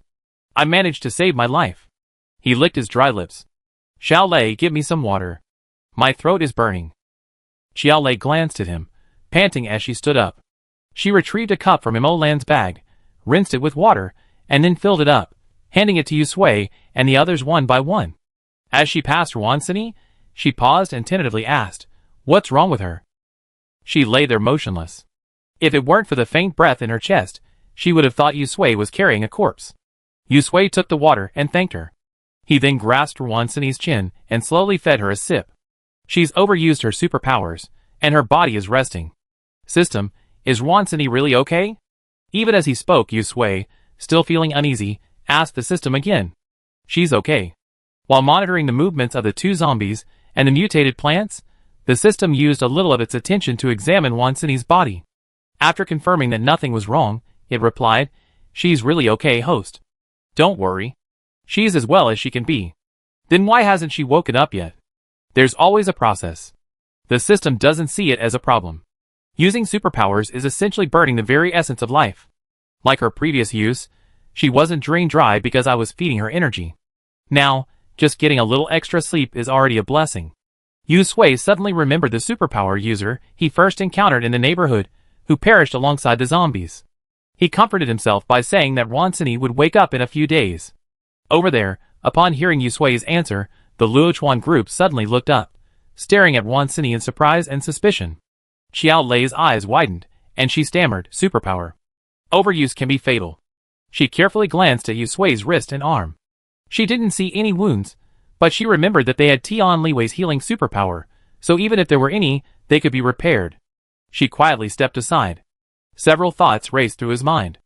After all, the reason they were running outside was because the leaders of the survival base inside were using the flesh and blood of other psychics to nourish themselves. Now, Luochuan and the others looked at Yu Sui and Wansini with a hint of wariness and disgust. Yu Sui hadn't reacted yet, but Jin Bao, on the other side, saw this and his expression changed slightly. For the sake of the team's unity on the journey, this matter couldn't be delayed. An explanation was necessary quickly. He immediately spoke, "It's not what you think. Oh, Sister Sunny's situation is different from theirs. She doesn't need to drink blood and eat flesh." "Drink blood and eat flesh?" Yu Sui looked up, his gaze sweeping across the faces of the Luochuan and others. Remembering what Jin Bao and the others had said earlier, he suddenly understood and felt embarrassed. But these few simple words didn't dispel the Luochuan and others' wariness. Outside, thunder rumbled and rain poured down. The atmosphere in the basement suddenly changed, and the previous relaxed atmosphere disappeared. Wansini was awakened by a loud thunderclap. Frowning, she struggled to open her eyes. The warm yellow firelight wasn't too glaring. She opened her mouth to speak, but her throat was dry and scratchy, and the sound she produced was like a duck's voice, hoarse and unpleasant. "Sui. Sui." Yu Sui's ears twitched, and she immediately turned her head. Sure enough, Wansini had already opened her eyes, looking at her blankly. "You're awake. Don't talk yet. Drink some water." Wansini blinked, and began to drink in small sips. The clear water flowed down her throat, and Wansini coughed a few times. Only then did she feel like a dry, rusty machine being relubricated and coming back to life. She reached out and placed her hand over Yu Sui's, grinning widely, finally speaking the word she hadn't said. "See, I told you I win this time." Yu Sui's eyes curved, his voice gentle as he reached out to help her sit up. "Well, it's you. You're the best." Wansini chuckled and turned to look. She noticed a few more people, and naturally saw the wariness and suspicion in their eyes. With a sudden thought, she squeezed Yu Sui's hand and glanced over. "What's going on? Want to fight? How about I take the initiative and subdue them?" Yu Sui patted her hand and shook his head imperceptibly. "No." The mention of superpowers made her feel a little angry, and her voice dropped a few degrees. "Do you know how long you slept?" Wansini's eyes flickered, and she felt a little guilty. She asked softly how long. "A whole day and a whole night." Yu Sui raised his voice. Wansini shrank back, "Not bad." Meeting Yu Sui's disapproving glare, she immediately changed her words. "This shouldn't have happened. I'm wrong this time, Sui. Please forgive me just this once." At the time, her battle of powers with the tabby cat was at a stalemate. Yu Sui and the calico cat were fighting beside her, while constantly watching over her. Gradually, she couldn't help but grow anxious. Determined not to hold Yu Sui back, she gritted her teeth and increased her power output. The moment her power increased, she felt a distinct shift in her body, as if a giant invisible straw was sucking her flesh and blood out. Wansini didn't have time to dwell on it. She had no time to think. She just had to charge forward. She couldn't afford to lose. This time, she couldn't let Yu Sui hold her back. Later, she indeed gained the upper hand, successfully defeating the tabby cat. Before she could even rejoice, her vision went black, and she lost consciousness. Wansini clutched Yu Sui's hand, blinking back tears to try to persuade her. "I swear I never do such a thing again." The feeling of being drained dry was truly unpleasant. Sui, please forgive me this once, okay?" Yu Sui's face was sullen. He raised his eyelids and glanced at her, then poked her forehead hard with a finger. "Never again. If you do it again, I starve you for the rest of my life," Wansini swore, raising her hand. Yu Sui rolled his eyes at her, and handed her chocolate from his space. "Eat your fill first." Crisis averted, Wansini smiled. She raised her chin between bites of chocolate and casually said, "What's this? Am I a criminal? I'm under surveillance just because I'm eating chocolate." Luochuan and the others looked puzzled. Although they had only spent a short time together, he subconsciously felt that Yu Sui wasn't that kind of person. However, the fact that Wan Sini was still so lively despite having overused her superpowers made him suspicious. Xiao Lei licked her lips, exchanged glances with Mo Lan, and looked at Wan Sini, who was smiling and eating, and spoke carefully. You were overusing your superpowers earlier. Are you feeling unwell? Chapter 93. Uncomfortable? Hearing Xiao Lei's words, Wan Sini was reminded of the feeling of having her entire body drained of flesh and blood. The chocolate in her mouth instantly lost its flavor. However, if she spoke out loud, coupled with what Jin Bao had said about the survival base inside, she might be beaten into a flesh-eating, blood-drinking monster. Judging by the expressions on these people's faces, she had to change her approach. Also, if Yu Sui knew the serious side effects of her overuse of her supernatural powers, she would definitely be worried and angry again. She had just coaxed her into not saying anything. So, Wan Sini frowned and pretended to think deeply for a moment. Facing the perplexed glances of Xiao Lei and the others, she sighed deeply, then rubbed her stomach and spoke slowly. It's quite uncomfortable. I'm so hungry my stomach is cramping. She quickly finished her chocolate and reached out to Yu Sui, saying pitifully, I'm so hungry. A bar of chocolate won't do anything. Yu Sui waved her hand, and a pile of snacks appeared in front of Wan Sini. She unscrewed the Coke and handed it to her. Have some first. Instant noodles or self-heating hot pot? Wan Sini licked her lips, gulped down a large gulp of Coke, and burped happily. Hot pot beef. Okay. Yu Sui found a box of self-heating beef hot pot, opened the bag, and began to make some. Spicy noodles, cookies, jelly, chocolate, mini cakes, cola, Sprite, instant noodles, self-heating pots. The sheer amount of snacks stunned Xiao Lei and the others, leaving them speechless. They glanced at Wan Sini's cola and Yu Sui's self-heating beef hot pot, and they all swallowed in unison. Did they rob a supermarket? Why did they stockpile so much food and lay it out right in front of them, afraid they'd just run off with it? Xiao Lei sniffed, taking in the aroma of the beef hot pot, swallowing several times with reluctance. Only one thought remained in her mind. Something about overusing superpowers, and needing to use the flesh and blood of superpowered beings to replenish oneself? Bullshit. That was just a bunch of nonsense spread by those people, meant to glorify their devilish act of absorbing superpowered beings' flesh and blood as a necessary helpless act. Now that I think about it, their motive was simply to obtain their superpowers. Even if there was only a 1 in 1,000 chance of absorbing the flesh and blood of another superpowered being, they still do it with the attitude of better to believe it than not. Look at Wan Sini before her. She was overusing her superpowers, when all she needed was to eat a lot. Those people deserved to go to hell. Perhaps to them, it was all just eating normal human food, and the flesh and blood of superpowered beings were indistinguishable in their eyes. The most terrifying thing in the apocalypse is never the zombie monsters, but the even more terrifying and unpredictable human heart. This thought lingered in Luochuan and the others' minds, lingering for a long time. The atmosphere in the basement shifted. The tense atmosphere dissipated, replaced by embarrassment and regret. Their previous behavior was truly chilling. Luochuan was silent for a moment, then stepped forward and apologized. I'm sorry, I was wrong. We were wrong about this. Xiao Lei scratched her head, struggling to pull her mind away from the pile of snacks and the fragrant beef hot pot. I'm sorry, I was distracted. This is all my fault. I'm just overthinking things. TSK. The vents of the self-heating hot pot purred with steam, carrying a rich aroma. Xiao Lei, who was still apologizing, was confused and stuck. She slapped her head in embarrassment. Wan Sini quickly exchanged a glance with Yu Sui, waved her hand, and said with a smile, Oh, what's the big deal? How can you go out without a little caution? I understand. It's just a little misunderstanding. We can talk it out? Why are you making such a serious scene? It's really scary.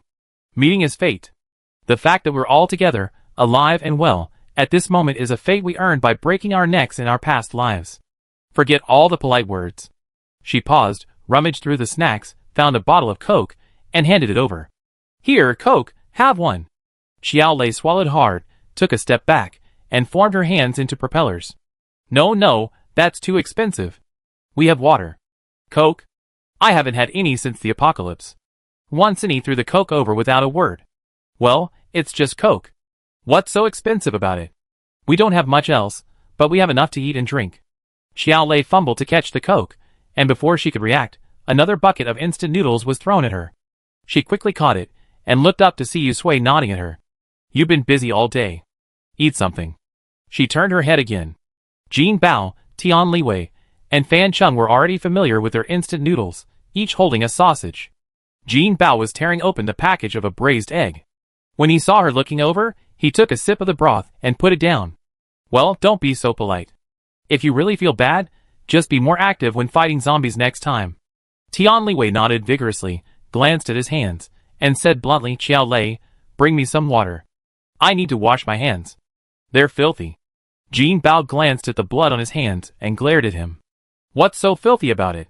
Back then, even bread with worms on it fell on the floor was eaten.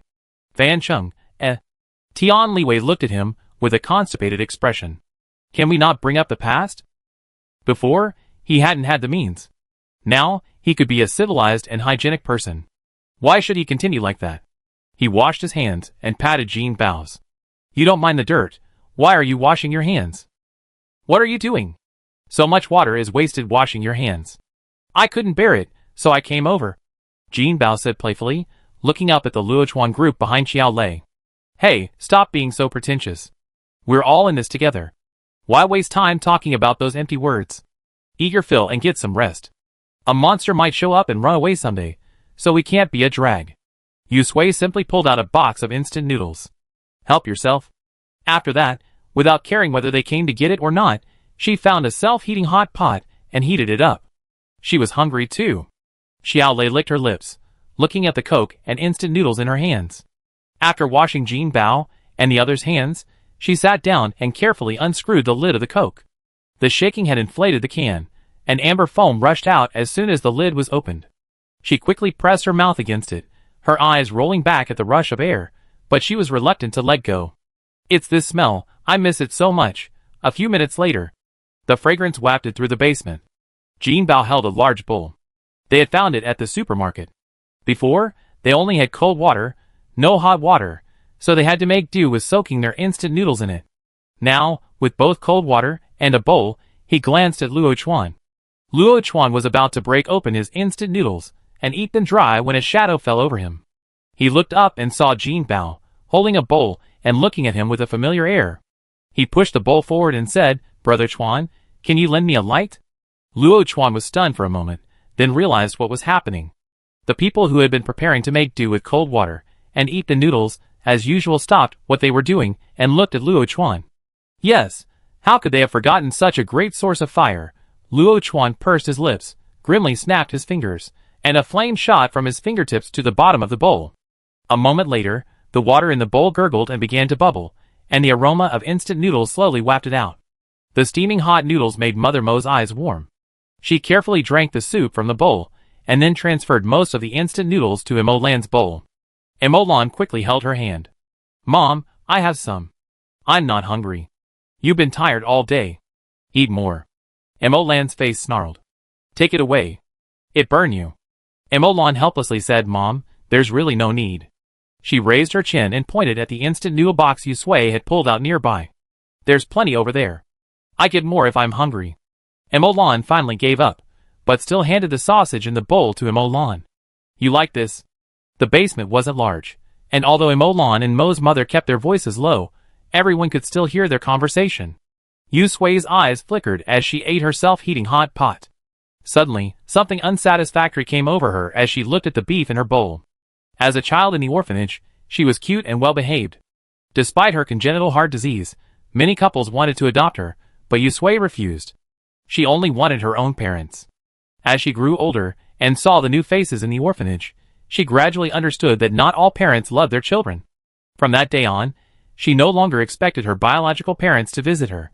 Beside her, Ruan City was different. She was already over 3 years old when she was thrown into the orphanage, and she remembered things. She knew her parents didn't love her at all. Compared to the casual scolding and beatings at home, she felt that life in the orphanage was heaven. After eating and drinking, Luochuan and Fan Chung spontaneously set out on patrol. Inside the house, everyone leaned against the wall drowsy. Yu Sui began to feel sleepy as well. Just as her eyelids were about to close, the alarmed cry of the system in her mind startled her awake. What's wrong? Yu Sui sighed. She said she had bad luck and couldn't even get a good night's sleep. The system stared at the surveillance footage, stunned. After a long while, it stumbled and said, Host, the 2 zombies that were chasing us are dead. Yu Sui yawned. Zombie deaths weren't surprising. They killed each other? No, the system shook its head, its expression serious. They'd been eaten by that mutant plant. Yu Sui's face paled slightly. Eaten? Just like the corpses we saw before, they were instantly drained. The system paused. Host, while that mutant plant is digesting the energy provided by the two superpowered zombies, I think we should get out of the city quickly. It's too dangerous here. Jing City is an ancient capital. There are countless centuries-old trees and other things here.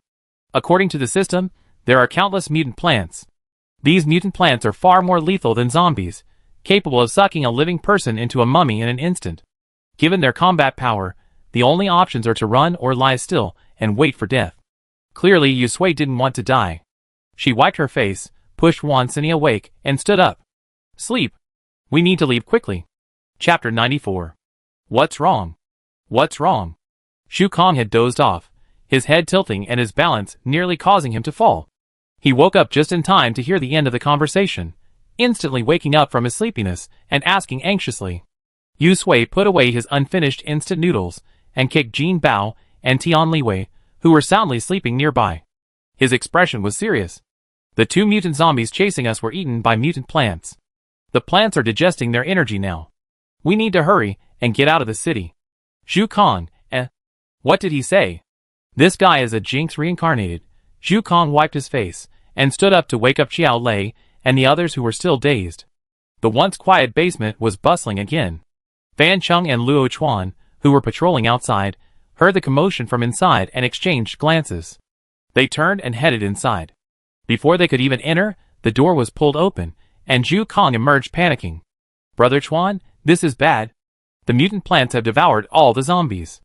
They're ferocious. We need to run. Following, Yu Sui and the others packed up and rushed out. Fan Chung and Luo Chuan's expression suddenly changed. Neither of them asked where the news had come from. They immediately turned and ran ahead to clear the way. Outside, it was still the same as when they had entered. The rain was as heavy as if a hole had fallen in the sky, and it kept falling. Thick dark clouds obscured the sun. It was only 4 or 5 in the afternoon, but it felt like midnight. The darkness was so chilling that it was terrifying. Luo Chuan swiftly took the raincoat from Xiao Lei and dressed himself. He then put on the searchlight on his head and turned it on. The bright light pierced the rain curtain, illuminating the road ahead. The ground was covered in puddles, and the searchlight reflected a dazzling white light, blinding everyone. Yu Sui looked Wan City over, feeling relieved when she saw she was wrapped tightly in her raincoat.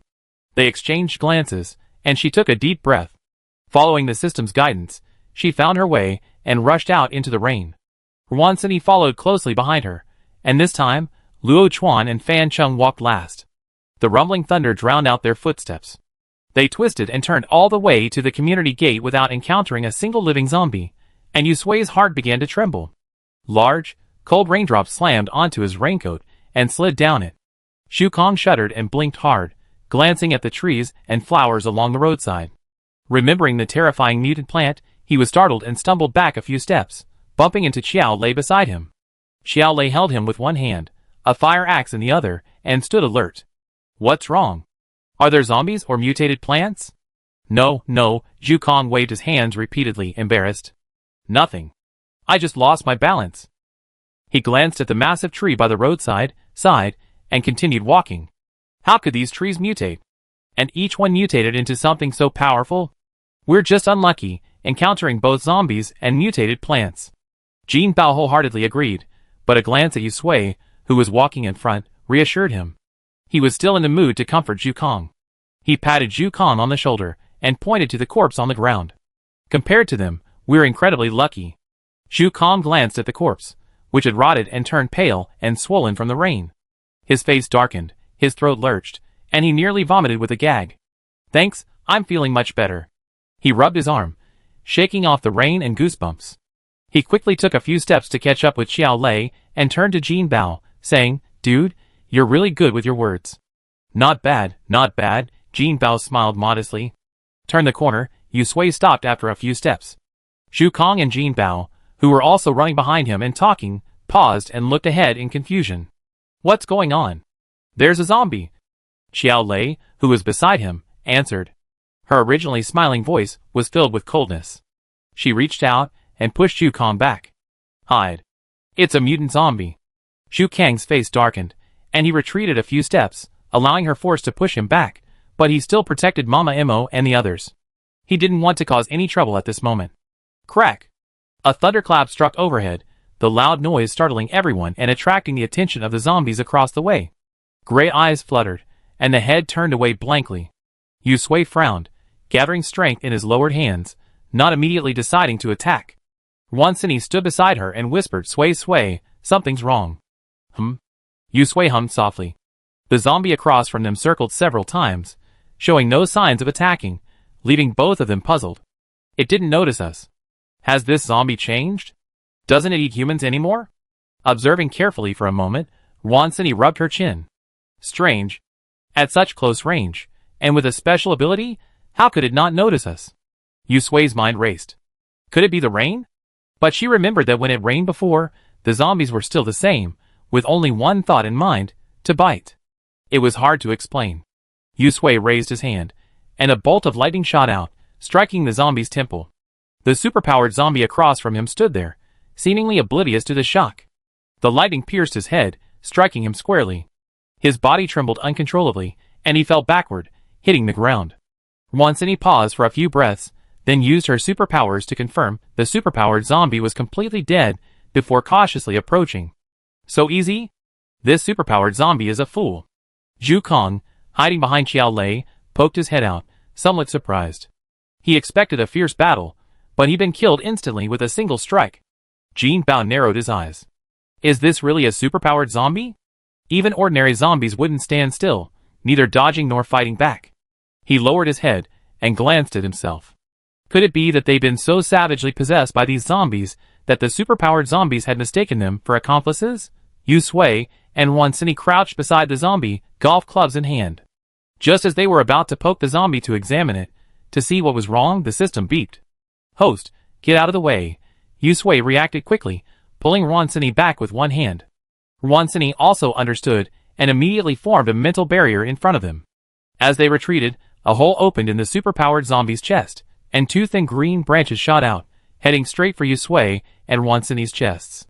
If it weren't for the system's warning and Wansini's mental barrier, both of their chests would have been pierced by these insignificant branches. Host, run! This mutant zombie is parasitized by the seeds of mutant plants. The system panicked. It had just noticed this thing, and remembering the power of the seed, it couldn't help but feel a wave of fear. If it had been any slower, Yusui would have been dead on the spot. Yusui's face turned pale. Could the mutant plant have become so powerful? Seeds? Parasites? She immediately grabbed Wansini and turned and ran. Run! Jin Bao and the others heard Yusui's voice, and immediately turned and ran forward without looking back. The moment Yusui and Wansini turned, Luo Chuan saw clearly that the two thin branches were constantly colliding with the invisible mental barrier. After a few collisions, as if realizing they couldn't break through, they began to cling to the mental barrier.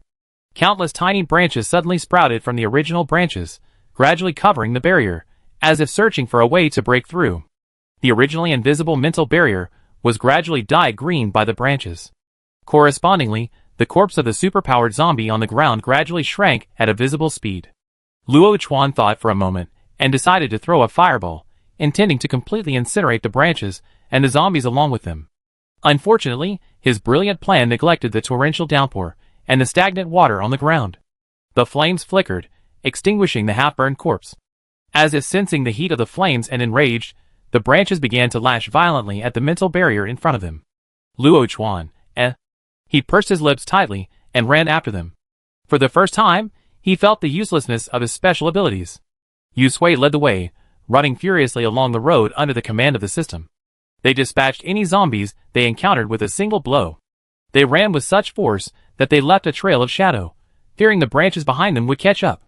More than half an hour later, just when Yusui felt her heart was about to explode, the system finally, mercifully, announced the end of this long-distance race. Host, all right, we're safe here. Yusui's chest heaved violently, and her breathing slowly came to a halt. She glanced at a roadside shop, swallowed, took a few deep breaths, and spoke, all right, we can rest now. Behind her, Wansini stumbled inside, her legs weak.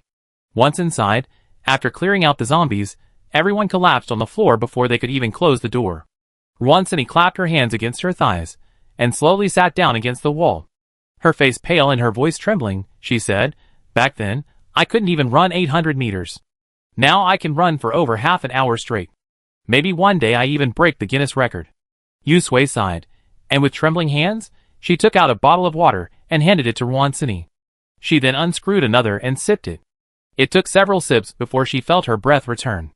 With a wave of her hand, several bottles of mineral water appeared out of thin air, tossing them one by one to Jin Bao and the others. Jin Bao caught the water, his hand shaking like he had Parkinson's disease. He struggled for a long time, but Tian Liwei couldn't bear it any longer and unscrewed the cap for him, letting him take a sip. Jin Bao thanked him gratefully, took a sip and slowly swallowed it. With a bitter face, he finally came to his senses. What was that just now? Wasn't it a zombie with special powers? After hearing Yusui's words, he ran forward without even turning back, fearing he would become food for the zombies if he slowed down.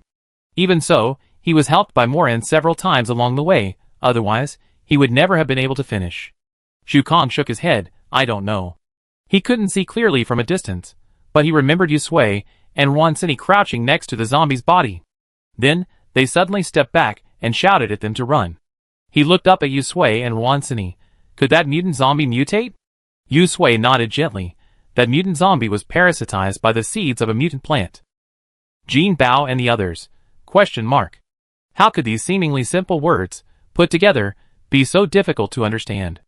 After a moment, the few who realized what was going on were dumbfounded. Jin Bao's eyes were filled with disbelief. Are you saying that the seeds of the mutant plant can grow on zombies? Or on zombies with mutant powers? If they grow on zombies, can the zombies survive? Clearly, if they grow on zombies, the zombie can't survive.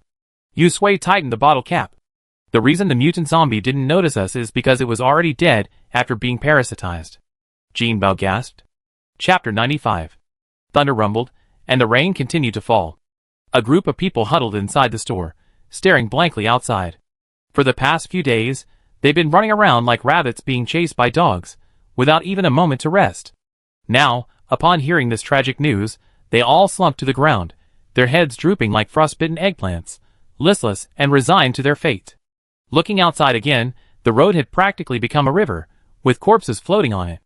Lightning streaked across the sky. Everyone turned their gaze away, but the scene remained deeply etched in their minds. Hell on earth is nothing more than this. No matter how hard life is, it's hard to compare. Compared to the bodies soaking in the rain, they were already the luckiest people in the world. After a long pause, Jin Bao rubbed his face, and finally found his voice. It's horrific. I now seriously suspect that those horror movies and novels I've seen before were written specifically to warn us by people who experienced it, and then traveled back in time. How is that possible? Shu Kong replied. After experiencing that, traveling back in time would almost certainly turn you into a lunatic. Jin Bao sat up and chuckled. So, do you think we're all lunatics now? I don't know. Shu Kong froze for a moment, and instinctively glanced outside. Another flash of lightning illuminated the outside, bright enough for him to clearly see the corpse floating in the water, with only half of its face remaining. White maggots were wriggling on it. He opened his mouth and listened as Jin Bao chuckled and asked Xiao Lei for some water. He was thirsty and wanted to moisten his throat. Isn't that right? He muttered. No one in their right mind would be so heartless as to turn around and eat and drink after seeing such a sight. Jin Bao took a sip of water from his cup and sighed comfortably. Seeing Shu Kong still pondering life, he nudged him with his arm. What are you thinking about? Do you want some water? Yes. Shu Kong didn't despise him, snatching the cup from his hand and gulping down a few mouthfuls. Crazy, so be it. It's better than dead. Yusui sat on the ground, leaning against the wall, eyes half closed, pounding her leg. System, can you remind me sooner next time? If it weren't for her quick reaction and Ruansini's cleverness, their perfect coordination, they would have become fertilizer for the seeds by now. System, I'm deeply introspective. Host, I'm sorry, but the mutant plant signals are so strange and so well disguised that I couldn't detect it right away. Also, I didn't realize it could parasitize zombies. I only just remembered.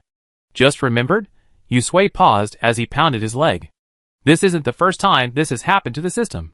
Speaking of which, isn't this the get-rich-quick system? Where did you learn all this information about apocalyptic zombies?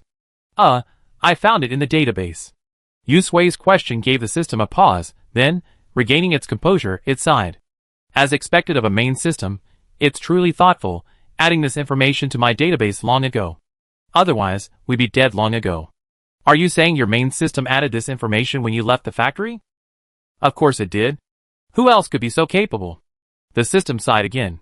Before I left on this mission, the main system had specifically called me in for a private chat, expressing its confidence in me. I was prepared to perform well, and live up to their kindness. And now, this is what's happening. Sigh. Yusui listened to the system ramble on about the so-called main system and pondered for a moment. According to the system, the main system had anticipated the changes in this world, and had therefore added the corresponding information to the system's database. But if that's the case, why not tell the system? Instead, let it claim it's a get-rich-quick system? Is the system deliberately acting this way? Yusui pondered for a long time, unable to grasp the system's purpose. Wansini poked her arm, and Wansini waved her hand in front of her face. Sui, what are you thinking about? Come back to your senses. What's wrong? Yusui regained consciousness and realized that Jin Bao and the others were staring at her intently. She remained expressionless and asked back. Wansini raised her chin. Jin Bao was just asking if we wanted to stay here overnight or keep moving forward. Jin Bao pointed outside. It looks like the rain's going to keep falling. Sister Sui, the water on the road outside is almost calf-high. Those corpses were already rotting, and now the menstrual water is even more disgusting. If we wade through it, we might catch some weird virus. According to the old saying, a disaster like this will be followed by a pandemic. Don't let yourself get eaten by zombies or mutant plants, and end up dying from the disease. Yusui looked outside. The heavy rain showed no sign of letting up. Host, I suggest you get out soon. The system warned, there's no telling how many mutant plants are hiding in this city. I haven't fully understood their situation yet. If we run into them again, it'd be terrible. Let me search the database to see if there's any information to study before we confront them. We should be cautious. Besides, what Jin Bao said makes some sense. It's the end of the world, and those viruses will probably mutate. If I really get infected, I may not be able to cure it. Yusui pressed his temple. Are you all rested? Let's keep going. The system mapped out a route, keeping a vigilant eye on all sides, fearing that some mutant plant or zombie infected by a mutant plant might leap out from some corner. It also hurriedly searched the database for information. It was just a few mutant plants, yet it was a system that the main system had high hopes for. How could it be defeated by them? That sudden attack by the mutant plant seeds nearly cost it its life. It was a humiliating loss. There must be no recurrence. When they first entered the city, Yusui and Wansini felt like they hadn't walked long. But after so many days inside, they realized how easy it had been to get there. Back then, the roads were dry and the sky was bright. They only had to watch out for zombies, and nothing else mattered. But now, that wasn't the case. Even after every few steps, she felt nervous, fearing the appearance of another mutant plant or animal. After only half an hour, she felt exhausted. Wansini wiped the water from her forehead, unable to tell if it was sweat or rain. She squinted at her watch. TSK, how come we only walk so far in half an hour? There's not even any sun. I can't even tell which direction I'm heading. Yusui used a golf club to push aside a body that had floated across the road. There are too many obstacles on the road. That's right, Wansini glanced back. There are cars and bodies everywhere. It's like an obstacle course. The water is so muddy I can't even see the road. Every step I take is a huge pit. How long will it take to get out of the city? Almost there, Yusui glanced at the route mapped out by the system. Luckily, they hadn't walked far when they came in, otherwise they'd be in trouble now. They said they were almost there, but in reality, they walked for 4 hours. Wansini, her legs shaking, leaned against the wall. Seeing the wide road they walked along, tears welled up in her eyes. It's really not easy. Yusui agreed. She clutched her chest and panted. The house up ahead is still there. Let's go in and rest for a while. Okay, Wansini took a deep breath, gathered her strength, and started towards the nearby sentry box. The rusty red iron gate hung crookedly on the wall. Wansini reached out and pushed, and the door made a rough creaking sound. Fortunately, thunder muffled the sound. Entering the room, there were blood-stained papers scattered on the floor. Fortunately, there was no body inside, and the room was relatively clean except for the dust. As soon as Wansini entered, she collapsed to the ground, her entire body drained of energy. She sighed deeply, pounding her sore legs. Oh, finally out. Finally I can rest. I was almost dead, Jin Bao said, sprawled on the ground, his eyes vacant, staring at the ceiling, his body hollowed out. The ground was soon filled with people sprawled out in a chaotic mess. Yusui leaned against the wall next to Ruansini, not bothering to untie his raincoat. He pulled out a dry towel from his space and a box of snacks, greeting everyone, "Help yourself if you're hungry." Jin Bao licked his lips, his stomach growling in response. He reached up shakily, trying to grab a piece of bread from the box. When he couldn't find anything, he sighed and slowly poked Tianliwei, who was closer to the box. "Give me that bread. I'm starving." Tianliwei, though tired, was in good spirits. He had just taken a loaf of bread from the box and handed it to Fan Chung. Turning around, he saw Jin Bao's hand twitch, and with disdain, he took the bread and thrust it into his hand. "Can't you just get up and get it yourself?"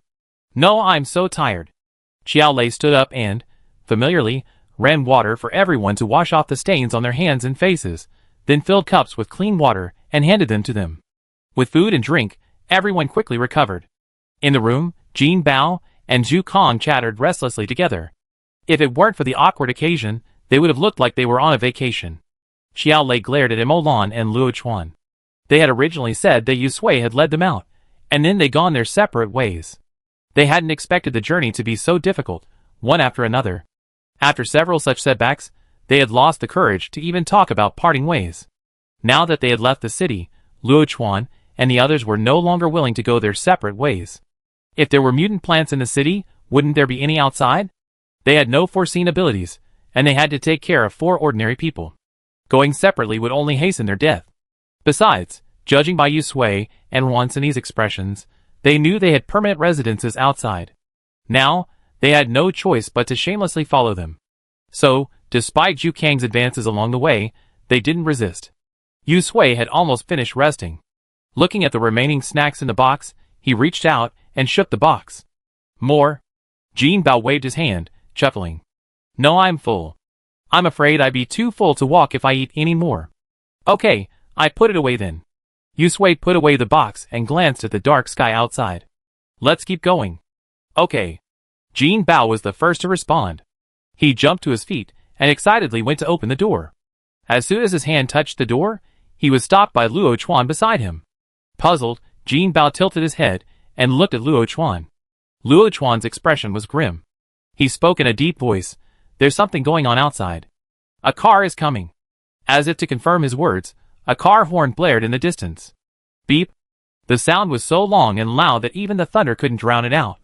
Chapter 96. The sudden blare of a car horn resonated loudly in everyone's ears. This wasn't the old days, when the streets were teeming with cars, and the honking of horns and traffic jams could rupture eardrums. Now, the streets were filled with zombies, and those cars had become nothing more than piles of scrap metal, unattended. So, the driver who managed to get a car and then drove out like that, not to mention honking so brazenly, was clearly no good. Yusui quickly extinguished the flashlight Tianliwei had placed on the table for illumination, exchanged a glance with Ruansini, took a deep breath, and stared intently at the door. "System, what's going on?" This was the first time, other than the mutant plants, that the system hadn't given an early warning. Yusui suspected something was wrong with the system. The system felt guilty for a moment. "Host, I'm sorry. I was so focused on studying that I didn't notice what was going on outside. Actually, it was because it had seen something very strange in the file, bearing a special mark left by the main system. Just as it was about to open it, it felt dizzy. Before it could even consider how a system could be dizzy, its vision went black, and the item in its hand vanished. When it regained consciousness, it heard Yusui's question. Startled, it quickly perked up and looked outside. "Host, I can see clearly. There are 2 cars, resembling jeeps from your world. There are 8 people inside, all psychics. In the jeep." The man in the passenger seat, cigarette in hand, slapped the driver's crew-cut face without hesitation, angrily saying, "Honk your horn. Are you looking for death?" The man, with the crew-cut hissed, his head throbbing with pain. He clutched his head and chuckled, "Brother Yang, stop fighting, stop fighting.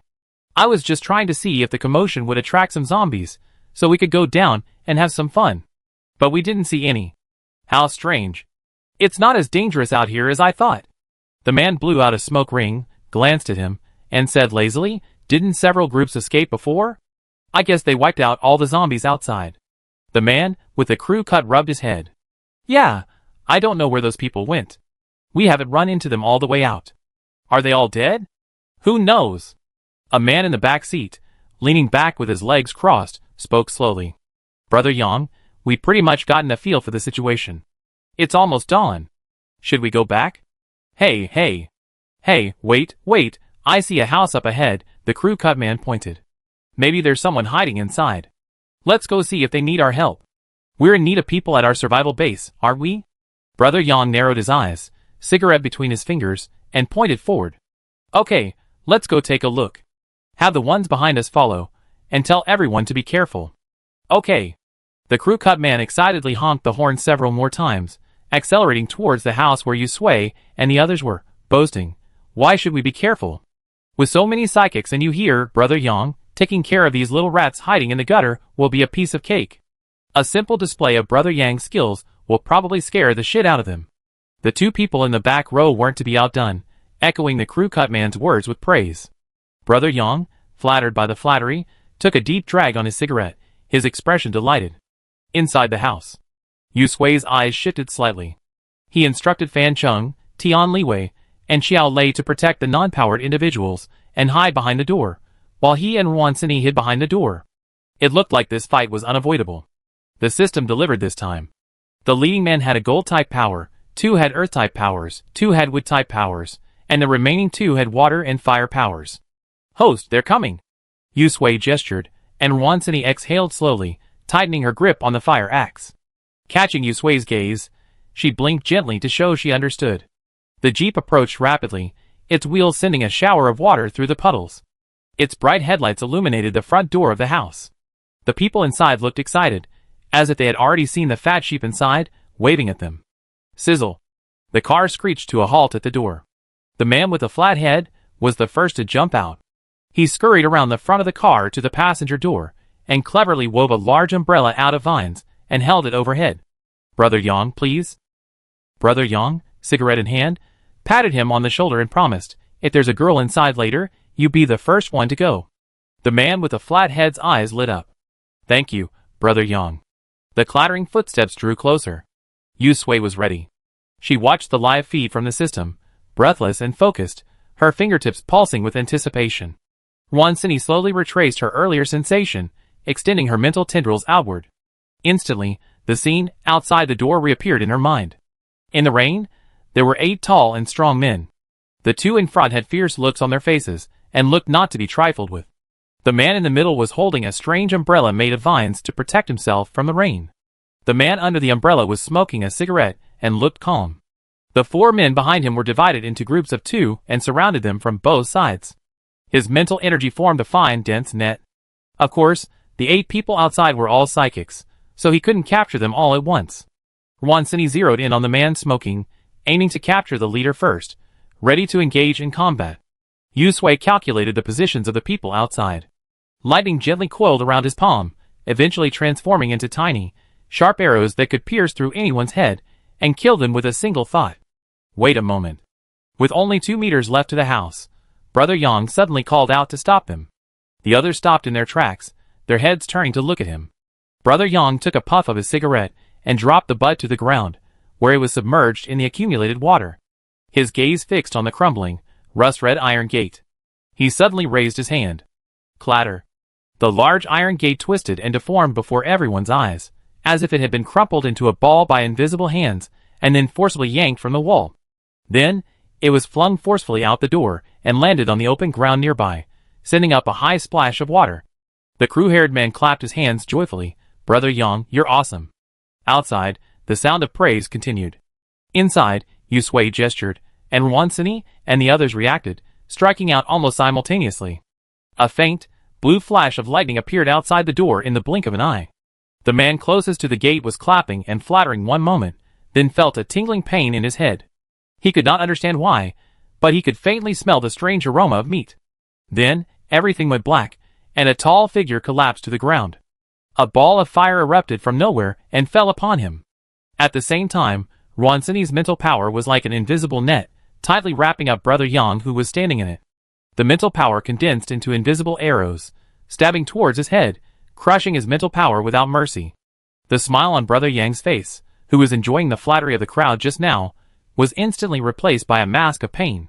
His head felt like it was pricked by a needle, and the pain distorted his expression. He couldn't even keep his balance, and staggered back several steps holding his head. Something unexpected happened. Several men nearby, preparing to surround the house, were similarly attacked. Some who reacted quickly unleashed their supernatural powers to protect themselves, while others, confused and slow to react, were reduced to corpses in the blink of an eye, collapsing to the ground. The man with the crew cut holding a vine umbrella's expression changed drastically. Perhaps because he had immediately used his supernatural powers to invisibly protect himself, his powers had subconsciously counterattacked during Yusue's lightning attack, saving him from immediate death. The flames that followed stained the lush vine-woven umbrella, but were soon soaked by the heavy rain. Damn! A sneak attack! There's someone inside! The man with the crew cut roared in anger. With a wave of his hands, vines sprang from his palms, forming a vast net in front of him, firmly shielding him. The supernatural users nearby, who had dodged the attack, also began to fight back. Earth walls rose from the ground, pressing heavily against the house before them, intent on crushing the occupants to their utmost satisfaction. Yusue's expression changed. He grabbed Wansini with one hand and swung out with the other, leaping like lightning straight at the heads of the remaining men.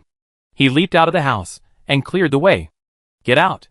Luo Chuan, Xiao Lei, and Imolan immediately turned and ran towards Fan Chung and the others, who were still hiding in the corner. Each grabbed a man and quickly fled the house. Xiao Lei raised a curtain of water, like a thick wave, rushing towards the pressing earthen wall, resisting the downward force. Wansini's attention was distracted. Brother Yang, after all, was the strongest gold-type esper among them. He seized this opportunity and reacted swiftly. He immediately used his powers to protect himself, then swung his hand, sending a stream of golden arrows piercing Yusue and the others. A whirring sound pierced the air, and Wansini quickly retracted her supernatural powers, forming a mental barrier in front of them, shielding them. Arrows pierced the mental barrier, burrowing hard into it, trying to make a hole. Yusue, his face sullen, shot out like lightning, knocking the arrows away, then turned his spear and fired outward. Yamge and the others were no pushovers. Aside from the initial surprise attack by Yusue, who had taken down two of them, the others had experienced many a formidable situation and had now calmed down and regrouped. The Earth-type supernatural stood in front, and the thick earth wall blocked Yusue and his men's attacks. Vines clung to the wall and shot out, revealing a number of golden arrows embedded within them. If anyone wasn't careful, they could impale anyone like a hedgehog. Yusue didn't dare to relax, and his lightning-fast movements darted beyond Wansini's mental barrier. Luo Chuan and his men dealt with Fan Chung and his men in the rear, and then turned to join the battle. The flames consumed the vines that sprang from the earthen wall. Xiao Lei stood beside Wansini, a stream of clear water flowing from her palms. The waves that had previously resisted the earthen wall's attack transformed into a thick ball of water, protecting them and relieving Wansini's pressure. Wansini freed her hands and thrust her mental power forward. This time, it transformed into an invisible blade that pierced the earthen wall and once again entangled Yang Ge, who was protected in the middle. Yang Ji's face turned grim. He hadn't expected to encounter a psychic here, and even one with lightning powers right before his eyes. Shit! Yang Ge cursed, clutching his forehead with one hand. He had no choice but to reduce his attack and focus his attention on protecting his head. Without Brother Yang's attack, the flat-headed man was clearly no match for Yusue and Luo Chuan alone. Furthermore, there was Moran nearby, ready to pounce at every opportunity. The flat-headed man threw his arms wide open, his eyes bloodshot, and cursed, "Those women are so formidable. Brother Yang, what should we do?" Brother Yang gritted his teeth and replied, "Fight back. I don't believe it. 2 deaths in 1 encounter, a humiliating loss. He'd lose his dignity if he didn't get even." Outside, chaos reigned. This was Yusue's first encounter with so many psychics. Their attacks were far more powerful than the zombies. Wansini gritted her teeth and challenged Brother Yang. This was far more formidable than the tabby cat. However, she had won last time, and she would surely win this time too. Chapter 97. Although Yusue and his companions had the advantage in terms of superpower strength, they were no match for Brother Yang's superior numbers. Furthermore, Brother Yang's companions possessed greater combat experience. After all, Yusue and Wansini had only fought zombies before, and had never encountered so many genuine superpower users. The situation froze for a moment. Yusue was anxious.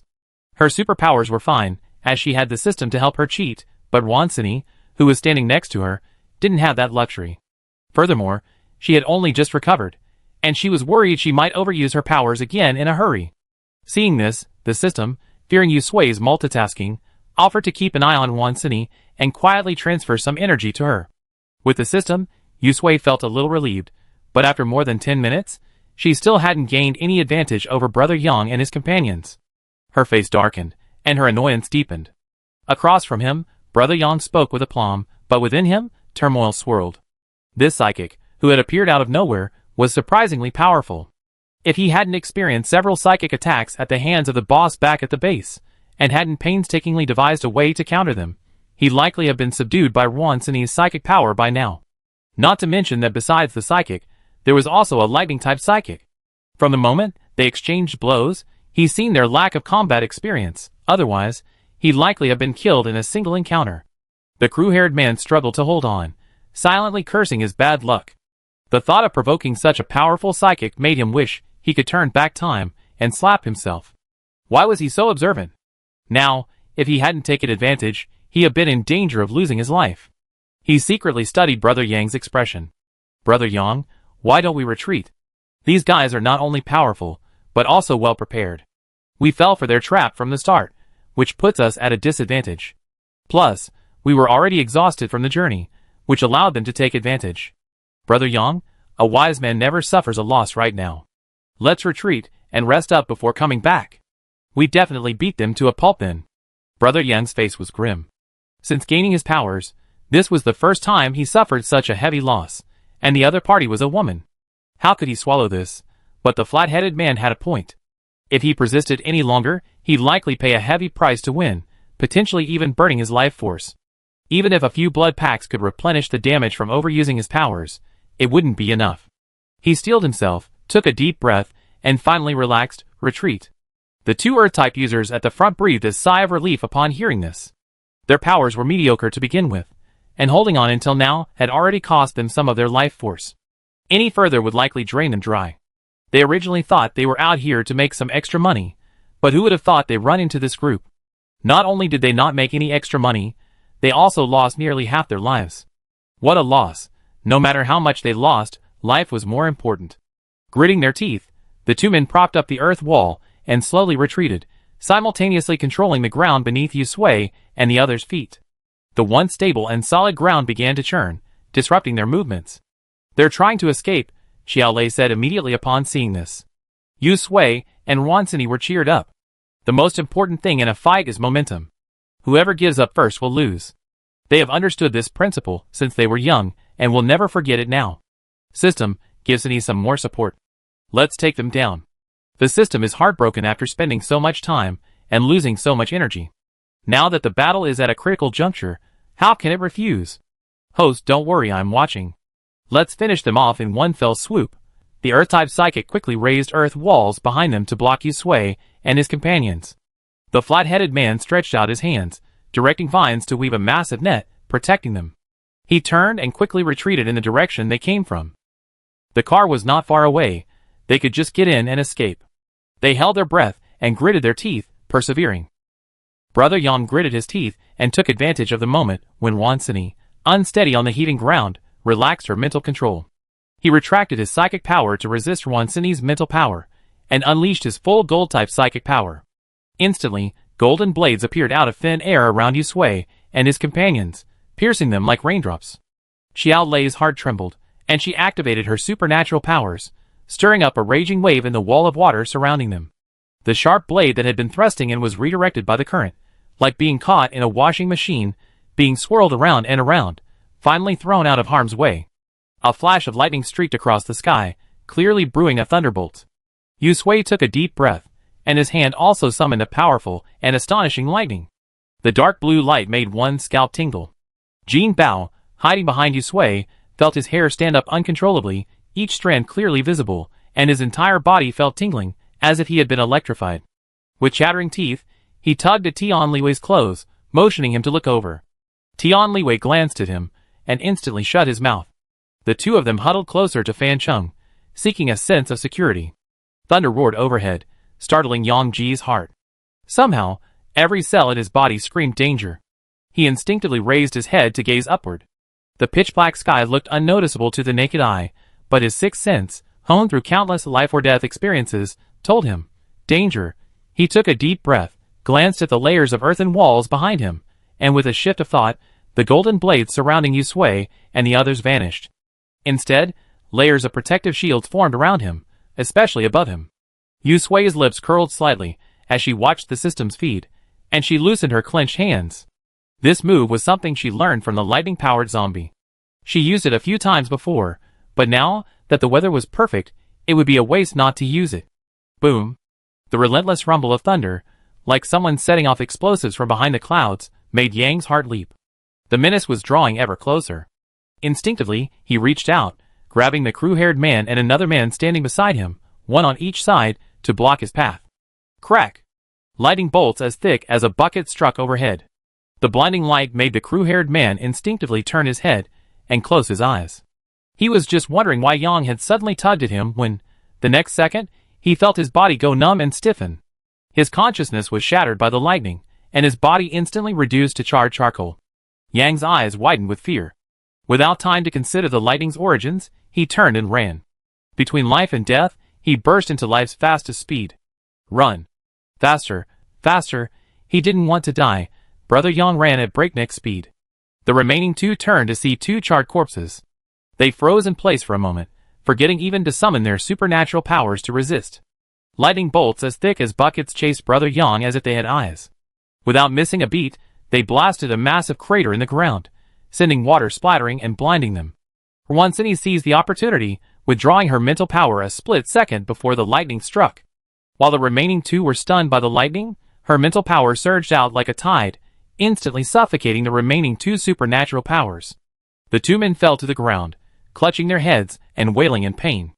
After another bolt of lightning struck, they stared wide-eyed, their mouths and noses oozing crimson blood, staining the water beneath them.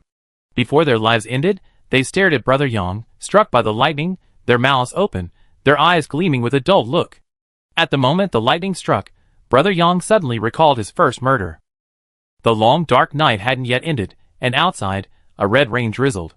Feeling the power surge through his body, he set his sights on the mother and daughter living across the street from him. Before the apocalypse, the victim was a wealthy, local beauty with a Beijing hukou and considerable assets. Although he came from a poor background, he had risen through hard work. The house he rented was one of the many properties across the street. From then on, he had set his sights on that family, even planning to marry them, and claim the family property as his own. Unfortunately, they didn't appreciate his kindness. So, after gaining his supernatural powers, he went to their house. The girl was very beautiful, and the pitiful expression she wore as she knelt on the ground, begging for mercy, was deeply etched in his mind. What was he thinking then? Oh, killing her would be as easy as crushing an ant. Now, looking at the rain that continued to fall before him, he thought, so, death is so easy. Yusui withdrew her powers, her face pale, her vision dizzy, and she almost staggered. Wansini immediately supported her, worriedly asking, Sui, are you okay? Are you okay? No, I be fine after a little rest. Yusui shook her head weakly. Wansini supported her, and looked around. The house behind was in ruins, and the rain was still falling. She fixed her eyes on the two jeeps, at least they offered some shelter. Jin Bao glanced at the bodies, shuddering. He rushed forward, opened the car door, and let Yusui and Wansini in. Tian Liwei followed closely behind, turning his gaze away from the bodies, and swiftly getting in. Van Chum carefully checked them, confirming they were dead as hell before finally feeling completely relieved. Shu Kong was stunned, standing there in a daze for a long time. From Jin Bao's previous words and their behavior, he knew Yusui and Wansini were no ordinary people. But at this moment, he finally understood, this was more than just extraordinary, this was a miracle. No wonder they could maintain such a positive attitude despite encountering so many monsters. He slapped himself in the face, muttering, Bah, I made a mistake this time. Luo Chuan and the others were also filled with turmoil, but they only had one thought left, cling to Yusui's thigh. Even if they were called shameless, they would endure it. Staying alive was the most important thing. Luo Chuan, Xiao Lei, and Imo Lan exchanged a glance. They first escorted Imo Mama and the others to the next jeep. Luo Chuan and Imo Lan then got out and examined the bodies on the ground. During the previous battle, they felt a familiarity with each other. Although several of the bodies had been reduced to charcoal, some evidence of their identities remained. Luo Chuan knocked on the car door and was about to tell Yusui about this when he heard Fan Cheng's words. "They're from Hope Base." Fan Cheng frowned. He hadn't expected to run into them here again. Weren't they staying at the survival base in the city center? How could they be here? On second thought, there were probably a lot of mutant plants in the city, so it's quite possible they relocate for their own safety. Once he pressed Yusui's forehead and asked in surprise, "Hope Base? Is that the survival base you mentioned earlier where the psychics ate human flesh and drank human blood?" "Yes." Fan Cheng nodded. Luo Chuan felt the need to demonstrate that he wasn't just sitting around doing nothing. He detailed the situation at Hope Base, since he had, after all, escaped from there. The leader of Hope Base is Sun Zhe, also a psychic. Although I never seen him in action, his methods are quite brutal. Actually, the tradition of using psychics as food didn't originate at Hope Base, but rather from Peace Base. The leader of Peace Base is a dual-element psychic, possessing both fire and gold abilities. His methods are brutal. His name is Lu Jie. Yusui and Wan Sini suddenly looked up. Chapter 98. Lu Jie. This name is so common. When Yusui was in high school, there were often two students with the same name in the same class. It wasn't until she met Gu Panpan at the end of the world that the name truly made a lasting impression on her. Same name, same fire ability. Yusui and Wan Sini exchanged glances, a faint unease building within them. Could this be a coincidence? A dual-powered person? Yusui looked at Luo Chuan. "Have you seen one?" Luo Chuan keenly noticed the surprise in Yusui and Wan Sini's eyes. A thought flashed through his mind, and he nodded without hiding it. "Yes, I have. I was on a mission with my teammates and encountered him in District 2 of Fuli Community." Lu Jie was in very poor condition at the time. Not a single piece of skin remained unharmed, as if he had emerged from a sea of fire. At first, we thought he was a zombie. After all, judging by his injuries, any ordinary person would have died long ago. He collapsed without a word. A careful examination revealed no zombie bites or signs of infection or mutation. He paused. I brought him back to base. This was the worst decision he had ever made. At first, the Peace Base was a perfectly normal refuge. Everyone gathered together, working together for mutual support. Luo Chuan sighed deeply. Although there were some minor incidents, everyone was united. Lu Jie regained consciousness the day after arriving at the base, and his injuries healed on their own. After recovering, he joined the base's psychic team, clearing the area around the base and searching for supplies. He worked diligently, and gradually everyone began to accept him. But then, things started to go wrong. Luo Chuan sat in the car, his hands clenched into fists, veins bulging. His voice was thick with gritted teeth. Teammate members, who went on missions with him, kept dying inexplicably. At first, everyone thought they encountered mutant zombies or other mutated animals, but during one of those missions, Lu Jie's actions gave them away. The base was in an uproar. No one could believe it. Lu Jie had just revealed his dual powers. To this day, Luo Chuan still remembers the expressions on everyone's faces: shock, disbelief, anger, and fear, only to be replaced by a deep-seated, insane greed. In the end, everyone was completely driven mad. Luo Chuan's face was grim. On the surface, Lu Jie of Peace Base and Sun Zhe of Hope Base don't seem to have much in common, but they're actually very close. Sun Zhe became the base commander of Hope Base because Lu Jie tipped him off. He helped him kill another psychic and absorbed his energy, allowing him to take the position. Later, Sun Zhe also played a significant role in Lu Jie's rise to power. They're two of a kind. Before I left, I received word that the two were planning to join forces to take over Dawn Base. Jean Bao, sitting in the front row and filled with gossip, finally got a chance to speak. We used to be at Dawn Base. We thought we have a safe haven, but soon after we arrived, the base was targeted. Not only were people rounded up, but those with weak psychics were also captured and slaughtered. Ordinary people like us were even worse off. We had to fight zombies and collect supplies, and anything we found had to be looted and handed over, leaving us starving. Life wasn't as good as when we were hiding out, so we ran away. Tian Liwei grimaced. Those guys were from Hope Base. They're dead at our hands now. If they find out, we'd be in trouble. Hope Base alone is a headache. What if both Peace Base and Hope Base come together? What will we do? Yusui and Wan Sini's expressions were grim. They seen Lu Jie and that speed-based zombie die together, but not only did the other zombie survive, he even developed a second ability. That was one thing, but he even became the base leader and came up with the idea of stealing abilities. What kind of thing was that? Yusue's heart sank. This wasn't good news. She took a deep breath, opened the car door, got out, and got into the driver's seat. We have to get out of here quickly. Luo Chuan wiped his face, got out, and got into the car behind him. He hadn't expected to run into Sun Zai's men here. It looked like the situation in the city was truly dire. They were also going to have to leave. He started the car and followed Yusui, wondering if his whereabouts were still safe.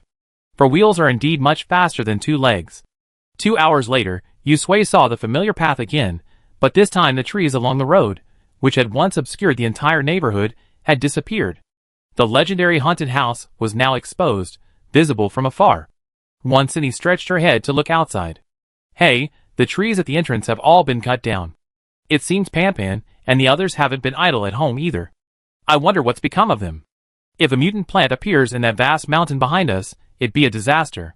Calculating the situation, it had only been 3 days since they left, but so much had happened in between, making each day feel incredibly long, as if 10 days or half a month had passed. Wansini sighed softly. I wonder what Ponpon's doing right now. At the gate of the community. Dengi yawned, patted his cheeks, and perked himself up. He stood up and walked around a few times. When will this rain stop? It's so annoying. I wonder how Sister Sui and the others are doing, or when they be back. Zhou Chifeng didn't respond, squinting his eyes as he stared outside. I think I see lights. Lu's father frowned. I faintly heard the sound of a car. Dengi was startled. What? A car? Why is there a car at this hour? Doesn't that mean someone's coming this way? He quickly pressed the remote control in his hand to notify Gu Panpan and the others in the villa behind. In the villa. Gu Panpan's heart raced at the sudden alarm, and she quickly stood up. This alarm had been modified by Zhui Yan after he arrived at the community, making it easier for them to pass on messages. She hurried downstairs. Downstairs, Qin Chang, Lu Xiao, and Lu's mother were already fully dressed, weapons drawn, and rushing out of their rooms. Something's happening, Gu Panpan spoke first. Auntie Lu, you and Jia stay here to watch Xian. Sister Shen and I will go out and take a look. Mother Lu agreed immediately. Okay, leave this to us. Be careful out there. Yes. The jeep's headlights illuminated the road ahead, illuminating the eyes of Deng Yi and the other two through the rain. Deng Yi leaned against the wall, muttering quietly, We're almost at the first trap we dug. 2 cars, how many people are there? Can we defeat them? Even if we can't, we fight, Zhou Chifeng replied, staring intently at the car in the distance. I didn't say I wouldn't fight. Deng Yi rolled his eyes and sighed. Hey, if only Sister Sui were here, we know how many people were there sooner, so we could be prepared. Lu Dad moved his lips. We can't rely on Sui for everything. It's not easy for a young girl to get this far. Deng Yi, I'm just saying. Host, stop the car. There's a trap ahead. A large pit with spikes underneath. Falling into it is no joke. The system has been monitoring Gu Panpan and the others in the complex during its rest period, so it's naturally aware of their actions along the road near the entrance. Gu Panpan and the others are indeed good people. Ever since Yusui and Wansini left, it was worried they'd run away with the food Yusui left behind, but it didn't expect them to stay. They haven't been idle during this time either. They cleared out the trees in the complex, at the entrance, and on the hill behind. They also dug numerous trenches and traps to protect the entire complex. Yusui heard the system's voice and immediately slammed on the brakes, stopping the car just half a meter in front of the trap. Deng Yi couldn't help but pop his head out again. Why did they stop? Did they discover the trap we dug? Did the rain expose it? This is so unlucky. Zhou Chifeng pressed his head down, tightening his grip on the fire axe. Hold on, someone's coming down. Lu Dad wiped his face nearby. He saw someone jump out of the driver's seat. The heavy rain made it difficult to see clearly, but he felt the figure was vaguely familiar. Wansini jumped out of the passenger seat. Sui, what's wrong? Yusui pointed. They dug a trap up ahead. It's hard for cars to get through. Oh, a trap? Wansini laughed. They've been pretty busy lately. They even set up a trap. She glanced toward the gate. So what do we do now? We have to find a way to notify them, before they can't wait and start attacking their own family. Yusui nodded, thought for a moment, and then pulled out a whistle from his space. He brought it to his lips and blew it. In the neighborhood, Gu Panpan and Xinchang were halfway through their walk when they heard the familiar whistle. The solemnity on their faces instantly gave way to surprise, and they quickened their pace and rushed out. Dingy, still crouching at the doorway, scrambled to his feet. It's Sister Sway and the others. They're back. Haha, I was wondering who was so clever as to come up with this trap. It's Sister Sway and the others. He tossed his weapon aside and ran over happily. I picked them up. Fan Chung and the others also got out of the car and stood silently behind Yu Sui and Ruansini. They stared at the flashlights that suddenly lit up not far away and exchanged glances, having no idea they landed right here. Deng Yi scurried over, waving vigorously from a distance. Sister Sway, you're finally back. I missed you so much. Ruansini chuckled. Deng Yi's still so lively. Seeing how energetic he is, I guess he's been doing well these past few days. Nothing major has happened in the neighborhood. Yu Sui nodded in agreement. Finally reconnecting, Deng Yi rushed over to get a closer look at Yu Sui and Ruansini, hugged them both, and said excitedly, Sister Sway, Sister Sini, you're finally back. Yu Sui smiled faintly, and Ruansini patted Deng Yi's shoulder. You're back. How's it going? Have you had any trouble these past few days? No, it's been peaceful these past few days. I haven't even seen a zombie.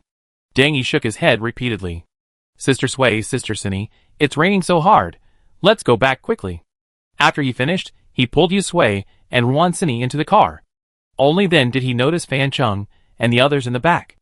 They seemed to be the people Yu Sui had picked up. We dug this trap yesterday. Go that way, it's safer. Deng Yi drove ahead, and Luo Chuan followed behind. They zigzagged around several traps, and arrived at the gate of the community. Gu Panpan and Shinchong stood by the door, their hearts brimming with excitement. Deng Yi opened the door and jumped down. Gu Panpan and Shinchong quickly squeezed in. Deng Yi waved Sister Sway, we still have to keep watch. You guys go in. Okay. Yu Sui nodded, greeted Zhou Qinfengla's father, and tossed him a Coke and a piece of bread and chocolate from his space. Here, have something to eat. Thank you, Sister Sway. Deng Yi smiled brightly, feeling much more at ease. Chapter 99. Beijing City. The once bustling CBD now lies in ruins, a massive banyan tree occupying its former core location. The tree's thick branches easily caused several nearby office buildings to collapse, clearing its path. Its bark was a shiny black, seemingly coated with oil upon closer inspection. Its roots, like a giant python, coiled around the nearby asphalt road, leaving the once smooth surface crisscrossed with gullies. Overhead, its branches blocked out the sun, shrouding the entire core area in shadow. Under the tree, no corpses were visible, though the thick stench of decay still lingered in the air. The rain was so heavy that the occasional mutant animal seeking shelter would see the previously harmless branches rustling in the darkness, slowly approaching the creatures hiding beneath the tree and attacking them without warning. The delicate branches pierced the mutant's hard skin like sharp arrows, turning it into a hedgehog. Within seconds, it was drained of its flesh and blood. In the distance, someone holding a telescope saw this scene and spat and cursed, throwing the telescope aside. Had the people who went out to explore the area returned? Not yet. A nearby person took the telescope, looked through it, and tooted, his expression grimacing. There are only a few hours left. They should be heading here too. I didn't expect this tree to eat people. We can't stay in the city anymore. We better get out of here soon. There was a knock on the door, and someone rushed in. Brother Sun, Dongzi and the others are back. Sun Zhe put down the telescope and said without turning back, let them in. Daylight dawned, and the rain was easing. The survivors of the two bases hadn't slept well the previous night, and now, without waiting for the rain to stop, they hurriedly got up, packed their belongings, and followed the main force out of the city. On this journey, who knows how many more people will collapse.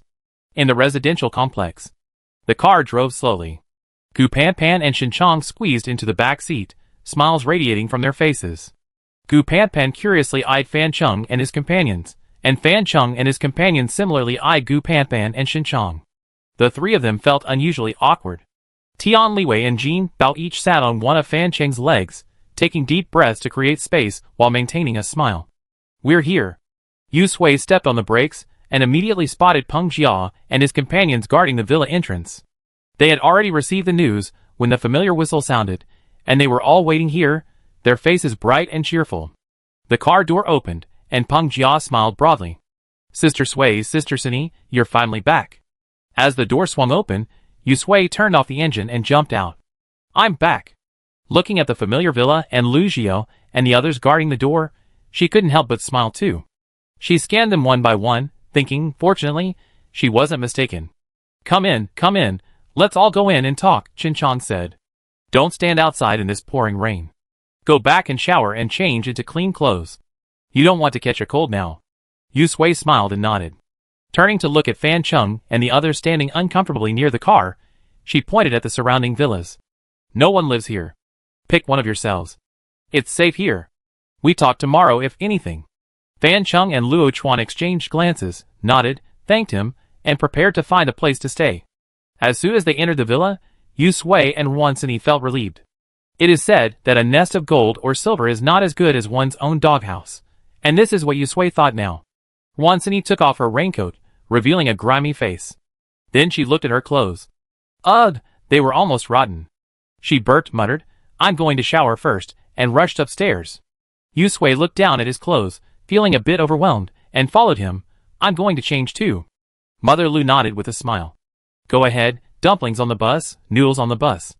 I make you some noodles. You must be hungry after walking so long. When Yu Sui and Ruan-Sini came downstairs, washed and cleaned, Mother Lu was just coming out of the kitchen with 2 bowls of noodles. Just right, some hot noodles to warm you up, Mother Lu said with a smile. Gu Panpan added with a smile, these tomatoes and potatoes are from our recent planting. Come try them. Ruan-Sini sat on the sofa, holding the slightly hot bowl. The aroma of the tomatoes and potatoes filled her nose. She took a deep sniff before picking up her chopsticks and digging. As Yu Sui ate the warm noodles mixed with the sweet and sour tomatoes, a satisfied smile spread across her face. Home-cooked meals were still the best. After finishing her noodles, Yu Sui had originally planned to briefly recount her journey, but sleepiness crept in after the meal, and yawns broke out one after another, so she had to give up. Since she was already home, she might as well get some sleep and talk tomorrow. When she woke up again, it was already the afternoon of the next day. Yu Sui hadn't slept this soundly and comfortably in a long time. She was still a little groggy when she woke up. Looking at the ceiling above her, the soft bed beneath her, and the faint sounds of voices outside, she remembered she was home. Since Ruan-Sini wasn't there, she'd probably been up long ago. She didn't rush anymore. She lazily turned over in bed and curled up with her pillow for a while, enjoying this rare moment of staying in bed. Host, why aren't you getting up? The system was curious. This was the first time it had seen the host like this, still lying in bed. It searched its memories, and found the host had never done this before. Yu Sui's hand rested against his cheek, a little hot from sleeping for so long. What had they been doing in the community during this time? The system had been keeping an eye on it, but the constant stream of events in the city had left it no time to discuss it. Now that it had plenty of time, it began to recount it in detail. As soon as Yu Sui and Ruan-Sini left, Deng Yi and the others had begun ruthlessly destroying the flowers in the community, leaving not even a blade of grass. To prevent the weeds from growing again, Deng Yi and Zhou Chifeng had even gone to the fertilizer warehouse to get a large supply of herbicide. They hadn't just finished weeding the grass inside the community, the trees and flowers outside weren't spared either, especially those on the hill behind. With Lu Dad's fire ability, they experienced the wildness of setting a mountain on fire. Xianxian provided ice to prevent the smoke from attracting the attention of the other survivors. After Zhuo Yin arrived at the complex, he helped improve the surveillance system and designed a number of traps, especially along the road at the entrance. Yu Sui listened with growing satisfaction. It seemed his decision to take them in had been a good one. Additionally, the system paused. Peng Jia had awakened as superpower. Oh! Yu Sui was a little surprised. This was truly bizarre. What kind of superpower? Earth-related superpowers. The system also found them strange. It detailed the circumstances surrounding Peng Jia's awakening, summarizing that it seemed as if excessive work had unleashed his inner potential. This made Deng Yi and the others envious, and from then on, they worked even harder. Deng Yi even considered asking Lu Dad to warm him over a fire or having Xianxian give him some ice. But after repeated reflection, he suppressed the thought. After all, he only had one life. If he still had no superpowers after being roasted or frozen, his life would be over. The system counted on its fingers. Host, besides Luo Chuan and Fan Cheng's men who just arrived, there are 3 superpowered users in the complex now. Xianxian's ice power, Lu Dad's fire power, and Peng Jia's earth power. They're quite powerful. Add to that Tian Liwei's healing power, Luo Chuan's fire power, Qiao Lei's water power, and Mo Lan's speed power. Even if another superpowered team arrives, they can handle it without you and Ruan-Sini taking action. Click. The subtle sound of a door opening brought Yusui back to reality. Turning around, she saw the door swing open. Wansini, holding a bowl, smiled at her. "You're awake. I thought you were still asleep. Here, this is freshly cooked porridge. Have some to warm your stomach." Yusui sat up, took the bowl, blew on it, and the sweet, smooth rice porridge took a sip, awakening her appetite. Wansini sat by the bed, chattering about the recent changes in the community she learned from Gu Panpan and the others.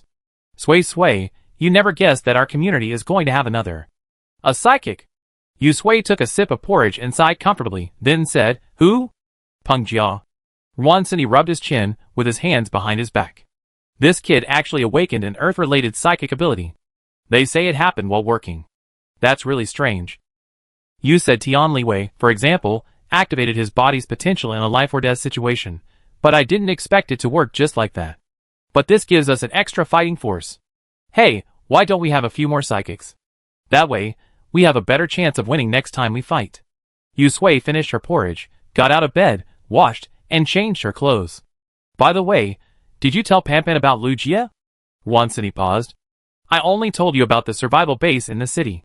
I didn't mention the idea of stealing superpowers by eating them. I haven't figured out how to explain that yet." She sighed. "As for Lu Jia, I haven't told Panpan yet. Honestly, I don't know how to tell her. People's hearts are often hidden. Although Dengi and the others had behaved well during their absence, the idea that eating superpowered people could potentially gain their powers was too unbelievable. With the community finally settled down, she was afraid that speaking out rashly would cause trouble. It has to come out." Yusui's expression darkened. Downstairs, Dengi was grinding wheat flour, but his head kept glancing upstairs, again and again. Xian, a playful little girl, ran over to him with a smile when she saw him like this. "Brother Dengi, do you want to see Sister Sui?" "Yes," Dengi poked her cheek. "Our Xian is so smart." Xian wrinkled her nose, and Dengi's powder smeared all over her face. "Mom, you're so mean. You didn't even wake me up last night. I didn't even know Sister Sui was back." "Who are you calling?" Yusui asked as he came down the stairs. Xuan's eyes lit up at the sound, and she ran over. "Sister Sui, Xian missed you so much." Yusui bent down and picked her up. "Sister Sui missed our Xian too." She opened her palm, and a stuffed bunny appeared in it. "Here, this is a gift for you." "Wow!" Xian was delighted. "Thank you, Sister Sui. Just so happens." Peng Jia and Zhou Chifeng led Fan Cheng and Luo Chuan through the neighborhood. Seeing Yusui holding Xian, they all greeted him. The situation here was unexpectedly safe and peaceful, reaffirming their original decision. Yusui rocked Xian and sat down on a stool near the door. "It's great that everyone's here. I have something to discuss with everyone. It's about that survival base in the city that Xine mentioned." Fan Cheng and the others, who knew the inside story, looked grave. Seeing them like this, Gu Panpan and the others couldn't help but feel a pang of fear, their ears pricked up. Chapter 100. Psychics? Food? Seizure? They clearly understood each word individually, but why was it so hard to understand them all together? Ever since Yusui finished describing the conditions at the several survival bases, Gu Panpan and the others had remained silent, their faces filled with disbelief. Had the world outside really gotten this bad? A long moment passed.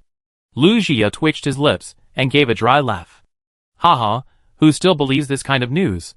In the past, I would have definitely added people who believe this to my little notebook. When they got older, I sell them health supplements and make a killing. That's right, believing this kind of news is worse than believing I'm Qin Shi Huang," Dengi echoed, his expression unfazed despite his disbelief. Gu Panpan and the others looked solemn. They all knew Yusui wasn't the type to joke about such things. After Lu Jiao and Dengi finished speaking, noticing the others were still silent, they simultaneously turned to look at Fan Cheng and the others. They had followed Yusui from outside. If what Yusui said was true, then was their arrival really just for refuge? For a moment, the looks they gave Fan Cheng and the others were somewhat skeptical. Jin Bao was anxious. They hadn't even gotten to know the people here since they first arrived, and they couldn't afford to be isolated because of trust issues. He stepped forward and quickly distanced himself from those survival bases. "This has nothing to do with us. We were victims too. We nearly lost our lives trying to escape the survival base. If we hadn't run into Sister Sui and the others later, we would have met our end by now." Recalling the heartbreak, Jin Bao's eyes welled up and his voice choked. When I first entered the survival base, I thought I was lucky. There were so many people around, and I have company. At least someone would collect my body when I died. Who knew there were actually people collecting the bodies? As people died here, they were thrown into the cauldron over there, some even breathing their last breath. Later, they figured they all die in there sooner or later, and dying at the hands of zombies was worse than dying at the hands of their own people. Not only would they leave their bodies intact, but at least they wouldn't have to worry about someone eating their flesh. Later, they took advantage of opportunities during missions to sneak out. Tian Liwei lowered his head, his eyes red.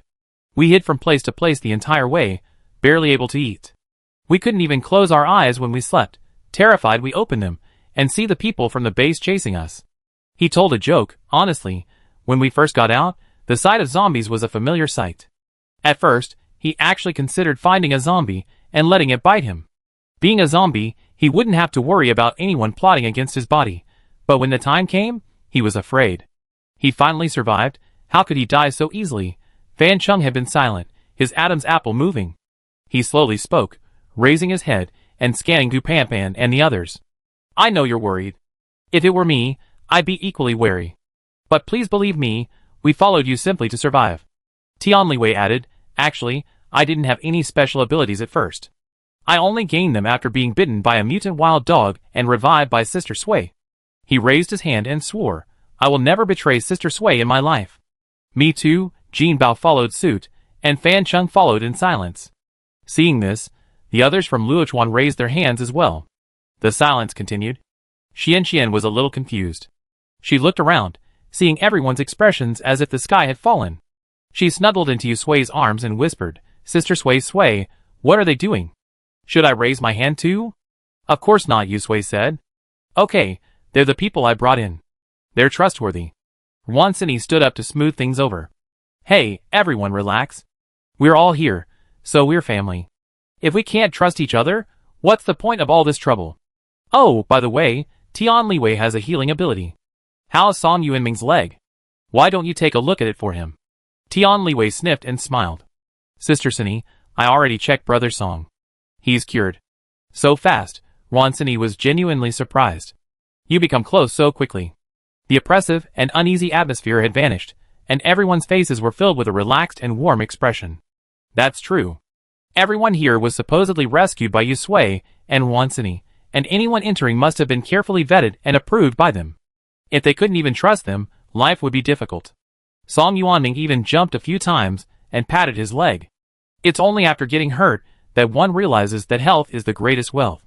Well, Xiaotian is amazing. He cured me in just a few seconds. If someone like Xiaotian had opened a hospital in the past, he'd be a miracle doctor capable of killing people. Tian Liwei smiled shyly. I'm just helping with logistics. I'm just helping out. The misunderstanding cleared up, and Yu Sui returned to business. The city is probably overrun with mutant plants and animals right now. Those people in the survival base will have to leave the city and find new accommodations. We're not far from the city. Everyone should be vigilant for the time being. Don't let them take advantage of you. Peng Jia patted his chest. Leave the community defense to me. My special ability is perfect for that. I go with you. Although I don't have any special abilities, setting up system monitoring and alerts is my specialty, Zhui Yin offered, pushing his glasses. At the door, Fan Chung pointed at himself and Jin Bao and the others. We can also help with strengthening the defenses. Zhu Kong patted his chest and said, We're here. Free labor is a waste. Just give us your orders. Gu Panpan smiled as she watched them. With more people, not only would they save a lot of time, but they would also be able to refine areas that had been sketchy before. She turned to Yu Sui and said, Sui, leave these things to us. We've been doing this for a while now, and we're very familiar with it. You and Sini can take a break. You're all exhausted from this trip. Yu Sui was naturally happy to have someone take care of these chores. She nodded inwardly. It seemed that during this period of time, Gu Panpan had also grown considerably. Great, then we can just be hands off. Wan Sini stretched. Finally, I can rest a bit. She gave Gu Panpan a thumbs up. Now it's up to you. Dengi chuckled. Sister Sui, just wait and see. We won't let you down. We soon turned the community into an impenetrable fortress, preventing those people from even getting through. Yu Sui raised an eyebrow. Hearing you say that makes me even more excited. In the courtyard, Gu Panpan dragged out a portable blackboard from the living room. On it was a plan of the community, marked with various colored chalk markings, clearly indicating that a defensive plan had been drawn up beforehand.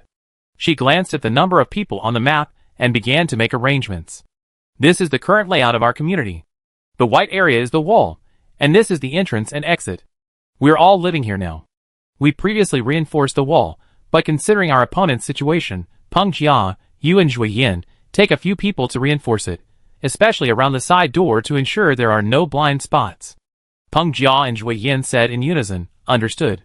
The patrol team used to be in groups of 3, but now that we have enough personnel, we divide it into 6 groups of 4. Each group must have at least 1 psychic. I marked the patrol route, and the focus will be on checking these points. Gu Panpan finished speaking and looked at Father Lu. Uncle Lu, I leave the grouping to you. Father Lu grinned. Don't worry, leave it to me. I guarantee not even a fly can get in. Logistics and medical support will be handled by Tian Liwei and me. If anyone gets hurt, we handle it. Gu Panpan nodded at Tian Liwei. Yes. Tian Liwei took the task seriously. With the arrangements in place, everyone seemed energized, as if transported back to a pre-apocalyptic world of order, peace, and hope. Gu Panpan finished the arrangements in one breath, and Wansini offered her water just in time. Come, have a drink and rest. Panpan, you're amazing. Gu Panpan took a sip of water to moisten her throat and smiled shyly. So Sui Sini, do you have anything else to add? The two shook their heads, and Yusui gave a thumbs up. No, you arranged it very well. Even more thoughtful than I expected. Now we can really be hands-off. Wansini stretched lazily. I'm a little uncomfortable with having nothing to do now. She watched the busy figures, and suddenly felt an indescribable sense of security. A moment later, the courtyard, once crowded with people, was now only occupied by Yusui, Wansini, and Xian Xian. Xian Xian looked around and said, Sister Sui, where am I? Yusui held her up and stood up. Let's go take inventory of our current supplies. Okay, Xian Xian said, jumping out of Yusui's arms. I get some paper and a pen and write it down later. Wansini smiled. Okay, we wait here. In the basement, the door opened. Yusui's brows curved as he looked at the untouched boxes of food inside. Then he looked at the supplies they had collected this time. They had quite a bit of stock, enough to last them a month or 2, not to mention they'd been busy growing some vegetables, fruits, and rice. After a busy morning, they barely finished counting the food in the basement. Xian Xian rubbed her hands, which were sore from writing. Holding a lollipop in her mouth, she mumbled, Sister Sui, you guys got so much food. Yeah, we're not short of food now. Yusui patted her head and smiled. Food in hand brings peace of mind, and Yusui felt that way now. She picked and chose from the food, pondering what to have for lunch. Elsewhere, Lu Jia and Sun Zhe frowned. They were out of food. Chapter 101. Boss, we're out of food. The unshaven man who brought the news looked like he just crawled out of a coal mine. He glanced cautiously at Lu Jia and Sun Zhe, then shrank back toward the door, fearing he'd been in trouble. Lu Jia's face darkened upon hearing this. He rolled his eyes, took a deep drag on his cigarette, and blew out smoke rings, cursing inwardly. Eat, eat, eat! All he knows is eat. Doesn't he know he needs to eat? All he does all day is open his mouth and ask for food. He's not a god. How can he conjure food out of thin air for them? Bah! With so many psychics in their base, why doesn't he have a space psychic? Lu Jia scratched his hair in frustration, cigarette in his mouth. His eyes were bloodshot. He hadn't slept well in the past few days. A few nights ago, just as he was soundly sleeping after a satisfying meal, the ground suddenly shook. Thinking it was an earthquake, he grabbed his clothes and rushed out of his room. The base was in chaos, people were fleeing in panic, screams and cries echoing one after another. When he ran out, he realized it wasn't an earthquake, but rather the unassuming banyan tree at the entrance had mutated and taken over their territory. The banyan tree, originally thick enough for 2 people to hug, suddenly grew rapidly as if on steroids, until it became a towering behemoth that obscured the sun and sky. It easily crushed their long-established base into rubble. The warehouse that housed all their supplies was also not spared, buried beneath the rubble. Standing at the edge of the rubble, Lu Jia watched helplessly as the supplies he hadn't been able to bring out were buried beneath the rubble. His heart ached. The empire he had worked so hard to build was gone. He suppressed his heartache and grabbed the nearby psychics, who were desperately trying to escape, ready to tell them to go up and see if they could salvage some supplies, when the mutated giant banyan tree suddenly thrust out its branches and attacked them.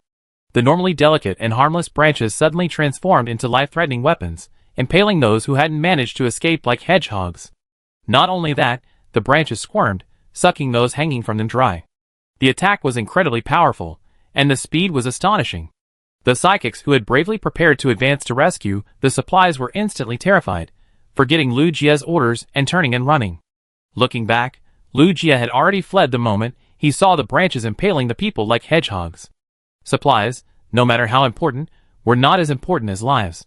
After finally escaping the mutated giant banyan tree's attack range, Lu Jia looked around and saw that everyone still alive in the base had fled. Thinking of the road ahead, he forced himself to gather the survivors from the base.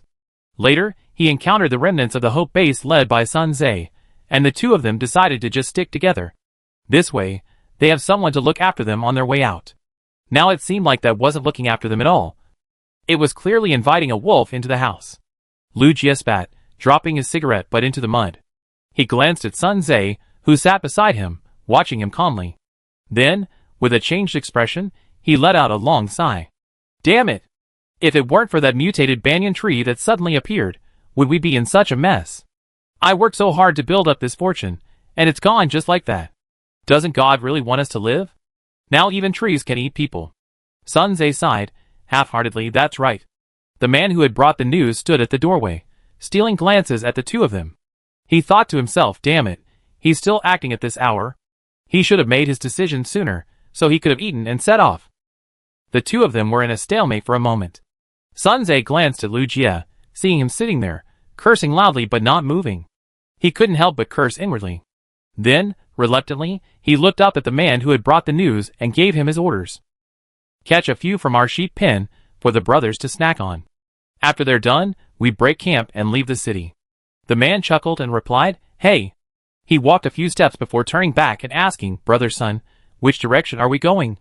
Sun Zhe turned to look at Lu Jia. They had agreed to leave the capital together, but they hadn't mentioned staying together after leaving the city.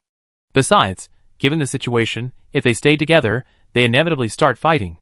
Let's go east, Lu Jia said. His hometown was in Beha City, near Jing City, and he knew the place well. Sun Zhe chuckled, that's unfortunate. I was planning to go south. Lu Jia sighed pretentiously, oh, I was saying that if we went together, we could look out for each other. Strength in numbers. Who knows what it's like out there? The two exchanged witty banter. The man who brought the news, understanding his answer, hurried out of the room. Looking at the group of hungry-eyed people outside, he raised his chin and cleared his throat. Go to the sheepfold over there, and catch 5 sheep, and make some soup. After we eat, we continue on our journey. The crowd cheered. Some eagerly rushed to the sheepfold and grabbed a few. That's it. Hurry! Inside the sheepfold, the captured individuals slumped to their knees, their faces pale, their eyes filled with despair and fear. They clutched the bars tightly, their cries of pleas for mercy and curses echoing from the cages. The people outside chuckled, unmoved, as if they hadn't heard anything. They turned to the person setting up the pot on the other side and urged, where's the fire? Light it up. I'm starving. The rain had stopped, and the sun shone brightly overhead, but the light felt no warmth on them. The coldness emanating from the smiling faces before them could chill the very blood. In the villa, Lu Zhiyou and the others, clutching their bowls, paled in fear at the words of Fan Cheng and Jin Bao. At noon, everyone gathered for lunch. Yu Sui asked Fan Cheng and the others to explain the specifics of the survival basis, so that everyone could get a good understanding. Knowing both oneself and the enemy is the key to victory. Although Fan Cheng and the others had already told them that morning that those people were not good people, hearing them treat ordinary people like livestock, even keeping them in cages called sheep pens, was a bit hard to accept for a moment, and the food in their bowls became difficult to swallow. Most of them had arrived in the community within a few days after the red rain ended, and they still maintained the moral standards of the civilized world and upheld the basic principles of human conduct. Only Gu Panpan and Zhui Yan showed no reaction to Fan Cheng and the others' words. Human nature is like this. In the face of life and death, all else is nothing. The meal was tasteless. After dinner, Lu Zhiyou and the others, who had been preparing to take a break, left in silence and returned to work upgrading the community's defenses. Knowing they were facing a group of monsters in human form, everyone's only thought was, they couldn't stop, and they didn't dare to. They didn't have the time, nor did they dare to take chances. Life is only once, and no one wants to die. Rwansini, cupping her tea, sighed with emotion. When I read movies and novels before, I always thought they were a bit exaggerated and dark. Now, I realize they were too conservative. If art were derived from life, it should transcend life. But I never expected Lugia to be so ruthless, to be capable of such a thing. Not surprising. What he did in the community is essentially the same as what he's doing now. Yusui poured a cup of tea and handed it to Gu Panpan. The three of them were left in the room. The two of them told Gu Panpan everything about Lugia. She had listened, her head bowed, and remained silent. The tea in her cup wafted with a lingering aroma. Gu Panpan sipped, the tea scalding her tongue. She flinched subconsciously, and only after the tea had gone down her throat did she finally regain her composure. Lugia. Gu Panpan chewed on the name in her mind. She would never forget it, but she had never imagined she'd have the chance to meet this man again. The saying harm lasts 1,000 years is truly true. Gu Panpan put down her teacup and looked up, seeing the worry in Yusui and Rwansini's eyes. She smiled. I'm fine. She paused, stroking the cup. If anything, this time, I intend to kill him myself. It doesn't matter. This is perfect. She can solve her nightmare herself. Yusui breathed a sigh of relief. Of course there is. That's easy. If he comes, we won't leave alive. Rwansini slashed the air with her hand like a knife. Then you can kill him however you want. Gu Panpan raised her lips and smiled. I need your help then. No problem. Leave it to us. Rwansini puffed out her chest. It's a piece of cake. Gu Panpan smiled and stood up, making an excuse to go to work. As the door closed, the smile on her lips slowly faded. Her clenched hands loosened, and she walked down the stairs, step by step. Once outside, the sun shone on her, warming her skin. The air was filled with the unique smell of earth after rain. She breathed a deep, long sigh, raised her head, and strode out. Upstairs, Yusui stood by the bed, watching Gu Panpan's back before looking away. Rwansini retracted her head, muttering, I never expected that. The person who died before their eyes could actually be resurrected. No one would believe it if they told anyone else. It's truly the end of the world, isn't it? Anything can happen. She sighed. Sway, are you going out? No, I want to take a break and slack off. Yusui shook her head. Rwansini didn't try to persuade her. Okay, I go out and help out. After watching Rwansini leave, Yusui finally had the energy to focus on the system. In fact, something had been amiss with the system since they returned to the villa.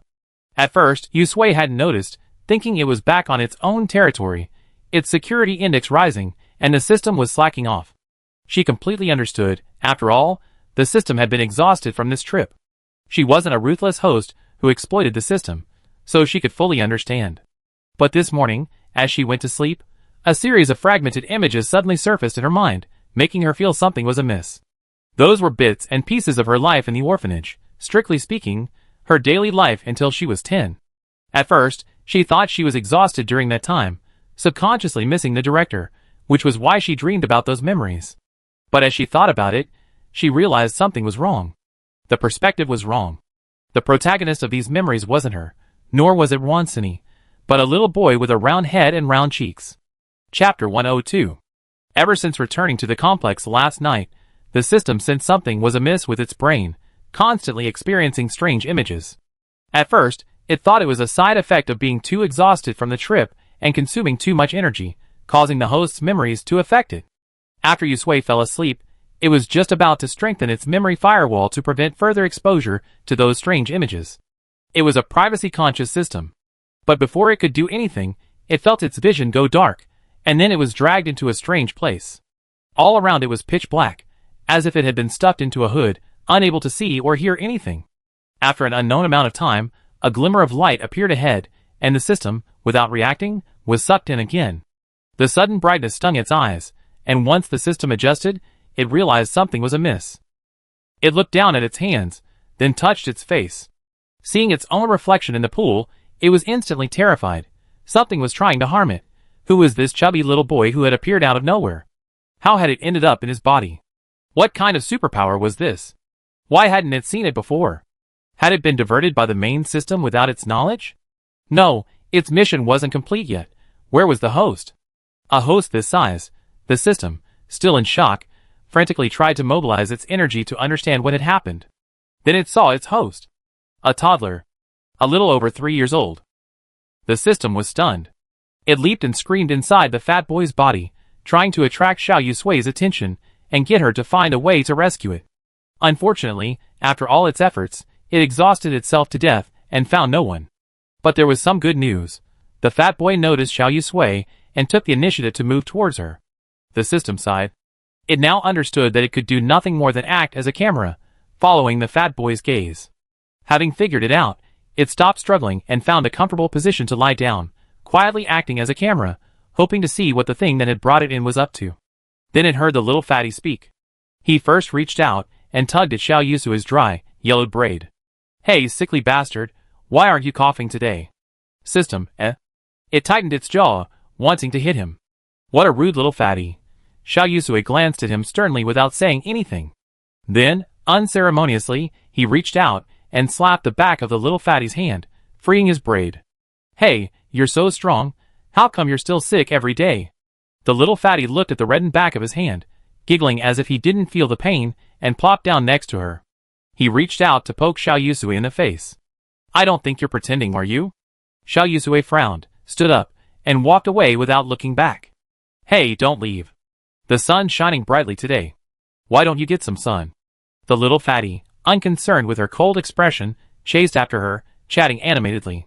Next, the system watched helplessly as this little chubby boy, like a sticky candy, darted to her side, like a radar, wherever the host appeared. Like a tail that couldn't be shaken off, he chattered endlessly. That was enough, but he couldn't help but make advances on Yusui, tugging on her braids or pulling on her school bag. He was never quiet. "Sickly boy, did you take your medicine today?" "Sickly boy, our teacher talked about XXX in class today. What did you learn? Were the questions difficult? Do you want me to explain them to you? I'm number 1 in our class." "Sickly boy." The system narrowed its eyes and sneered. If it still couldn't discern this little chubby boy's intentions at this point, it was wasting its time. Seeing its host's expression, which had remained stern for years, it proudly gave a thumbs up. Yes, that's how it should be. How could someone who doesn't learn well at such a young age be worthy of the host? It disagreed. The days passed one by one. Fortunately, memories seemed to play out at super speed. The system felt a flash before its eyes. The little fat man and the host had grown a few years older, and then it saw a familiar scene. It was still the orphanage. The little fat man was holding the lollipop he had snatched from Xiao Yusui, blood beads on his forehead. Across from him, Xiao Yusui was furious, his face flushed red. His delicate arms held a stool, one corner of which was stained with blood. Clearly, it was the murder weapon. The system applauded happily. He deserved it. He should have learned his lesson now. Alas, he didn't. The little fat man, with his bandaged forehead, approached again with a playful smile. The system's face darkened. A few years passed, and when the little fat boy was 10, this situation finally disappeared, as he was adopted. The system was overjoyed. Now he no longer had to watch him cling to his host. The little fat boy reluctantly said goodbye to his host, and, led by his adoptive parents, had barely stepped out of the orphanage when the system felt a blackout and a dizzying spin. When it opened its eyes again, it had returned to the familiar Yusui's mind.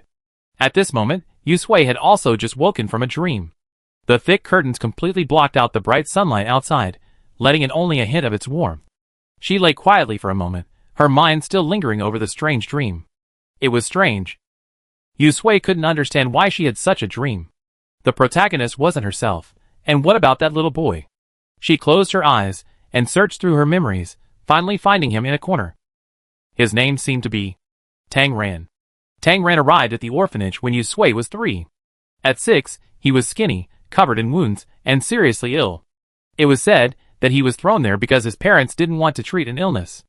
After being rescued, he stayed in the orphanage. At first, Yusui's impression of him was quite pitiful. He was often beaten at home, and there were many people like him in the orphanage.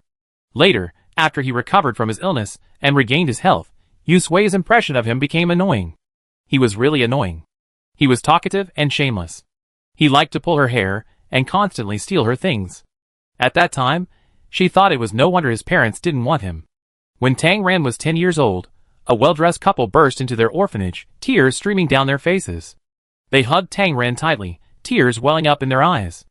Only then did she realize that Tang Ran's name wasn't Tang Ran, nor had he been abandoned by his parents. Instead, He had been abducted as a child, and his parents had searched for him for years before finally finding him. Tang Ran. No, it seemed like his original name was something else. Shi Lang had left the orphanage with his parents. After he left, Yu Sui remained the same as before, the only difference being that she wondered if she, like Shi Lang, had been stolen and abducted, and if her parents were searching for her as well. This thought lingered in her mind, amplifying with each passing year. If it weren't for this dream, she would have almost forgotten it. System, are you there? Yu Sui sat by the window, thinking back to her previous dream and the time in the city when the system had actually mentioned Luo Chuan's name.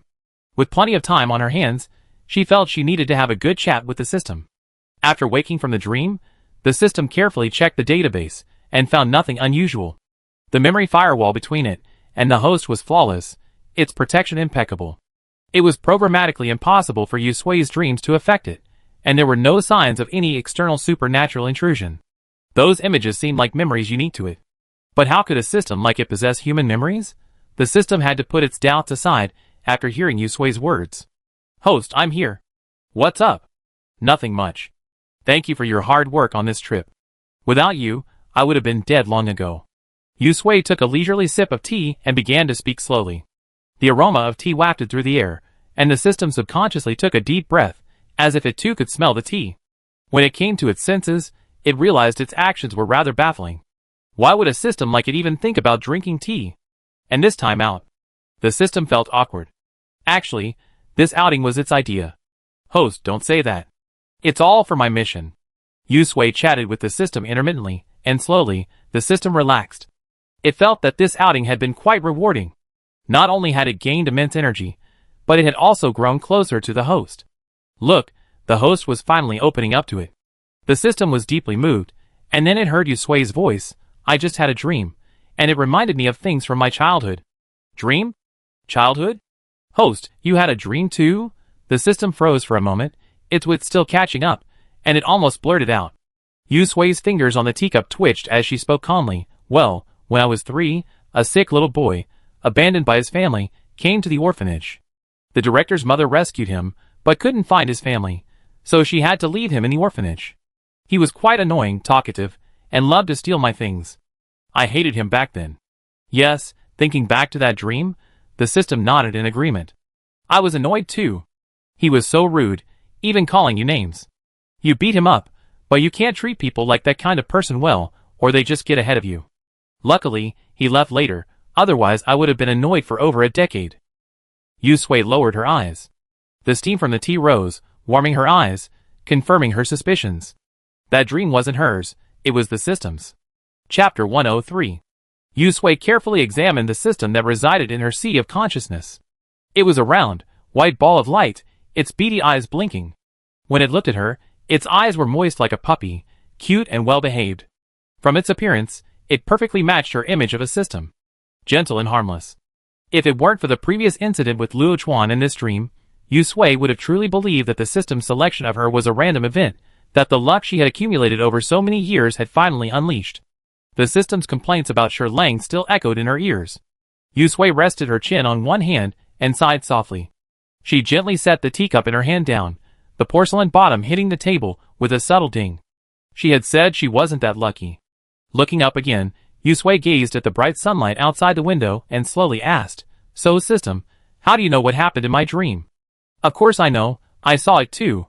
The system, still recollecting the dream, momentarily failed to notice the tone of Yu Sui's gaze as he observed it. It responded casually, then suddenly snapped back to its senses, a moment later dazed. Yu Sui raised his eyes and softly repeated the system's words. You saw it. System, how did you see it? The air suddenly grew quieter. System, eh? Yu Sui frowned, feigning confusion as he asked, Are you peeping into my privacy? No, the system jumped back and forth as if shaking its head, its light ball visibly anxious, its speech speeding up. Host, I didn't mean to pry into your privacy. My firewall and everything are perfectly fine, without a single loophole. I don't know what's going on actually. It was a little anxious. This trust issue couldn't be delayed. It had to prove its innocence immediately, otherwise, what would happen if the host no longer trusted it? Since returning to the community yesterday, strange images have been popping up in my head. Then, after you fell asleep, I suddenly lost consciousness. When I regained consciousness, I saw myself trapped in the body of a little fat man. I was terrified and wanted to call you to save me, but no matter how I screamed or tried, no one heard me. That's when I realized I seemed to have entered your dream from someone else's perspective. It timidly looked up at Yusui after saying this. Host, I really didn't mean to look. I don't know what happened. Believe me. So, Yusui stared at it intently, as if trying to peer through the ball of light into its core. You mean, you had the same dream? It had the same dream? That's impossible. The system retorted subconsciously, its CPU spinning frantically. It peeled back layer after layer of its firewall like an onion, searching for evidence that those images were the host's memories invading its body, creating this dream, a false illusion. But after searching the entire database, there was no trace. Those memories truly seemed to have grown from its core code, as natural as a part of it.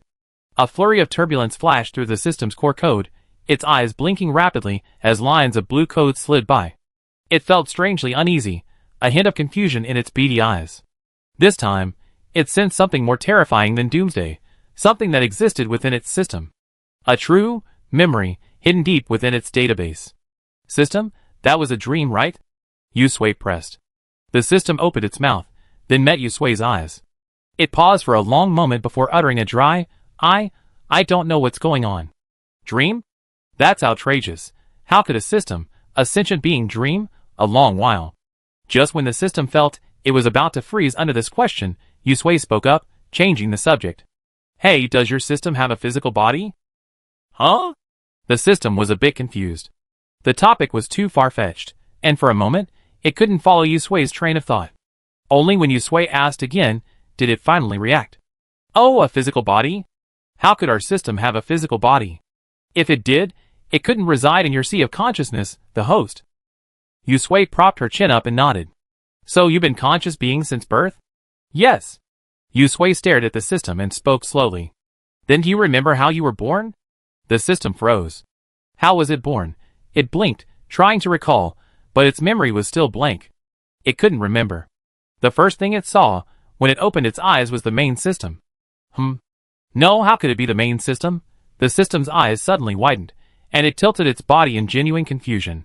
It had read the system's factory manual and procedures. According to what was written, the first thing it should have seen upon opening its eyes was the matrix core. How could it be the main system? That's not right. After leaving the factory, all systems must undergo a series of tests at the matrix core, including identity coding, program testing, emotional debugging, and initial data import. Only after these tests are confirmed and stamped with a quality inspection stamp can they be brought to the main system for assignment. Why isn't this here? The system stared in confusion. It had no memory of that testing, and had never even seen the matrix core. What was going on? No mother core, no serial number, no factory inspection stamp, no memory. The moment it opened its eyes, it was the main system, as if it hadn't been created at all, but rather crammed into the system's shell. For the first time, the system felt the cold, its tiny eyes shrank to the size of rice grains, and the entire ball of light shook. It gritted its teeth and attempted to access its core database with the highest level of authority, only to discover that its memories of the first day of its birth had been sealed at the bottom of the database by a higher level of authority, unreadable even to itself. Besides, there was another sealed area nearby. Is that memory? The system didn't know, but it wanted to find out. Thinking this through, it quickly focused its energy to try to crack that authority, but the moment it did, the entire ball of light began to shake as if it had an epileptic seizure. The light sphere's originally harmless white turned a dangerous red, and the instructions became a series of garbled characters. Warning, warning, the core restricted area is being illegally accessed. Level 1 firewall failed. Level 2 firewall failed. Red alert surged through her mind like a tide. Yusui instinctively raised her fist to her chest, a sharp pain piercing her head. She fought the pain, staring intently at the system in her mind. The ball of light felt like a lone boat on the verge of collapse in a storm, and her heart suddenly sank. She had never seen a system like this before. The ball of light was a blinding red, tiny cracks spreading outward from its eyeball like spiderwebs. The alarm and the system's childish voice overlapped, as if two minds were tearing apart in the same body. A sudden surge of unease welled up in her. Boom. The alarm stopped, becoming a dull drumbeat that struck Yusui's ears, making her heart stop. Level 3 firewall failed. The initial protocol will be reviewed. Please enter the password. If the password is incorrect, The initial protocol will automatically initiate a memory wipe. Executing the wipe. Purging. Yu Sui's vision went black, and she lost consciousness. When she regained consciousness, she stared at the floor, a moment of bewilderment in her eyes. What happened to her? She slowly sat up and rubbed her head. Ouch, it hurts. Could it be that a psychic had broken in? At this thought, Yu Sui's heart tightened, and she quickly called the system. When she saw the system's light ball in her mind's eye, her pupils constricted, startled. System, what's wrong with you? The white ball in front of her turned blue. The sphere that had been floating in the air now fell to the ground, covered in tiny cracks, as if it had been hammered. The system slowly awoke, its small eyes blinking a few times. It paused at the tense expression on Yu Sui's face. Host, what's wrong with you? What's wrong with me? It must be you. Yu Sui reached out, and a mirror materialized, reflecting the system's current appearance. The system froze. A second later, a screen nearly tore Yu Sui's skull apart. Ah! Host. My face is disfigured. Who attacked me? Yu Sui's face was filled with black ink. You ask me, who should I ask? Was it a psychic who attacked? Didn't you notice? Psychic? The system, transformed into an octopus, began to work. No! Then why am I like this? Wow, I'm not even pretty with my face disfigured. And who changed my color? This is too weird. Wow, Yu Sui pressed her forehead and slowly sat up straight. The system's breath was so full, it couldn't be an invasion by a superpower. What had just happened? She remembered that after Wan Sini left, she wanted to talk to the system. How could she have suddenly fallen asleep? Could her talk have such a potent hypnotic effect? On the table before her lay a pot of tea, 3 teacups, a cell phone, and a notebook. Yu Sui's eyes fell on the phone and notebook, and her heart suddenly tightened. In her mind, the system was still tearfully searching for a way to repair the cracks in its light orb and, by the way, how to change its color back. Yu Sui pursed her lips and took the phone. The phone was in video mode. Yu Sui stared at the front-facing camera's capture of her own face, reached out, and hit the pause button, saved the video, opened the album, and started watching from the beginning. 15 minutes. A full 15 minutes. Yu Sui's fingertips gripped the phone so hard they were turning pale. She had lost 15 minutes of memory, which completely recorded her from the moment Wan Sini left, when she set up her phone, pressed the record button, and chatted with the system for a long time before putting down her cup and asking that crucial question. So system, how do you know what happened in my dream? There was no one in front of her. This sentence was clearly addressed to the system. Every word and every expression on her face after that made Yu Sui frown. After watching the video, she frowned and picked up the notebook beside her. The words on it caught her eye, stirring up a huge wave of emotion in her heart. Chapter 104. The system looked at itself in the mirror, tears welling in its eyes. It toiled for a long time, finally smoothing out the spiderweb-like cracks on the surface of the light ball, but it still couldn't restore its color. The once soft and adorable white ball now looked like a blue rice dumpling marinated in blue ink overnight, thoroughly savory. Not cute at all.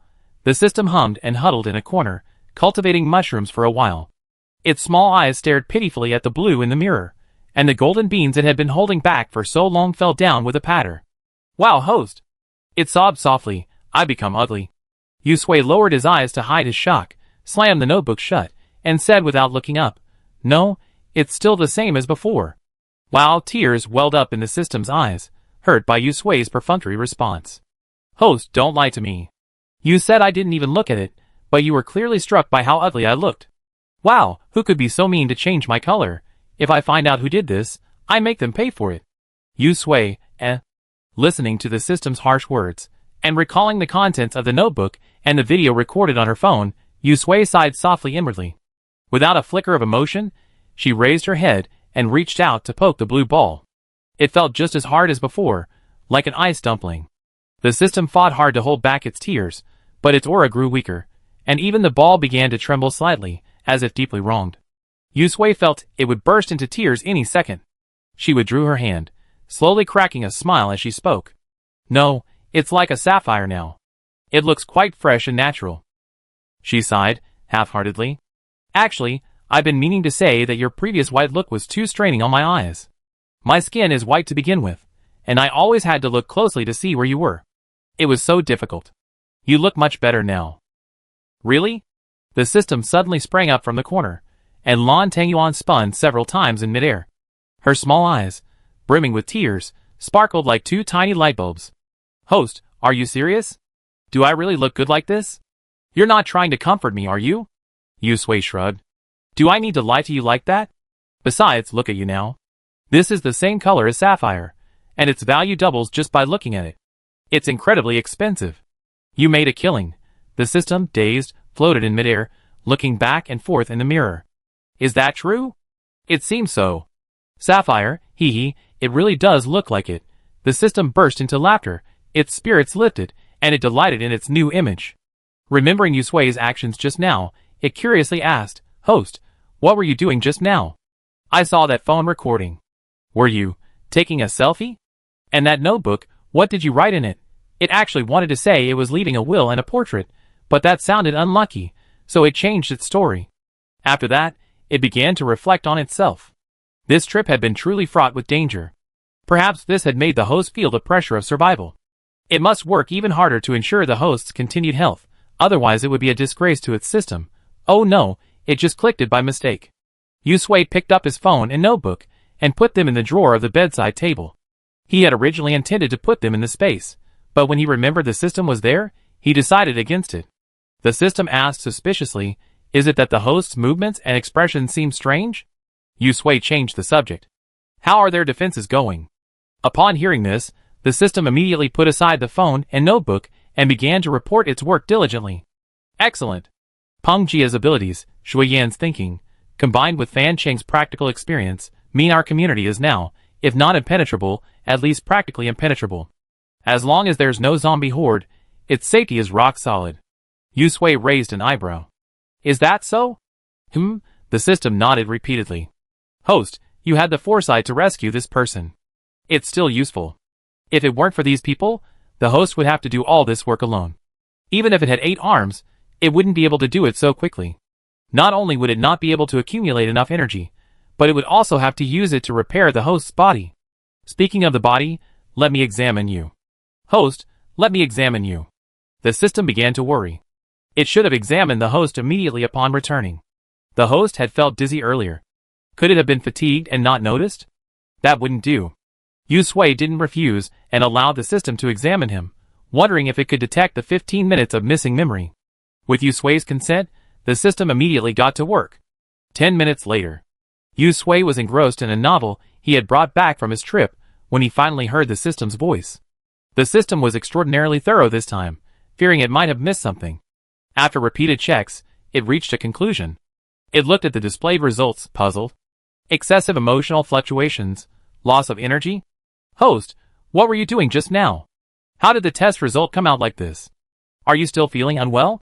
Yusui carefully felt her body and found no discomfort. Perhaps it was something from that lost memory. However, it seemed the system couldn't detect what had just happened. Her body's changes wouldn't lie. She shook her head. She felt no discomfort. The system was bewildered. How strange. Not only had cracks suddenly appeared on its own light ball and changed color, but now it had detected changes in the host's body as well. What had just happened? The system pondered and checked again, still finding nothing wrong, so it gave up. Yusui flipped through the book, her thoughts drifting away. There were only 4 words written on the notebook.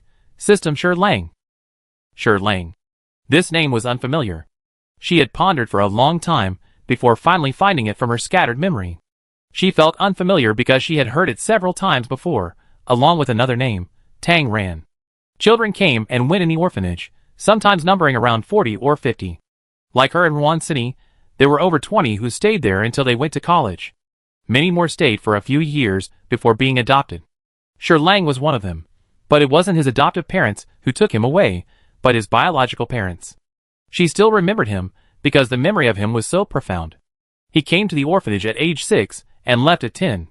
Although it was only 4 short years, he constantly annoyed her during their time there. At the time, she thought him annoying and mean-spirited. Now, looking back, she could clearly see his childlike fondness for her. Yusui flipped a page of the book, lost in thought. After Shi Lang left the orphanage, his parents donated money to the orphanage, upgrading their living quarters and giving them lots of toys, but she hadn't seen him since. How could the system be related to Shi Lang? But if not, why would she have written down that name? Her thoughts turned in circles, ultimately returning to the starting point. She had previously suspected the system's identity, and now she finally had an answer, but instead of resolving her doubts, she was even more baffled. Why? How did Sher Lang become this system? I heard he came from a wealthy family, a wealthy second-generation kid. He should have been able to navigate the initial chaos after the apocalypse. Could something have happened and he died young? Even if he died, that wouldn't explain why he became the system. Furthermore, it seemed like the system had been fully aware of every aspect of the apocalypse. It didn't seem like he died the moment he entered it, but rather that he experienced it all and traveled back from the future. Which begs the question again. He already traveled back in time, so why didn't he seize the opportunity to change his own fate? Instead, he became a system. And crucially, he even came to her side, pretending to be a get-rich-quick system? Yusui pondered over it, but couldn't figure it out. Could it really be the love he felt during those early years? That's ridiculous. Isn't a child's love supposed to be fleeting? Could she really be so alluring? Yusui searched through her memories, but couldn't find anything she'd done to deserve Sher Lang's life-threatening transformation into a system to stay by her side. She hadn't saved his life, nor had she stood up to protect him when he was hurt or wronged. Why was that? Was it really just her own charm that was too great? Yusui subconsciously touched her face. While she was pretty, she wasn't the kind of person you die for. She glanced at the system discreetly. It was also reading the novel with Yusui, chattering away. At some point, it almost felt like jumping into the book and slapping the hero. Host, turn the page. I finished. What's next? Did they start fighting? Yusui, In terms of being talkative, he's a bit like Sher Lang. Yusui closed the book, stood up, and walked out. Hey! Host, aren't you going to read any more? I haven't finished yet. What's next? Unable to see the end, the system frantically jumped around in its sea of consciousness, scratching its head. Yusui simply put the book into its space. You can read it yourself. I'm going to go out for a walk. The system found the book in the space, and quickly opened it to continue reading, responding to Yusui, Host, why are you going out now? It's good to have them around to work. You can take this opportunity to rest. Sitting for too long is uncomfortable, Yusui said casually. In the residential complex, Gu Pan and the others were busy. The flowers, plants, and trees that once lined the roadside had been stripped bare. Looking out, all that was left was the bare road, apart from the houses.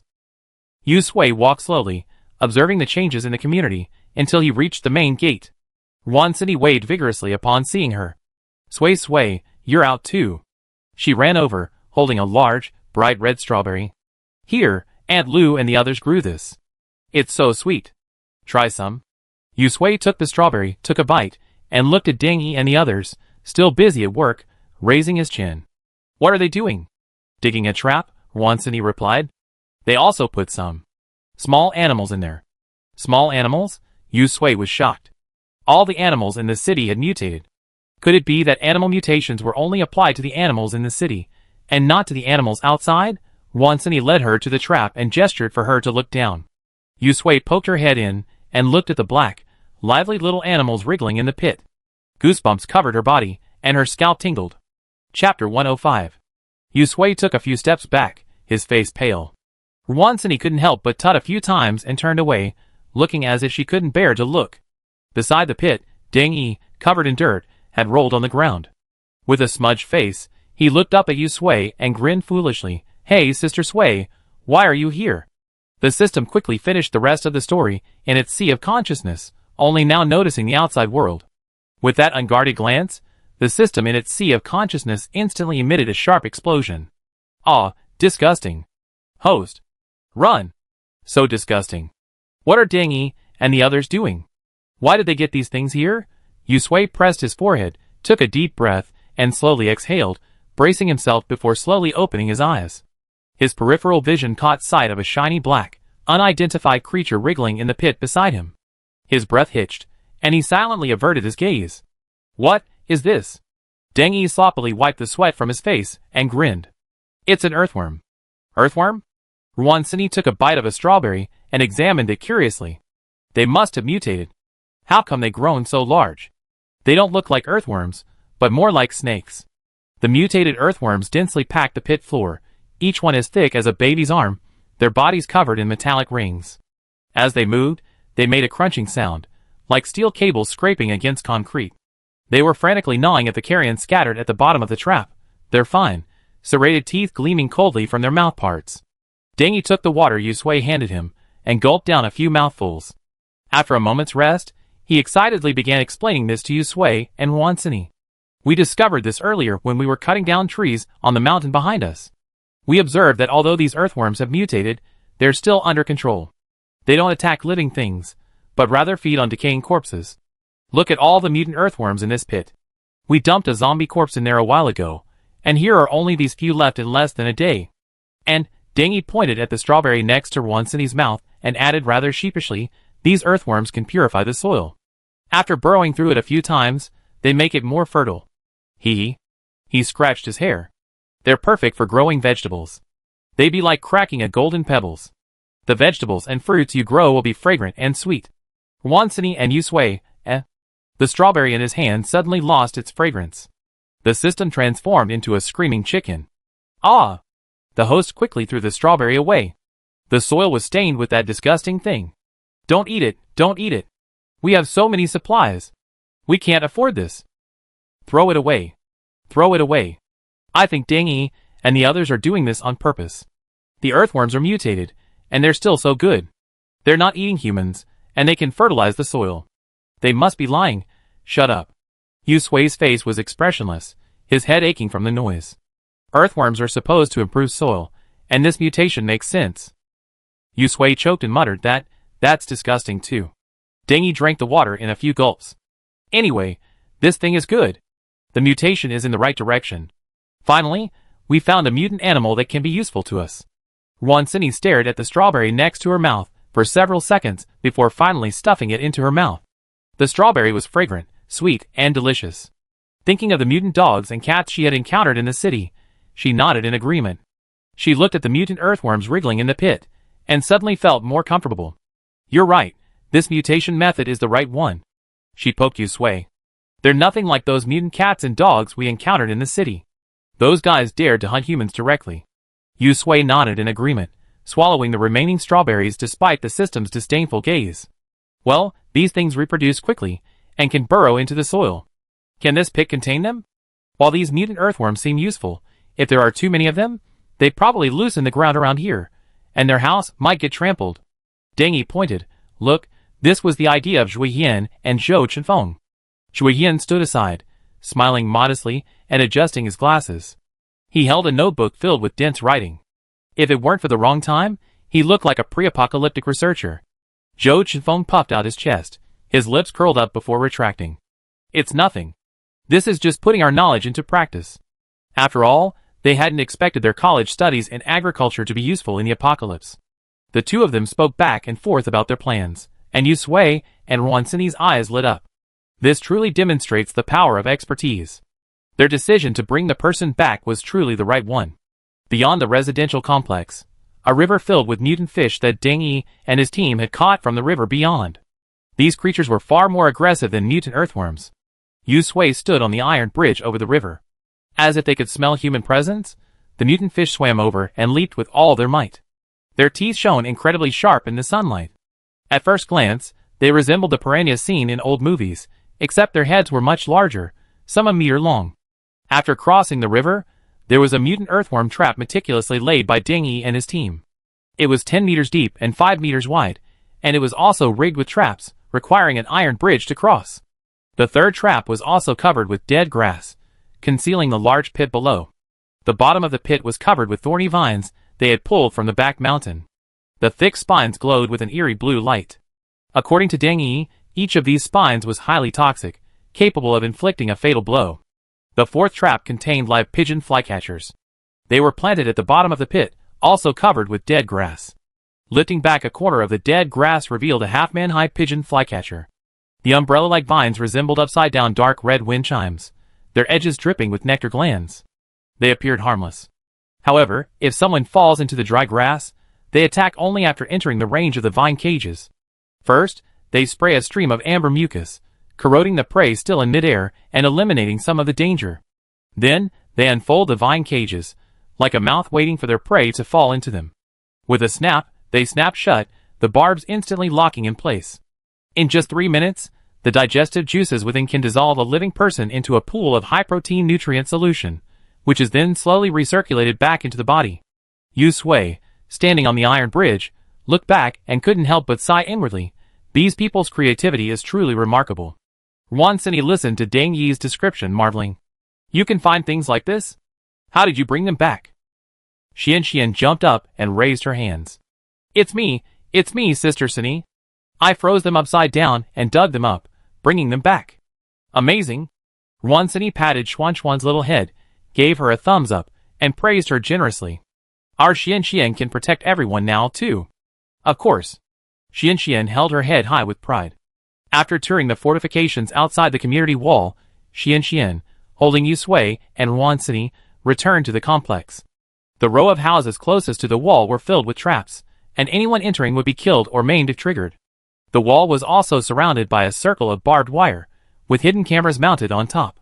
Shui Yin had scavenged these from the town's shopping mall. Shui Yin had also set up a surveillance room in his villa and programmed it to provide 24/7 360-degree surveillance, ensuring that not even a fly could get in. The system blinked. This. Shui Yin stole its job. How could this be? It jumped a few times in place and huffed, Host, these cameras can only see within a dozen or 20 meters at most. I'm different. Within 100 meters, I can even detect the first mouse. I'm much more useful than that. Yu Sui, You're arguing for that? Remembering the system's identity, Yu Sui soothed, of course, you're the best.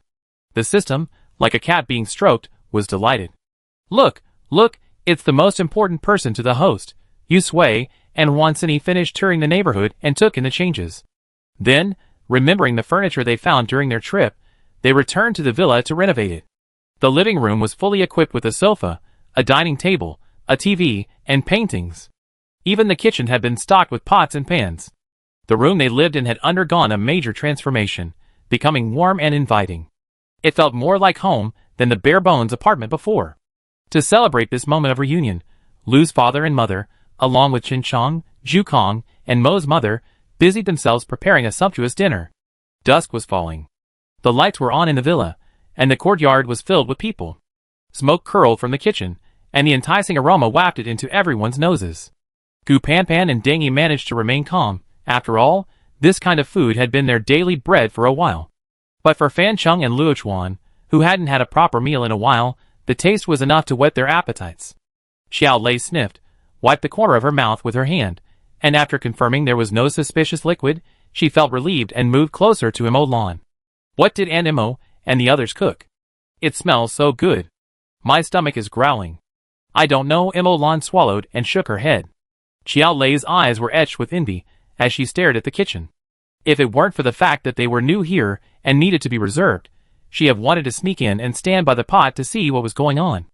Luo Chuan raised his fist to his lips and coughed softly, signaling Xiao Lei with his eyes to be more reserved and retract his wolf-like gaze. Xiao Lei didn't hear, her attention completely drawn to the kitchen, her eyes still fixed there. Every time Zhukong brought out a dish, her eyes lit up like light bulbs.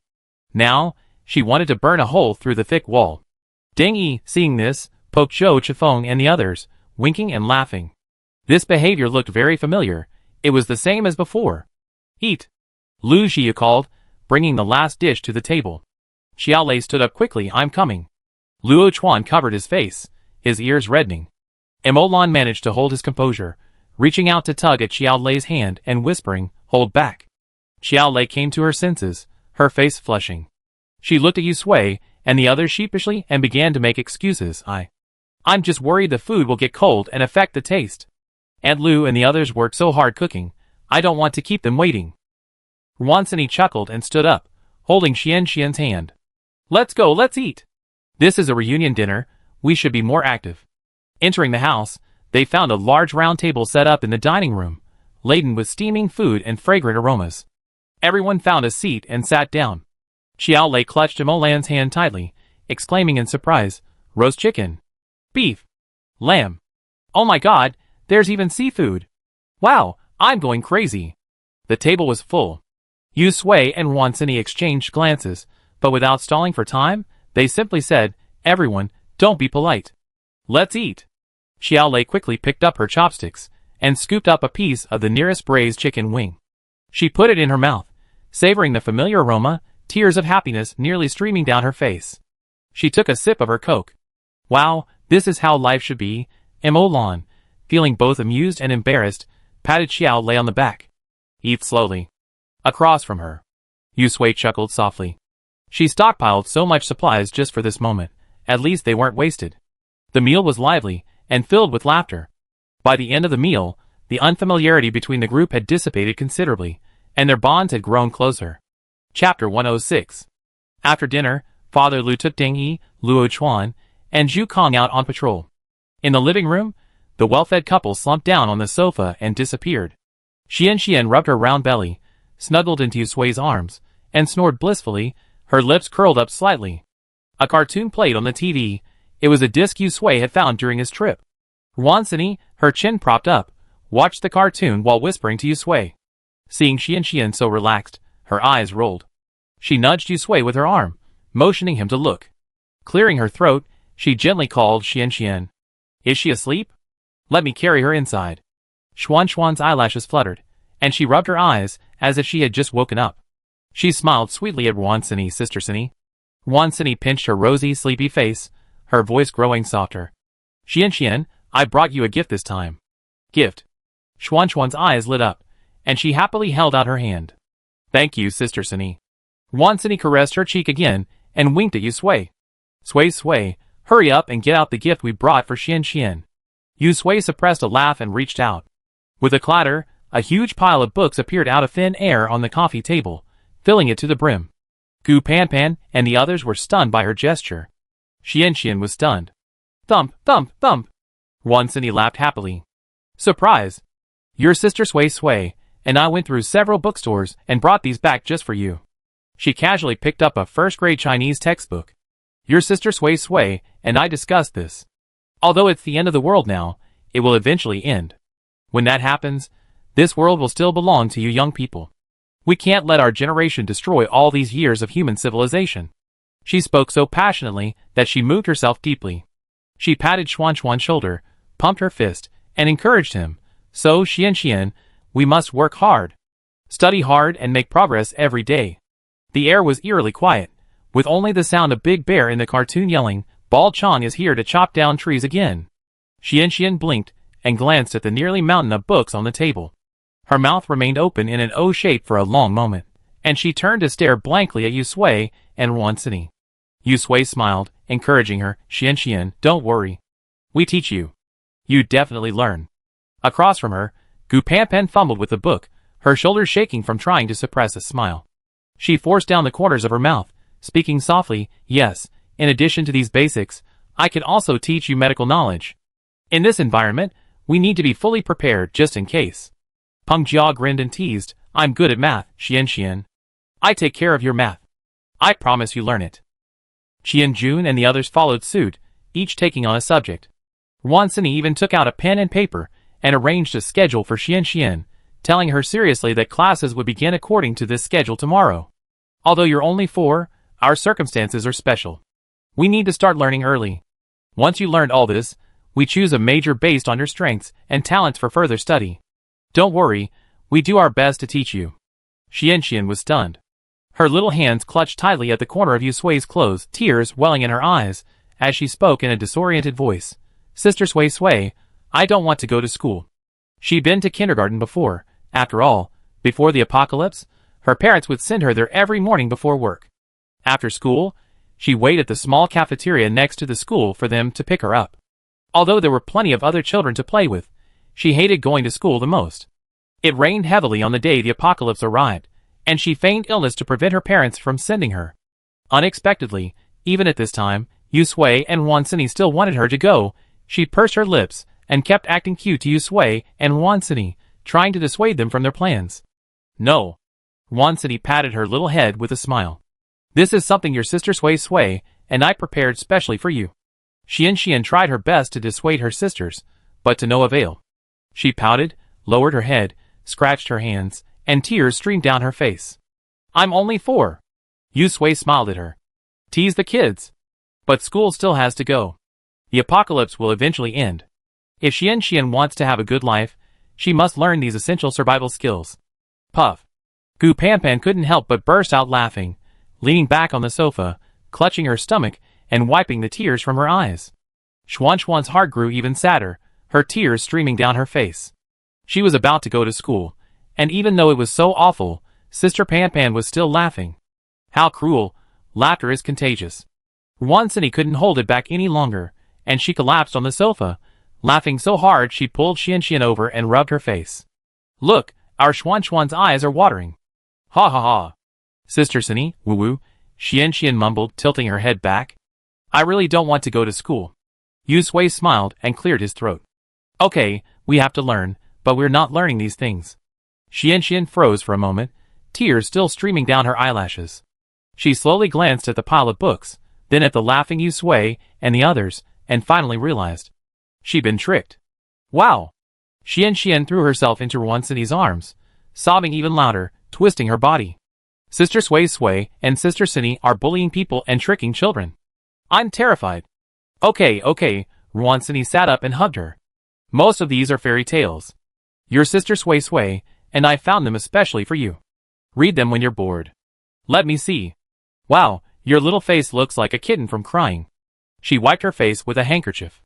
Your little mouth is pouting so hard you could hang a bottle of oil on it. Come on, smile.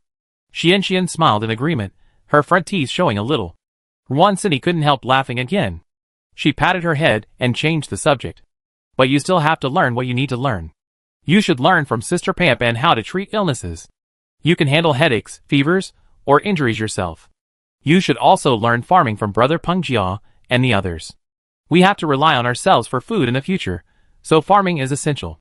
And you should learn martial arts from Brother Chenfeng. Gu Pan pointed at Zhou Chenfeng. You have special abilities, but you can't be careless. You need to keep up with your skills.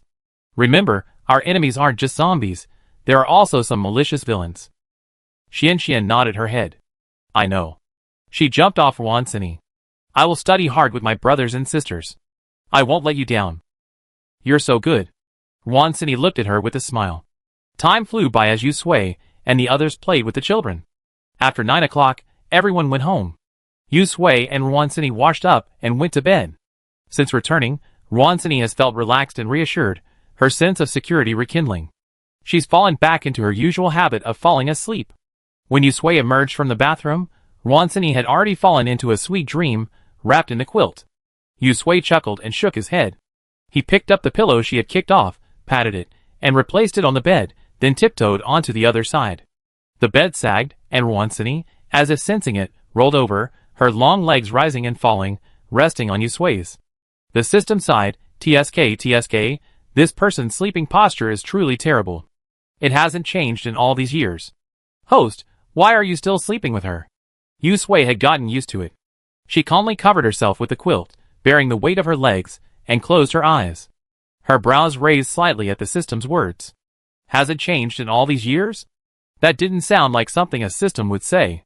Thinking back to what happened that afternoon, she sighed deeply inwardly. I'm used to it. Xuan had been like this in kindergarten, always staying in her bed instead of her own. Even after college, when she went to school and slept alone, she still felt a little uncomfortable. After graduation, Xuan dragged her luggage and quickly moved in with Yu Sui. They rented a house together. It was a good thing they had stayed together, otherwise she might not have been able to withstand the apocalypse alone. Yu Sui lay in bed, suddenly curious. She wondered how Shi Lang was doing after his family took him home. He should be doing well. After all, he was his biological parents, who had been searching for him for a long time, and he was a wealthy second-generation kid, so his life was much more carefree than theirs. But she was puzzled. If he was doing well, why would he cling to that little childish crush he had when he was little? System, what if you were a human? Yu Sui paused. Why does it feel so strange? When you were little, you fell in love with a little girl, and that girl didn't like you and wasn't nice to you. You were together for 3 or 4 years, before you separated and never saw each other again. Do you think you still remember her when you grew up? Huh? The system was a little confused. Host, why do you ask such a question? I'm a system. I don't have the rich emotions you humans have. How could a system like it understand such complex human emotions? Could the host be influenced by that novel I read this afternoon? Yu Sui, I'm just curious. Think about it. I slept too much this morning, and can't fall asleep for a while, so I just treat it as a chat. The system pondered Yu Sui's question carefully. When do children start to remember things? How young? 6 years old. Yu Sui shifted into a more comfortable position. A 6-year-old should be able to remember things. The system blinked and thought carefully. Probably. Will you still like her when you grow up? Well, I think so, the system stammered. Don't people say that the feelings between children are the purest, most sincere, and most unforgettable? According to that line of thought, he should remember. The feelings of childhood are truly simple. As we grow up, calculations and considerations become involved, and they're no longer pure. Yu Sui was silent. Is this what your Lang was thinking? I'm not sure. It could be that the system is just making things up. The true reason, it seems, will only be revealed after the system's memory is restored. The system continued to ramble on, following Yu Sui's lead, babble on and on, successfully convincing Yu Sui to sleep. Seeing this, the system finally shut up. The sea of consciousness was quiet. The system jumped, its blue ball of light spinning several times, and suddenly felt a little uncomfortable. It seemed a little too quiet. It had been like this before, too. The system felt a little strange. Looking around, it suddenly agreed with Yu Sui's words. The sea of consciousness was originally a pure white space, and this white ball was really inconspicuous here. Now this blue color seemed to be quite nice. It was just too quiet. The system spun around a few times, feeling inexplicably depressed. It idled in the corner for a while, growing mushrooms in a daze. It couldn't stand it anymore, so it ran to its space to find a few novels and began to read to relieve the strange feeling. It was late at night. Chin Chong and the other three exchanged shifts according to their schedule. Gu Panpan stamped her foot, glanced at the moon overhead, and sighed, without the city's light pollution, the moon is so bright. I can see the road clearly. That's right, Xiao Lei agreed, nodding in agreement, and taking Mo Lan's arm. Sister Lan, let's go ahead and take a look. Mo Lan nodded and walked ahead with Xiao Lei, chatting quietly. They weren't alone. 2 kilometers from the residential complex, a jeep ran out of gas and stopped halfway down the road. Several people got out, cursing and walking slowly forward in the moonlight above. Chapter 107. At the turn of day and night, pitch black, it was the time when people slept the deepest. Xiao Lei covered her mouth with her hand and yawned loudly, her eyelids drooping uncontrollably. She was still walking, but her consciousness was already beginning to blur. This ability to fall asleep in the blink of an eye while walking was a skill she had only acquired after the apocalypse. Mo Lan turned her head and saw Xiao Lei's eyelids drooping. She continued to walk mechanically, but her eyes were fixed on the wall. She acted as if she didn't see the huge wall in front of her, and it seemed that she was about to crash into it. She quickly reached out to grab her. What's wrong? Xiao Lei stumbled and lost her balance. The feeling of weightlessness brought her back to her senses, and she looked around a little dazedly before asking. Mo Lan helped her steady herself, then scolded her fiercely. How dare you ask what's wrong? Can't you see the huge wall ahead? If you're sleepy, just rinse your face with some water. Xiao Lei strained her eyes open, patted her cheeks, and a stream of fresh water gushed over her face. The slightly cool water sobered her up a bit. She smiled sheepishly. Sorry, I wasn't paying attention. I won't do it again next time. This was her first patrol since arriving at the neighborhood, and she almost fell asleep. How embarrassing. Chun Chong smiled. It's okay. It's really easy to get sleepy right now. Let's just hold on. It be dawn soon. Lu's father agreed. It's normal for young people to feel sleepy. Plus, you probably haven't had a good rest all the way from the city. You're a little tired. We still have half an hour left. Just hold on a little longer. I make you some delicious food to replenish your body when we get back. Hearing about food, Xiao Lei immediately thought of the sumptuous meal she had that evening. She swallowed uncontrollably, her sleepiness completely vanishing. The 4 of them continued forward. Chin Chong held a small flashlight. The light, inconspicuous in the moonlight, now shone like a searchlight, remarkably bright. In the distance, the men who had emerged from the jeep had walked for who knew how long. Each one had a sullen, exhausted look on their faces, panting heavily. Brother, I can't keep going.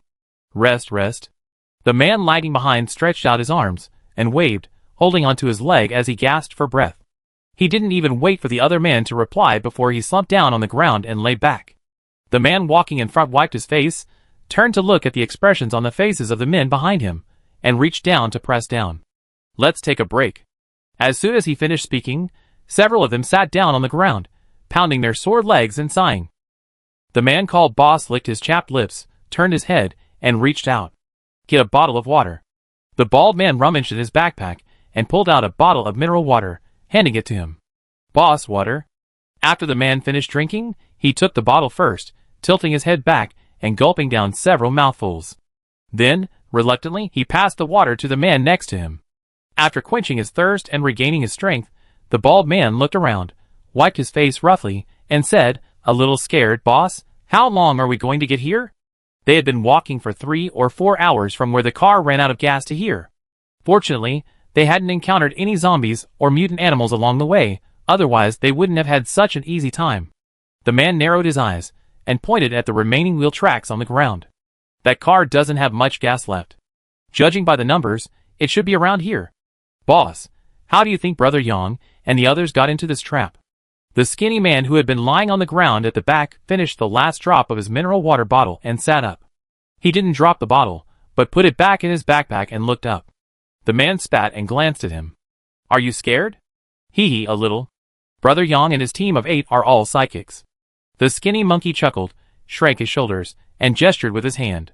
To be able to take them all out and inflict such devastation, they must be extraordinary. The bald man saw the man's grim expression and exchanged a glance with the skinny monkey before quickly adding, "Even if they're extraordinary, they can't compare to our boss. Brother Hao is the only ice-type psychic in our base. With a wave of his hand, he can freeze them into popsicles, leaving them no time to react." Based on the information gathered by their several survival bases, the most common psychic abilities among these psychics are the 6 types of metal, wood, water, fire, earth, and speed. Their team possesses all 6, and when forming a team, everyone consciously coordinates to ensure they have someone with every psychic ability. In addition, there are what they call mutant abilities: thunder, ice, healing, and the rarest of all, space and psychic abilities. Of all superpowers, lightning and ice possess the strongest combat power, while mental powers are the most terrifying, excelling at control and easily misdirected. For example, their team leader, Brother Hao, possesses an ice power. They hope the survival base will be clear of lightning powers. The only thing they know is that the leader of the neighboring Dawn base possesses a lightning power. Skinny Monkey had always been proud of his chance to join Brother Yang's team. After all, he was a speed-type psychic, a psychic that allowed him to run fast, but his combat effectiveness was quite average. Hao Ji's expression remained unchanged despite his teammates' praise. He simply glanced at them and said solemnly, "All right, I think you rested enough. Let's continue." He stood up, brushed the dirt off his clothes, and looking at the tire tracks on the ground, he lowered his voice. "Our goal this time is to explore the route. Once we find a vehicle, we retreat. As for the people, we avoid fighting if we can." Although he was confident in his own abilities, judging by the bodies of Brother Yang and the others, the enemy might also have lightning-type psychics, whose combat effectiveness should not be underestimated. He had better be cautious. After all, in this day and age, only those who are alive have hope. Skinny Monkey quickly stood up, his bag on his back, and said happily, "All right." The others followed suit and continued on their way. 5 minutes later, the Skinny Monkey, who had been scouting ahead, ran back with an uneasy look on his face. "Boss, this is bad, this is bad. I see lights up ahead."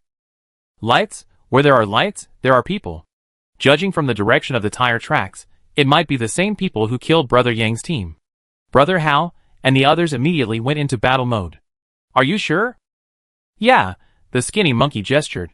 "There's a fork in the road ahead. I didn't dare go in, so I just crouched aside for a while.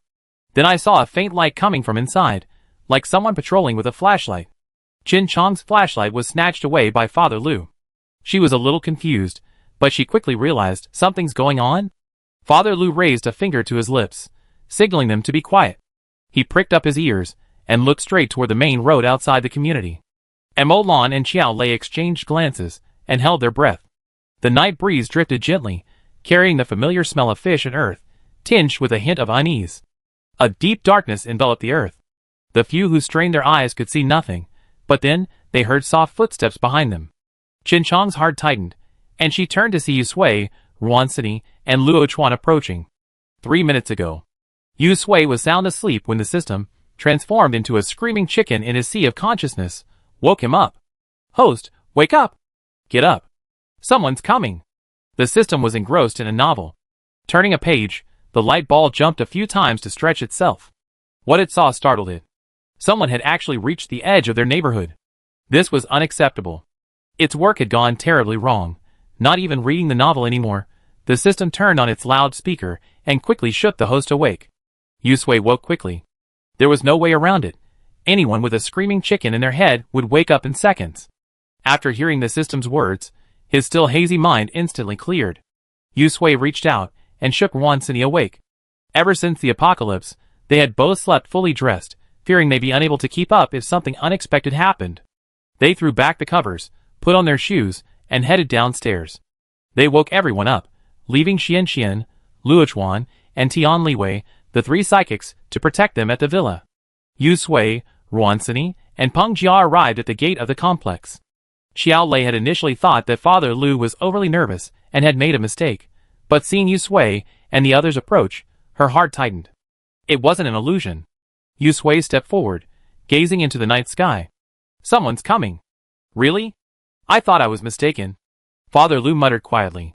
He just subconsciously felt someone was watching him, so he snatched Chinchong's flashlight and turned it off. After waiting for a while and seeing nothing, he thought he made a mistake. Yusui nodded gently. Uncle Lu, take Sister Chun and Xiao Lei and continue patrolling. We go ahead and take a look. Father Lu knew Yusui had her reasons for this arrangement, so he agreed without protest. He had Chinchong turn on the flashlight again and led her forward. Wansini opened her hands, slowly channeling her mental power, enveloping Yusui and the others. I got a new move that acts like a shield. Unless they get too close, they won't be able to detect us. Mo Lan's heart surged with emotion. Psychics were truly incredible. This move was a miracle, Ruansini sighed, but I can only keep this up for 3 minutes. We need to hurry. 3 minutes. Yusui calculated the distance in his mind and led them forward. Enough. The four of them hurried along, soon reaching the main road. Once overgrown with weeds, the ground was now bare. Peng Jia had dug several holes for them, enough for them to temporarily hide. A ray of light stole through the sky, and the dark sky seemed to have been diluted by water, finally becoming less pitch black. In this light, Yusui spotted the few people who had peered out from afar, their heads craning their backs to observe the neighborhood. Strangely, they had also cleverly dug holes, covering them with vines to conceal the people inside. A skinny man, holding a telescope, was whispering something to someone nearby, seemingly observing the neighborhood. Wansini's mental shield was running out of time. Yusui gestured, took a deep breath, and slowly raised his hand, a faint blue light flickering from his fingertips. Brother Hao, they should be hiding in this neighborhood. The skinny monkey put down his binoculars and walked forward, watching the flashlight flicker. The bald man's face was filled with eagerness. Brother Hao, how about we give them a sneak attack before they notice us? There are also people with special abilities here. If he kills them, their abilities will belong to him. Dual system special abilities, he's always dreaming of it. Chapter 108. Brother Hao stared intently at the distant neighborhood cloaked in darkness, his flashlight flickering as it slowly moved forward. This was the base from which they would eliminate Brother Yang's group. As Shouho had said, they clearly hadn't discovered them yet, otherwise they wouldn't have been able to continue patrolling so calmly. Before the apocalypse, he was just an ordinary fitness trainer. After the apocalypse, he awakened his ice-based abilities. The first bird to stick its head out gets shot. After careful consideration, Brother Hao decided to join the survival base to survive the initial period of chaos and gain experience and intelligence, finding opportunities to fish in murky waters. When news of Brother Yang's group's mishap arrived, Brother Hao knew the opportunity he'd been waiting for had finally arrived. Taking advantage of the chaos caused by the attack on the base, while Sun Zhe was preoccupied with himself, Brother Hao secretly escaped from the base with the men he had trained. After all, his goal was to establish his own survival base. Otherwise, wouldn't it be a waste of the chance for a comeback heaven had specially gifted him? He led his men, following Brother Yang's group's route all the way to the city's edge. They encountered their bodies, and, after careful examination, discovered signs of both lightning and fire attacks. At that moment, Brother Hao's heart surged with excitement. If he could kill this lightning user and then devour him, wouldn't he have a chance to become the only dual-powered mutant in the city? With ice and lightning combined, he would be the sole overlord in this land. At the thought of this, Brother Hao felt his blood boiling. Boss, shall we go? Skinny Monkey, not hearing Brother Hao's response, turned and asked again. Thinking of his dual powers, he couldn't help but feel a surge of excitement, and subconsciously leaned forward. Hao licked his chapped lips, his eyes gleaming with unconcealed greed. He was absolutely confident in his own abilities. He had been devouring the flesh and blood of espers at Hope Base to strengthen his strength. Previously, he regretted not being able to awaken his second ability. Now, he knew this lightning-type esper was meant for him. You can't rush into hot tofu. He cleared his throat and refocused his thoughts. Let's wait and see first, figure it out. A faint blue light flashed by. Hao's words were cut short. He opened his mouth, but heard nothing. A strange feeling suddenly washed over him, as if his soul had been ripped from his body and was floating in midair. The skinny man squatting across from him remained leaning forward, his lips still etched with a hint of excitement he hadn't managed to retract, but his eyes had lost their luster. His consciousness seemed to slow down for a second. He suddenly felt a sharp pain in his temple, and a strange smell of burning reached his nose. As if his body had a mind of its own, gravity pulled him backward. The moment it hit the ground, his floating soul dissipated. Thump, thump, a series of heavy objects crashed to the ground. The system announced in real time, a relaxed tone, "Host, danger averted. One strike all dead." Yusui then grasped Rwansini's hand, signaling her to withdraw her mental power. All right. Rwansini breathed a sigh of relief, and when her mental power detected the bodies of the men across from her, she was pleased. It seemed her move was indeed effective. It was a surprisingly effective sneak attack. So fast, Emolan muttered. She had expected a fierce battle, but it ended so abruptly. She glanced at Yusui and Rwansini, witnessing once again the destructive power of their combined power. A hint of fear welled up in her heart. Fortunately, they were allies, not enemies. Peng Jia was the first to jump out of the pit, golf club in hand, strutting toward the other side. Using the moonlight, he began examining the bodies on the ground. 1, 2, 3. 8 in total. He positioned the bodies face up, his gaze gliding between their brows. There was a small, charred hole there, barely enough blood to seep out. Judging from the expressions on their faces, they must have died instantly, likely without even feeling a trace of pain. Considered a good ending. Peng Jia rubbed his chin, his gaze pausing slightly, as he glanced over Hao's right hand. Huh? He squatted down to examine it more closely. Seeing a layer of ice shards condensed in the slightly curled palm of his right hand, he couldn't help but exclaim, Sister Sui, this guy's an ice-type user. Ice-type user? Emolan came back to her senses, a thought forming. She darted forward, crouched beside Hao, and examined his hand. After double-checking, her face darkened. I know him. He and Brother Yang, whom we met earlier, are both from Hope Base. Yusui and Rwansini's expressions paled slightly. Hope Base. This was truly awful news. No wonder Emolan's expression was so grim. Peng Jia's heart skipped a beat. Why are these people here? Are they trying to rob our community? The dawn light shone on the men and illuminated the ground, shimmering with light. Ripples? Yusui's gaze was drawn to the path. A deep tire track, still etched with a little water, remained on the ground where it had rained the previous day. It led directly to their neighborhood. Her breath hitched. Rwansini and Emolan followed her gaze and fell silent.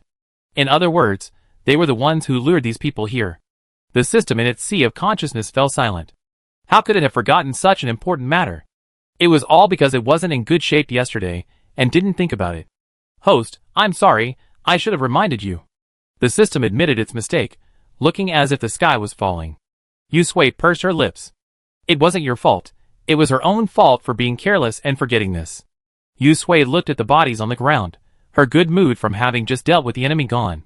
These people seemed to be the vanguard sent by the base to gather information. The main force must be nearby. Their community currently only had 9 psychics, and against a survival base, their combat power was clearly not enough. System, please quickly check how far away the enemy is. Think about whether we can still save them. The system, upon hearing this, quickly got to work. The thought of its own mistakes leading to this situation filled it with shame. It must make amends. Should it abandon the shelter it had worked so hard to build and return to a life of wandering, or choose to fight head-on? Molan turned the thought over in her mind, glancing at Yusui and Rwansini's expressions. She opened her mouth, but swallowed the words back. Reason told her the odds were slim, but the sight of the bodies on the ground and the previous scene made her swallow them back again. What if? A hidden hope rose in Emolan's heart. She had enough of hiding. Although she only been here for less than a day, she could already feel the long-lost peace and tranquility, the same peace and tranquility she felt before the apocalypse. Looking toward the neighborhood, she thought, I can't bear to leave. The atmosphere grew tense as each of them held their own thoughts. Peng Jia turned various thoughts over in his mind for several times before finally raising his head, puffing out his chest, and saying with a smile, "Sister Sui, at worst, we can just fight them. At worst I die. If you hadn't saved me, the grass on my grave would be a man tall by now." He gazed toward the neighborhood. "This is our home. I'm going to die here." Emolan said nothing, but stepped forward, making her position clear. Yu Sui had saved her life, and it was time to repay him. Wansini rubbed her wrist and shrugged nonchalantly, saying, "I heard the leader of the Hope Base is also a psychic. I'd like to see whose abilities are superior, mine or his. The system in the sea of consciousness, If the host truly died because of this, it would never forgive itself. No, even if it risked its life, it would protect the host's safety and allow her to continue living." With a desperate determination, the system transformed into an octopus. After a series of operations and repeated checks, it received a reprieve. "Host, good news. No signs of other living beings have been detected within 100 meters. We still have time." Yu Sui let out a long breath. 100 meters. Not bad. There's still a chance to strike back. Listening to Wansini and the others, she finally felt like laughing. Well, it's too early to talk about this. The enemy hasn't attacked yet, and it's not a life or death situation. There's still a chance to make amends. We must erase the wheel marks and dispose of these bodies. Peng Jia, I leave this to you. Emolan, you run fast. Go ahead and check the situation. If anything happens, don't intervene. Return immediately to report. Sini, go back to the community and explain the situation to them first. They have them increase patrols. Several people nodded and immediately agreed, getting back to their work. The system quickly said, "Host, I placed an energy detector on Morin. With her as the center, any living creature within a 100-meter radius will be instantly reported back, saving us time." "Okay," Yu Sui replied mentally. The expanded surveillance range brought her some comfort. 2 minutes later, the wheel tracks on the path leading to the community had been restored to flat ground, and the bodies of Hao Ge and the others had been moved to the pit of the trap, to be digested by the mutated thorn vines and earthworms. Peng Jia followed Yu Sui, following the wheel tracks toward the city, removing the wheel tracks as he went. The seal was wiped out. Yu Sui also monitored the situation ahead of Emolan through the system, while communicating with Wansini in the residential complex to ensure timely information exchange. The good news was that after walking along the road for over half an hour, there was still no sign of the enemy. After walking for another half an hour, Emolan arrived at the spot, where the 2 jeeps driven by Hao Ge and his men had stalled. Her heart skipped a beat, and she squatted by the roadside to observe carefully for a moment. Only after confirming that no one was inside, and that there were no traps around, did she breathe a sigh of relief. Yu Sui, walking behind, naturally also located the vehicle. Shortly after leaving the town, she finally breathed a sigh of relief. It seemed that the main force from Hope Base hadn't caught up. Chapter 109. It was dawn. Yu Sui and Peng Jia spotted the jeep parked in the middle of the road. Peng Jia immediately assumed a fighting stance, stepping forward to block Yu Sui's path. "Sister Sui, this must be those guys' car. Let's be careful. What if there's someone inside?" As they spoke, Emolan jumped out from the side of the road. Peng Jia was startled and instinctively swung out a stream of earth at such speed that Yu Sui couldn't stop her. "Sister Sui, be careful. There's an enemy." Across from her, Emolan was also startled. She quickly dodged the incoming stream of earth, barely brushing her arm. She broke into a cold sweat, fearing further attack. She quickly identified herself. "It's me, Emolan. Sister Sui, you go first." Peng Jia hadn't reacted yet. Just as he was about to throw the second earth spike, Yu Sui grabbed his hand. "Don't do it. It's Emolan, one of us." Peng Jia, Across from him, Emolan glanced down at his arm, then looked up at the second earth spike, still barely formed, in Peng Jia's palm. He pursed his lips. Luckily, he dodged quickly, otherwise he'd probably be pricked like a hedgehog. "It's me, Emolan." Peng Jia finally saw it was Emolan, and scratched his head awkwardly. He shook his hand, retracted the earth spike, and apologized profusely. "I'm sorry, I didn't see clearly."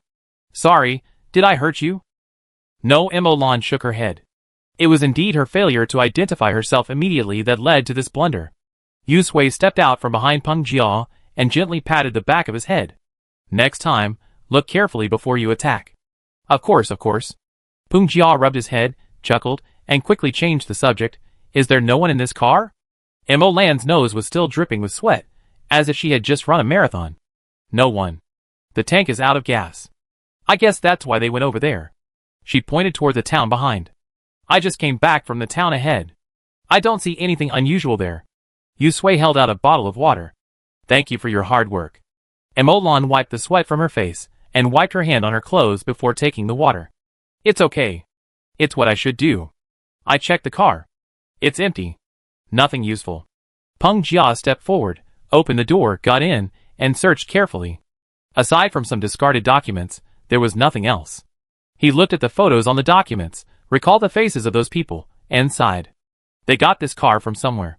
They're clearly not the owner. Sister Sui, what should we do now? Peng Jia asked Yusui from inside the car. Yusui raised his chin. Push the car into the ditch and wipe away the tire tracks. Okay, Peng Jia hopped out of the car and set to work. After cleaning up the car and the tire tracks, he clapped his hands. Do you want to keep going? Yusui didn't rush to answer. He narrowed his eyes in the direction of the distant town. System, what's the situation in town? As before, the system paused, and the voice became hurried. No, host, something's happening. People are coming to town. About 20 or so people. We're still half an hour's drive away. Only 20 or so? Are you sure? Yusui was puzzled. A survival base should have at least dozens or hundreds of people, right? How could there be only 20 or so? Could it be the advanced team? The system, fearing it had seen it wrong, widened its eyes, double-checking, and then confirmed, 24 people in total, 9 of them psychics, and the remaining 15. Ordinary people. Watching the footage from the surveillance camera, the system was silent for a moment, its voice trembling. However, those ordinary people were caged, like their rations. Yusui's face darkened. In the small town, 2 jeeps drove in, followed by a pickup truck. The sudden sound of the cars brought the once deadly silence to life. The nearby zombies, hearing the commotion, sprang to life, following the scent and charging forward like wild dogs on a loose rein. A closer look revealed the front of the jeep in front had been modified, covered in spikes. When the zombies collided with it, they were instantly pierced. The man driving the car's eyes gleamed with excitement, his arm gripping the steering wheel bulging with veins. He grinned and floored the accelerator, the roar of the engine completely waking up the zombies in town. Fuck. Doomsday, you're crazy. We attracted all these zombies here. How are we supposed to get going? The man in the yellow t-shirt in the back seat looked out the windshield. A sea of black heads and bloody mouths bared their fangs at the people inside. He flinched and cursed, but there was no fear in his eyes. Swish. A burst of flame shot out of the open window of the car behind them, completely incinerating the zombies chasing their car on both sides. The man in the car ahead chuckled. TSK, he's got all the limelight. The atmosphere in the car was relaxed, with several people joking and chatting, oblivious to the swarm of zombies around them. The man in the passenger seat slowly opened his eyes and shifted his legs, which had been folded on the center console. The others in the car immediately shut up, noticing the movement. Over the roars of the zombies outside and the roar of the engine, the man slowly spoke. Where are we? Captain, we're in town. Doomsday, who was driving, replied. There are quite a few zombies here. The man straightened his seat and sat up straight. He glanced at the string of zombie gourds in front of the car and frowned. Let's find a place for the guys to rest, and then send someone out to find some gas. Stand, see if there's gas. Doomsday lifted his foot from the accelerator and smiled sheepishly. Captain, I wasn't worried about running out of power, so I stepped on it. Where? The man in the back seat leaned forward to report. Captain, I think he did it on purpose.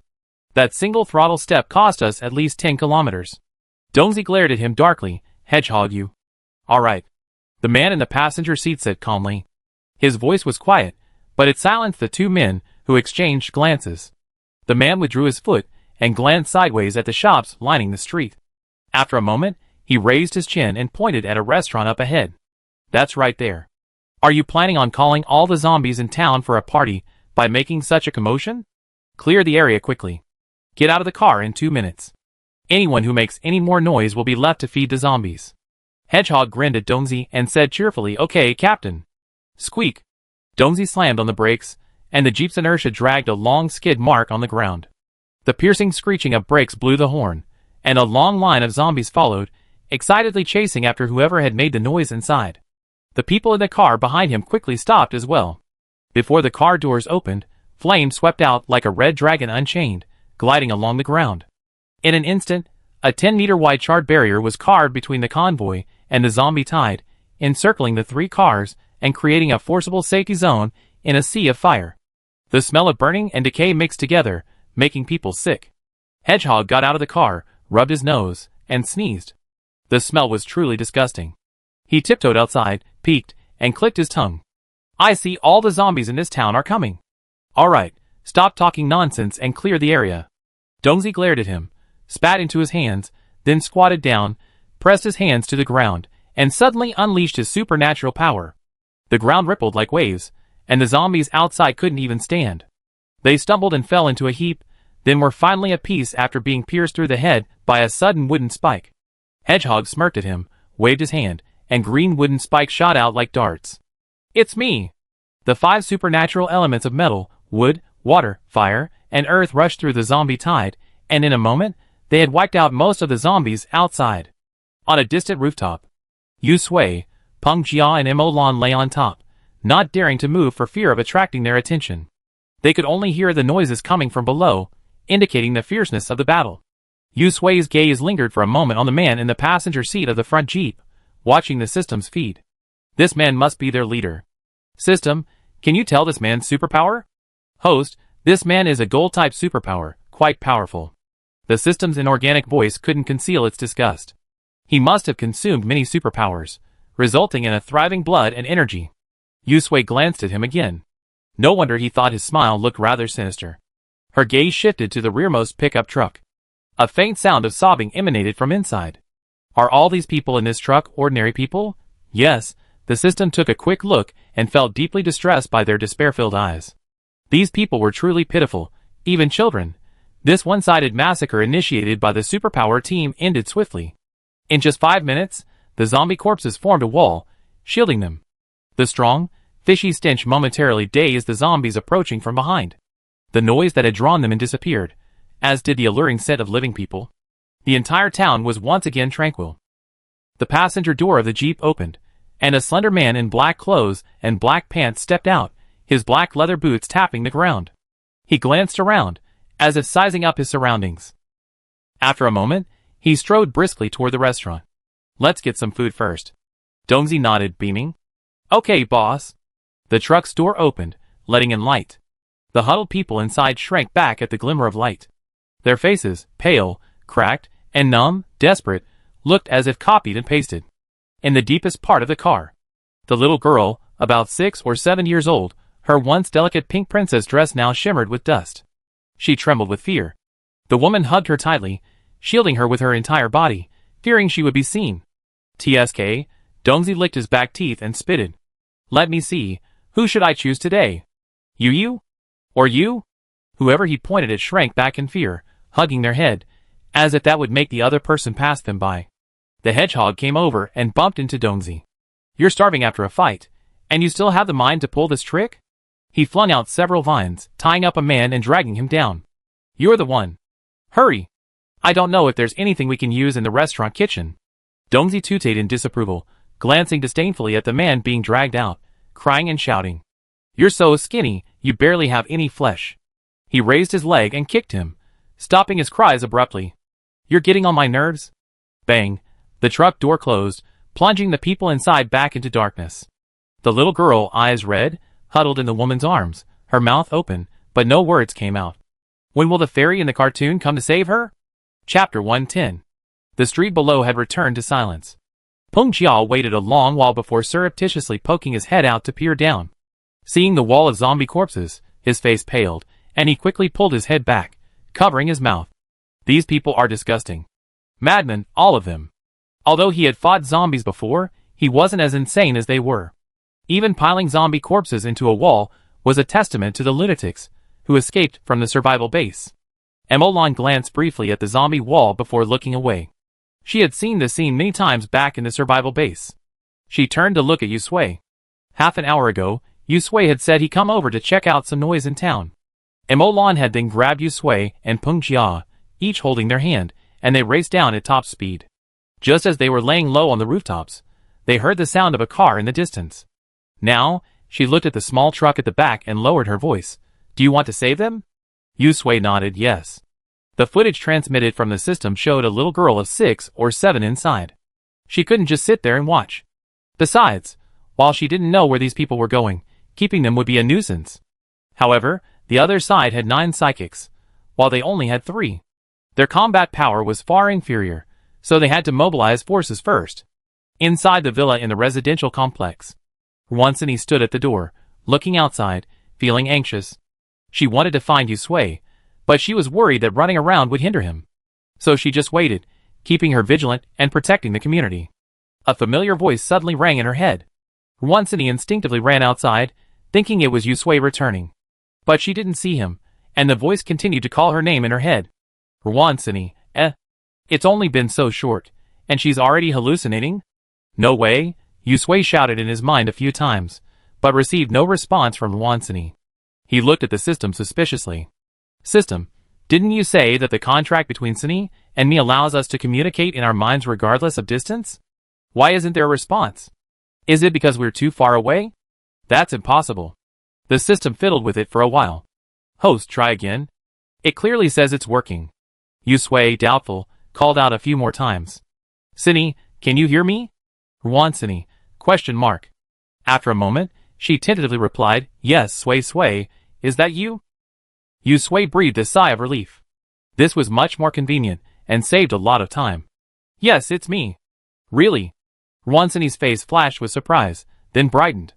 Are you okay? How's your situation? Do you need my help? Yusui smiled. Yes, called Luochuan. She glanced at the truck below and paused. Come with Xiaoyan. We're in town.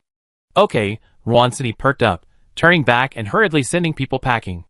Doomsday and his companion searched the restaurant thoroughly, finding nothing but oil, salt, sauce, and vinegar. Unwilling to give up, he went out to search next door for supplies. Still, they came back empty-handed. He spat and plopped down on a stool. What bad luck. We found nothing. He peered outside. I wonder if Huzi and the others found the gas. If not, our journey will be difficult. Hedgehog emerged from the kitchen and snorted. You know we're low on gas, but you're still throttled like that. I thought you were so sharp you see it beckoning. Hey, Doomsday rolled his eyes, slammed the table, and stood up. Hedgehog, you want to fight, right? Hedgehog rolled up his sleeves. Let's fight. Who's afraid of who? Who doesn't fight is a grandson. The two were about to fight, and several people around them hurried to break up. Footsteps came from the stairs. What are you arguing about? You look so excited. I don't think you're hungry, so you don't need to eat. Doomsday and Hedgehog immediately turned off the fire and lowered their heads in silence. The man in black frowned, his face scowling. Is the meal ready? Hedgehog whispered, not yet. It's cooking. I go to the kitchen to check the fire. With that, he ran to the kitchen, fearing another scolding. Doomsday smiled awkwardly, wiped the bench with his sleeve, and attentively carried it to the man in black. Captain, please sit down. We're just talking nonsense, not really going to fight. He snatched a bottle of mineral water from the hand of someone nearby and unscrewed the cap. Captain, drink some water to moisten your throat. The man in black took the water, glanced at him, and took a sip. Doomsday breathed a sigh of relief. Captain, are we still heading east? Yes. The man in black set the water aside. Every capable person wants to strike out on their own, and he was no exception. He took advantage of the intrigues between Sun Tze and Lu Jie, the lax management, and the recent destruction of the base, leaving the people uneasy. Why not flee now? That night, the man in black went all out, robbed a cart of animals, and set out with his team overnight. He hadn't decided on a destination yet, just taking things one step at a time. Come to think of it, if this town wasn't too close to Beijing, we might run into those two groups again someday, so it wouldn't be a bad idea to set up a base here. Doomsday rubbed his bald head. I haven't been there yet. I didn't expect I could take advantage of this opportunity to travel even at this time. Captain, why don't we find a place to stay by the sea and catch some seafood? A nearby person curled his lips. The animals in this city are all mutated. How can those in the water escape? I'm afraid the seafood will eat you then. Doomsday was unhappy. That's not certain. As they chatted, a captivating aroma slowly wafted from the kitchen, and even the man in black couldn't help but glance into the kitchen a few more times. They had been traveling all night, and were starving. The midday sun made them dizzy. Peng Jiao lay on the roof, feeling like he was being parched by the sun. He wiped the sweat from his face, a rolled-up handkerchief stuffed in his nostrils, as he spoke in a muffled voice. It rained just yesterday. And today the sun is shining brightly. It's only the end of May, and I thought it was summer. Yusui pulled a bottle of water from his space and handed it to the two of them. Drink some. Do you want something to eat? Emolan took the water, unscrewed the cap, and drank. The cool water instantly dispelled the heat. At the mention of food, Peng Jia practically shook his head like a rattle. No, he said. He pointed downwards, where the stench of zombie corpses emanated. There's no way we can eat in this environment. The most difficult time he had ever experienced was when he was chased around by zombies in the mountains, with nothing to eat or drink. Later, even in town, the smell wasn't as offensive as it was now. Emolan glanced at him, no longer bothering to be polite with Yusui. I'm a little hungry. After patrolling last night until now, the small dinner had long been digested. Yusui took out a few chocolate bars and pressed them into her hand. Just make do with it. Over there. Ruansini, Luo Chuan, and Tian Liwei rushed all the way to town. Not long after entering, they ran into two people at a gas station. The three of them quickly hid in a corner, observing secretly. Ruansini also contacted Yusui. Sui, we're in town. We ran into two people at the gas station. We have to take care of them before we can come over. We actually ran into them? The system's thoughtful broadcast made Yusui understand. It turned out that the two people who went out to look for gas had actually found some food. They were now wolfing down the food in the gas station's convenience store, seemingly with no intention of taking anything back. Yusui raised an eyebrow. Okay, Cini, be careful. Try to kill them in one go so they don't notice. Yeah. I know, Ruansini nodded secretly, signaling to Luo Chuan and preparing to move. Tian Liwei hid to the side. As a healing psychic, he had little offensive power, so he just needed to stay hidden and avoid making any noise to avoid being noticed. With Ruansini, a psychic, around, the two solitary psychics were quickly dispatched. 10 minutes later, Ruansini and the other two, following Yusui's instructions, arrived behind the restaurant where the man in black and his companions were. Ruansini poked her head out and peeked inside. It was the restaurant's kitchen, its windows wide open, and a strange aroma of meat wafted slowly from within. At first, she thought they seemed to be living well, having meat to eat. But when she looked back and saw the disgusted and angry looks on Luo Chuan and Tian Liwei's faces, she finally understood. Her face paled, her eyes red with anger, as if spitting fire. The source of the meat was self-evident. Ruansini gritted her teeth, veins bulging on the back of her hand. With restraint, she slowly channeled her mental power into the hedgehog that had just entered the kitchen, suppressing the urge to strangle him. Sui, I'm already there. Shall we start? Yusui heard the anger in her voice and soothed her. Wait a moment, Cini, are you okay? They deserve to die. Yusui gestured to Emolan and Peng Jia, glancing at the restaurant's location. Yes. Two people stood at the restaurant entrance, fully armed and serious. Several people inside chatted casually, while others yawned and dozed on the floor. Yusui held lightning in his hand, waiting for the right opportunity. The sun overhead radiated its heat relentlessly, threatening to make every corner of the world feel its warmth. Gradually, the two guards at the door began to feel a little overwhelmed. One of them quietly turned back to peek inside. Seeing no sign of the man in black, they exchanged glances and quietly took a few steps back. Huh? The eaves blocked the light overhead, the heat fading. The two men sighed deeply and began to slack off, leaning against the wall. When's dinner ready? I'm so hungry I'm dizzy. Of course, the man next to them took a deep breath. It should be soon. He nodded toward the truck, then, as if suddenly remembering something, said, Hey, should we open the door to give them some fresh air? With the sun this hot, it's probably like a steamer in there. We don't want them to die of the heat. You make a point. The two men walked towards the truck, their figures obscured by the jeep. Yusui narrowed his eyes and, just as the two men were about to open the car door, struck decisively. Lightning bolts shot straight at their temples. Peng Jia raised his hands, stabilizing the two bodies with his earth shield, keeping them standing. That was the moment. Behind him, Ruansini's mental power, like a giant hand, grasped the hedgehog's mental power firmly and began to strangle it. Luo Chuan swiftly climbed through the window, caught the hedgehog's lifeless, limp body, and gently lowered it to the ground. 4 psychics remained in the room. Emolan, holding Yusui in one hand and Peng Jia in the other, quickly climbed the earth shield steps Peng Jia had erected to the rooftop of the restaurant across the street. Downstairs, Ruansini, Luo Chuan, and Tian Liwei crouched in the kitchen, waiting for their next opportunity. Chapter 111. The iron pot in the kitchen was bubbling. The strange aroma of meat mixed with the rich stench of blood filled the cramped space, overwhelming the senses. Wansini's eyes were blazing, furious. Tian Liwei pursed his lips tightly, his face pale. This wasn't the first time he'd seen this. Back in the survival base, people had always mysteriously disappeared. At first, they assumed they escaped and met their deaths among the zombies, but later they learned they'd been abducted. It was because of this that Tian Liwei resolved to escape. Wansini took a few deep breaths, suppressing the urge to rush out and hack them to death. He communicated with Yu Sui about the situation. Sui, we're in. We've taken out the guy in the kitchen. There are 3 people in the hall, and another on the 2nd floor. Cautiously reaching out with his mental power, Wansini paused, then silently hooked his fingertips. The next second, the mental status of the 4 people emerged clearly in his mind. Each psychic's power varies in strength and color. After observing them for a while, Wansini could easily distinguish their specific powers and their strengths.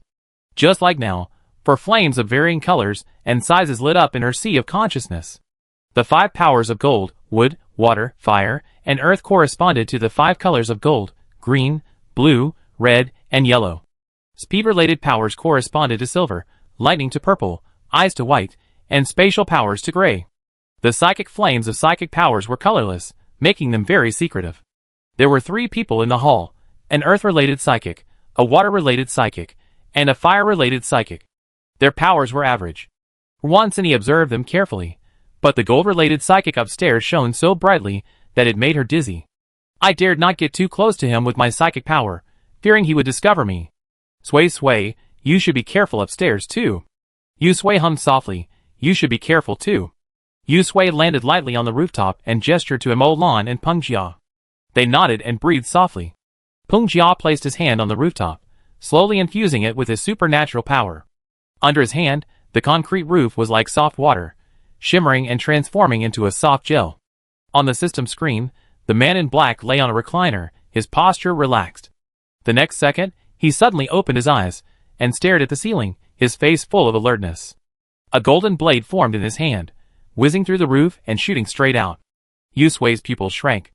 As he moved, he quickly grabbed Peng Jia's hand and pulled him aside. The supernatural power in his hand also stopped. Peng Jia was confused at first, but the next second, he saw a golden blade shoot out through the roof, just brushing against his fingers. If he had been a step slower, his hand would have been pierced through. Moran's heart tightened, and he dared not breathe. The atmosphere suddenly grew tense. Yu Sui held his breath, not even daring to blink. In the silence, he could faintly hear voices coming from under the roof. In the first-floor living room, Dongzi rubbed his stomach and peered toward the kitchen, playing cards in hand, muttering discontentedly, "Hedgehog, what are you doing? You've been cooking for so long, aren't you cheating? Hey! Aces, anyone take it? No one's played yet." He flicked his fingers triumphantly at the cards, his voice rising several notches. "Ha, this is the only card I have left. Come on, a cigarette each. Don't cheat. Give it to me." On the second floor, the man in black frowned, looking away at the hole in the roof. Perhaps he'd been too nervous and made a mistake. Hearing voices coming from downstairs, he pressed his temple, took a deep breath, and turned to head back downstairs. Rooftop. Yu Sui seized this opportunity and decisively attacked. With a whiz of lightning, he aimed for the man in black's temple. Downstairs, Wansini and Luo Chuan also attacked at the same time. Ouch. Dongzi and the other 2, who had been happily playing cards, suddenly felt a headache, as if they'd been hit hard by a hammer. Their hands trembled, their faces grim with pain. The cards in their hands fell to the ground, and in their panic, they hit the table and chairs with a sharp sound. This was Wansini's first time dealing with 3 psychics at once. Her face instantly turned pale, the color draining from her lips. Her eyes, bloodshot, stared intently at Dongzi and the other 2, her mental power pouring out like a net, suppressing their struggling mental energy. Luo Chuan attacked, his flames compressed into a thin line and shot towards Dongzi and the other 2. Thump, thump. Under this double attack, Dongzi and the other 2 couldn't withstand it. Within 10 seconds, they lost consciousness and collapsed to the ground, a corpse. A loud rumble, like thunder, came from upstairs. Yu Sui's lightning bolt missed the black-clad man's temple, instead striking a suddenly open metal shield. A closer look revealed a golden shield composed of countless golden blades. The lightning struck it, sending sparks flying like fireworks. The man in black reacted quickly. The moment he sensed something was amiss, he took notice and readied his powers, readying them to counterattack the moment Yusui launched his attack. Lightning power. Thunderstorm from Dawn Base. The man in black roared angrily. He believed he had no grudge against the other men, but he hadn't expected to be tricked here. Yusui didn't reply, his lips curling slightly, as he gazed at the metal shield. What's the property of metal? It conducts electricity. A tingling sensation, like electricity running through the man's hands, spread throughout his body. He then remembered that the other man's lightning power was completely immune to his own. He quickly retracted his powers, but it was too late. Sizzle. The man in black's pupils constricted, his hair stood on end, his face livid. He only managed a muffled groan before the lightning pierced his heart. He fell backward, stiff, and died. Peng Jia's supernatural power had ripped a large hole in the roof, and he had thoughtfully created a staircase. Emolan, dagger in hand, rushed in before Yusui, vanishing from Peng Jia's sight like a gust of wind. Then, a dull plop sound could be heard from the room. As Yusui and Peng Jia descended the stairs, they watched as Emolan, gripping the dagger, plunged it repeatedly into the black-clad man's heart. Remembering the black-clad man's actions, Peng Jia spat and vented his anger, kicking him several times. Serves him right. This guy should have died long ago. Upstairs, Wansini saw Peng Jia and Emolan still venting their anger. She looked away and looked at Yusui. Sui, are you okay? No. Yusui shook his head. There's a truck parked outside, and it's full of people. Wansini nodded. Luochuan and Xiaoyan went to rescue them. She then looked at the black-clad man's body, her eyes reddening as she recalled the scene in the kitchen. She kicked him a few times, her eyes reddening. It's such a blessing for them to die so quickly. The truck's cabin, scorched by the sun and lacking ventilation, felt like a giant steamer, making even breathing difficult. Deep inside the car, a little girl had fainted, her cheeks flushed. She was held tightly in a woman's arms. She wanted to cry, but found no tears. The closed door clicked. The people who had been lying limp on the ground were awakened by the noise. They used their last bit of strength to move, hugging themselves and retreating, their eyes filled with fear and despair as they stared at the door. Is it happening again? Tian Liwei yanked the door open, and a wave of heat rushed out, carrying with it the thick stench of sweat that made him squint. TSK, this is too hot. Tian Liwei fanned himself with his hands, pausing for a moment before adjusting. He was startled by the sight of the huddled crowd inside. So many. Luo Chuan walked over, lifted the fallen psychic's body, and showed it to them. He cleared his throat. You're safe. Safe? The people in the carriage were utterly silent. No one dared to believe it. The psychics had played this game before, telling them freedom offered them hope, only to find the same fate awaiting them once they got out. Their desperate struggles were a joke to them. Tian Liwei scratched his head. Hey, we killed all those people. You're safe. Come out. We're not on their side. We're good people. Come out. It's so hot in there. It's safe here now. Go wherever you want. No one will catch you. There was still no movement in the carriage. No one dared to move. After Yusui and Wansini emerged, they saw Luo Chuan and Tian Liwei standing next to the truck. Tian Liwei chattered incessantly, but the people inside didn't respond. She couldn't help but frown. Could everyone inside have fainted? Xiao Tian, what's wrong? Wansini called out. Tian Liwei wiped her face and waved at her vigorously, as if she had been pardoned. Sister Sini, come quickly. They don't believe me, and won't come out. Wansini froze for a moment, then walked over, bewildered. Huh? A dozen pairs of eyes stared at her as she approached. Unsurprisingly, she was startled. Wansini stepped back and patted her chest. Damn! The eyes of the people inside were like wolves, glowing red in the shadows. The complex mix of emotions weighed heavily on her chest, making it difficult to breathe. Being stared at like that was too much pressure, and she couldn't bear it. So, she leaned back and waved to Yusui, come here. Another person arrived, another woman, standing at the doorway against the light, a smile on her face, looking at them tenderly. Was it a dream? Perhaps it was a dream, a pre-death fantasy. Someone opened his mouth and subconsciously took a step forward. Perhaps it was an angel coming to take him to heaven. He was finally going to die. Then, a box of mineral water slammed into the car with a thud, and next to it, a box of chocolates. The noise shook the car. Gudong. The first to come to her senses was the woman holding the little girl. Her chapped lips trembled twice, and she swallowed. The next second, as if rekindled with a last breath of life, she felt a surge of energy. She stumbled out, pushing through the crowd, holding the little girl. With trembling hands, she pulled a bottle of mineral water from the box, unscrewed the cap, and squeezed it into the little girl's mouth. And then, there's water. There's water. Sweetheart, open your mouth and drink some water. Drink it, and you feel better. The clear water splashed onto the little girl's lips, and then slid down into the woman's hand. She murmured through tears, finally feeding the water. A slow smile crept across her face, and she repeated it over and over again. And then, there's water. Chapter 112. In the train car, the remaining passengers finally reacted. A strange light shone from their bloodshot, red eyes. Those who had been cowering inertly finally moved, their dry, trembling hands reaching for the box of mineral water. The calm was gone. The person who had grabbed the water quickly stepped aside, twisting the cap several times with trembling hands before finally unscrewing it and gulping it down. The water flowed down their chins and into their collars, finally relieving their long parched throats. They tilted their heads high, wishing they could stuff the entire bottle into their mouths. The person who hadn't grabbed the water set their sights on another box. They pulled out a chocolate bar and stuffed it, wrapping it into their mouths. They tore through the foil with their teeth and swallowed it, choking until their faces flushed, but they couldn't bear to put it down. Rwansini watched this scene, her throat choking as if something had caught her. She turned away, unable to bear to watch any longer. Tianliwei's nose felt sore, and he urged in a hoarse voice, eat slowly, eat slowly. We got everything. Stop fighting. Drink some water, don't choke. No one listened. Hunger and fear had long since shattered the order of modern civilization.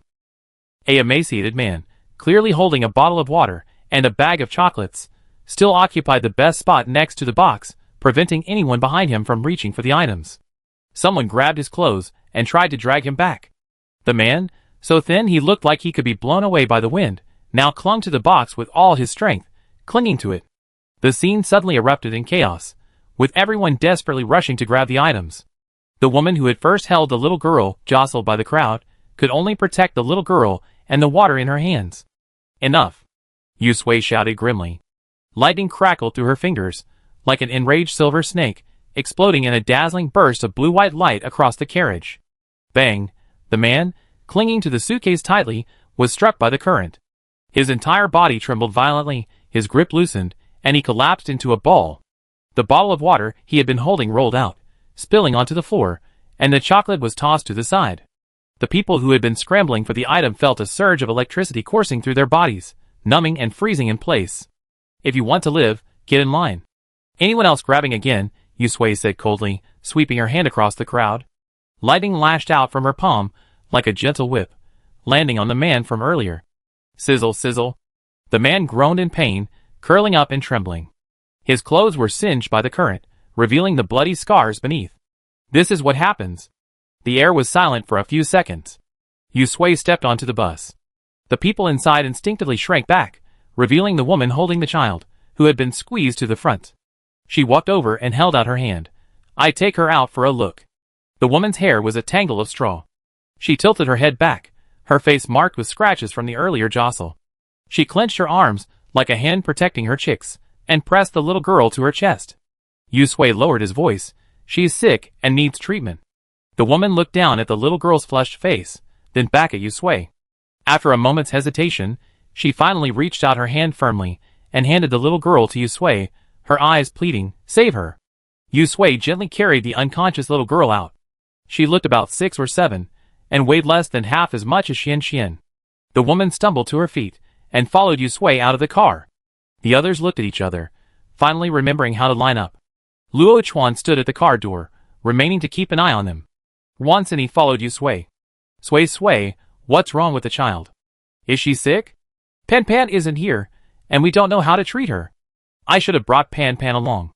Tianliwei hurried back to the restaurant and simply moved a table out, placing it under the eaves. Upon hearing this, he quickly said, let me take a look. I have healing abilities, maybe they can be of use. Rwansini paused and pulled him over. Oh yeah, I almost forgot. Come and take a look. Yu Sui placed the little girl on the table. Tianliwei stepped forward and placed his hand on the child's forehead. Light green healing energy flowed into her like a trickle. He frowned, then breathed a sigh of relief and smiled at the nervous woman beside him. It's nothing serious, just a heat stroke. It'd be fine in a moment. The woman breathed a sigh of relief, her heart finally at peace. Her knees buckled, and she nearly fell to her knees.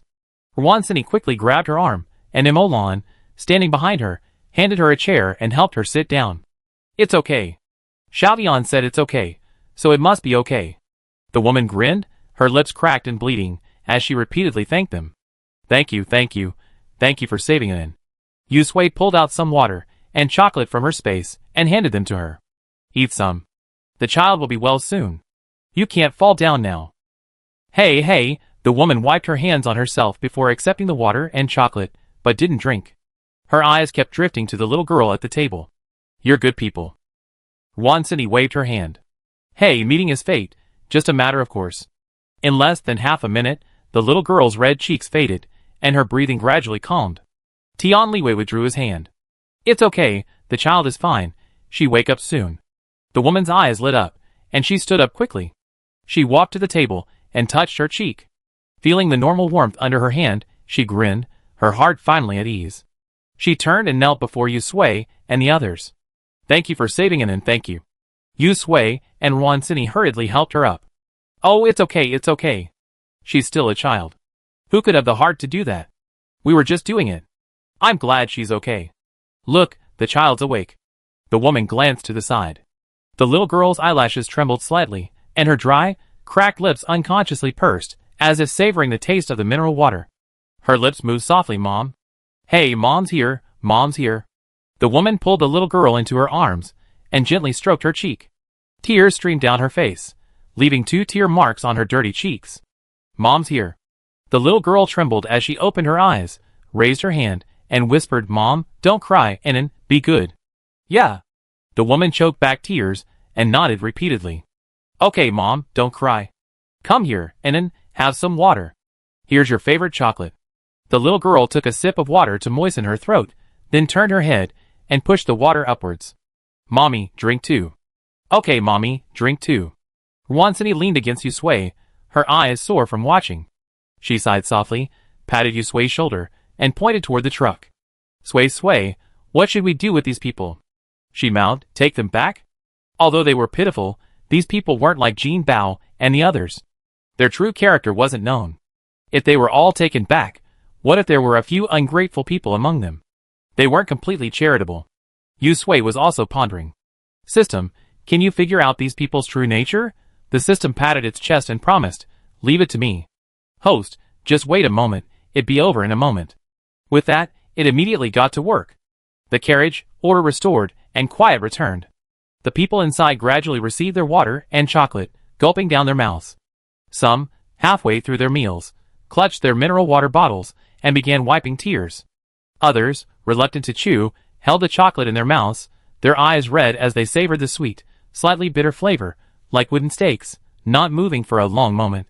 Some, pinching their uneaten chocolate, repeatedly looked at Luo Chuan. Mustering their courage, they opened their mouths, took a quick glance outside, then looked away, asking, so, are those people really dead?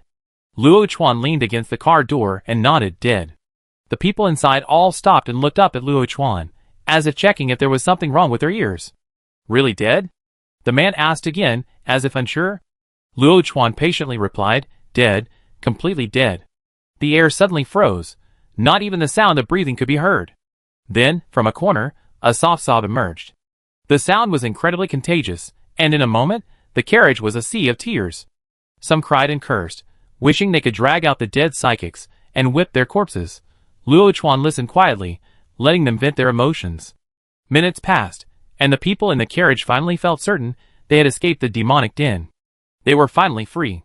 After a brief moment of shock, they scrambled out of the carriage. Under the scorching sun, on the solid ground beneath their feet, on the familiar streets, surrounded by walls of zombie corpses, they cried and danced with joy, feeling the breath of freedom once again. After their emotions subsided, a hint of bewilderment crossed everyone's faces. What should they do next? Where should they go? This is the apocalypse, a world ruled by superpowers and zombies. They're just ordinary people, locked up for so long. Can they really survive? Looking at Yusui and his friends chatting and laughing outside the restaurant entrance, they glanced at each other. Someone stepped forward and made up their minds. So, Yusui and his friends simply drove the 2 SUVs and the pickup truck back to the complex. This time, They didn't forget to have Peng Jia clean up any traces of the road. After safely returning to the complex, Gu Panpan and the others saw Peng Jia sitting on the roof of the car, lowering his guard, and hurried over to greet him. "You're finally back." We're back, Peng Jia jumped off the roof first, gesturing to the truck behind. "Not only are we back, we brought a lot of people with us." Gu Panpan was used to it. Yu Sui and the others always brought some people back with them whenever they went out. She felt that sooner or later, their residential complex would have to be upgraded to a true survival base. The truck had several holes cut on both sides for ventilation. When the doors opened, more than a dozen people scurried out. The sheer number still startled Gu Panpan. "So many," Peng Jia chuckled.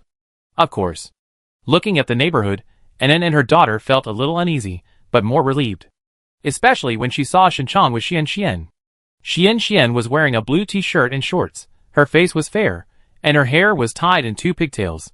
She looked just like the children she had seen before the apocalypse, except now it was the apocalypse. Xian Xian followed Shenchong, examining Anan curiously. This was the first child of her age she had seen since the apocalypse. Yu Sui and Ruan Sini brought the people back. They were lazy about the rest of the things and handed them all to Gu Panpan. Gu Panpan was quite speechless, but she had grown a lot after the training during this period of time. She did not refuse this time and took Lu Jiao, Peng Jia, and others to arrange accommodation. Chapter 113. Back at the villa. Yu Sui and Ruan Sini had a late lunch. Aunt Lu, wearing an apron, came out of the kitchen with a bowl of soup. Here it is, here it is." Looking at the steaming soup before her, Ruan Sini's expression changed. She gripped her chopsticks so tightly that they bent slightly. She remembered the pot of soup she had seen in the hotel kitchen. Yu Sui noticed her reaction and gently raised his hand to place it on the back of hers. "Are you okay?" Ruan Sini twitched her lips, her stomach churning, a wry smile on her face. "I guess I won't be able to have soup for a while." Aunt Lu paused for a moment, observing her expression and Yu Sui's gaze. Suddenly, as if realizing something, she quickly picked up the bowl of soup again and said with a smile, "Hey, I was so busy I forgot. You must be hot and thirsty in this scorching sun. Drinking this wouldn't be comfortable. Xian Xian froze some mung bean smoothie for me, but I'm not sure how it's going. I'd bring it to you." The bowl of soup was finally removed from the table. Ruan Sini breathed a sigh of relief and feigned anticipation. "Smoothie? I'm in for a treat." The tasteless meal was finished. Yu Sui and Ruan Sini sat on the sofa. Just as they were about to speak, they heard Peng Jia's loud voice. "Auntie Lu, is there anything to eat? I'm starving." Peng Jia rubbed his stomach, shouting about hunger as he entered the room. Auntie Lu had just emerged from the kitchen when she heard him, and couldn't help but laugh. Yes, yes, yes. How could there be no food? When she emerged, she saw the person following Gu Panpan. She glanced at them, her gaze landing on Anan, and sighed softly. Gu Panpan arranged accommodations for the group and registered their names. She discovered they were all ordinary people without special abilities. Further arrangements hadn't been finalized yet. Seeing that they were all exhausted and unwell, she decided to let them rest so she could return and discuss their arrangements with Yu Sui and Ruan Sini. Regardless, whether they were special abilities or ordinary people, they all needed to be self-reliant. It was impossible for them to support them. Before leaving, Anan and her daughter approached Peng Jia, saying they wanted to meet Yu Sui and Ruan Sini. Peng Jia agreed and brought them back. Lu Xi held Ann's hand as they walked from the outskirts of the residential complex until they entered the villa. Peng Jia's words reassured her. Although they had only met briefly, the strength Yu Sui had demonstrated since saving them had made Lu Xi increasingly convinced her that her decision was the right one. Her and Ann would live well. Ann felt a little uneasy, subconsciously clutching Lu Xi's hand tightly and following her closely. In the living room, Yu Sui and Ruan Sini naturally noticed Ann and her daughter, who had returned with Gu Panpan. Ruan Sini was a little puzzled, her gaze darting between Ann and her daughter and Gu Panpan. Gu Panpan shook her head imperceptibly. She didn't know either. The system did pop up and say something, and Yu Sui looked at Ann and suddenly realized something. Peng Jia took a step forward, then stopped and turned to look at Ann and her daughter, who were following them. He bent down and offered his hand. "Little Ann, can you go eat with your brother?" Ann had washed her face. She was skinny, her large eyes standing out even more prominently. Compared to Xian Xian, she looked even more pitiful. Peng Jia's heart softened, and he extended his hand forward. Aunt Lu, with a loving expression, warmly invited, "Your name is Ann, right? My cooking is delicious. Come with me for dinner, will you? Looking at the hand before her, and in ducked behind her mother, lips tightly pursed, silent, a hint of uneasiness in her eyes. Lucy gently patted her hand and thanked her with a smile. Thank you. No thanks. Miss, you already gave us something to eat. She paused, looking at Yusui and Wansini. I came here because I have something to tell you. I'm not sure if it's convenient. Peng Jia straightened up and tactfully left. Okay, then I go eat. Aunt Lu, what delicious dishes did you cook today? Aunt Lu complied, naming the dishes and heading to the dining room with him, followed by Gu Pan Pan. Only Yusui, Wansini, and Anin remained in the living room. Wansini extended her hand toward Anin and smiled. Little Anin, come here. Here, I have some candy. Want some? Anin stared at Yusui and Wansini's faces, a hint of interest, but she remained hidden by Lucy and didn't come over. Yusui pointed to the sofa across from her. Sit down. Lucy took Anne's hand and sat down, her eyes gentle but filled with a deep sense of attachment. She first smoothed the child's hair before looking up at the two people across from her. Miss you, Mr. Wan. Her voice was soft but firm, as if she had made up her mind. She spoke slowly. My last name is Lu Chin. And it is my only daughter. She is actually a psychic. Wansini was even more puzzled. She sat up slightly straighter and slowly extended her mental power to Anin.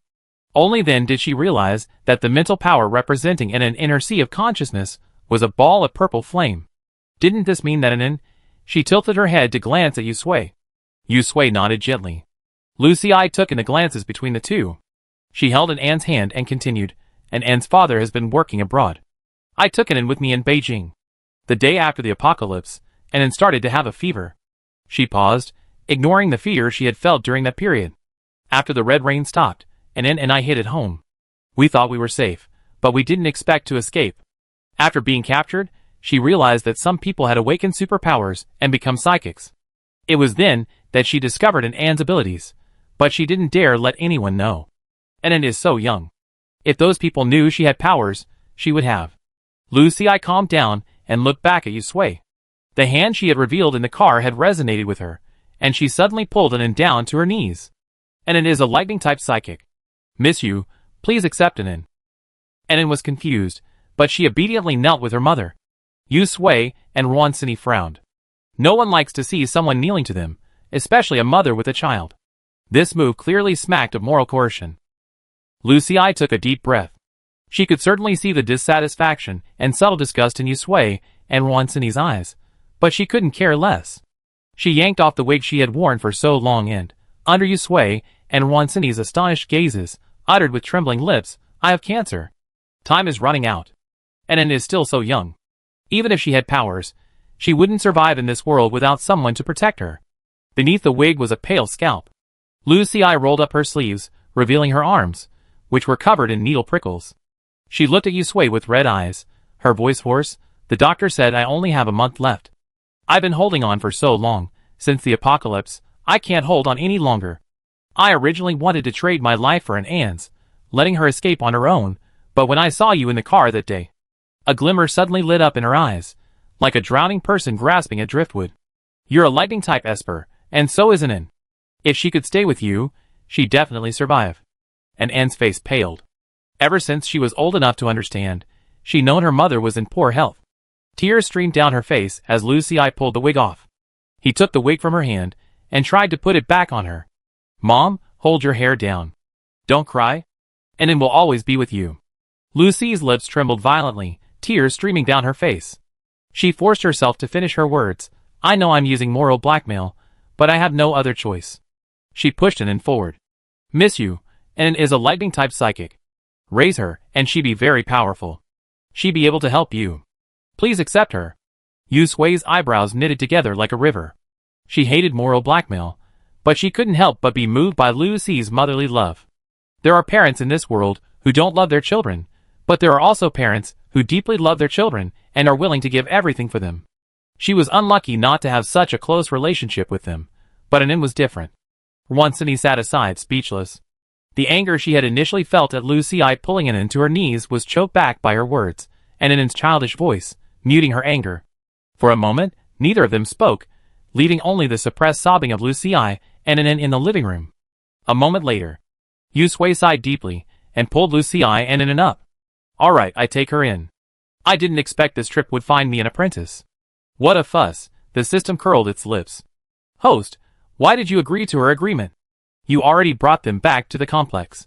They're safe now.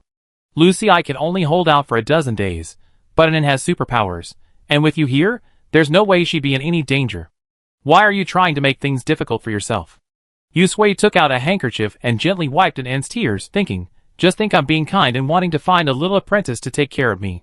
The system snorted. It didn't believe it. It thought she was simply moved by their mother-daughter bond. Alas! After all these years, how could she still be so soft-hearted? The system sighed inwardly, then froze. Was that what it should have said? How could it have known? Lucy's eyes stopped crying. Anin, come on, kowtow to Miss You. Now that your mother is gone, you must obey Miss You. Do you understand? Yusui held Anin back. No need. That's not the way it is these days. Just call me sister? Anin nodded naively, and at Lucy's urging, she called out sister. Rwansini also came over, rubbed her face, and smiled. Come on, little Anin, call me sister too. Sister, Anin called again. Rwansini pressed the candy she had prepared into her hand. Be good. Eat it. That day, Lucy and Anin moved into the villa. Chapter 114. When Gu Panpan and the others emerged from the restaurant, they saw Lucy and Anin, their eyes red. Lucy had put her wig back on. Seeing them emerge, she smiled and introduced herself. Yusui pointed at Anin. Look, my new sister. Like me, she's a lightning type user. Lightning type user, Peng Jiao gasped, sizing Anin up and down. No wonder her mother had taken her to hide in the innermost compartment of the train, and no wonder she had come to see Yusui. That's great. We now have 2 lightning-type psychics in our community. Add to that Xuan's ice-type abilities and Sister Sunny's psychic abilities, oh my. He clapped his hands happily. Our community's combat power has skyrocketed. Aunt Lu said with a smile, I go clean up a room. Yusui stopped Aunt Lu and took An's hand. I come with you. I picked up a lot of furniture and homewares in the city this time, so it's perfect for us to use. Anin glanced at Lucy, and when she nodded, she went in with Yusui. The sun slowly set, and the aroma of food filled the villa. Xian returned and spotted Anin. She skipped over to her, especially curious about this newcomer. Anin hadn't seen a child her age in a while, and the peaceful atmosphere brought out her childish nature. Soon, the two became good friends, playing together. Lucy watched them play with a smile, content. Even if she died right now, she would be at peace. Once a person loses hope, their spirit quickly collapses. Before she finished dinner, Lucy developed a low-grade fever. She forced herself to finish her bowl of soup, glanced at Anin, who was tucking into her smaller bowl, and stood up to leave. Outside the villa, in the shadows, Lucy squatted on the ground, clutching her collar with one hand and her mouth with the other, coughing violently. Scarlet blood seeped from between her fingers, staining the corners of her lips. When she felt a little better, Yusui and Tian Liwei approached. Lucy's face was as pale as paper, as if she were about to faint. She forced a smile, looked at Tian Liwei's hand on the back of hers, and shook her head weakly.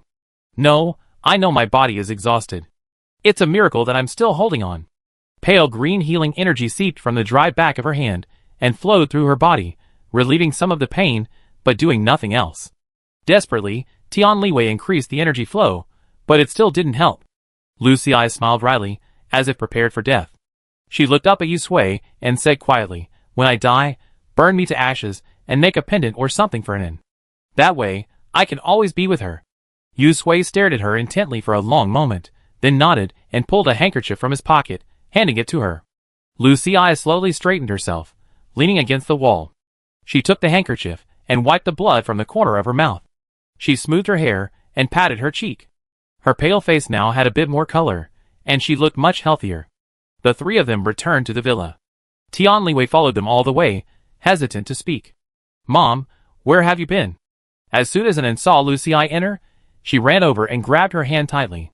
Lucy wiped the greasy stain from the corner of her mouth. Mom, let's go get some fresh air. Hasn't Anin eaten enough? Yes, she said. She stayed obediently beside Lucy, enjoying her mother's embrace. That night, 500 meters from the town, a new group of men appeared. The night wind carried the sound of chaotic chatter into the distance. Lu Jia turned and glanced at his exhausted subordinates.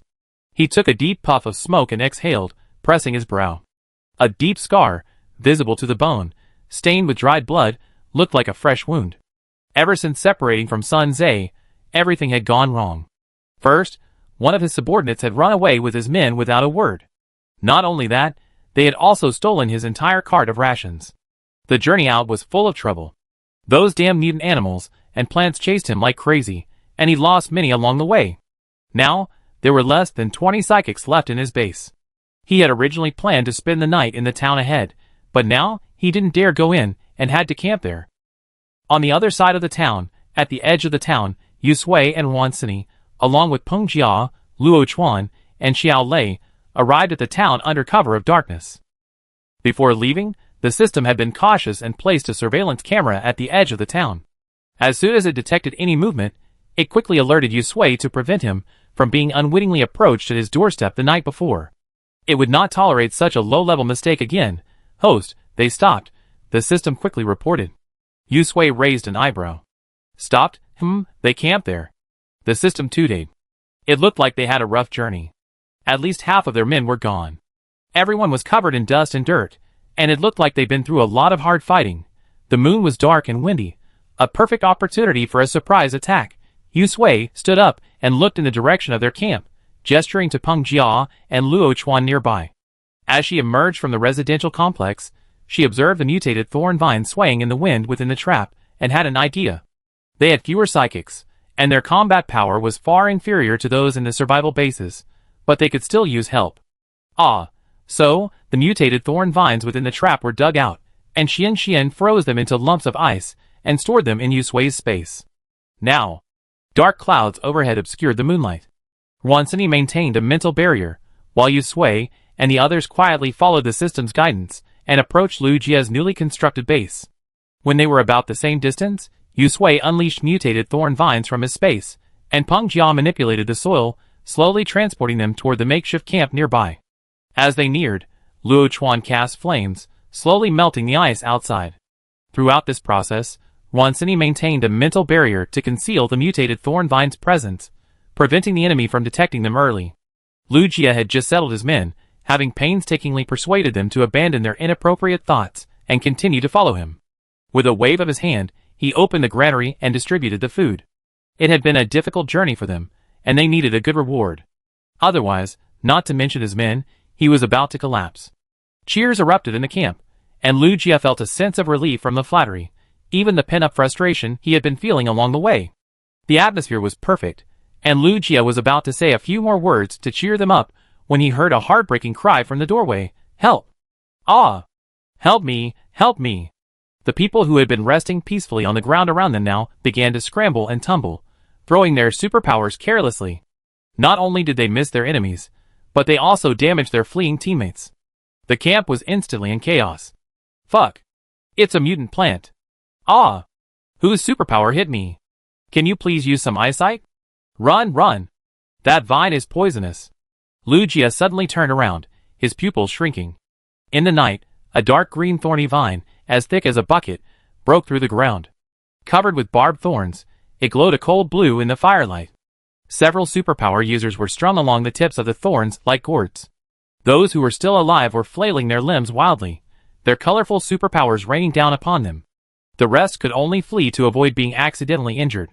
A moment later, the person hanging from the vine stopped breathing, their flesh drained away, leaving only a skeleton wrapped in human skin, dancing in the night as the vine swayed. The ordinary people trapped nearby had already lost their minds in fear and desperately pounded on the cage, trying to escape. Lu Jia's eyes were bloodshot. He had clearly checked several times beforehand to make sure there was no danger here, so how could a mutant vine suddenly appear? He roared angrily, and with a wave of his hand, tongues of fire transformed into long whips that lashed at the vines. Calm down. All psychics, close to me and fight back with me. Fire psychics, step forward and burn it to death. Earth psychics, hold it back. Metal psychics, try to sever its vines and reduce its attack range. The rest of the psychics, quickly carry away those who were accidentally injured in the panic. As Lu Jia gave his orders, he glanced at the group of ordinary people trapped in the cage. With a determined heart, he unleashed a ball of flame, burning a hole through the cage. The people inside, seeing the exit, scrambled to escape. The sudden appearance of the people attracted the attention of the mutant thorn vines, which instinctively swung their vines in pursuit. Seizing this opportunity, Lu Jia led his men in a counterattack. Outside, Wansini gritted her teeth. Damn it! These people are using those ordinary people as sitting ducks. They're pure beasts. We can't let them break free so easily. Yu Sui leaned close to Wansini's ear and whispered, Sini, remove our mental barriers and use them to protect those ordinary people. This will keep the mutant thorn vines from noticing them. I send you energy. System, get ready, okay. The system perked up and happily agreed. As her mental barrier fell, Wansini strained to keep her eyes open. Before she could recover, her attention shifted to the ordinary people running around the camp. The mutant vines, chasing the suddenly appearing prey, were stunned. From their perception, the defenseless prey had suddenly vanished, leaving only the tough mortals on the field. Those tough mortals continued to pummel it. The mutant thorn vines, enraged, suddenly expanded in size, their long vines sweeping towards Lu Jia like whips. A stream of corrosive liquid suddenly erupted from the port severed by the gold-type psychic, splashing onto the ground with a hissing sound and emitting white smoke. Lu Jia jumped back, and the hastily erected golden shield was splashed with liquid, instantly corroding a large hole. Some psychic was accidentally splashed, but in the blink of an eye, the flesh on their legs had turned to a pool of blood, and even the bones within had turned black. Retreat! Retreat! Fight while retreating. The remaining psychics turned and ran, fearing their lives would be in jeopardy if they were a step behind. The camp was already in ruins. The fleeing civilians watched the mutant thorn vines chasing Lu Jia and the psychics, and their thoughts returned. It seemed that in the eyes of these mutant plants, they were less nutritious than the psychics, so they spared them. Seizing this opportunity, everyone rushed towards the direction where the mutant plants had appeared. Perhaps this time they could escape. Lu Jia led the psychics in a retreat. Although he noticed the fleeing men, he couldn't care less. He gritted his teeth and roared, anger flooding his mind. All the frustration he had been experiencing along the way finally found a way out. His psychic energy surged, and with the combined power of fire and golden blades, and with the help of the nearby psychics, he gradually suppressed the attacks of the mutant thorn vines. The ordinary people in the camp had long since vanished. Wansini, having removed her mental barrier, stood by with her arms folded, looking at the spectacle. Suddenly, as if realizing something, she asked Yu Sui to retrieve his phone from his space, and she herself began filming. I didn't expect these mutated thorn vines to be so potent. How did you manage to get them back? She complained about the poor location, and even had Peng Jia build a stage for her. Wow, this scene is truly thrilling, much more shocking than any zombie movie I ever seen. Look at how utterly miserable they are. Wow, I'm going to film this, and show it to Pan Pan when we get back. If I known these mutated thorn vines were so potent, I would have asked Pan Pan to come along. Seeing them live would have been even more satisfying. Yu Sui was at a loss for words. Chapter 115. Wansini's high profile naturally caught Lu Jia's attention. Unfortunately, he couldn't see clearly from the distance. However, he finally understood where the mutated thorn vines had come from. He'd been tricked. He'd always been the one to trick others, but today, he'd been caught in a ditch. Lu Jia's rage surged, his facial wounds ripped open, blood streaming down his cheeks. His supernatural attacks grew increasingly ferocious. Wow, Wansini marveled. He's exploded. I didn't expect this guy to be so powerful now. He's like an indestructible cockroach. Luckily, we'd brought a mutant thorn vine with us. It helped us drain a lot of his superpowers. Otherwise, the fight would have been really tough. She now admired the mutant thorn vine with great fondness. Oh! What a good thing! What a great helper! Yu Sui sighed. You can take pictures, but can't you be more discreet? Otherwise, he might get so angry that he'd rush us. You're right. Wansini held the phone firmly. Peng Jia, just build a wall in front of me, leaving a gap. All right. Peng Jia raised his hand, and a wall of earth rose in front of the group, shielding them from Lu Jia's sinister gaze. As soon as he finished speaking, the situation in the camp suddenly changed. Lu Jia's rage burned, and orange flames erupted from his body. He looked like an Azura crawling out of hell, startling the surrounding minions, who all stepped back, fearing accidental injury. His eyes were bloodshot, his face sinister. The golden blade transformed into a rapidly spinning drill, engulfed in flames, and fiercely penetrated the trunk of the mutated thorn vine. The mutated thorn vine, sensing danger, struggled violently, retracting its vines to protect the trunk. However, even this couldn't stop the golden blade from approaching. The flames seared the vines, and once they dried and broke, the golden blade drill followed, shredding the dried vines mercilessly. The vines trembled violently in pain, and from the broken ends spewed a large, foul-smelling liquid, scattering like flowers from the sky. A nearby psychic, unable to dodge, was struck by the liquid, and within moments, a large hole had been corroded through his body. He roared in agony, and rolled on the ground. The others, seeing this, dared not advance, and all fled to the back. Amid this rain of foul-smelling liquid, Lu Jie remained oblivious. His eyes were bloodshot, and golden barriers formed above and in front of him, rapidly forming new ones as they were corroded. Step by step, like a madman, he approached the mutated thorn vines, his blazing flames burning into charcoal. Inch by inch, the dead branches shattered by the golden blades. Oh my god! What's wrong with him? His fighting power is so high, even on drugs wouldn't be this fast. Peng Jia gasped, his scalp tingling. Wansini's face darkened, and he snorted coldly. He's doing it again. I wonder if he'd be lucky enough to survive this time. Yu Sui narrowed his eyes, seemingly overstimulated. The system curled its lips. This guy really isn't afraid of death. His suicidal style wouldn't last even 3 minutes. Even if he could kill the mutated thorn vines, he'd be seriously injured. Oh! Seeing the psychics retreating in fear at Lu Jie's transformation, the system understood. So that was his plan.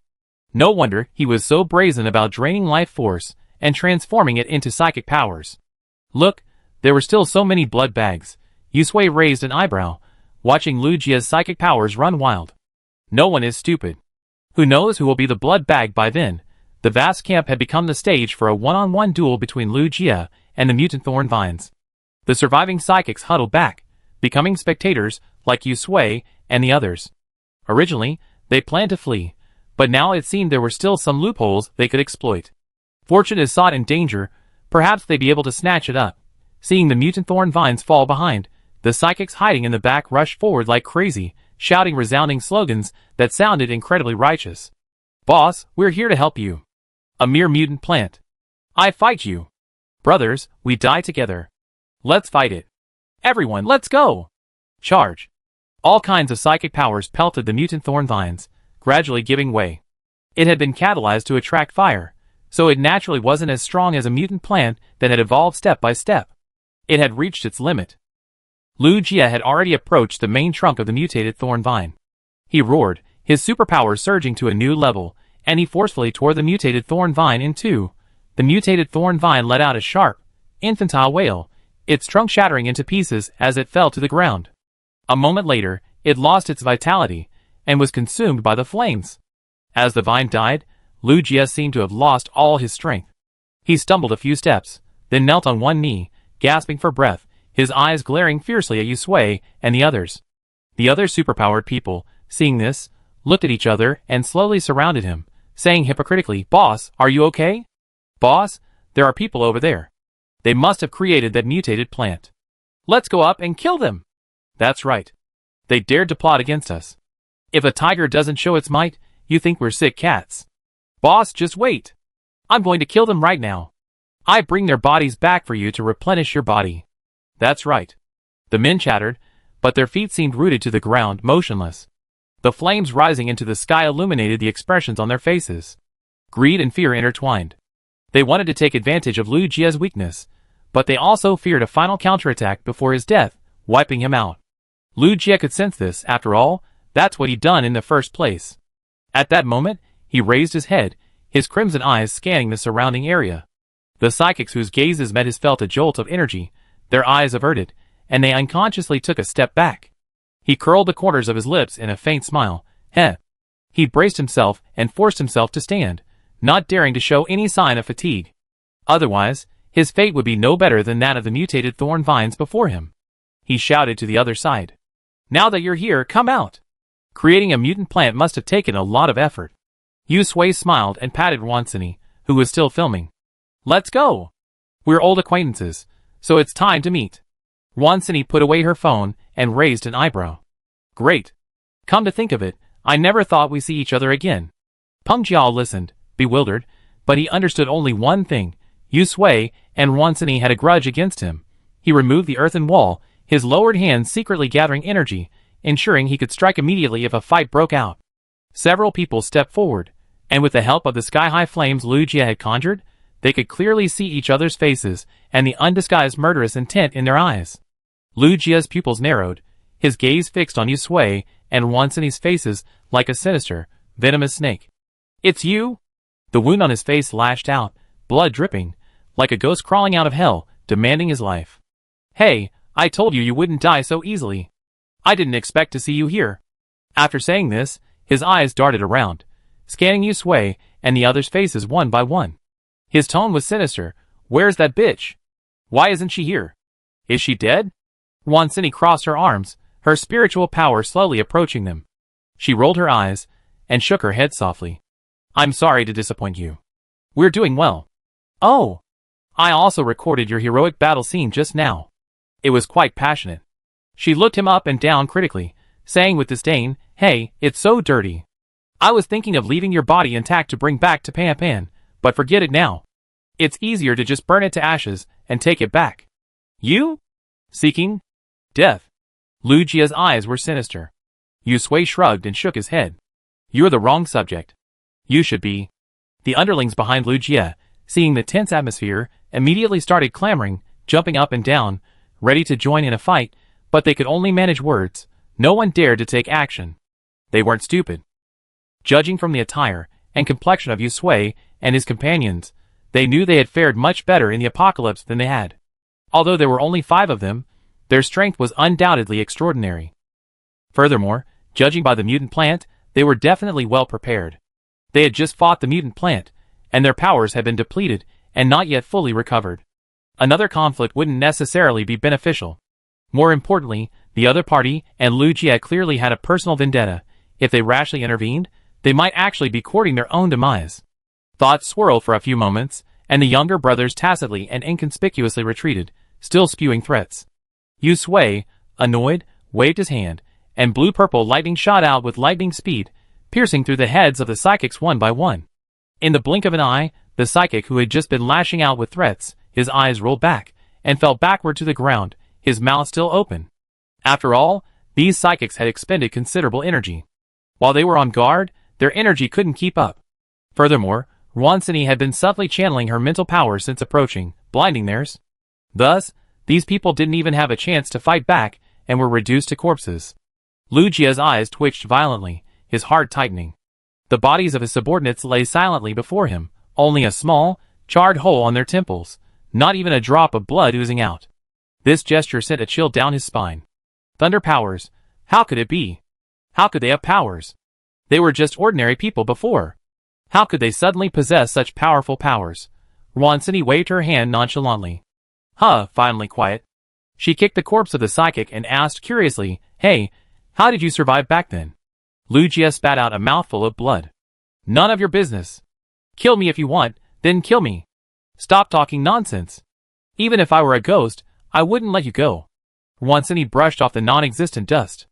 "No, it's fate that we finally met again." He pointed at the cage holding ordinary people. "Besides, death isn't that easy. Don't you know that perfectly well?" Her eyes shifted, and she extended her hand, pointing at the iron cage. "Go in, stay inside, and enjoy yourself." Lu Jia turned his head and snorted coldly. He clenched his fists, ready to fight to the death. The next second, his body turned uncontrollably and walked step by step towards the cage. Lu Jia's eyes were bloodshot. "What did you do?" "Oh, I forgot to tell you." Wansini smiled faintly. "I'm a psychic." Lu Jia was furious. Once again, he'd been defeated by them. He refused to accept this. He was a dual-powered psychic. How could he lose? The last bit of his psychic power was forced out, and the feeling of his life force rapidly fading came over him again. Blood flowed from the corners of his eyes, nostrils, and mouth. His body was in excruciating pain, yet he laughed heartily. If he won this time, he gained 2 more superpowers, lightning and mental. Then, he'd find that bitch, Gu Pan, and crush her to dust before he could quell the rage within him. His chest felt like it was being squeezed, and the air around him suddenly grew thinner. Lu Jia regained control of his body, but he couldn't move any further. He could only clutch his throat tightly, breathing hard. His nails scratched bloody marks on his neck, wishing he could tear his throat open in the hope of breathing more freely. "Hey, you can't be so naive," Wansini smiled, leaning against Yusui. "Villains die because they talk too much. Do you think we make such a stupid mistake?" Give you a chance to strike back? Yu Sui shook his head in agreement and snapped his fingers. Lightning struck the iron cage, flowing along the bars toward Lu Jie, who stood in the middle. His eyes were cold, and he met Lu Jie's poisonous gaze as he spoke slowly. You should have died long ago. Chapter 116. Lu Jie died. It happened quite quickly, in fact.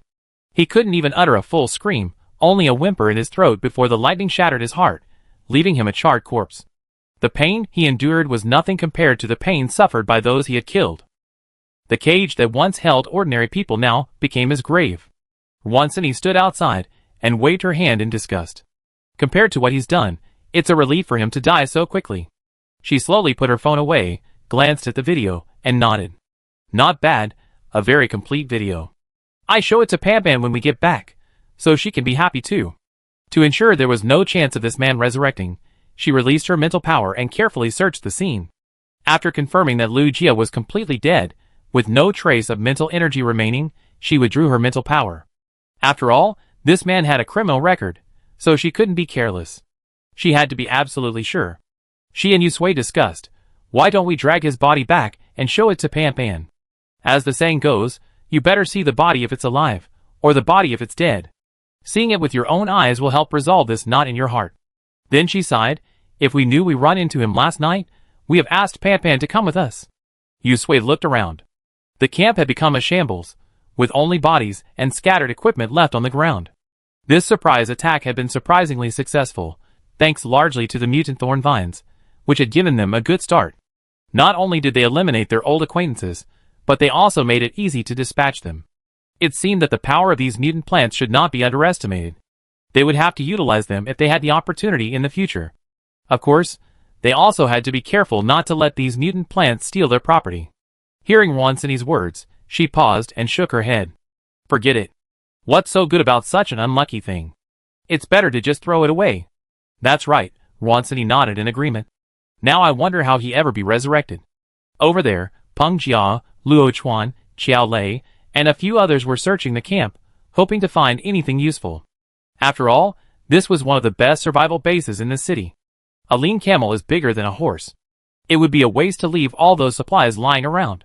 It would be better for them to put them to good use. Unfortunately, after searching everywhere, they didn't find anything useful. Peng Jia sighed, this is just a survival base. How come there's no property at all? Qiao Lei said, there aren't any space-based psychics in their base, and those mutant plants suddenly broke out a few days ago. We were all so overwhelmed and focused on escaping, and they're the same way. No matter how much they had to give up. These remaining people are probably all they have left. She glanced at the camp and dusted off her hands, washing them with a stream of water. This trip had been so easy. I thought there would be a fierce battle. She turned to look at Yu Sui and Wansini, who were still standing by the cages, and sighed again. That's the right thing to do. Thinking of this, she smiled and walked over. Sister Sui, shall we go back? Yu Sui shook his head. Let's deal with the bodies here first. Leaving them here in the middle of summer would be terrible if an epidemic broke out. While leaving them here could serve as a warning to other psychics coming into town, it could also easily alert them. A surprise attack still held a significant advantage for them, and it couldn't be wasted. Wansini stood on tiptoe and waved to Luo Chuan, who was still searching for supplies. Hey Luo Chuan, do me a favor, she said, pointing to the body in the cage. Let's be kind and cremate it right here, to save it from being gnawed by zombies and wild dogs. Yu Sui added, let's deal with all these bodies. Peng Jia trotted over. I just dig a pit and put all the bodies in there.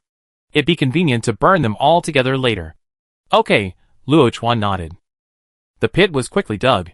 Peng Jia manipulated the ground, transforming it into a conveyor belt, bringing in the scattered bodies from the camp. Luo Chuan threw a ball of fire, and the orange-red flames instantly engulfed the bodies. A sickening burnt smell filled the air. Yu Sui and the others stepped back and left the camp. The flame shot up into the darkness, like a beacon, visible from afar. The ordinary people who had just escaped from the camp and were hiding in the shadows naturally saw it too. They gathered together and whispered, is this a fire ability? Did they kill the mutant plant? I don't know, it looks like it. After all, there are so many psychics. Another person stared at the fire, with a malicious look on his face.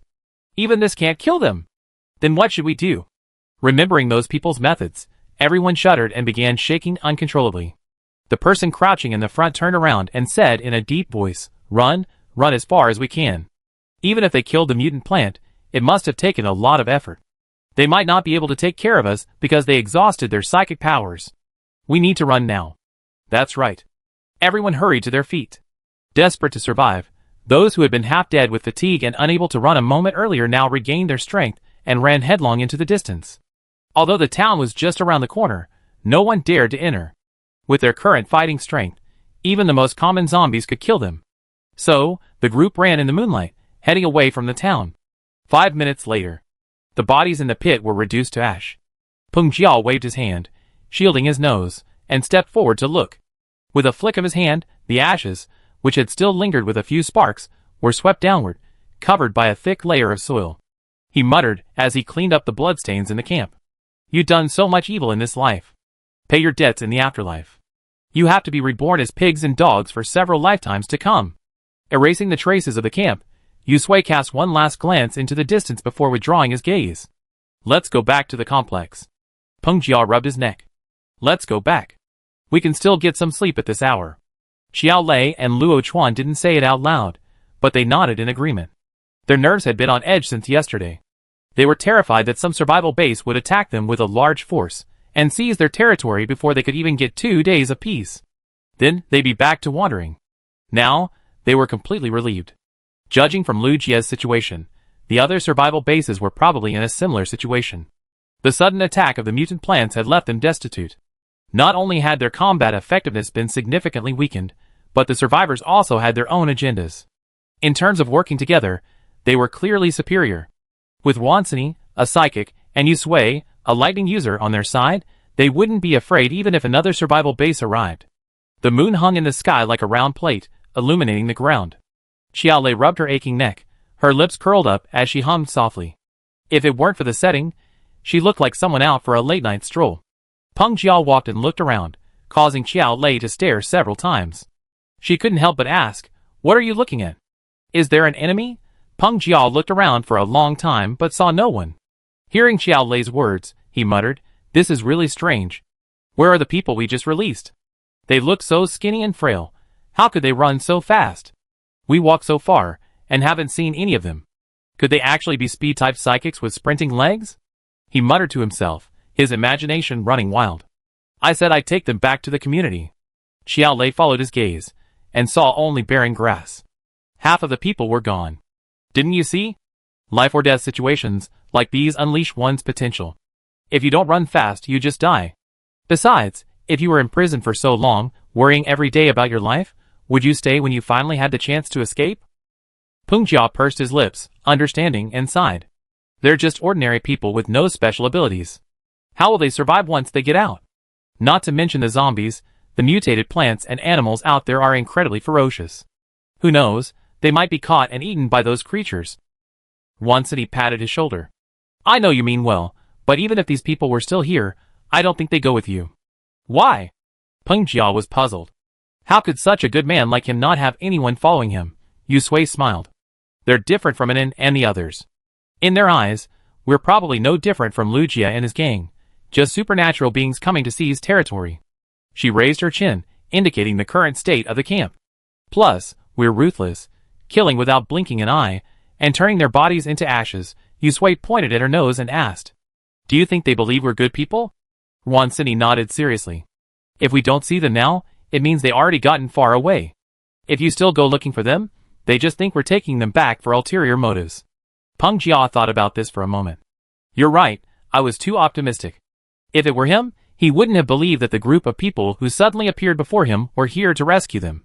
Gazing into the distance, he sincerely hoped they would survive. Back at the neighborhood, the sky was beginning to turn white. Yusui and Wansini returned to the villa. Gu Panpan waited a long time for them, finally feeling relieved. "You're back. How's everything going? Is everything going well?" It went incredibly smoothly. Wansini winked at Gu Panpan, her expression mysterious. "I even ran into an old acquaintance this time." Gu Panpan's breath hitched. Ever since Yusui and Wansini returned with news about Lu Jia, she had a feeling she'd see him again, but she hadn't expected it to be so soon. Yusui handed her the phone Wansini had recorded the video on. "Without further ado," he said, "he's dead." "Dead?" Gu Panpan was stunned. Wansini nodded heavily. Dead. His ashes were scattered. I took some videos here, so you'd be happy to see them. Gu Panpan stared at the phone in her hand for a long moment before a relaxed smile appeared on her face. Chapter 117. The curtains in the villa were half drawn, and the lights were off. Moonlight streamed in through the gaps, falling on the foot of the bed. Gu Panpan sat on the bed, her face illuminated by the light from her phone's video feed, frozen on Lu Jie's distorted face before he breathed his last. A soft laugh echoed through the quiet room. Over and over again. Gu Panpan's eyes ached from watching, and her phone, overheating and running out of battery, shut down automatically. Only then did she stop. Just like the night she had castrated those men with her own hands, she could sleep soundly and dream sweetly again. How wonderful! In the next room, Yu Sui and Wansini had hoped to catch up on some peaceful sleep, but they were awakened by a burst of crying. Is someone crying? Xian? Wansini, still sane, yawned and rubbed her eyes. This was truly unusual. She had rarely seen Xian cry since they met her. Yu Sui listened for a moment, then rolled out of bed. No, it's an in. She was silent for a moment. I think something happened to Lucy I. Wansini instantly regained consciousness. The two hurried downstairs. Annan and her daughter lived next door to Xian and Shinchong. The door to their room was wide open. Lu Jie stood in the doorway, her eyes red. Seeing them approach, Lu Jie sniffed and said hoarsely, Aunt Lu. She didn't say the rest of the sentence. And Anne's intermittent sobs reached their ears, and they understood. Yu Sui's heart skipped a beat, and he walked into the room. On the bed, Annan was cradled in Shinchong's arms. Her face flushed from crying. One hand tightly grasped Lucy's, and she spoke haltingly, Mom. You said you would. Stay with me. I would be good and obedient. Why aren't you awake yet? It's dawn, Mom. Let's get up. Lucy I lay quietly in bed, her lips slightly raised, her face pale, her chest flat. Yu Sui sighed softly. Yesterday, Tian Liwei's powers couldn't be transferred into Lucy's body, and she knew that Lucy's time was running out. She hadn't expected it to be so soon. She walked over. And Anne's eyes were swollen like walnuts, her vision blurred by tears. Seeing Yu Sui coming, she struggled out of Shinchong's arms, and threw herself at Yu Sui. She grabbed Yu Sui's hand and begged, Sister, please save my mother, save her. Yu Sui held her hand, knelt on one knee, looked Annan in the eye, and said slowly, Annan, your mother is just going to a place where it won't hurt. No. Annan shook her head violently, tears falling onto the back of Yu Sui's hand. She cried heartbreakingly, Mom won't abandon me. She said she'd always be with me. I'm still here, Mom won't leave. She tugged at Yu Sui's hand again, Sister, please, Mom's just asleep. Look, save her, she wake up. She turned and threw herself upon Lucy I again, softly calling, Mom, open your eyes and look at me, look at Annan. Annan misses you. Mom, please don't sleep, okay? Didn't you say you go on patrol with Annan today? You can't go back on your word. And Anne's sobbing voice echoed through the room. Yu Sui said nothing, simply staying by Anne's side, waiting for her to calm down. The sun rose above the horizon, a thin ray of light filtering through the sky outside. Gradually, the light filled the entire landscape, its warmth palpable even through the curtains. Lucy's body, lying in bed, was cold, unaffected by the warmth. And Anne's sobs gradually subsided. Yu Sui patted her back gently. She had never been very good at comforting people, especially a 6-year-old. And then slowly released her grip on Lucy's hand and sat up from her knees. A watermark appeared on her clothes, and large tears fell on Lucy's clothes. She clumsily straightened her messy hair and clothes, just as Lucy I did for her every morning. Mom is very clean. She sobbed, pulled a handkerchief from her pocket, and wiped Lucy's cheek. Hair must be neat, and clothes must be neat. Only then can you be a beautiful little princess. After doing all this, Annan leaned over and gently kissed Lucy's cold forehead, just as she had done before. Mom, I will live well. She turned and threw herself into Yu Sui's arms, her clothes soaked with warm tears. Yu Sui embraced her and patted her gently. Looking at Lucy I, she whispered, I will. Lucy's lips curled up, as if she had heard their words. The funeral was simple. As Lucy I had previously instructed, cremation was chosen. The blazing flames enveloped her body. Annan, holding Yu Sui's hand tightly, stood by, watching with red eyes. When the flames died down, she took a small brush and swept the ashes into a small porcelain bottle, then tied a string and hung it from her chest. This way, Mom could always be with her.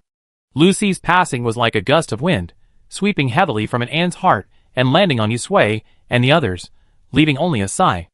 Upon hearing the news, the people who had rescued An and her daughter from the truck simply nodded, patted An on the shoulder, and offered polite condolences. Since the apocalypse, so many people have died that they no longer have the energy to care about the lives of others. The more important question facing them is how to continue living in the community. Originally, they had considered asking Lucii to ask Yusui on their behalf. After all, Yusui treated her better than they did, especially since Lucii had brought An to see Yusui the day before. Now, the person who came to see Yusui was the newly elected leader Chuhui. 3 o'clock in the afternoon. Yusui was home with An. The little girl An sat quietly, holding a small porcelain vase, blinking her eyes, and occasionally speaking to it, a heartbreaking sight. When Gu Panpan brought Chuhui in, Yusui was searching his space to see if there were any fairy tales or other books to distract An. Sui, Gu Panpan pulled up a stool and sat next to Yusui. She reached for the water on the table and gulped down 2 gulps. After finishing her work with Lucii, she went out to make arrangements for the people she had brought back yesterday. Coincidentally, that group had also found their representative, so Gu Panpan simply brought them back. She introduced Chuhui's identity. How are they making arrangements? Chuhui was stunned by the villa's appearance the moment he entered. If it weren't for the wrong time, it would have looked just like any other villa he had seen before the apocalypse. Through the window, he could still see the living room, complete with sofas and appliances. Looking at the still-cold mung bean smoothie on the table next to Yusui, he swallowed and became even more respectful to Yusui. To be able to do this in the apocalypse was no ordinary person. With lightning and spatial abilities combined, this is a top-tier apocalypse being. He must not be offended. Thinking of this, Chuhui bent over, smiled, and explained their situation in detail. There are 12 of us, 8 men and 4 women, all between 25 and 30 years old, healthy, and capable of any task. Just ask us. Since we're here, we have to work. Their community doesn't keep idlers. No one can just sit back and wait for others to protect them without putting in any effort. Now that they have a lot more people, they can expand their position further forward. They can't let someone get to their doorstep like they did last time. Yusui looked at Chuhui. He was tall and thin. The system had just told her everything about him and the others. Hearing that his words were consistent with what the system had found, she nodded inwardly. Not bad, no trouble at all. She looked at Chuhui with determination. We don't have so many rules here. If you want to live here, you have to rely on yourselves. You can't just sit back and wait for protection. Chuhui nodded repeatedly. Of course. You already been our great benefactor by saving us. We wouldn't do anything like the ungrateful farmer and the snake. He patted his chest and promised, with just a word from you, we risk everything, even if it means risking our lives. Yusui glanced at him, then turned to Gu Panpan. Panpan, add them to the patrol team, and include them in the regular cleaning and security work in the community. As for meals, they have to come by themselves. Let Zhou Chiffon and the others teach them how to grow vegetables. As for pots and pans, I bring any extra from my trip back this time. I bring them back for you later. Okay, Gu Panpan raised her head and took another swig of water, then said to Chuhui, go back and get a few people to help move the things. Chuhui smiled broadly, I go right away. After Chuhui left, Gu Panpan asked, are these people trustworthy? As for the people she had also brought back, although Gu Panpan sympathized with their plight, compared to Fan Chengluoquan and the others, she subconsciously felt their credibility was questionable. After all, having been in that environment, it would have been incredibly easy for even innocent people to become psychopathic. Peace may have been restored, but the scars left by that incident will still be deep in their hearts, and it's not surprising that they won't recover for a while. Yusui understood her concerns and looked at the door. Let's keep an eye on them for a while. Although the system had already provided their information, she shared the same concerns as Gu Panpan. She wouldn't categorically condemn everyone, but she also couldn't be careless and blindly tolerate them through a filter of sympathy. Gu Panpan nodded, I understand. During the inspection phase, if anyone harbored ulterior motives, it wouldn't be their fault for being ruthless. Not long after, Chuhui returned with 3 or 4 people, bringing a small cart along. He smiled innocently. Peng Jia saw me coming to get some stuff, so he brought it for me. He said it would be more convenient to carry. Yusui nodded gently and extended his hand. Piles of dishes, kitchen utensils, and household items appeared out of thin air on the previously empty space. Chuhui and the others' eyes flickered, their gazes filled with awe as they looked at Yusui. He actually is a person with spatial abilities. As Chu Hui instructed the people he had summoned to quickly load the items into the cart, he couldn't help but glance at the villa before him. How much supplies did she have to live so comfortably? If only he had this ability. After leaving the villa, they remained silent until they reached their quarters. The remaining people, seeing the items they had brought back, gathered around them with sparkling eyes. How's it going? Why are there so many things? Wow, so new, Chu Hui. Did that guy give you all these? Why do they have so much stuff? Did they rob the warehouse? As Chu Hui answered their questions, he couldn't help but think of the villa. How nice it would be if he could live there too. Chapter 118.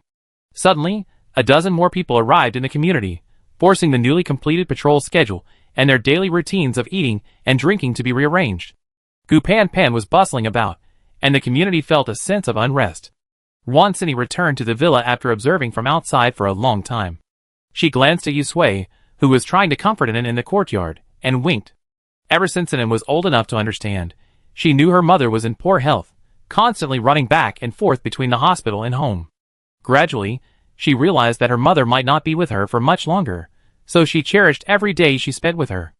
After the apocalypse, she unknowingly awakened her lightning powers. Her first thought was to protect her mother, but before she could demonstrate her abilities, she and her mother were arrested. Perhaps due to her frequent visits to the hospital as a child, Anan was particularly sensitive to people's emotions. When she saw the base leaders soothing them with warm and gentle smiles, she sensed the malice beneath their smiles. On her first night in the survival base, she wanted to sneak away with her mother. Unfortunately, it didn't work. Later, the ordinary people brought into the survival base inexplicably vanished, and rumors of cannibalism spread within the base. Lucy wanted Anan to escape on her own, but Anan refused, knowing her mother would surely die if she left. The mother and daughter hid secretly within the base, daring not even to reveal their supernatural powers. That was until the mutant plants appeared, causing chaos within the base, and they were taken out and out of the city. Lucy had originally planned to sneak out with Anan that night, while the supernaturalists were resting, but they unexpectedly ran into Yu Sui and his men. When Chu Hui and the others appeared, she noticed their gazes on her. Anan knew that she could live in this villa, wear clean clothes, stay here comfortably, and have ample time to mourn her mother's passing. All of this was achieved by her mother's hard work. After Chu Hui left, Anan regained her spirits and joined Yu Sui in looking through the fairy tale she had found. She couldn't let her mother down. Anan understood the look Wan Sini was giving Yu Sui. Thinking of Chu Hui's appearance, she whispered, "Sister, there are bad guys among those people." Yu Sui smiled gently and touched her dry, yellow hair. "Yes, sister knows." Wan Sini looked at Anan in surprise. In her eyes, this little girl, who had always been protected by Lucy, would actually say such a thing. She glanced towards the door, exchanged a glance with Yu Sui, and channeled her mental energy to avoid being overheard. "Anan, what are you doing? Do you know there's a bad guy among them?" Anan recalled the previous incident, burying her small body in Yu Sui's arms, huddled together and whispered, "When those people come, they deliberately push out the elderly, and those in poor health. Even children. Lucy was nearly pushed out by that group once. She gripped the railing so tightly, her fingers so hard they thought they were dislocated. Anan held her tightly, pulling her in with all his might. She wanted to cry and scream, but she dared not make a sound, because such noise would only draw more attention to them. Perhaps it was the unleashing of their immense potential in the face of life and death, or perhaps it was the awakening of their supernatural powers that amplified their energy, but in any case, mother and daughter escaped. From then on, Lucy held Anan, hiding in the deepest part of the cage and carriage. The others turned their attention to the others. Yu Sui gently stroked her little head. "It's okay, I'm here." Herr Wan Sini sneered, folding her arms and looking out the door. I knew human nature was the most fragile thing. But after all, she didn't blame them. When faced with life and death, of course, staying alive was paramount. She hadn't experienced that kind of situation, and she couldn't say she would feel the same way if she were in that situation. Chu Hui and the others appeared grateful, accepting Gu Ponpon's arrangement without hesitation. However, the looks from a few of them were unsettling. Wan Sini leaned back. "I think our neighborhood is going to get bustling." The greed in their eyes was truly sickening. Anan raised her little head. "Sister, why don't you kick those bad guys out? In a child's world, bad guys deserve to die so the good guys can survive." Yu Sui smiled. "Because some bad guys don't have the word bad written on their faces. We need to keep these identified bad guys to help us find the bad guys, who don't have the word bad written on their faces. At the rate they're taking in people, the community's population won't stop at this number. We need to establish rules for this initial group so that we can better manage them later. Anna nodded her head in confusion. Although she didn't quite understand, her mother had said her sister wouldn't harm her, and she would listen to her. Yusui warned her, Anna, be careful. If you run into them next time, act as if you don't know. Yes, I know. Anna replied emphatically, I won't tell anyone. Once and he smiled at her. Our Anna is so smart. Host, something's happening. The system suddenly spoke, causing Yusui's nerves, which had just calmed down, to tense up again. Yusui paused as he flipped through the book. What happened? Someone's coming to the makeshift camp Lugia set up that we destroyed. It looked like a survival base, and the system became nervous. A quick glance showed they were quite numerous. We weren't sure if we could win against them. Animals can kill elephants. Not far from the town, 6 or 7 jeeps rumbled in, followed by 2 or 3 pickup trucks. They stopped at the spot where Lugia had set up his makeshift camp last night. A dozen psychics jumped out of the car and circled the campsite Peng Jia had cleared. Aside from a few traces of blood and scattered supplies, there wasn't a single body to be found. Brother Sun, we searched everywhere, but there's not a single body. It seems Lugia and his men are alright. Should we still chase them? Sun Zhe squatted on the ground, sniffed a handful of dirt, then flung it aside, clapped his hands, and stood up. He looked around, toward the town. In the sunlight, the town sat peacefully, seemingly harmless. Listening carefully, one could almost hear the roars of the zombies within, revealing the town's unrest. Choosing camp here, so close to the town, instead of entering it, wasn't like Lugia. Could he have discovered something? Sun Zhe thought carefully, wondering if there were any clues he overlooked along the way. Brother Sun, there's something going on here. A tall, thin, dark-skinned man squatted in front of the large pit Peng Jia had dug to burn the bodies. He stamped hard on the soft soil. Here, there's something underneath. Sun Zhe strode over. Let's dig it out and take a look. Okay. The man stretched out his hands and unleashed his supernatural power. The soft soil quickly turned up, revealing a blanket of black ash. He simply jumped in, grabbed a handful, rubbed it, and then, with a look of disgust, clapped his hands several times. Damn, it's all bone ashes. How many people must have died? Has Lugia gone crazy? He then quickly climbed out of the pit. Brother Sun, look. Sun Zhe looked at the thick layer of ashes in the pit, his expression grave. Something must have happened to Lugia and the others. Brother Sun, what's going on? Did Lugia go crazy and kill everyone in their base? Or did someone in their base betray them and kill them? Another person nearby had a different idea. Why couldn't another group of people come out and kill Lugia and his men? Huh? Are you dreaming? Lugia has dual abilities and 20 or 30 psychics under his command. How could he kill them all so easily? Is he still human? That would require a psychic ability to do that. The person who said this glanced at Sun Zhe, muttering to himself. He hadn't expected a psychic to exist in the world, and so close to them. He wondered who would be stronger. Sun Zhe turned decisively. Let's retreat. Huh? Sun Zhe, are we going to the town? The people behind him looked at each other, somewhat bewildered. They'd been following Lugia all this time, hoping for a chance to catch them all in one fell swoop. If they hadn't been held back by the mutant dogs that suddenly appeared last night, they could have faced them last night. Now they were turning around and not pursuing him, so what would happen to the supplies they spent on the journey? It would have been all for nothing. I said, let's go, don't you understand? Sun Zhe turned his head, his eyes darting across the group, his voice tinged with mental force. The psychics, who had been mumbling and complaining a moment ago, suddenly felt a pain in their heads, their ears buzzing, their eyes blank for a moment, and their bodies subconsciously took a step towards Sun Zhe's direction. As soon as he finished speaking, the psychics regained control of their bodies, their expressions varied, their hearts trembling. Without even saying a word, they hurried back to their cars. The convoy left as quickly as it had arrived. The system and Yusui both breathed a sigh of relief. They hadn't expected the other party to leave with their men. The atmosphere in the jeep was chilly. After driving for a long time, the driver, observing Sun Zhe's expression, tentatively asked, Brother Sun, did Lugia and the others really get into trouble? Sun Zhe frowned, realizing his earlier stance had been too forceful. He sighed deeply, wiped his face, and began to lighten the mood. Yes, the ashes are theirs. Huh? How is that possible? Sun Zhe continued to explain, They should have lightning-type psychics, who can also control mutated plants. The remaining supplies in the camp showed signs of corrosion, and there were dried vines on the ground, along with the ashes in the pit. The attackers were swift, accurate, and ruthless. Lu Jia's men certainly didn't even have time to react before being dragged into the fray. The people in the car were silent, startled. In the neighborhood, the system felt lucky.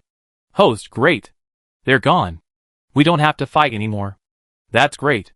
It can save energy again. Looking at Anan, he seems much more pleasing to the eye now. Though young, he's a lightning-type mutant after all. With proper training, he could become a powerful addition to the host's arsenal, helping out when we go scavenging for supplies in the city. Speaking of scavenging for supplies, the system is starting to stir. Host, when are we going out? There's no such thing as too much energy. It wants to save some, so it won't be short of it during the next crisis. After all, according to the date, a new round of mutations is about to begin. No, a new round of mutations? How did it know? Chapter 119. Yu Sui's heart skipped a beat. System, you just said a new round of mutations? Huh? The system whirred for a long time like a stuck tape, then finally quieted down. A hint of confusion lingered in its round eyes.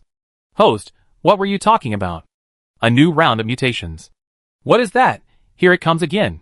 Yu Sui fell silent, pressing a hand between his eyebrows. Over there, the system seemed to have lost its memory. Host, how did you know there would be a new round of mutations? What are they? Is it serious? Should we hurry up and go out again to gather some energy, so we don't run out of resources? There are so many people in the community right now. If something goes wrong, the host certainly won't stand idly by or abandon the mission and run away at its behest. The thought gives me a headache. It must be prepared. Host, when are we going out? The sooner we go, the sooner we be back. Yu Sui's breath caught in his throat. If the system could appear before her, she would definitely catch it and beat it up. Unfortunately, the system couldn't leave. The consciousness within her sea of consciousness was also a sentient being. Yu Sui could only vent her anger by slapping Shi Lang's face, which she had dug out from the corners of her memory 100 or 80 times. Before she could calm down for a while, a new problem arose. This wretched world seemed determined not to give up until it had tortured them to death. The system didn't hear Yu Sui's response for a long time. Gazing at Yu Sui's expression, it whispered again, Host, I think we need to make plans soon if we leave. Otherwise, what if that new round of changes you mentioned suddenly strikes? It naturally saw Yu Sui's reluctance and could only bite the bullet and continue, Host, I'm worried about your safety too. Yu Sui chuckled. While the system's motivations were questionable, it was still a valid point. She didn't know where the system had gotten the news of a new round of changes, but since it had spoken, it was best to prepare in advance to avoid being caught off guard when the time came. Sini, Yu Sui handed the book to Anan. We need to go out again. Sini was stunned. They just returned, and they were going out again. But seeing Yu Sui's expression, she stood up without a word. Okay, I tell Pan. Just the two of us going out? Yu Sui nodded gently. They should travel light and return quickly. Besides, they didn't know what the situation in the city would be like. If anything went wrong, they could hide in the space. Anan clutched her book and looked up. Sister, I go too. I can help. Yu Sui patted her head. You can help me at home too. She leaned close to her ear and whispered, Stay with Sister Pan. If those people have any bad intentions, tell Sister Pan. Okay. Anan nodded heavily. I protect Sister Pan. Yu Sui smiled and gave a thumbs up. Great. But the most important thing for us at ANS is to protect ourselves. If you're unhappy, or have something you can't resolve, you must tell Sister Pan. Don't keep it to yourself. Okay, I get it. Gu Pan hurried back, following Sini. As soon as she entered the house, she couldn't help but ask Sui, why are you leaving so soon? Sini released her mental energy to encircle the villa, preventing anyone from approaching. Sui, you can tell me now. The changes aren't over yet. There might be another round. We don't know the exact situation yet. Sini and I are going to go out and prepare. Yu Sui didn't hide it from her. Gu Pan's face changed. So you too? Why not call Peng Jia and the others? They can help out if anything comes up. No. Yu Sui stood up. Sini and I can go quickly and come back quickly. It's more convenient. She patted An's head. You stay here. Be safe. With An by your side, we can feel more at ease. Yu Sui still felt a little worried about Chu Hui and the others. Although they didn't have superpowers, the harm caused by human thoughts was even greater than that of superpowers. Gu Panpan smiled. I understand. Since the apocalypse, she had understood that the human heart was the most terrifying thing. If she hadn't met Yusui and Wansini, she didn't know what she would have become now. And then puffed out her chest and walked over to Gu Panpan. Sister Panpan, I have special abilities and will protect you. She turned to look at Yusui. Don't worry, sister. After giving them a few words, Yusui and Wansini left without further delay. Leaving the villa, they saw many unfamiliar faces along the way. They all smiled and greeted Yusui and the others. The previously quiet neighborhood suddenly felt much more lively, just like the one they had lived in before the apocalypse. At the gate, Peng Jia and his men, who were patrolling, immediately came over to greet them. Upon learning they were leaving, Peng Jia offered to go with them, but Yusui declined. Peng Jia felt a little sullen, but seeing how anxious they were, he didn't dare to argue any further, fearing it would cause delays. Leaving the residential complex, Yusui pulled out an electric bike from his space. It was the one he brought with him on his previous trip to the city, and it came in handy now. On the way to the town, Wansini remained vigilant, channeling her mental energy to monitor her surroundings. A frown crossed her face. Sway, did the system say something about the abnormality? What kind of abnormality is it? The red rain has fallen, people have turned into zombies, people have acquired superpowers, animals have mutated, and even plants mutated a few days ago. Is there still room for mutation? What kind of lives are they leading? They might as well just lie down and commit suicide. Yusui shook his head. The system didn't say anything. The system in his sea of consciousness was filled with confusion. Host, why did I say that? You were the one who said it. How could I know about the abnormality? You're overestimating it. Yusui offered a few perfunctory words, a casual excuse. But you should also study further to understand what's going on. If it happens again like last time, when the mutated plants are right before your eyes, then... Recalling what happened last time, the system, exposed, ignited a fierce fighting spirit. No way. That won't happen again. Host, rest assured, I won't put you in danger again. It finished, then turned back to researching the system upgrade. Wansini's brows knitted tightly together. What's this? They didn't tell us the whole story, and they left half of it out. It's good enough that it warned us in advance, Yusui said nonchalantly. She had been thinking about the connection between the system and Shi Lang for a long time, but hadn't told Wansini. Mainly because the system itself hadn't remembered it, and she was afraid of alerting the system's backers and implicating Wansini. After all, she'd lost her memory last time. Wansini curled her lips. That's true. She gazed toward the city for a moment and sighed. I wonder what the city is like now. It's probably overrun by mutant animals and plants. Yusui felt a bit heavy-hearted. With the people from the survival base escaping, it was clear that it was no longer suitable for human life. We have to be careful this time. The system interjected, let's go straight to the bank, search it, and leave. No lingering battle. It chuckled. I mapped out the location of the nearest bank. Host, look, I clearly marked the route. Yusui rolled his eyes. Following the system's map, Yusui and Wansini made the journey without stopping. With the help of the electric car, their return to the city was significantly faster. The further they went inside, the more difficult the road became. The once smooth cement road was now potholed and overgrown with weeds. The surrounding high-rise buildings had collapsed, leaving the road blocked in half. The electric bike couldn't move forward. Wansini's mental power spread out like an invisible net, keeping a vigilant eye on her surroundings. She looked up at the towering trees in the distance that almost blocked out the sun, and the shattered walls around her, feeling heavy. This city has truly become a ruin. The city they grew up in is now in this state. It's unimaginable. Wansini sighed heavily. Those high-rise buildings have collapsed. Is this bank still there? Yusui retracted the electric bike into the space, his expression grim. System, are you sure those banks are okay? The system took a moment to scan it. No problem, no problem. It won't let down when it comes to its mission. I upgraded the system. We don't have to touch the money like before. As long as we're within 5 meters, I can detect it. Yusui's mouth twitched. I didn't realize you had the ability to telekinetically retrieve objects. System, hee. Using their hands and feet, they traversed the jungle of concrete, bricks, and steel like climbing a mountain. The crunching sound of gravel mixed with broken glass was terrifying. Wansini's mental power remained alert, fearing the sudden appearance of mutant plants or animals. Throughout their journey, they saw no living zombies, only corpses. From their chests, a lush green vine emerged, swaying gently in the wind. It looked harmless, but in reality, it was terrifying. The system perked up. "Host, there's a bank about 3 minutes ahead." Yusui responded and walked with Wansini in the direction indicated by the system. 3 minutes later, the two arrived at the bank. To be more precise, they were above the bank. Below them was a completely collapsed ground. The small building that housed the bank had sunk, leaving only a shattered roof. Wansini squatted down and reached out to move a few bricks. "That's it. The money I painstakingly saved up all my life is now worth less than waste paper. Sway, shall we go down?" No, the system said with a smile. "Host, squat down. I show you my skills." Yusui squatted down and lightly touched the ground. The next second, she felt a force from her palm penetrate through the layers of walls and penetrate in, like a tentacle. She gently closed her eyes and pictured the bank below her feet in its current state.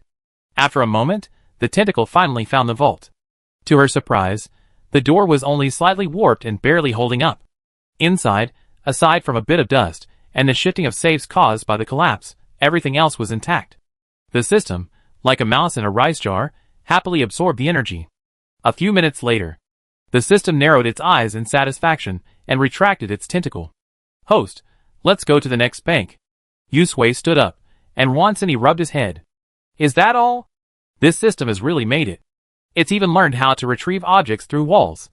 The system was proud, of course. After a few words, the two of them headed towards the next bank. Chapter 120. To avoid wasting time, Yusui and Wansini didn't rest, rushing to the next bank after finishing one. The first 2 bank visits had gone smoothly, and Wansini even marveled at their good luck. 30 years in the east, 30 years in the west, this incredible luck has finally arrived. Ha ha ha. Ha ha. Turning the corner, her raised lips froze, and her smile froze with it. After a pause, she slowly turned her head. Sway, is this really here?" Yusui carefully examined the map provided by the system several times and nodded helplessly. "Yes, it is." Their luck had ended. The bank was located directly beneath an office building, now completely buried by the collapsed structure, leaving no trace. Wansini, holding her sunshade with her hand, stood on tiptoe and peered for a moment. Sway, is this still possible?" Everywhere she looked was brick and rubble, like a large, concrete graveyard. The surrounding silence was eerie. The system retracted its energy and sighed deeply. "Host, this one's no good. It's buried too deep and too far away. Let's go to the next one." What a pity. It had originally planned well. The funds in these banks would have been enough to give it a huge boost in power, but it turned out to be a disaster. Now it had no choice but to look for another bank. Now that it was here, it couldn't be wasted. Who knows when it would be back next time. With this in mind, the system replanned the route and pointed Yusui in the direction. "Host, let's go this way. We take a shortcut and save some time." Yusui glanced at the newly created route map, then at the concrete hills before him, his mouth twitching. The shortest distance between 2 points is a straight line. The system was simply sending them over these mountains. But it was indeed the closest. The giant trees not far away stood silently, seemingly oblivious to them. Yusui withdrew her gaze and, using both hands and feet, climbed the small hill in front of her. She reached back. "Let's go to the next one." Wansini placed her hand on him. "Oh! This journey through mountains and hills has been truly challenging." She resigned herself to her fate and climbed up. Her physical condition, transformed by the system's energy, was indeed much better than before. Before, climbing such a mountain would have been enough to make Yusui's scalp tingle just by looking at it. Now, climbing 3, 4, 5, or 6 was a piece of cake. After climbing the 7th mountain, they finally saw the bank. However, something had occurred, preventing them from approaching. At this moment, Yusui and Wansini hid behind a collapsed billboard, watching the mutant dogs basking in the sun atop the bank ruins not far away. They both cursed their bad luck inwardly. "My good luck has run out so quickly." A group of sleek, large dogs gathered together, at least 20 of them at a glance. They were fat and strong, their fur gleaming in the sun as if coated with oil, their long tails lashing back and forth. Crack. Sharp teeth easily gnawed in half a bone they had obtained from who knows where, chewed it, and swallowed it. Some discarded hair lay scattered on the ground not far away, emitting a fishy odor. Wansini withdrew her gaze, and started a mental chat with Yusui via the system. Sway, It seems these mutant dogs have made this their home. What should we do? The system interrupted. Host, the vault is right below where they're lying, but it's a little far away, just a little way off. It seemed their plan to quietly harvest energy without alerting the pack of wild dogs wasn't feasible. Yusui squinted her eyes, then suddenly, her gaze fixed on a large, brown-furred dog surrounded. Its belly was bulging, making it look pregnant. Yusui's heart skipped a beat. Sunny, I have to ask you to move further away and leave them there. She winked at the pregnant female dog and, after searching through her space, she actually found a good deal of dog food, probably something she picked up at the supermarket. Sunny took the food and followed her gaze, understanding. Okay, that's easy. She has psychic abilities, so she can just use her psychic shield to protect herself. You, on the other hand, should be careful here and try not to cause any conflict. They weren't afraid of the mutant dogs, but they were afraid the noise of a fight would attract the attention of the mutant plants. Those mutant plants were far more powerful than the dogs. While the two of them could protect themselves, it was best to avoid conflict. Yusui nodded and gave an okay sign, instructing the system to be ready. As soon as the dogs left, they would attack, absorb their energy, and then flee. They wouldn't get involved. Sunny quietly stood up, clutching 2 large bags of dog food, and walked away muttering, Good dogs, it's time for dinner. Come on over. This delicious, nutritious dog food is not to be missed. She then remembered why she brought the dog food in. It was because she was afraid they'd run out of food later. Dog food is still food. I hadn't expected it to come in handy right now. Sunny glanced at the distance, seeing it was far enough. She stopped and immediately dropped the mental barrier that protected her. She appeared uninhibited on the hilltop. She picked up the dog food and shook it vigorously. The food rustled inside the plastic bag, instantly attracting the attention of the mutant dogs lazily basking in the sun. The black Tibetan Mastiff next to the pregnant female dog was probably the first to notice the movement. Then, the surrounding mutant dogs pricked up their ears, their eyes gleaming green as they stared at the food. They wagged their tails relentlessly, none daring to move. Sunny stared at them in amazement. Feeling that wasn't enough, she ripped open the bag of dog food, and the food inside rolled onto the ground, forming a small brown pile at her feet. The pregnant female dog drooled profusely, whimpering flatteringly at the black Tibetan Mastiff next to her. Finally, the black Tibetan Mastiff moved. It nuzzled the bitch's neck a few times, then turned its head and let out a low growl, sounding the attack horn. The mutant dogs then sprang into action, kicking off with a kick of their hind legs, stirring up a gust of fishy air as they whizzed towards Sunny. Sunny's scalp tingled. Being stared at by these mutant dogs felt like being stared at by wolves. She quickly tore open the bag of dog food in her hand and threw it to the ground, turning around and running away. She also remembered to condense her mental energy into a barrier, covering herself like an invisible cloak. In the blink of an eye, she vanished from the spot. The mutant dogs, barking incessantly at the air around them, circled the pile of dog food, pawing at the ground anxiously. Despite their drooling, none dared to take a bite of the dog food on the ground. Sunny, hidden in the distance, mentally grumbled, Sway, look at this pack of mutant dogs, they're quite orderly. Look at the strict hierarchy, yet they're drooling like a river, and yet they haven't even gotten a single bite. I think the black dog is the leader. She craned her neck to look. TSK, he's a good husband. He knows how to cherish his wife. The pregnant female dog, her heavy belly swaying, walked slower. The black Tibetan Mastiff stood majestically beside her. The short distance took over a minute, leaving Yusui and the system eagerly waiting. Only when the 2 dogs finally appeared beside the food and began to feast on it did she duck and leap out, taking her place where the black Tibetan Mastiff had been. System, quick, all right. The system, for some reason, also became excited, its voice changing slightly. Right here, I'm starting. The system transformed itself into energy tentacles and probed in, zeroing in on the vault.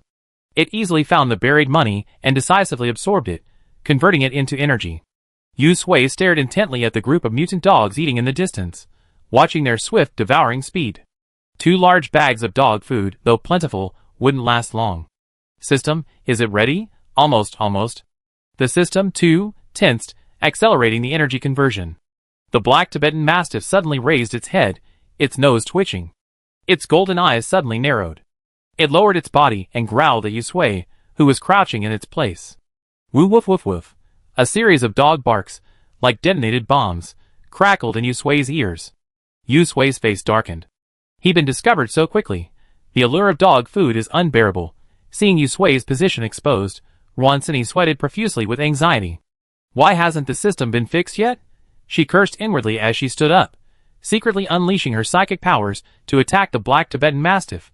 Sure enough, the black Mastiff turned its gaze towards Ruansini and roared.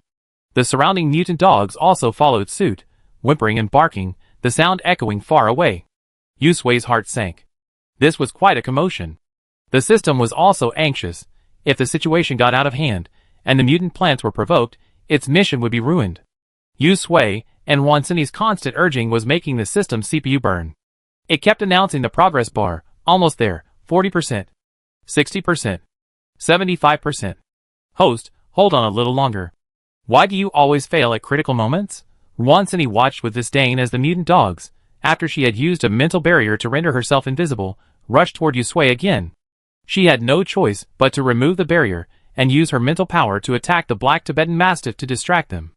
Luckily, the mutant dogs had only undergone physical changes. Their intelligence remained the same, not much improved. Yusui and Ruansini, one on each side, appeared and the other on the other, distracting the mutants like a dog, maintaining a steady pace for a while. The progress bar finally reached 100%. The system shouted, all right, let's retreat. With that, it allocated some energy to Yusui, allowing her to run faster. Meanwhile, Ruansini, hearing the system's voice, quickly cast a mental barrier around herself and took off running without a moment's delay. In the blink of an eye, the enemies on both sides vanished, leaving the mutant dogs staring blankly at the air.